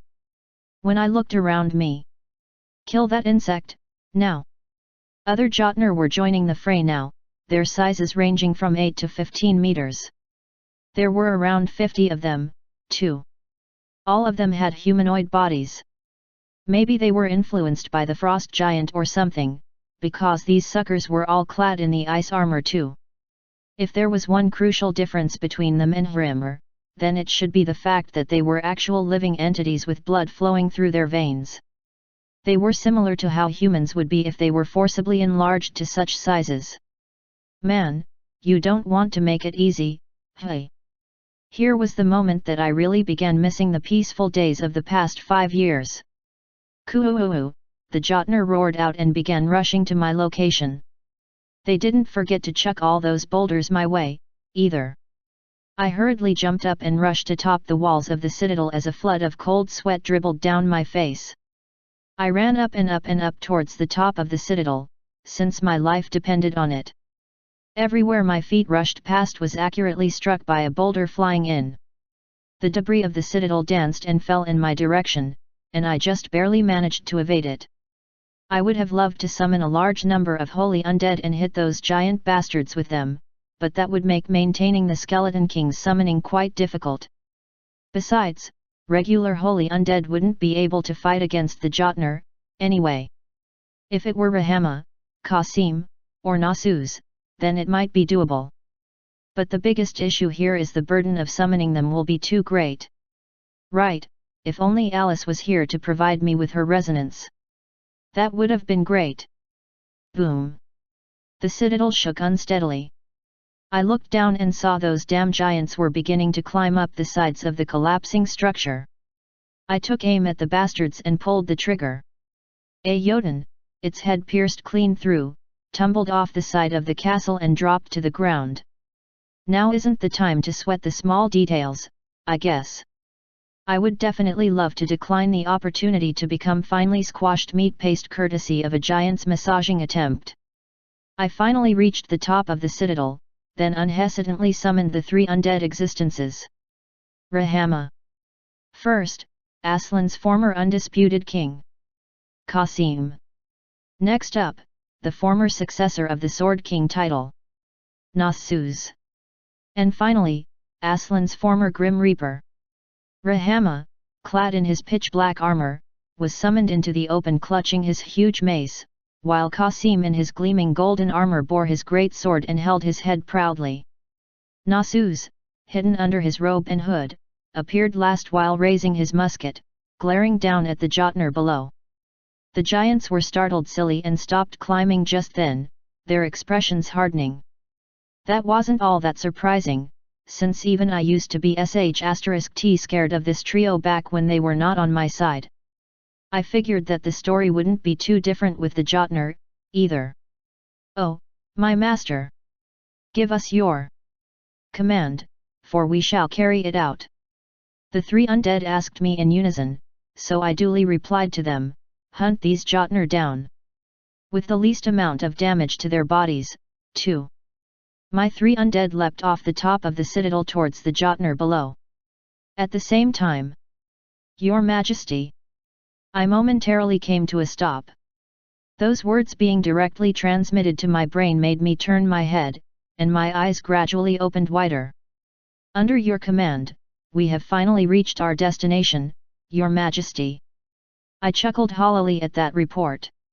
Really now, she's one heck of a diligent kid, all right. Then I activated the Astal rune. TL, in third-person POV. Hrimr grunted in pain. Bang! The ice armor on its back split apart. Bang! A deep sword gash opened up on its great arm made out of ice. Bong! Eventually, Hrimr faltered and fell to its knees, its body full of wounds. It used its large hands to shield its head and curled up on the ground. The creature was surrounded on all sides by swirling currents of holy water. The Skeleton King was somewhere below the water's surface, choosing to thrust and stab its golden bone sword into the giant from the safety of its hiding place. It was like Hrimr had become trapped inside a tornado of blades right now. At this rate, I'll be killed for sure. Just what was the identity of its opponent, really? Was it a Jotun? No, that couldn't be, it was definitely a different type of existence. Maybe it was a creature from the spirit realm? If not, then perhaps purgatory? Hrimr had no way of knowing. But then again, there was no need to find out, either. There was no doubting it at this point. The opponents that the undead, that Vampire King or whatever he called himself, had begged the giants to kill, the targets of that man's revenge, this giant bone creature had to be one of them. Without a doubt, the Vampire King was strong. Even though he was fighting against three kings of the giants at the same time, he had still managed to inflict a variety of small and large wounds on the giants. Also without a doubt, it made sense for a mere vampire to lose against this sort of bone creature. However, that doesn't mean I'll lose like this. If Hrimr tasted defeat today and ran away with its tail between its legs, then it would surely end up a laughingstock to the other kings. Hrimr took another look at the rippling surface of the holy water. That bone giant moved around using that. Since that was the case, it'd be a good idea to get rid of the bone giant's traveling route. Oraye! Hrimr let out a spirited roar, and thrust both of its arms into the holy water before pouring out its bone-chilling cold aura.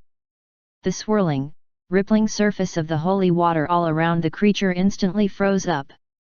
At the same time, the hands of the Skeleton King shooting out of the water's surface also came to a grinding halt. It's now. Hrimr quickly created some distance. It opened its mouth and shoved its right hand inside its throat. It pulled out an ice spear from within, but then, it also shoved its left hand in and yanked out another identical spear. After grabbing the two spears securely, Hrimr leapt up into the air. Ahaha! Try to block this, dear Skeleton King. Chapter 342, 179. The Frost Giant -2, Part 2. Translated by a Passing Wanderer. Edited by Red. The Skeleton King barely managed to raise its golden bone sword in time. The two spearheads collided against the raised blade, causing a massive explosion. The giant undead staggered unsteadily. Meanwhile, Hrimr moved its huge body in a shockingly agile manner, displaying great nimbleness. Its feet danced around as if it was having fun, and it continued to swing around its spears. The ice spears were well over 12 meters long, and they crossed, danced, and sliced, utterly demolishing their surroundings. Everywhere they swung past, frozen mountains of ice shot up. Eventually, one of the ice spears managed to deflect the Skeleton King's sword away. It's now. An opening had finally presented itself. The other ice spear instantly stabbed into the unguarded ribcage of the Skeleton King. The undead's glowing eyes widened greatly. On the other hand, a thick and slimy smile formed on Hrimr's lips. Explode! Spikes of ice exploded within the Skeleton King's torso. The bone giant's body creaked noisily before completely freezing over, unable to move any more. Only its glowing eyeballs could shift around to stare at Hrimr. The frost giant guffawed. What's this? You've been talking big, yet only after this much. The Skeleton King's free hand punched straight into Hrimr's gut just then. The giant's frame, at least 30 meters tall, was lifted clean up off the ground. You bastard! Hrimr grabbed the Skeleton King's skull and slammed it into the ground in retaliation. The frost giant's fingers of ice dug deeper and deeper into the skull. After making sure that the huge skull had been driven deep into the ice-covered ground, Hrimr heaved forward, smashing the Skeleton King's head into the frozen iceberg before it. Phew! Hrimr watched on in satisfaction as the Skeleton King was trapped under the crumbling ice mountain. The frost giant let down its guard for a moment. At that very instant, a spike made out of bones thrust out from the ground and impaled Hrimr through the torso. Snow spewed out from Hrimr's mouth like blood, and the giant's expression distorted greatly. How persistent are you, you measly bag of bones? That's what I should say to you, O King of Ice. Whenever these two massive kaiju-like creatures made a move, the city around them was demolished even further. But there were no survivors around anyway, meaning the Skeleton King didn't have to hold back anymore. What in the hell is? Hrimr couldn't help but furrow its brow while dealing with the Skeleton King's attack. This undead was powerful. As a matter of fact, it was getting even stronger with every passing second. But it was different from the concept of becoming stronger, but more like it was releasing more and more of its previously sealed strength. Hrimr's glare shifted to the lower torso of the Skeleton King. The frost giant sensed this unexplainable power emanating from beneath the frozen holy water's surface. That had to be the source of the undead's strength. Hrimr loosened itself. I see now. If I drag your body out of there, then it'd become that much easier to subdue this undead. Hrimr rushed up to the Skeleton King, grabbing onto it. The giant's right hand found a secure hold on the skeletal giant's shoulder. The snow-covered giant began pulling at the giant of bones in order to forcibly yank the latter out into the open. Boom! The ice below shattered, and the Skeleton King's upper torso was dragged out even further, but that was about it.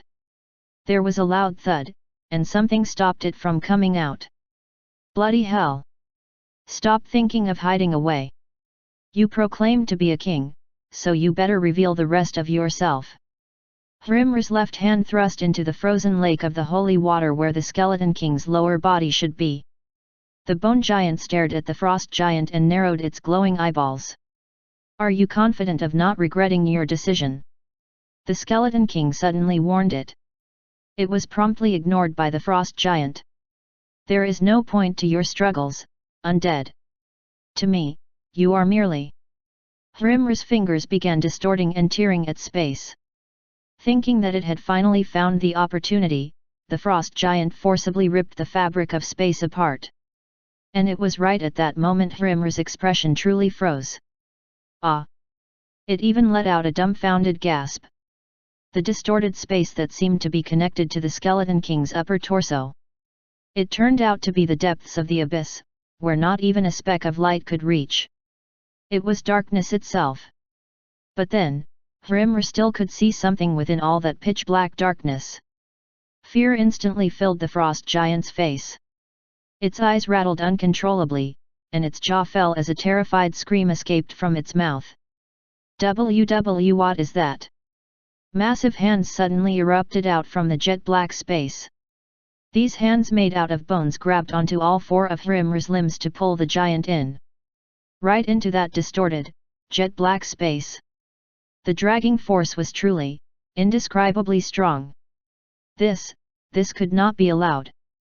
If Hrimr got sucked in there, it would definitely. You bastard! Hrimr drove its feet into the ground and froze the surface in ice in an attempt to secure its footing, but even the ice shattered helplessly, and the giant was still dragged inside. Rather ironically, Hrimr was getting sucked into the mouth of the space it had ripped open. The Skeleton King lowered its gaze. From the lake of holy water where its lower half was contained, a truly horrifying noise could be heard. The noise of something being crushed. Shattered. Sounds of something being eaten away resounded from below. Hrimr's despairing scream could be heard rising next. Hrimr's hand shot out from within the distorted space. It clutched onto the ground, and the frost giant mustered every ounce of its energy to pull itself out from there. Countless skeletons were clinging to the giant's body. These undead were gnawing away at the giant's flesh like some kind of parasitic bugs. Hrimr fearfully looked back at the interior of the holy water, where its lower half was still stuck. That is not possible. Something inside that pitch-black space could be seen shifting around ominously. Just what the hell could that thing even? The legs of the frost giant were suddenly grabbed by something within that abyss. This could not be allowed to happen. Hrimr knew instinctively that getting dragged in there would be its death. The frost giant screamed in terror, and chose to sever its connection to the nerves of its own legs. The two legs made out of ice and snow were ripped off its body, allowing the giant to finally escape from the distorted space. Almost at the same time, the mouth of the space closed shut. Hrimr crawled on the ground pathetically, howling out like a madman, "Monster! Monster!" The expression of the frost giant was deeply twisted by sheer terror of it all. Not too long afterwards, snow piled up on where its legs used to be, froze into recognizable shapes, and the limbs were restored in full. But Hrimr had shown its back by now. It no longer held the drive to continue on with this battle. The Skeleton King held its head high. But just as it raised its golden bone sword up. "Not yet. I'm still alive." Hrimr staggered back up to its feet. "As long as I live, I can get my revenge." "Why yes, that's right. If I join forces with other kings, then you bastard." "I will." The frost giant quickly retreated from there while glaring at the Skeleton King. "I will kill." Kaboom! Hrimr's head was enveloped in a vicious explosion. Thick black plumes of smoke rose up. Kuaa! Hrimr toppled down as water-containing frost vomited out from its mouth. The frost giant's shaking eyes shifted over to the side. In the far distance, it could see a human army beyond the city limits. What are those things now? The army was made up of soldiers clad from head to toe in pure white armor with runes engraved on their surfaces, and about 50 or so large cannons arranged in a formation. They were being led by a woman with silver hair riding on a magnificent horse. That was none other than Charlotte Hero-Eyes. Hrimr was deeply enraged by their sudden appearance. Her neatly tied silver hair danced in the howling winds. Her sharply furrowed brow and crimson eyes were glaring at Hrimr the frost giant. She wasn't late. The command Charlotte had received from His Majesty said that on the 5th year from the prophecy, she must lead the army forth and set up a camp around the capital city of the Ariana Duchy. Her job was to prepare for the possible invasion of the giants. She was to be on standby here for the next year or so. However, there was no need to be on standby anymore, all thanks to the Jotnar choosing to make their moves first. Now, she only had one job to do here. To massacre the giants. "You bastards dare! You mere insects!" the frost giant roared out, but Charlotte didn't even pay any attention to it. She issued a new command: "Fire away!" The 50 or so cannons spat out intense flames. Shells made out of divinity drew mesmerizing arcs in the air like some kind of shooting stars. They rose high, high up, before falling back to earth. And no, wait! Hrimr took the full brunt of the bombardment, and its whole body began breaking down. The legs of snow and ice that had been regenerated earlier were destroyed once more, causing the massive giant to fall face first to the ground. Its ice armor was cracked and split apart, and the intense flames burning on it melted the ice down. Hrimr screamed as a horrifying pain it had never experienced before in its entire life assaulted it relentlessly. Charlotte pulled at her mount's reins. The Unyra, the descendant of the legendary unicorns, neighed and reared up powerfully before dashing forward at a breakneck speed. Her neatly tied silver hair danced behind her head. He's somewhere here. She could feel it. She could sense his aura. With a shield on her left hand and a sword in her right, she leapt towards the collapsed frost giant flailing awkwardly about in the demolished cityscape. You measly insect! Oh, goddess of the world! Hrimr's jaw opened wide. It used more snow to reconstruct its destroyed legs, then lunged at her. Grant this servant your grace. A robe and hood of divinity materialized over her leaping figure, and even the sword in her hand was encased in divine power, becoming a humongous great sword of light. The Grim Reaper transformation was now active. A powerful aura of divinity gushed out from her whole body. Hrimr, water leaking out from its eyes, nostrils, and mouth like blood, desperately grabbed for her, but the Skeleton King's sword impaled the frost giant from behind first. Grant this servant a sturdy shield, and Charlotte viciously swiped with the shield on her left hand. Hrimr's large head was greeted by a powerful explosion, and was jerked away to the side, exposing its unguarded neck. And a sword to slaughter your enemies. The great sword of light in her right hand rose up to pierce the heavens. Divinity and the blade, now acting as one entity, came down in one almighty strike. A brilliant flash of sword light exploded out, and cleanly severed Hrimr's head from its torso. Ah, ah! The severed head of the giant fell and rolled around on the ground. It was still alive somehow, and it continued to moan pitifully away as icy tears streamed down from its eyes. Charlotte landed on top of the severed frost giant's head. She pushed back the strands of her dancing hair and looked up. Her eyes took in the sight of a citadel about to collapse, and a figure on top of that very structure. She could see Alan currently fighting against the Jotnar over there. Her sharp brows softened ever so slightly. A hint of gentle smile floated on her lips as the light in her eyes betrayed just how much she had missed him. The shield and the sword of the imperial family, Charlotte Hera eyes, she spoke in a whisper so soft that the intended audience would never get to hear her. Despite knowing that, she still murmured on, will now participate in the hunt for the giants as well, Your Majesty. She climbed aboard the Unyra once more and rushed towards Alan's location. 179. The Frost Giant -2, Part 1 and 2, Fin. Chapter 343, 180. Valdi's Armament, Part 1. Translated by a Passing Wanderer. Edited by Red. I looked down at the situation on the ground below from the top of the citadel. The heavenly army was entering the city limits. The soldiers were clad in the rune armor that boasted impressively large frames. Each unit exceeded well over 2 meters, making me momentarily think that I was staring at mech suits found in a sci-fi movie, or even smallish golems. The golden light emanated from the Aztal rune. As if that was the signal, the paladins wielding muskets aimed their muzzles at the Jotnar in perfect unison. Fire! The barrage of holy bullets fired all at the same time, and punched through the Jotnar cleanly. The giants flailed about awkwardly and stumbled back. The paladins matched that by striding forward while slinging the muskets on their backs. They then gripped shields in their left hands, and their right hands yanked out their gleaming swords. Phew! Their deep, heavy breathing leaked out from beneath their helms. The surcoats slung around the large armor flapped noisily in the wind. Their steady but slow steps gradually picked up pace, eventually turning into a full-blown sprint. For the glory of our theocratic empire! They gallantly leapt up towards the Jotnar. Hundreds of paladins landed on each and every Jotun like leeches. Their divinity-infused swords swung mercilessly around to hack and chop the giants all over.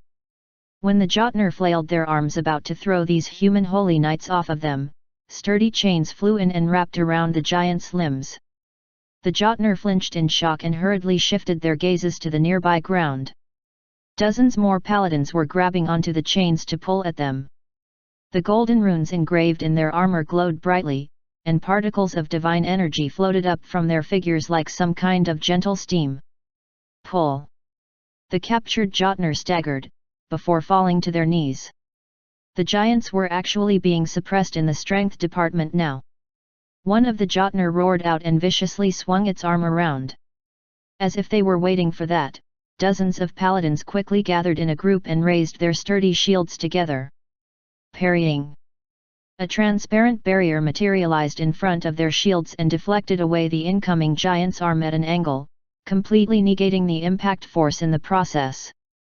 While all this was happening, cannons were positioned behind their lines. Evade, now! A voice was transmitted to the paladins, just like wireless communication. Orders were being sent out through the refined Aztal rune that Hans had researched and developed. The paladins hacking away at the Jotner quickly retreated. Fire! Kaboom! The cannons were shoved back from the recoil, and their shells blew the heads of the giants clean apart. I could see that the Jotner were quickly being subdued. Evacuees have fled from the city, but the vampires are chasing them as we speak. Go and protect the innocent citizens. I heard a voice I had missed a lot just then. There she was, Charlotte riding on the Unyra, commanding the troops while heroically swinging her sword around. A portion of the paladins split off from the army and rapidly moved their heavy-looking suits to leave the city limits. Probably to help out the evacuees, I figured. Charlotte seemed to have sensed my gaze on her, because she turned her head and looked at me with a surprised expression on her face. She even hesitated for a bit. Eventually, though, she dismounted from the horse and approached me. After placing a hand on her chest, she knelt on one knee. It's been too long, Your Majesty. Yeah, it's been a year, Charlotte. She's still as stiff as ever, hey. But that was so like her, which was nice to see. I extended my hand. Charlotte stared at my offered hand for a bit, before accepting it. She stood back up to her feet. A gentle smile floated up on her lips, while I chuckled lightly away, thanks. Thanks to you, I get to keep my head for another day. The Jotner continued to scream tragically as they fell one by one. In the end, they were all hunted down. It didn't take the army that long, either. As expected of the rune armor, though. Since these sets of armor had been based on the internal structure of the Cyclops golem found back in the ancient Aslan tomb, the power they offered to their users was quite considerable. To complete them, we needed to work with many famous alchemists hailing from all corners of the continent, as well as the top magicians of Irons. We also received near-endless financial support from the countless allied kingdoms, too. All that hard work was paying off handsomely right now. I looked over to the Skeleton King. Now that their tasks had been completed, the Skeleton King, Rahama, Qasim, and Nasus dissipated from the world. At the same time, tidal waves of fatigue and drowsiness crashed into me. I plopped down on the ground and leaned my back against a nearby demolished wall. Charlotte was immediately flustered by that. Your Majesty! I gotta take a quick nap. It's been a long while since I went all out like this, and that pooped me out a lot, you see. If only I had my staff and the grimoire with me, things wouldn't have been this taxing on me. I felt like a wet sponge right now. Still, I figured sleeping for 2, maybe 3 days straight would do the trick. Charlotte could only smile bitterly before gesturing with her hand, issuing new orders. Paladins hurriedly rushed up to us and began setting up a tent for me, then went on to create barracks as well. Please, take a much-deserved break, Your Majesty. All right. I'll leave the rest of the mop-up operation to you. A carriage that had safely escaped from the Duchy of Ariana was quickly traveling across a rural road. Fortunately, the people riding on this carriage had been able to evade the giants. The knights accompanying the carriage felt relieved, but not too long after that, a new problem reared its ugly head. A soldier riding on the carriage driver's seat scanned the surrounding forest. The sun had set, and that signaled the monsters of the night to begin their speedy pursuit from within the forest's darkness. Vampires. The bastards had begun sneak attacking the fleeing survivors. They chased after the refugees that had successfully escaped from the city limits, hunted the humans down, and drank their blood. Now, it seemed that they were getting ready to hunt the important personage riding on this carriage as well. How dare a stinking undead! A knight yanked out his sword. He hurriedly pulled on the reins of his horse and glared sharply at the forest, but his head was ripped apart in an instant after a vampire pounced on him. Keep running! It's difficult to hunt the undead down without priests, the soldier on the carriage driver's seat yelled out. His head snapped back to a head on the road, only for his expression to harden. There was a vampire with an upper torso of an old man and a lower torso of a crocodile up ahead on the road. Oh my gods! The existence of several vampire nobles became widely known after the war against the vampires. Among them was a Duke-class progenitor who had fought against the former Crown Imperial Prince White. Duke Agar's. That very creature was now standing in front of their carriage. The vehicle couldn't be turned around anymore, nor could it be stopped now. Since that was the case, it simply had to plow through. Company of knights. The knights rode up ahead of the carriage. Get ready! They raised their lances and pointed them. Their horses charged forward at top speed. They gripped the lances' handles tightly, and braced the weapons by using their waists and elbows. The knights lowered themselves even further in their saddles. Charge! The hooves roughly pounded on the unpaved surface. Their spirits were powerful and wild enough to seemingly crush even someone like Duke Agar's. Did you really think you can win against me?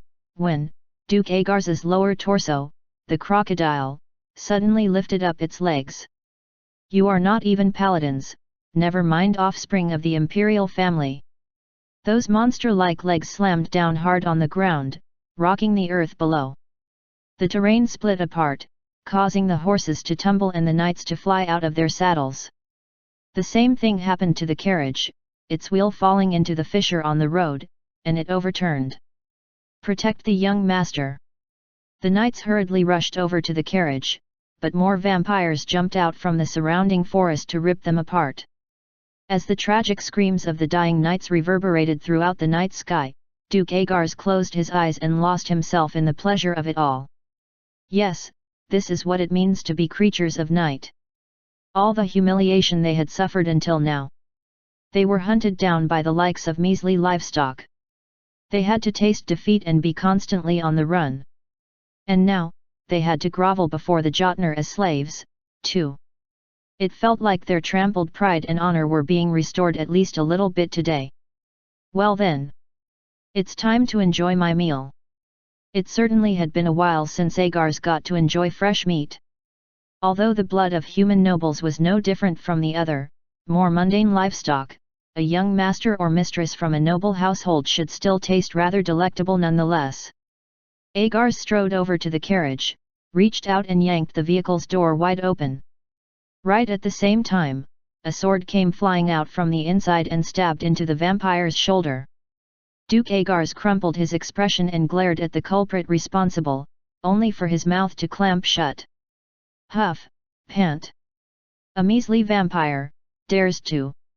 The occupant of the carriage turned out to be a bleeding young man in his mid-20s. And it was none other than the 6th imperial prince of the imperial family, and the son of Duchess Ronan from the Kingdom of France. Marcus Ariana, blood trickling down profusely from his head, was glaring murderously at Duke Agar's. The expression on Agar's face while taking in the sight of Marcus was a lot closer to despair than sneer at this point. What rotten luck is this? Why did it have to be you, of all people? To think that its raid target was someone from the imperial family's bloodline. Chapter 344, 180. Avaldi's Armament, Part 2. Translated by a Passing Wanderer. Edited by Red. Agars felt a deathly chill run down his spine and couldn't help but facepalm himself. Even though a sword was stabbing his shoulder and blood poured out from it, he didn't feel any pain from it whatsoever. His focus was entirely devoted to analyzing the fact that he had attacked an Imperial family member. "What's going on, sir?" When Agars did not immediately kill the bleeding human, other progenitors grew curious as to why and walked up to the vampire duke. Their eyes also grew wider after recognizing Marcus. This human. Wait, could he be? Duke Agars nodded away while dripping buckets of cold sweat. Indeed. It's Marcus Ariana, Holy Emperor Alan Alfal's older brother. That one name caused the complexions of all the progenitors to pale instantly. They even stumbled back instinctively in fear. Agars couldn't help but recall the vampire war that had taken place in the Theocratic Empire's capital. There was no doubting the fact that the vampires were marching towards a certain victory. Along with a colleague, Agars had been relentlessly pressuring the former Crown Imperial Prince White, while the outer gate of Laurensis had been breached, allowing the vampires to enter the city limits. Victory! It was practically right in front of the vampires. Here was the historic event where the vampires finally got to flip the script of the thousands of years of humiliation they had suffered from. Agars didn't doubt for one second that a new era for the vampires was finally dawning on them. Unfortunately for him, though, it didn't take all that long for him and his kins to realize that it was nothing but a delusion. It took only one person. Alan Alfals had completely shattered their dream. The culprit who had summoned an archangel capable of unleashing a truly nonsensical amount of divinity, and freely slaughtered the vampires. The demon king who had sneered mockingly away as he massacred thousands of vampires and undead. What Agars had done today was sneak attacking the older brother of such an existence. One of the vampires swallowed nervously before asking Agars, "What are we going to do, sir?"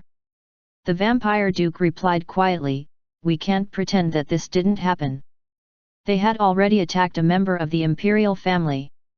As the vampire king utterly hated the guts of these imperials, the vampires couldn't just let this human go. But what would happen if he was to be killed right here? The Holy Emperor will chase us down in pure rage and madness, that's for sure.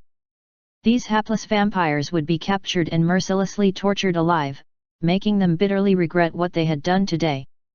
Still, wouldn't it be better to kill this imperial prince right now? This could be a good opportunity to land a blow to those imperial bastards in this ongoing war, even if the blow itself would be minor. Rather than get my blood sucked out by you bastards. Marcus roared out, then pulled his sword out from Agars's shoulder. He tried to slit his own throat with the weapon, jolting the vampire duke out of his thoughts. Agars quickly reached out and grabbed the blade, stopping it midway. His other hand grabbed Marcus's head and slammed it hard into the ground. Crunch! Oops! Blood splattered as if Marcus's head had been burst wide open. His whole body went limp afterwards. The power was more than enough to crack open a regular person's skull. Was he even alive? Thankfully, Marcus seemed to be still breathing. Being a member of the imperial bloodline sure helped out in this case, making Marcus much more resilient than regular humans. Agars lifted up Marcus, now bathed in so much blood. I'll kill you.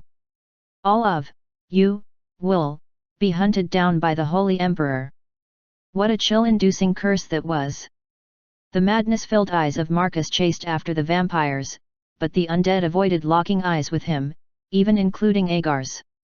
Duke Agars was rather timid and cowardly, even among the ranks of the progenitor vampires, so he just couldn't muster up enough courage to murder the older brother of the Holy Emperor. Bloody hell!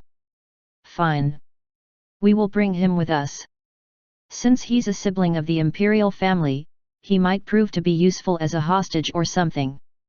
In that case, where should we head to, sir? We shall return to where the frost giant is. It happened around at that moment. Lycans belatedly joining the vampires were breathlessly rushing up to where Agars was. Their expressions showed how frightened they were. We must run. Agars looked behind himself and looked at the lichens, only to notice that some things were chasing the undead down. The army of the Imperials. Silver arrows whistled in and pierced cleanly through the unguarded backs of the lichens. But that wasn't all. Chains connected to the ends of the arrows were pulled taut and the struggling undead were dragged back. It's them. The army of the Imperial family, the Heavenly Army, has arrived. They even hunted the frost giant down. Lichens screamed at the top of their lungs. Agars's face was drained of all color at that report. He could now see the paladins clad in their rune armor by the hill over yonder. The burning eyes of those holy knights gleamed murderously under their helms. They began chatting away as the particles of divinity spat out from the gaps of their helms.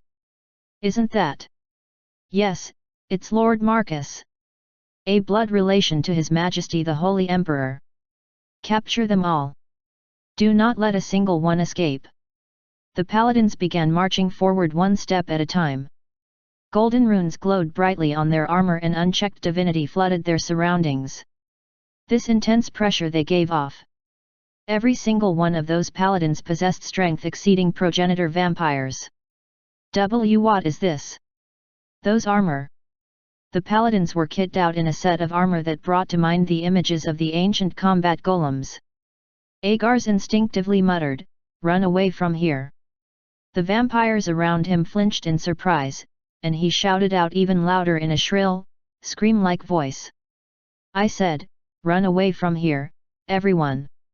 Hunt the vampires down!" The paladins roared out and began rushing in. The vampires, deeply frightened now, hurriedly scattered away.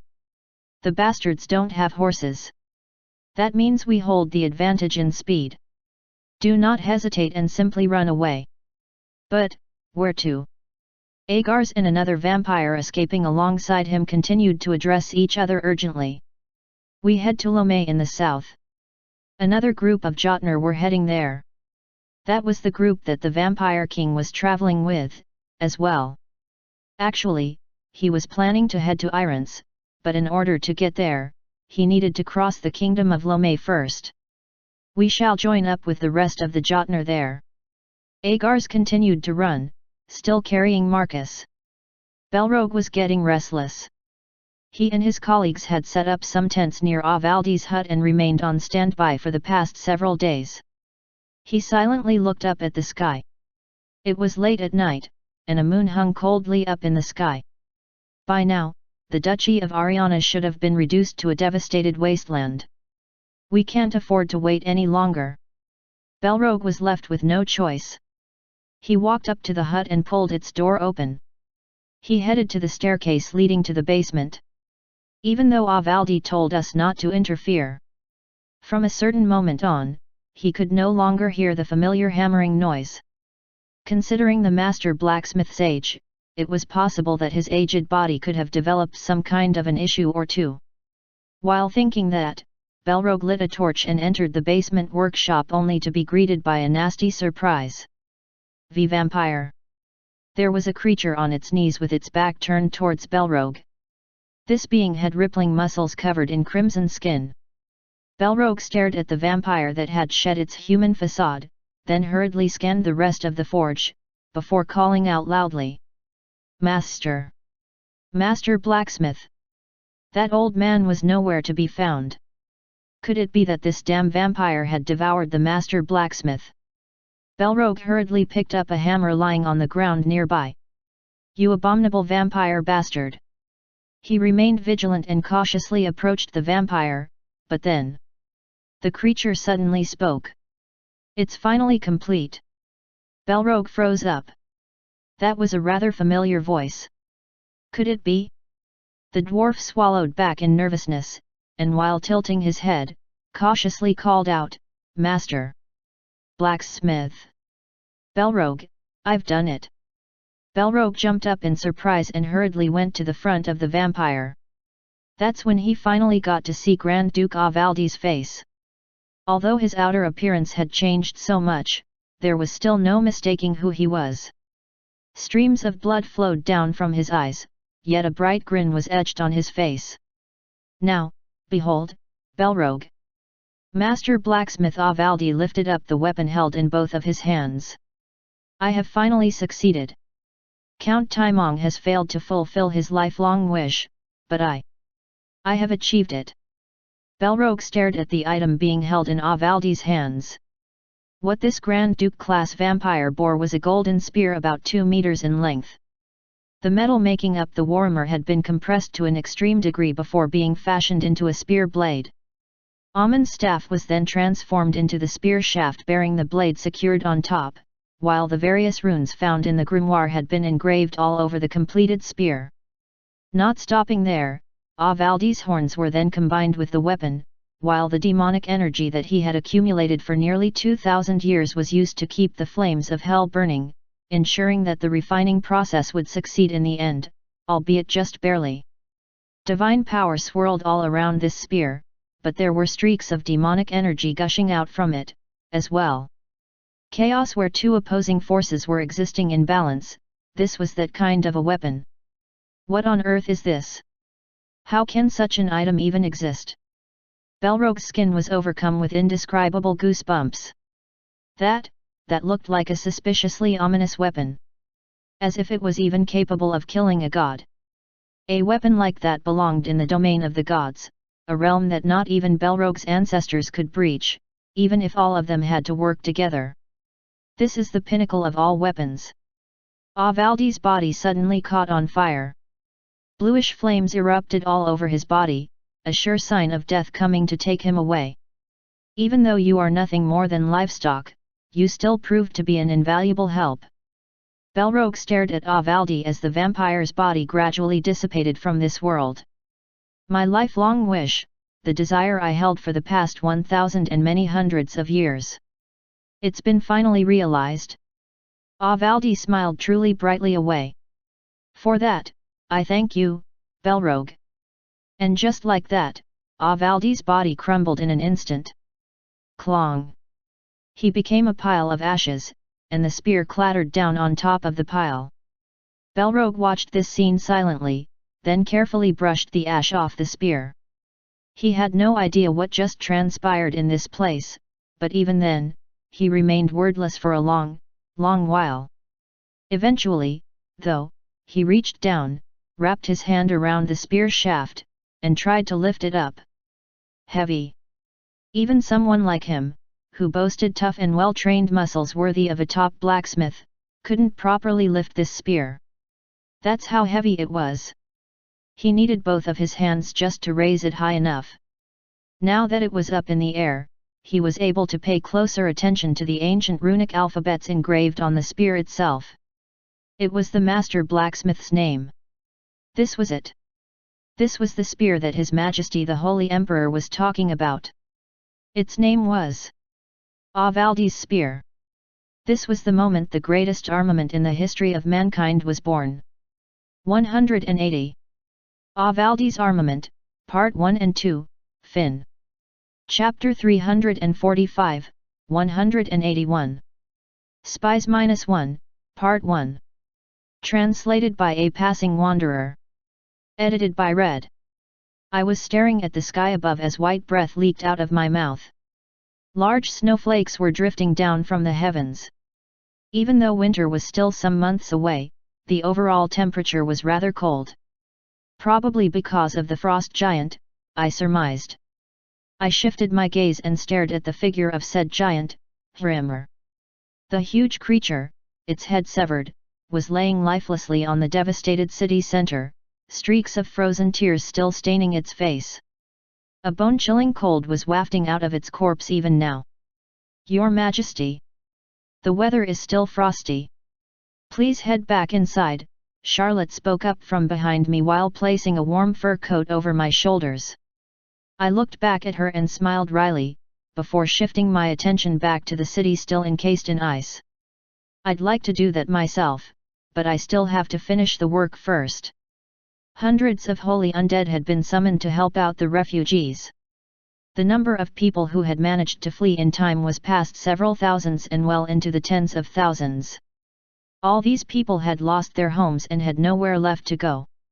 They weren't the only ones, though, as more and more people from other areas began showing up here to ask for our help after they heard the news of us being here. The Kingdom of France was no longer safe. Although the frost giant Hrimmer was dead, the invasion of the giants was far from over. Charlotte hesitated slightly at my reply, then cautiously informed me, "The kingdoms of Irons and Lomé south of here have been invaded, Your Majesty." I nodded in acknowledgement. While we were engaged in the life-or-death struggle against the frost giant and its gang, those two nations had to bear the brunt of the giants' invasion. The attack they had to deal with was on another scale altogether compared to what the frost giant Hrimmer had done. Those damn giants and their tireless marching had left those two kingdoms utterly devastated in less than 3 weeks. White was still engaged in a bitter defensive battle in Irons, but Lomé wasn't so fortunate, as it was still suffering from the after-effects of the civil war. As a result, its capital was easily overrun, and the whole kingdom was now on the brink of complete annihilation. According to the reports, the king of Lomé, Barus Victoria, had fought valiantly against the giants, but was still devoured in the end. There was no order to the invasion, I muttered while massaging my temples, the scenes of Forsyth Saren had shown me all those years ago floating back up in my mind. France, Lomé, and Irons. There was no such thing as an order of invasion. Other than some negligible time differences, the giants invaded those countries almost simultaneously, and began pillaging and destroying everything. And not to forget, we are not in a good space, either. There were 2 ways to return to the theocratic empire from here. One was to take the normal route of going through Irons and Lomé. The alternative was to cross a mountainous region, which cut through the kingdom of Lomé. But that route required us to go on a rather reckless, arduous march in order to reach the border of the empire. Either would have been doable for the army, but we had a serious problem on our hands: what to do with the tens of thousands of refugees under our care. Thanks to this issue, we in the France kingdom were basically isolated from the rest of the empire for the time being. Your Majesty, it's impossible to protect everyone. A portion has to be abandoned, sire, Charlotte said softly. Yeah, I get that. Those giants should mostly focus on wrecking the big cities. Like, the capitals of France, Lomé, Irons, and so on. The proof of that was that they had been targeting only the major cities so far. Since their most beloved form of entertainment was destroying stuff, they should derive a bigger pleasure by wrecking big cities instead of smaller villages. We should exploit that fact. It was unfortunate that not everyone could be saved, but we'll try to save those that can be saved. I should at least try to save the ones my eyes could see. And for that purpose, I might as well use that thing. I shifted my gaze over to Hrimmer's severed head. The head of a giant, eh? I figured such a thing could work fairly well as a warning to other Jotnar. At least, it should work as a nice little bait to aggro those giants who boasted excessive levels of pride. My lady. Marquis Charlotte. A paladin clad in the rune armor walked up to Charlotte. He presented a rolled-up parchment and quietly whispered a report in her ear. A troubled expression floated up on her face as she listened, then she stared at me. I asked her, "What's going on?" "Your Majesty. We have completed our preparations to evacuate from this area. We can leave at any time you give us your command. And also," Charlotte handed the parchment from the paladin over to me. "We found the whereabouts of Lord Marcus, as well.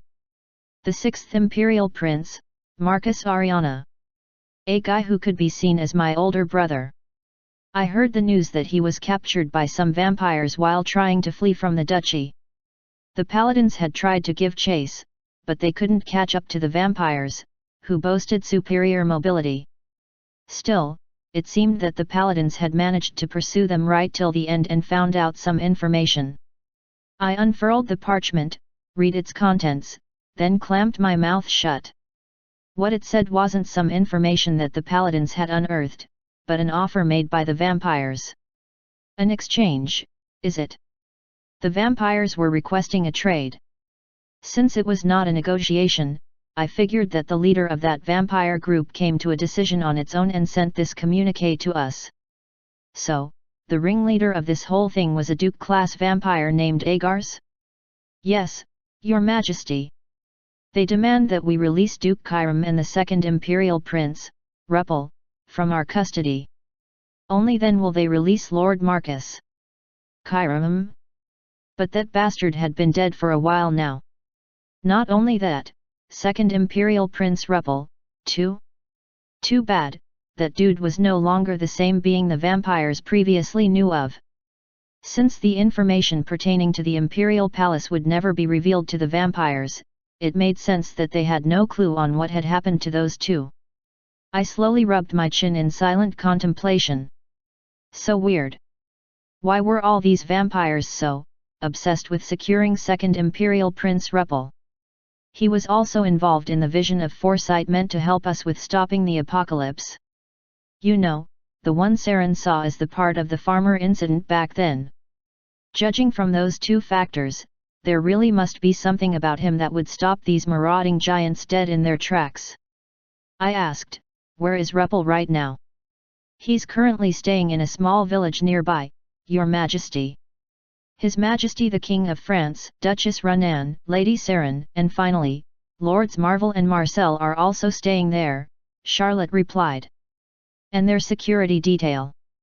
Sir Harmon and a company of the Heavenly Army are in charge of securing the area. You can rest assured, sire. Which meant that there was no problem in that regard. I asked another question, is there no other way to reach the Theocratic Empire from here? There is another one, but we must cross the mountain range first, sire. This route will take us to a territory located on the border of the Kingdom of Lomé. However, this route will be an arduous trek. Charlotte sounded cautious about that. If we weren't careful, we might get many stragglers and dropouts from our group during the journey. Still, feeding the exhausted people with my holy water should ensure that they could endure the journey a bit better. What territory is it? It's the fiefdom of Chavez, sire.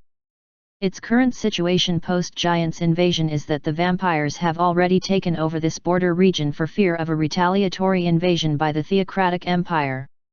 1. Taken over? Does that mean citizens of Lomé Kingdom are trapped in there, Your Majesty? Our estimate puts the number of survivors at around 3,000. We also estimate that around 20,000 undead are currently in the fiefdom's territory as well. Were the vampires thinking of using all those people as their shields if and when the Theocratic Empire invaded them? How foolish those vampires were! Thinking of using hostages against the imperial family, was it? What about the Jotner? At the moment, we haven't spotted them in the lands of Chavez, sire. Now that was a good sign, only vampires being present there and no giants around. I didn't foresee anything that might present an issue. Is it possible to contact the Empire? Although it's heavily dependent on the prevailing weather conditions, it should be doable by relying on communication crystals and message pigeons. In that case, get in touch with our home base as quickly as possible. I ordered, since there was something I wanted to discuss with Hans. Oh, and tell the vampires that I'm willing to trade.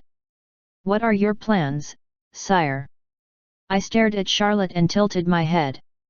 That's obvious, innit? I'ma kill them all. Tell the suckers to come to Chavez. And also don't forget to tell them that if they dare to even leave a single scratch on my older brother Marcus, I'm going to rip their heads off right there and then. Charlotte silently nodded her agreement.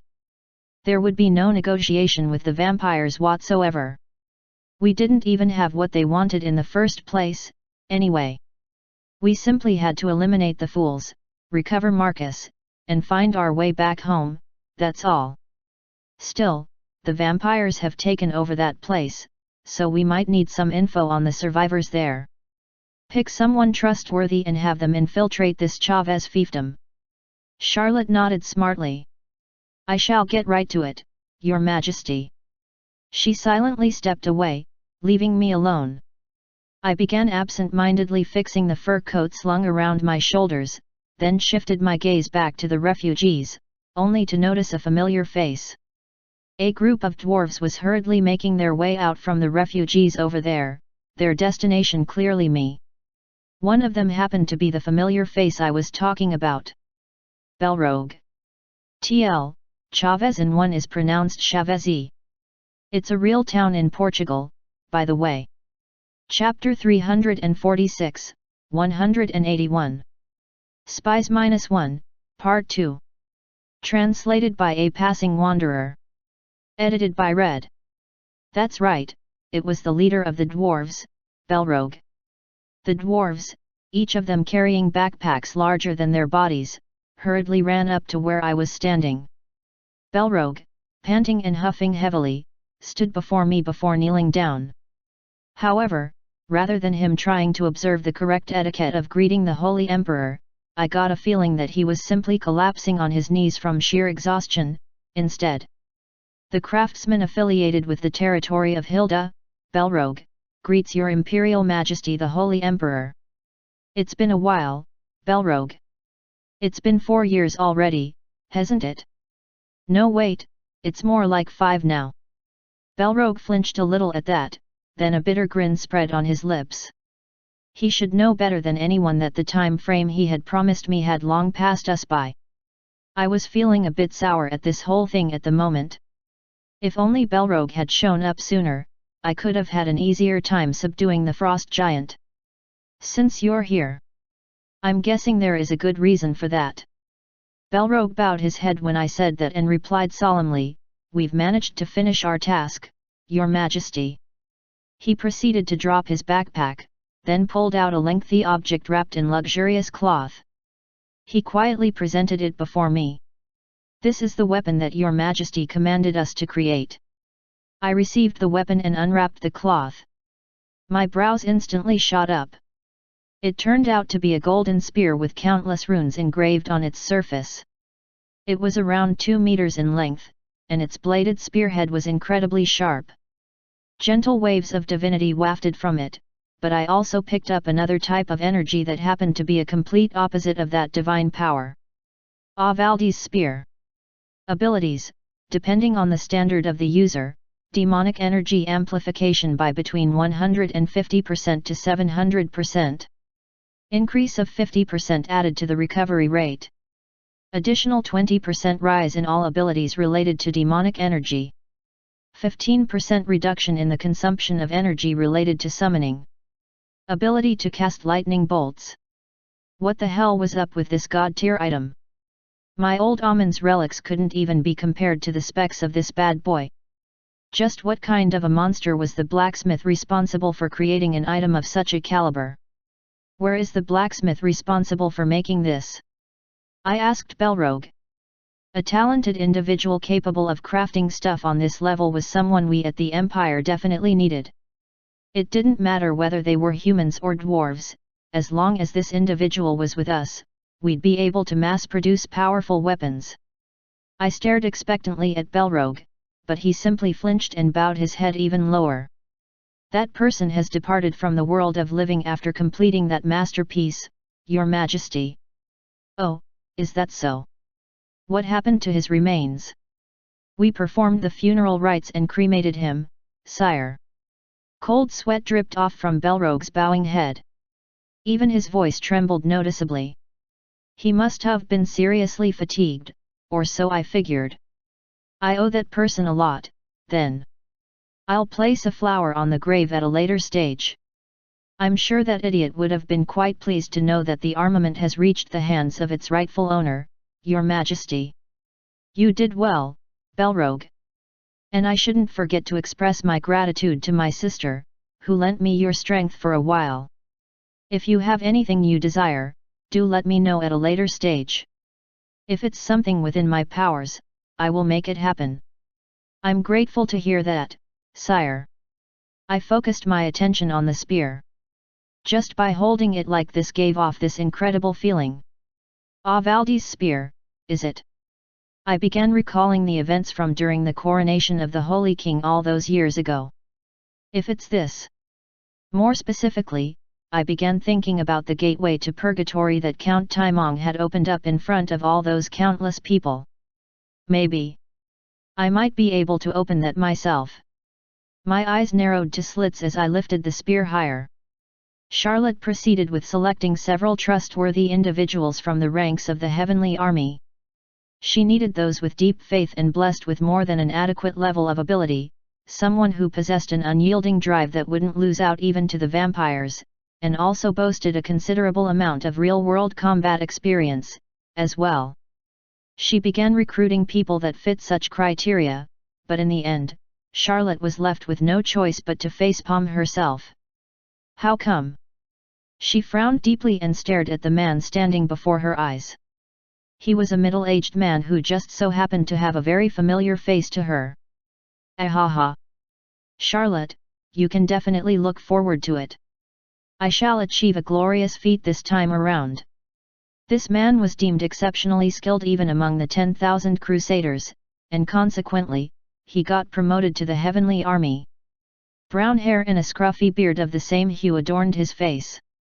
Not only did he hail from the northern region, he even used to be a farmer all those years ago, too. He had even aided Alan in holding several funerals for the dead. It was none other than Grill. Charlotte stared at her adopted father and spat out a lengthy groan. No, you cannot. But, why not? Grill reflexively cried out. Charlotte grabbed him by his collar and began grinding his head. Definitely not. Ouch! Charlotte, that hurts. You're being too much here. I'm still your father, you know. And that's precisely why you can't. You'll only make me worried. Oh? My daughter is worried about me, I see. As your father, I must say, I'm rather pleased. Grill smiled happily despite suffering from some pain. It was then, someone kicked him in the shin from the side. I'm telling you, this uncle. Please try to differentiate private and the official matters. The kicker, a young girl standing next to Grill, smartly bowed her head and addressed Charlotte. I'm also volunteering for this infiltration mission.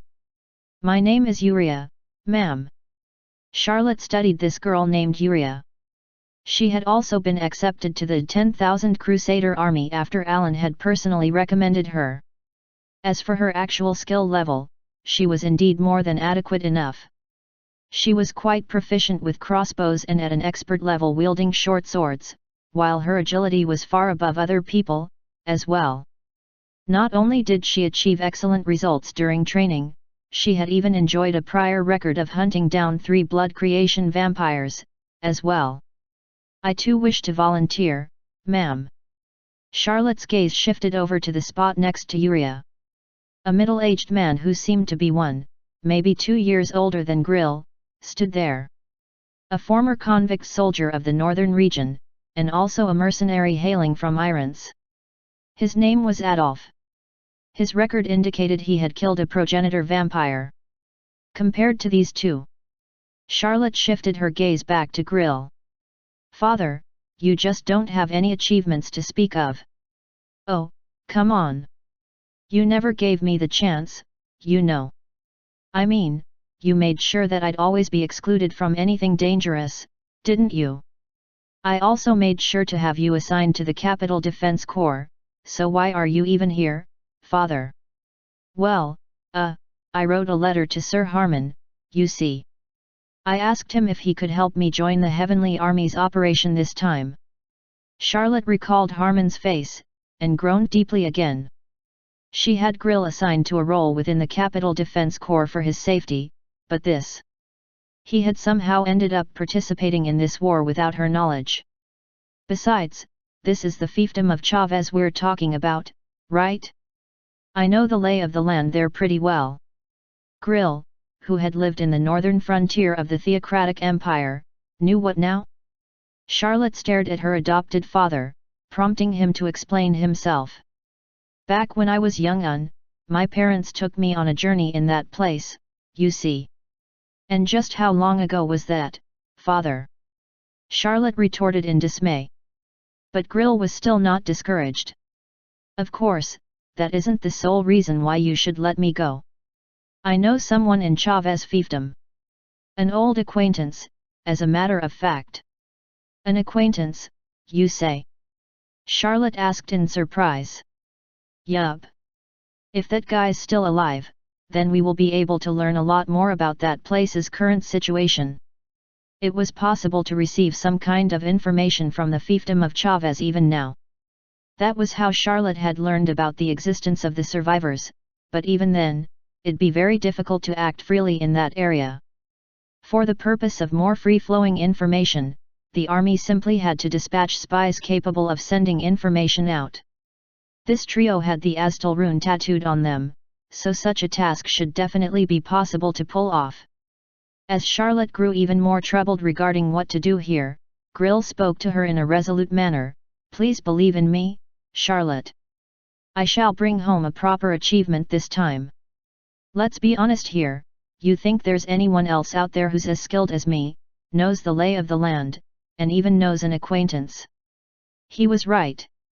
The number of people who could better Grill's qualifications of enough strength, knowledge of the terrain and even knew someone from the area, would be extremely low. On top of that, he even possessed a means of communication as well, so he was pretty much the best qualified for the job at hand. Charlotte glanced at Grill worriedly, but in the end, she sighed in acceptance. She spoke the following words in a heavy voice, I pray that you remain safe. Grill gave her a hearty thumb up the moment she gave her permission. Don't you worry about a thing. Just who am I? Aren't I your father? The hurriedly put-together band of spies, now tasked with infiltrating the fiefdom of Chavez, Grill, Adolf, and Uriah. These three individuals now had to sneak into Chavez to gather intel. 181. Spies -1, Part 1 and 2, Fin. Chapter 347, 182. Spies -2, Part 1. Translated by a passing wanderer. Edited by Red. Inside a forest near the fiefdom of Chavez, Grill, Adolf, and Uriah, their faces hidden under robes and hoods, continued to forge ahead. They trudged and shuffled past the thickets blocking their path. After they left the Kingdom of France and entered Lomé's territory, the falling snow transformed into rain, showing that the influence of the frost giant on the weather no longer applied here. It now felt too warm and humid. There was very little they could do about their level of discomfort and unhappiness gradually building up. Geez, I didn't think that the weather could get this hot, Grill groaned while looking up at the outer walls of the city of Chavez, hot sunlight seeping through the rainy forest. Armed zombies could be seen staggering around on top of the outer walls. They were probably soldiers employed by the fiefdom once upon a time. After the vampires took over, they were most likely murdered and turned into undead. They could also see several Lycans in charge of commanding the zombies, although there weren't that many of them. Ugh, seriously. Those are Lycans. Uriah muttered in displeasure. The reason for her unhappiness was understandable, though.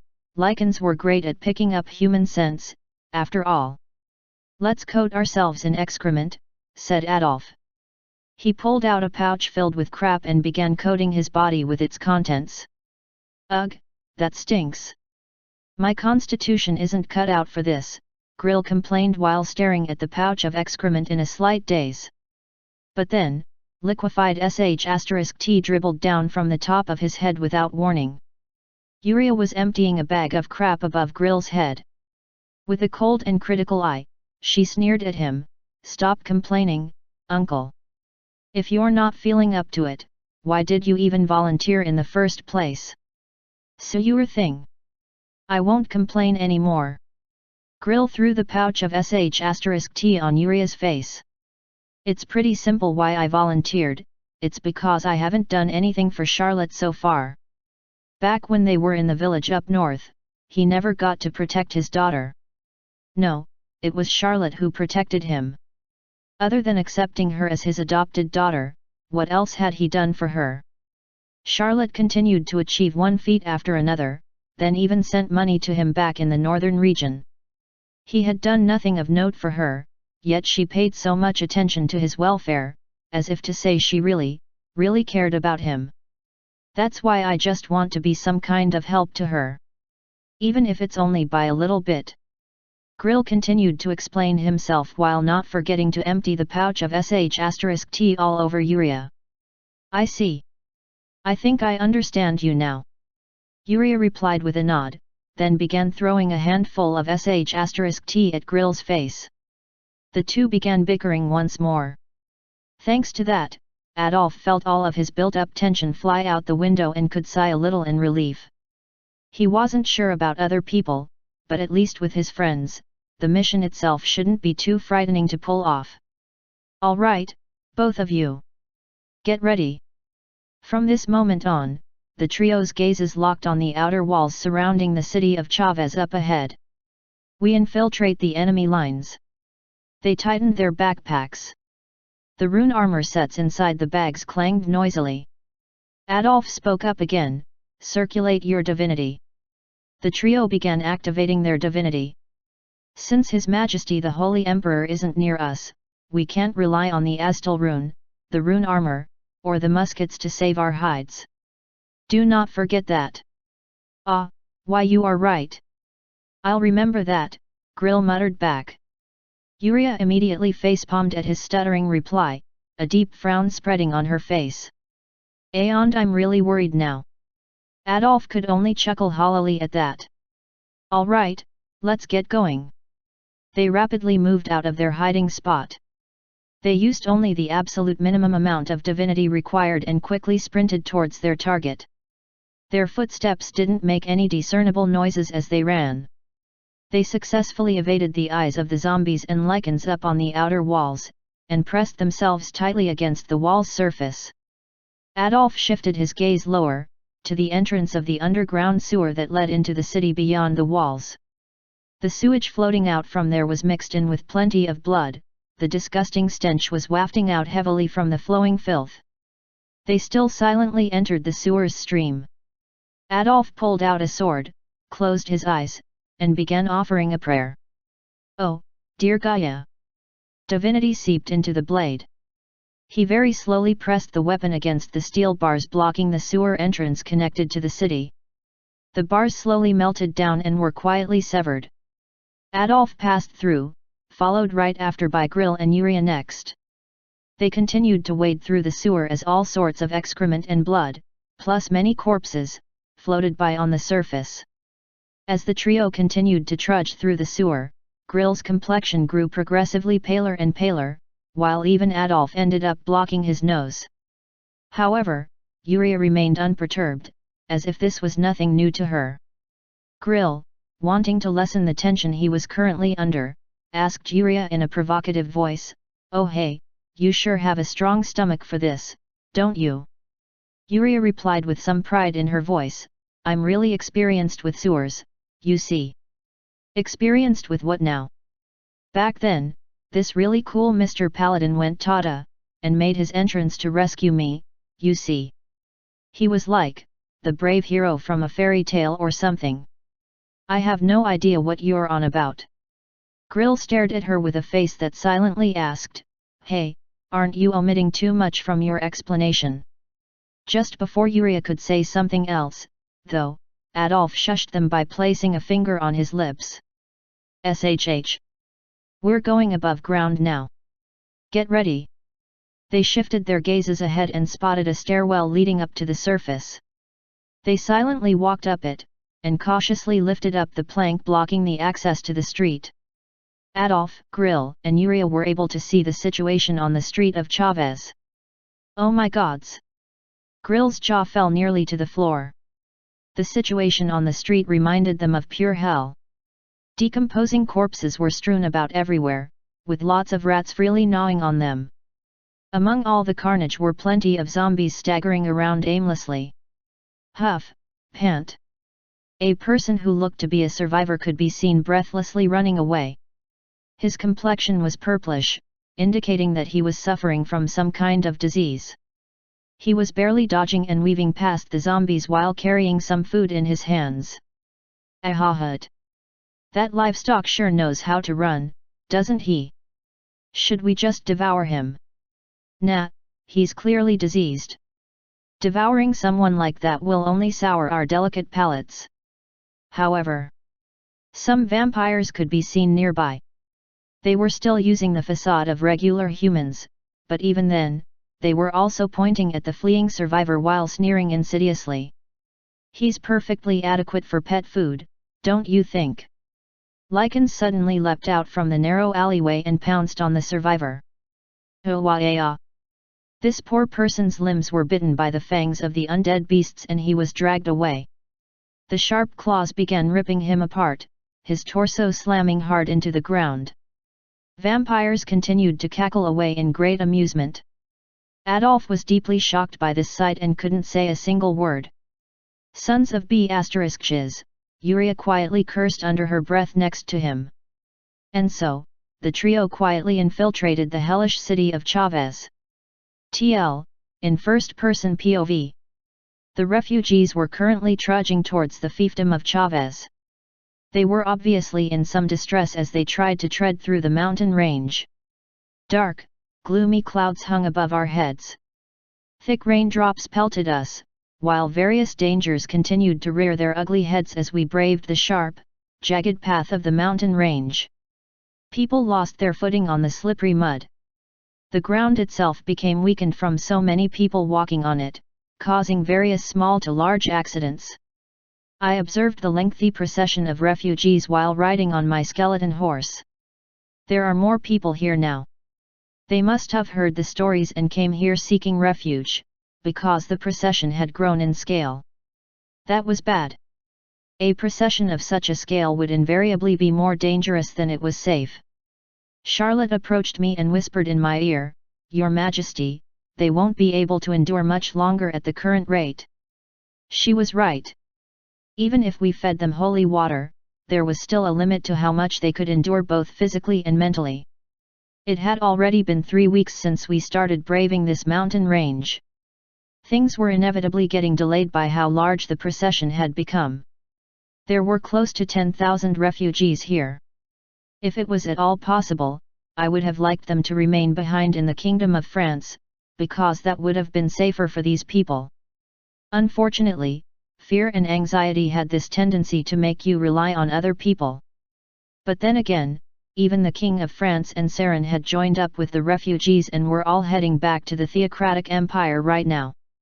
The king of a nation had abandoned their home and was fleeing as well, so how would their subjects feel in that case?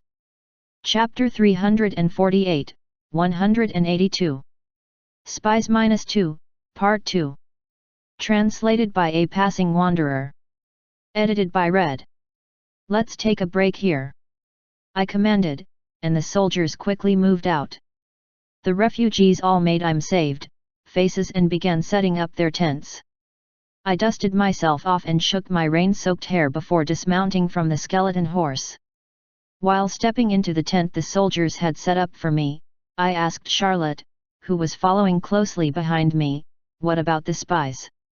"The party, consisting of Adolf, Yuria, and Grill, has succeeded in infiltrating the city of Chavez, sire." "Hey! Could we really trust that group to succeed?" Although I did feel somewhat concerned, they were well trained and also possessed quite a lot of field experience, so it should work out somehow. I began taking off my wet clothes and tossing them aside. Charlotte froze up, and hurriedly turned around. It became possible to communicate with the party after we drew close enough to the fiefdom of Chavez, sire. They are currently analyzing the situation. How long until they figure out the location of the survivors? 1 week, sire. At the longest, 2 weeks. I couldn't help but reflexively frown at that. 1 to 2 weeks, was it? In terms of evacuating refugees, that time frame was just too long for my liking. One slip up somewhere, and many people might lose their lives. Especially so as our provisions were dwindling rapidly, too. "Okay, so what have they discovered so far?" I continued asking her while putting on new clothes, which were basically shabby traveler's attire.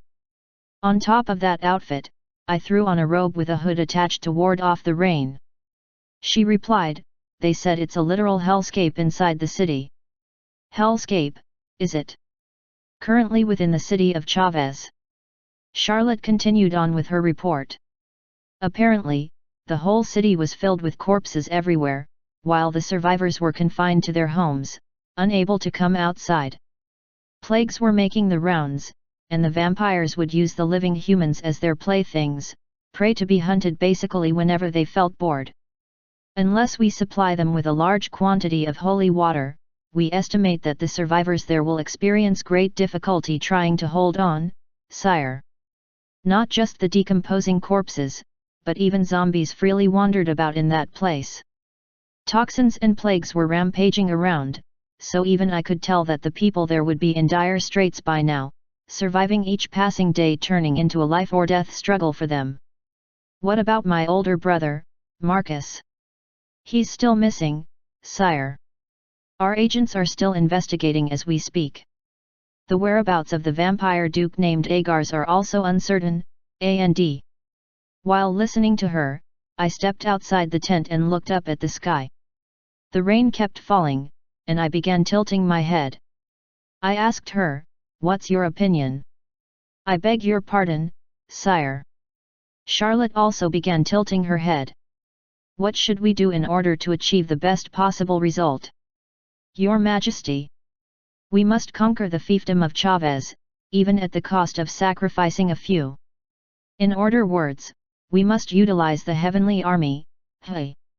Her recommendation was that we conquer the fiefdom of Chavez, sacrificing the survivors still alive there in order to save a lot more people. Although cold-hearted, it did sound the most logical thing to do.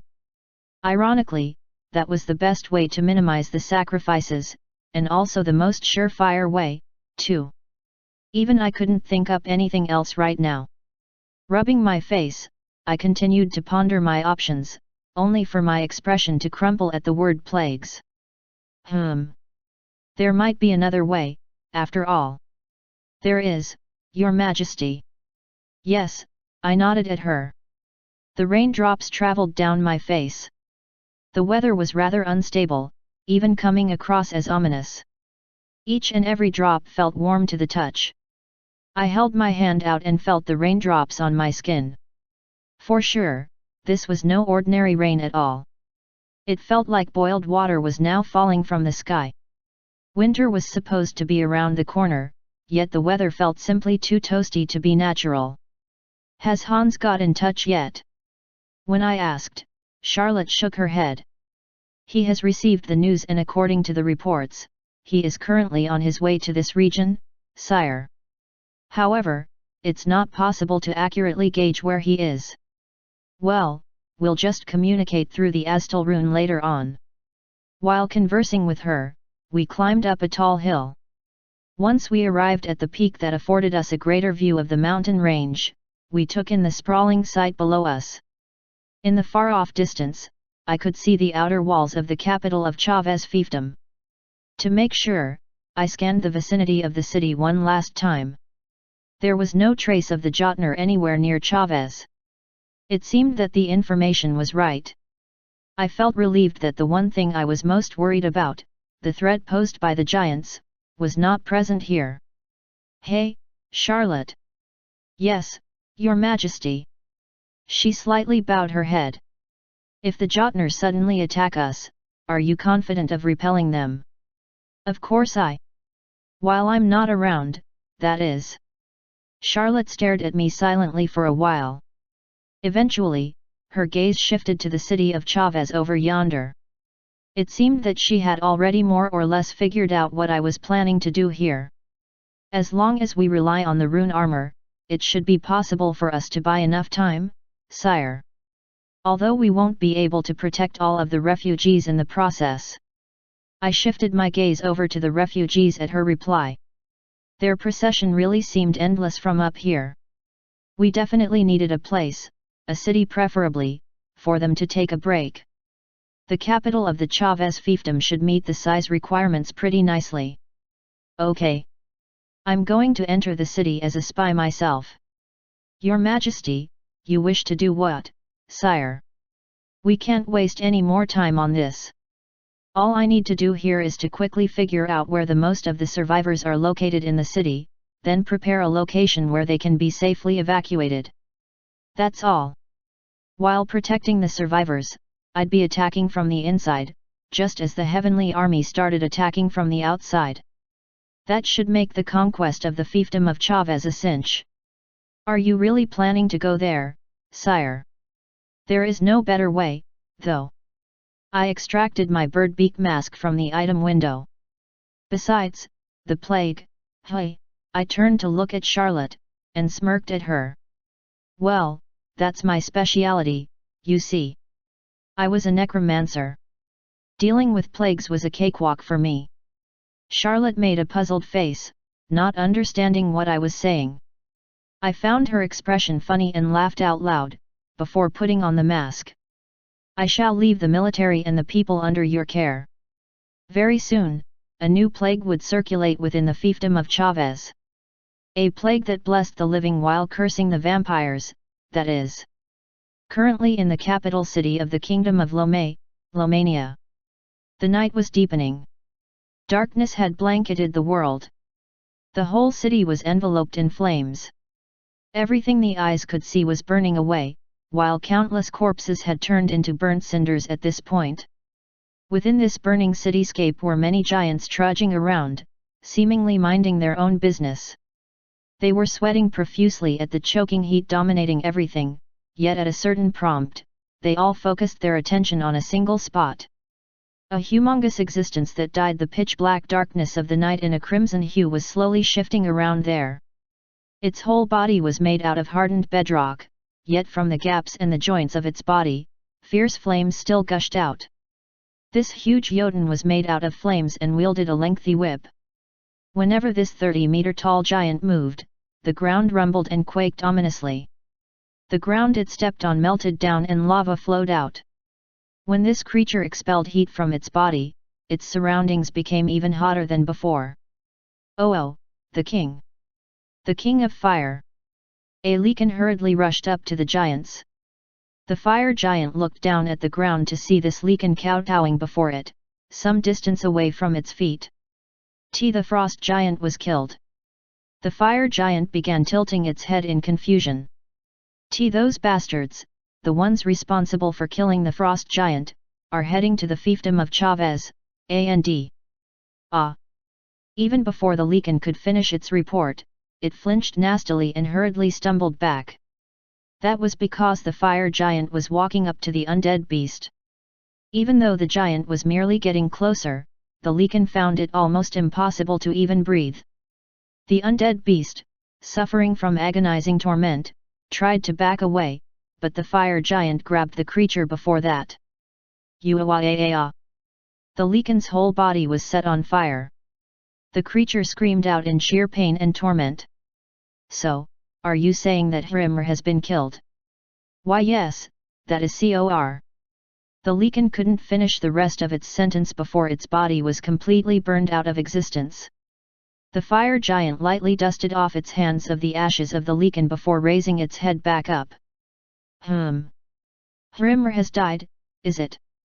Who could have killed the frost giant? It was hard to tell. To think that there was an existence living in this world capable of opposing the giants to that degree. Let's go. I shall confirm the one who killed Hrimmer with my own eyes. The giants all roared out raucously in unison. The fire giant turned around to leave the burning city. Its new destination was this fiefdom called Chavez. In order to burn everything down, it began its march. 182. Spies -2, Part 1 and 2, Fin.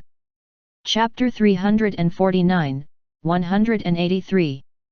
Spreading Plague -1, Part 1. Translated by a passing wanderer. Edited by Red. It wasn't all that hard to infiltrate the capital of the Chavez fiefdom. I used the same method that Grill and his group had used. However, there was one problem here, and that would be me needing to wade through the underground sewer, which resulted in all sorts of literal crap thoroughly bathing me from top to bottom. I passed through the sewer and quietly climbed up to the surface level. It was late at night. I entered a deserted alleyway and frowned heavily while staring at my clothes, now stained deeply with sh*t. I'm supposed to be the Holy Emperor, yet I have to be in this crappy situation. I sniffed the air only to be punched in the gut with the disgusting stench. I hurriedly took my clothes off and chucked them away, then changed into new duds. Just as I took my mask off and began washing my face with the holy water. Someone, anyone. Please help me. I heard a person's desperate cry. I nimbly jumped up to a nearby building's roof. After lowering myself to the tiles below, I scanned the street up ahead. That's when I spotted a man breathlessly running along the street, some kind of an object wrapped in cloth held in his embrace. It's some prey. Who knew there would be a dumbass willing to wander around in the middle of the night? Half man, half beast monsters dashed out from the darkness. They all boasted physiques well over 2 meters in height, their waists slightly bent, and their limbs were long and sharp. Lycans.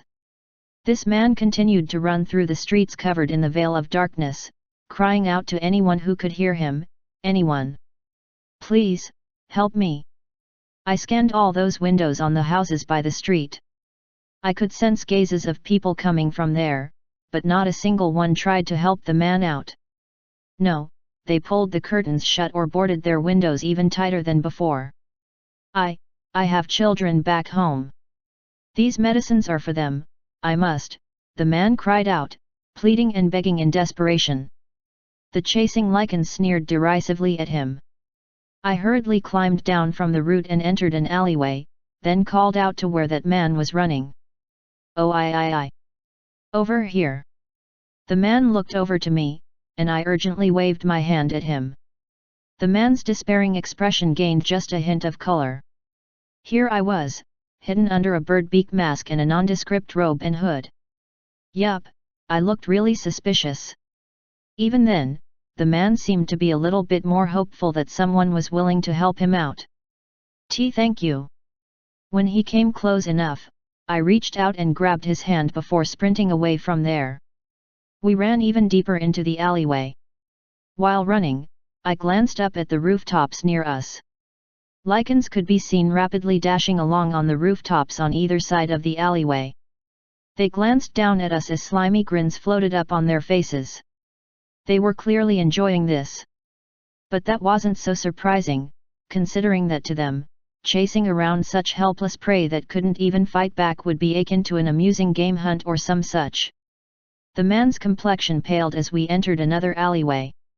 And no, wait. If we stay on this path, then... My feet pounding on the pavement came to a stuttering halt. We had run into a dead end.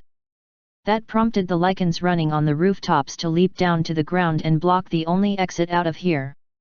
Hey, that one's got a strange-looking get-up, doesn't he? Hey you punk, what are you supposed to be? These two lycans stepped forward nonchalantly. Not a shred of wariness could be seen on them. They had been hunting powerless prey that couldn't put up any decent resistance until now, so I figured that they were overflowing with confidence at the moment. At the very least, they knew that no one would come to our rescue in this blocked-off back alley. Of course, that tale applied to the lycans in this case. Oh, you are asking me what I'm supposed to be? While replying, I extracted my shovel from the item window. For the first time in a long while, I felt its familiar grip once more. Gee whiz, just how long had it been since I last used a shovel? Lycans faltered visibly when they saw the shovel. That's a strange magic trick. Is he a magician, then? They looked quite surprised by the fact that I had pulled a shovel out of thin air. They began growling at me, so I replied to them, no, I'm a priest. You can call me Mr. Extra. The glaring light in the eyes of the lycans sharpened considerably when they heard the word priest. A damn priest! To think that there was one still alive. The bodies of the undead beasts began ballooning up. Their claws also grew longer and sharper. Their fangs jutted out while hideous veins bulged on their hides. Their fur stood on end as they stomped on the ground, and they were about to pounce on me, but then... I dug into their unguarded fronts first. The lycans couldn't react in time. All they could do was slowly roll their eyes lower and stare at me crouching below their waists. just as the confusion began taking over them. I swung the shovel upwards against the lower torso of one of the lichens. The edge of the tool began slicing up the creature's abdomen, chest, and even its head as if it was a block of tofu. Hey Nick! Only after the lichen was split clean in half did the other one next to it display a reaction. It jumped up in shock and tried to howl loudly, but I shoved the shovel into the fool's mouth first. My right hand wielded the shovel while my left grabbed the creature by its throat, then I slammed it against a nearby wall. What kind of strength is? I didn't even use divinity to enhance my physical strength here. Thanks to my superhuman physique, I could suppress a lichen quite easily now. I glared at the undead beast and asked, "Okay, so where is the one called Duke Agar's?" It was rather easy to find all the info I needed. There were still about 3,000 or so survivors remaining in the city, and they were all hiding within their houses at the moment. Every night, vampires would hunt a small portion of them as a source of entertainment and sustenance. The reason for all these survivors being largely left alone was as expected, to be used as meat shields to stop the theocratic empire's advance. Also, the news of the heavenly army led by yours truly traveling from the Kingdom of France had reached the ears of the vampires in charge of this place, putting them on high alert. His Lordship the Duke has issued a decree that says humans need to be used as hostages, so we must hold back on hunting them. That was the order handed down by Duke Agar's. Thanks to him, 3,000 people got to keep their lives. Who knew that vampires could be helpful in a situation like this one? I mulled on the whereabouts of Duke Agar's and Marcus, as revealed by the lichen. His lordship is still on his way here. That was probably because I sent the communique to that sucker saying that the hostage trade would take place in the city of Chavez. Thank you, thank you. I didn't know that Sir Priest would still be alive even now. The dude I saved guided me to a half-destroyed church nearby. It turned out that several survivors were holed up in there. There were quite a few elderly women and young children. The man began distributing the medicines wrapped under the cloth to the kids, then spoke to me again. "You saved my life, but I don't even know how to repay you, sir." I took in the sight of the messed up state of the church, then looked back at the man. "Your name?" "Ah, my name is Rover, sir. I offer you, Sir Priest, my gratitude and." The man named Rover sighed in relief, then drew the holy sign in the air. "I pray that the grace of Goddess Gaia be with you. Are there any other priests besides you, sir?" "No. I actually came from the outside." From outside, sir?" Rover made a shocked face. But that lasted only for a brief moment as he hurriedly scanned behind the curtains covering the windows. He confirmed that no one was outside and sighed in relief again. He looked back at me and warned me in no uncertain terms, "Sir Priest, the truth about your presence must never be known, even within this place." "Why not?" I asked back in slight puzzlement. Truth be told, though, I could kind of guess as to why. "Because there might be a vampire in the guise of a normal person hiding in here, sir." I knew it. Vampires were hiding among the potential hostages. It would make monitoring and controlling the humans that much easier. However, that wouldn't be much of an issue for me since I could sniff out vampires easily, anyway. The real problem was something else. That would be the normal people, not vampires, who were willing to cooperate with the undead. You know, the kind that would sell out their fellow humans just to guarantee their own survival. Those types existed pretty much everywhere, and were the reason why I chose to infiltrate while wearing this bird beak mask. I needed to avoid the possibility of my real face being seen, which could unnecessarily agitate the vampires and prompt them to kill the hostages. "I'll keep that in mind, then." Rover nodded silently, then asked again, "But, when you say you're from the outside?" I checked out Rover's attributes. His stat window said that he was earnest, trustworthy, and very caring, plus a few other similar characteristics. This man was a commendable person in terms of his humanity. That meant he was well qualified to be my helper here. So, I decided to be honest. I'm from the Theocratic Empire. I'm here for the purpose of reclaiming this fiefdom of Chavez from the undead. Oh my goodness! Is that true? Oh, ah. Thank you, dear Gaia. Thank you, His Majesty the Holy Emperor. The hope of survival had Rover genuinely rejoicing. I studied him for a bit before addressing him. By the way, there's something I want to ask you. Yes, please ask away, sir. I'll do my best to help you in any way I can. Chapter 350, 183. Spreading Plague -1, Part 2. Translated by A Passing Wanderer. Edited by Red. Rover thought about it deeply for a bit before shaking his head. I'm sorry, sir, but I don't recognize those names. I see. I figured that those three must be working their butts off somewhere. Also, Grill said that he knew an acquaintance in this place, so they should be fine. I was pretty certain that they were collecting intel in their own way. We should just get in touch at a later stage. Cough, cough. I heard someone coughing helplessly and turned my head in that direction. The elderly women and the children had been grouped together to a side of the church. Their skins had turned purplish in hue. It was the plague at work. A heavy amount of contagions wafted around in the surrounding air and unclaimed corpses were discarded everywhere, so it was not surprising to see diseases flare up like this. Rover had somehow managed to procure some medicine at great difficulty, but I could tell that that wasn't going to be enough. I walked up to them. How are you all feeling? I'm all right, a kid replied with a bright, carefree grin. However, it looked like he was forcibly suppressing the pain he was in. I stared at him, but then spotted a pile of small bones belonging to an animal discarded in the corner. That made me pause for a bit.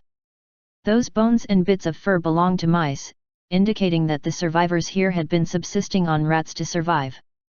Next to the pile was a cage with some rats trapped inside. Are you guys facing a shortage of provisions? I asked Rover. He grimly nodded. Yes, sir. We don't have anything to eat. The best we can do is catching and eating rodents found nearby. It's good that they aren't zombified rats, at least. Still, that would be more than enough to spread around various diseases.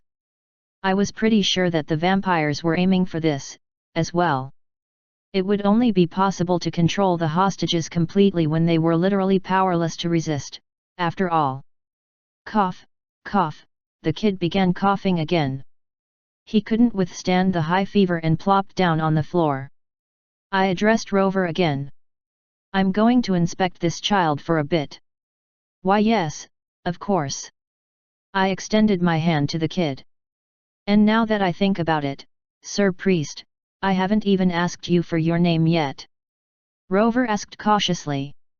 While patting the kid on his head, I replied, What, my name? I gently injected divinity into the child. The particles of light quickly filled up his body. I'm Alan All False. The eyes of Rover, the child, and an elderly lady tending to the boy grew wider and wider. The light spread around rapidly. The purplish skin on the child's body gradually disappeared. His fever went down and his sickly pale complexion began regaining its vitality in no time at all. The child stared at me with a shocked face. Magic? Uncle, are you a magician? I ended up chuckling at that. A miracle, Rover muttered. The elderly lady flinched in shock and hurriedly kowtowed before me. Why, Your Majesty the Holy Emperor! Even Rover was about to roar out at the top of his lungs, so I quickly shook my head at him. Didn't you tell me to be more cautious just now? He froze up, looking as if he didn't know what to do here.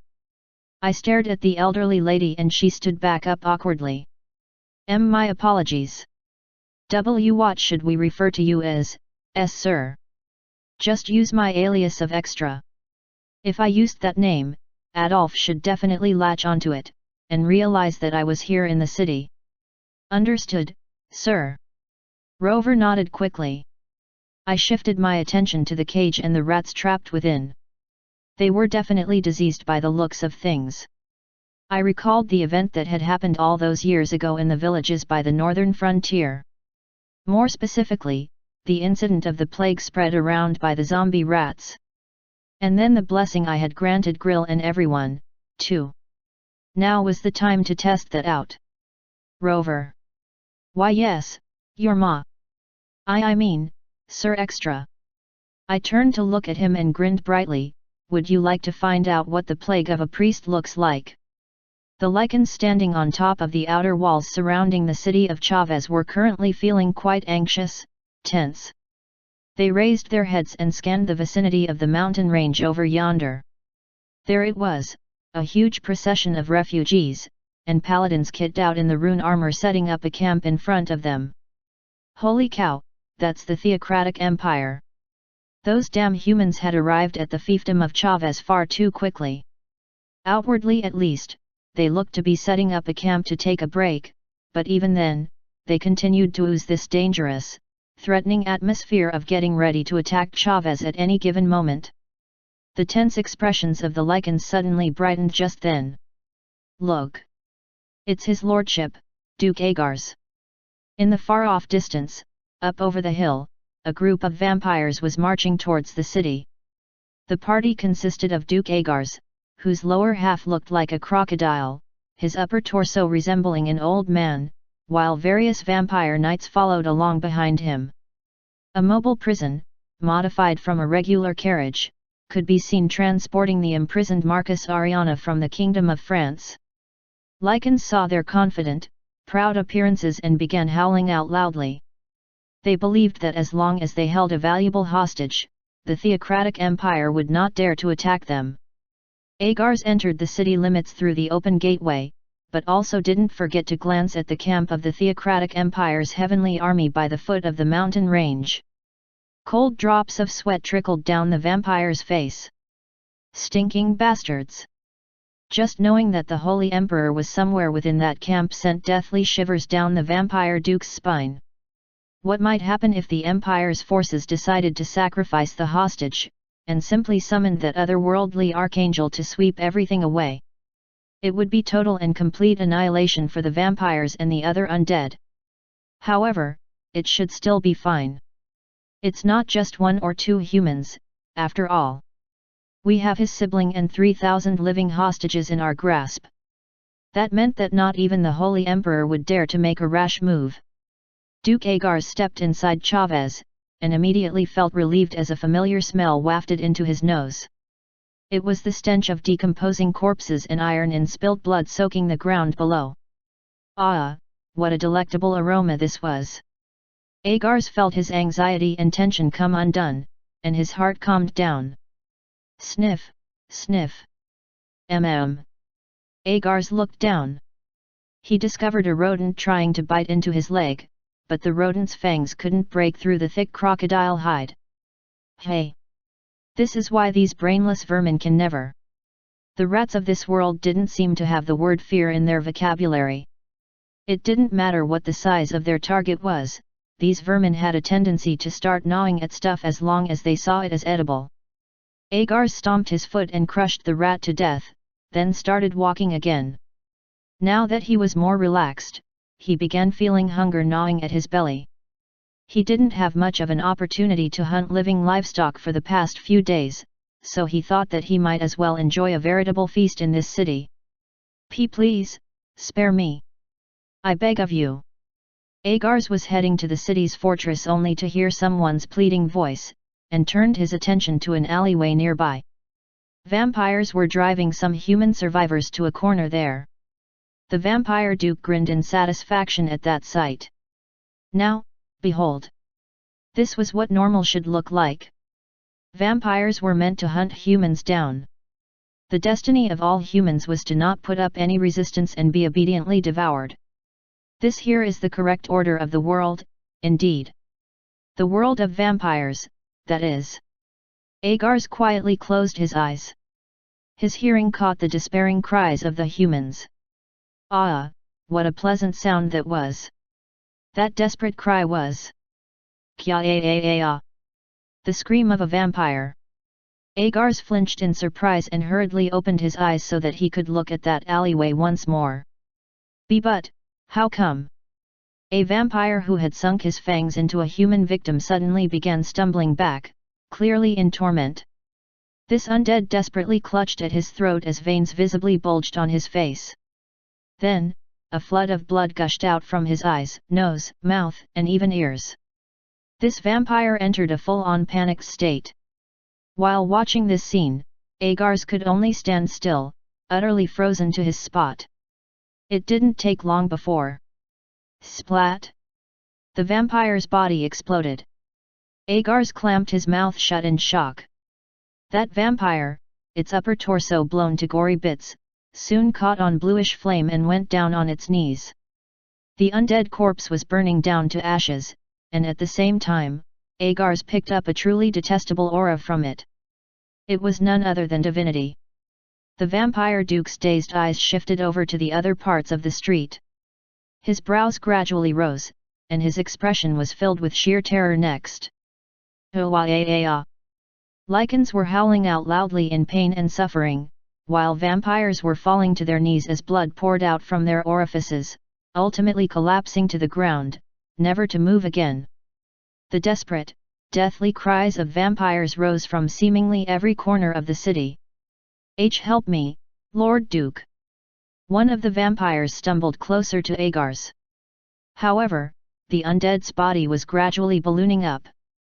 Before he could reach the vampire duke, he exploded right in front of Agars. Bits of torn flesh and blood splattered all over Agars's stunned face. He felt his mind blanking out. He just couldn't figure out what was going on in this chaos. Just what is going on here? What the hell is happening here right now? Just as the inside of his head turned completely blank, a single thought abruptly brushed past his consciousness. The theocratic empire. And the sole existence capable of unleashing this type of power, was the Holy Emperor, Alan All-False. The image of that man's mocking, cackling face floated up in Agars's mind. This has to be the Holy Emperor's handiwork. Holy Emperor, you bastard! Agars howled out as if he was trying to scream. And so, a holy plague began spreading through the city of Chavez. 183. Spreading Plague -1, Part 1 and 2, Fin.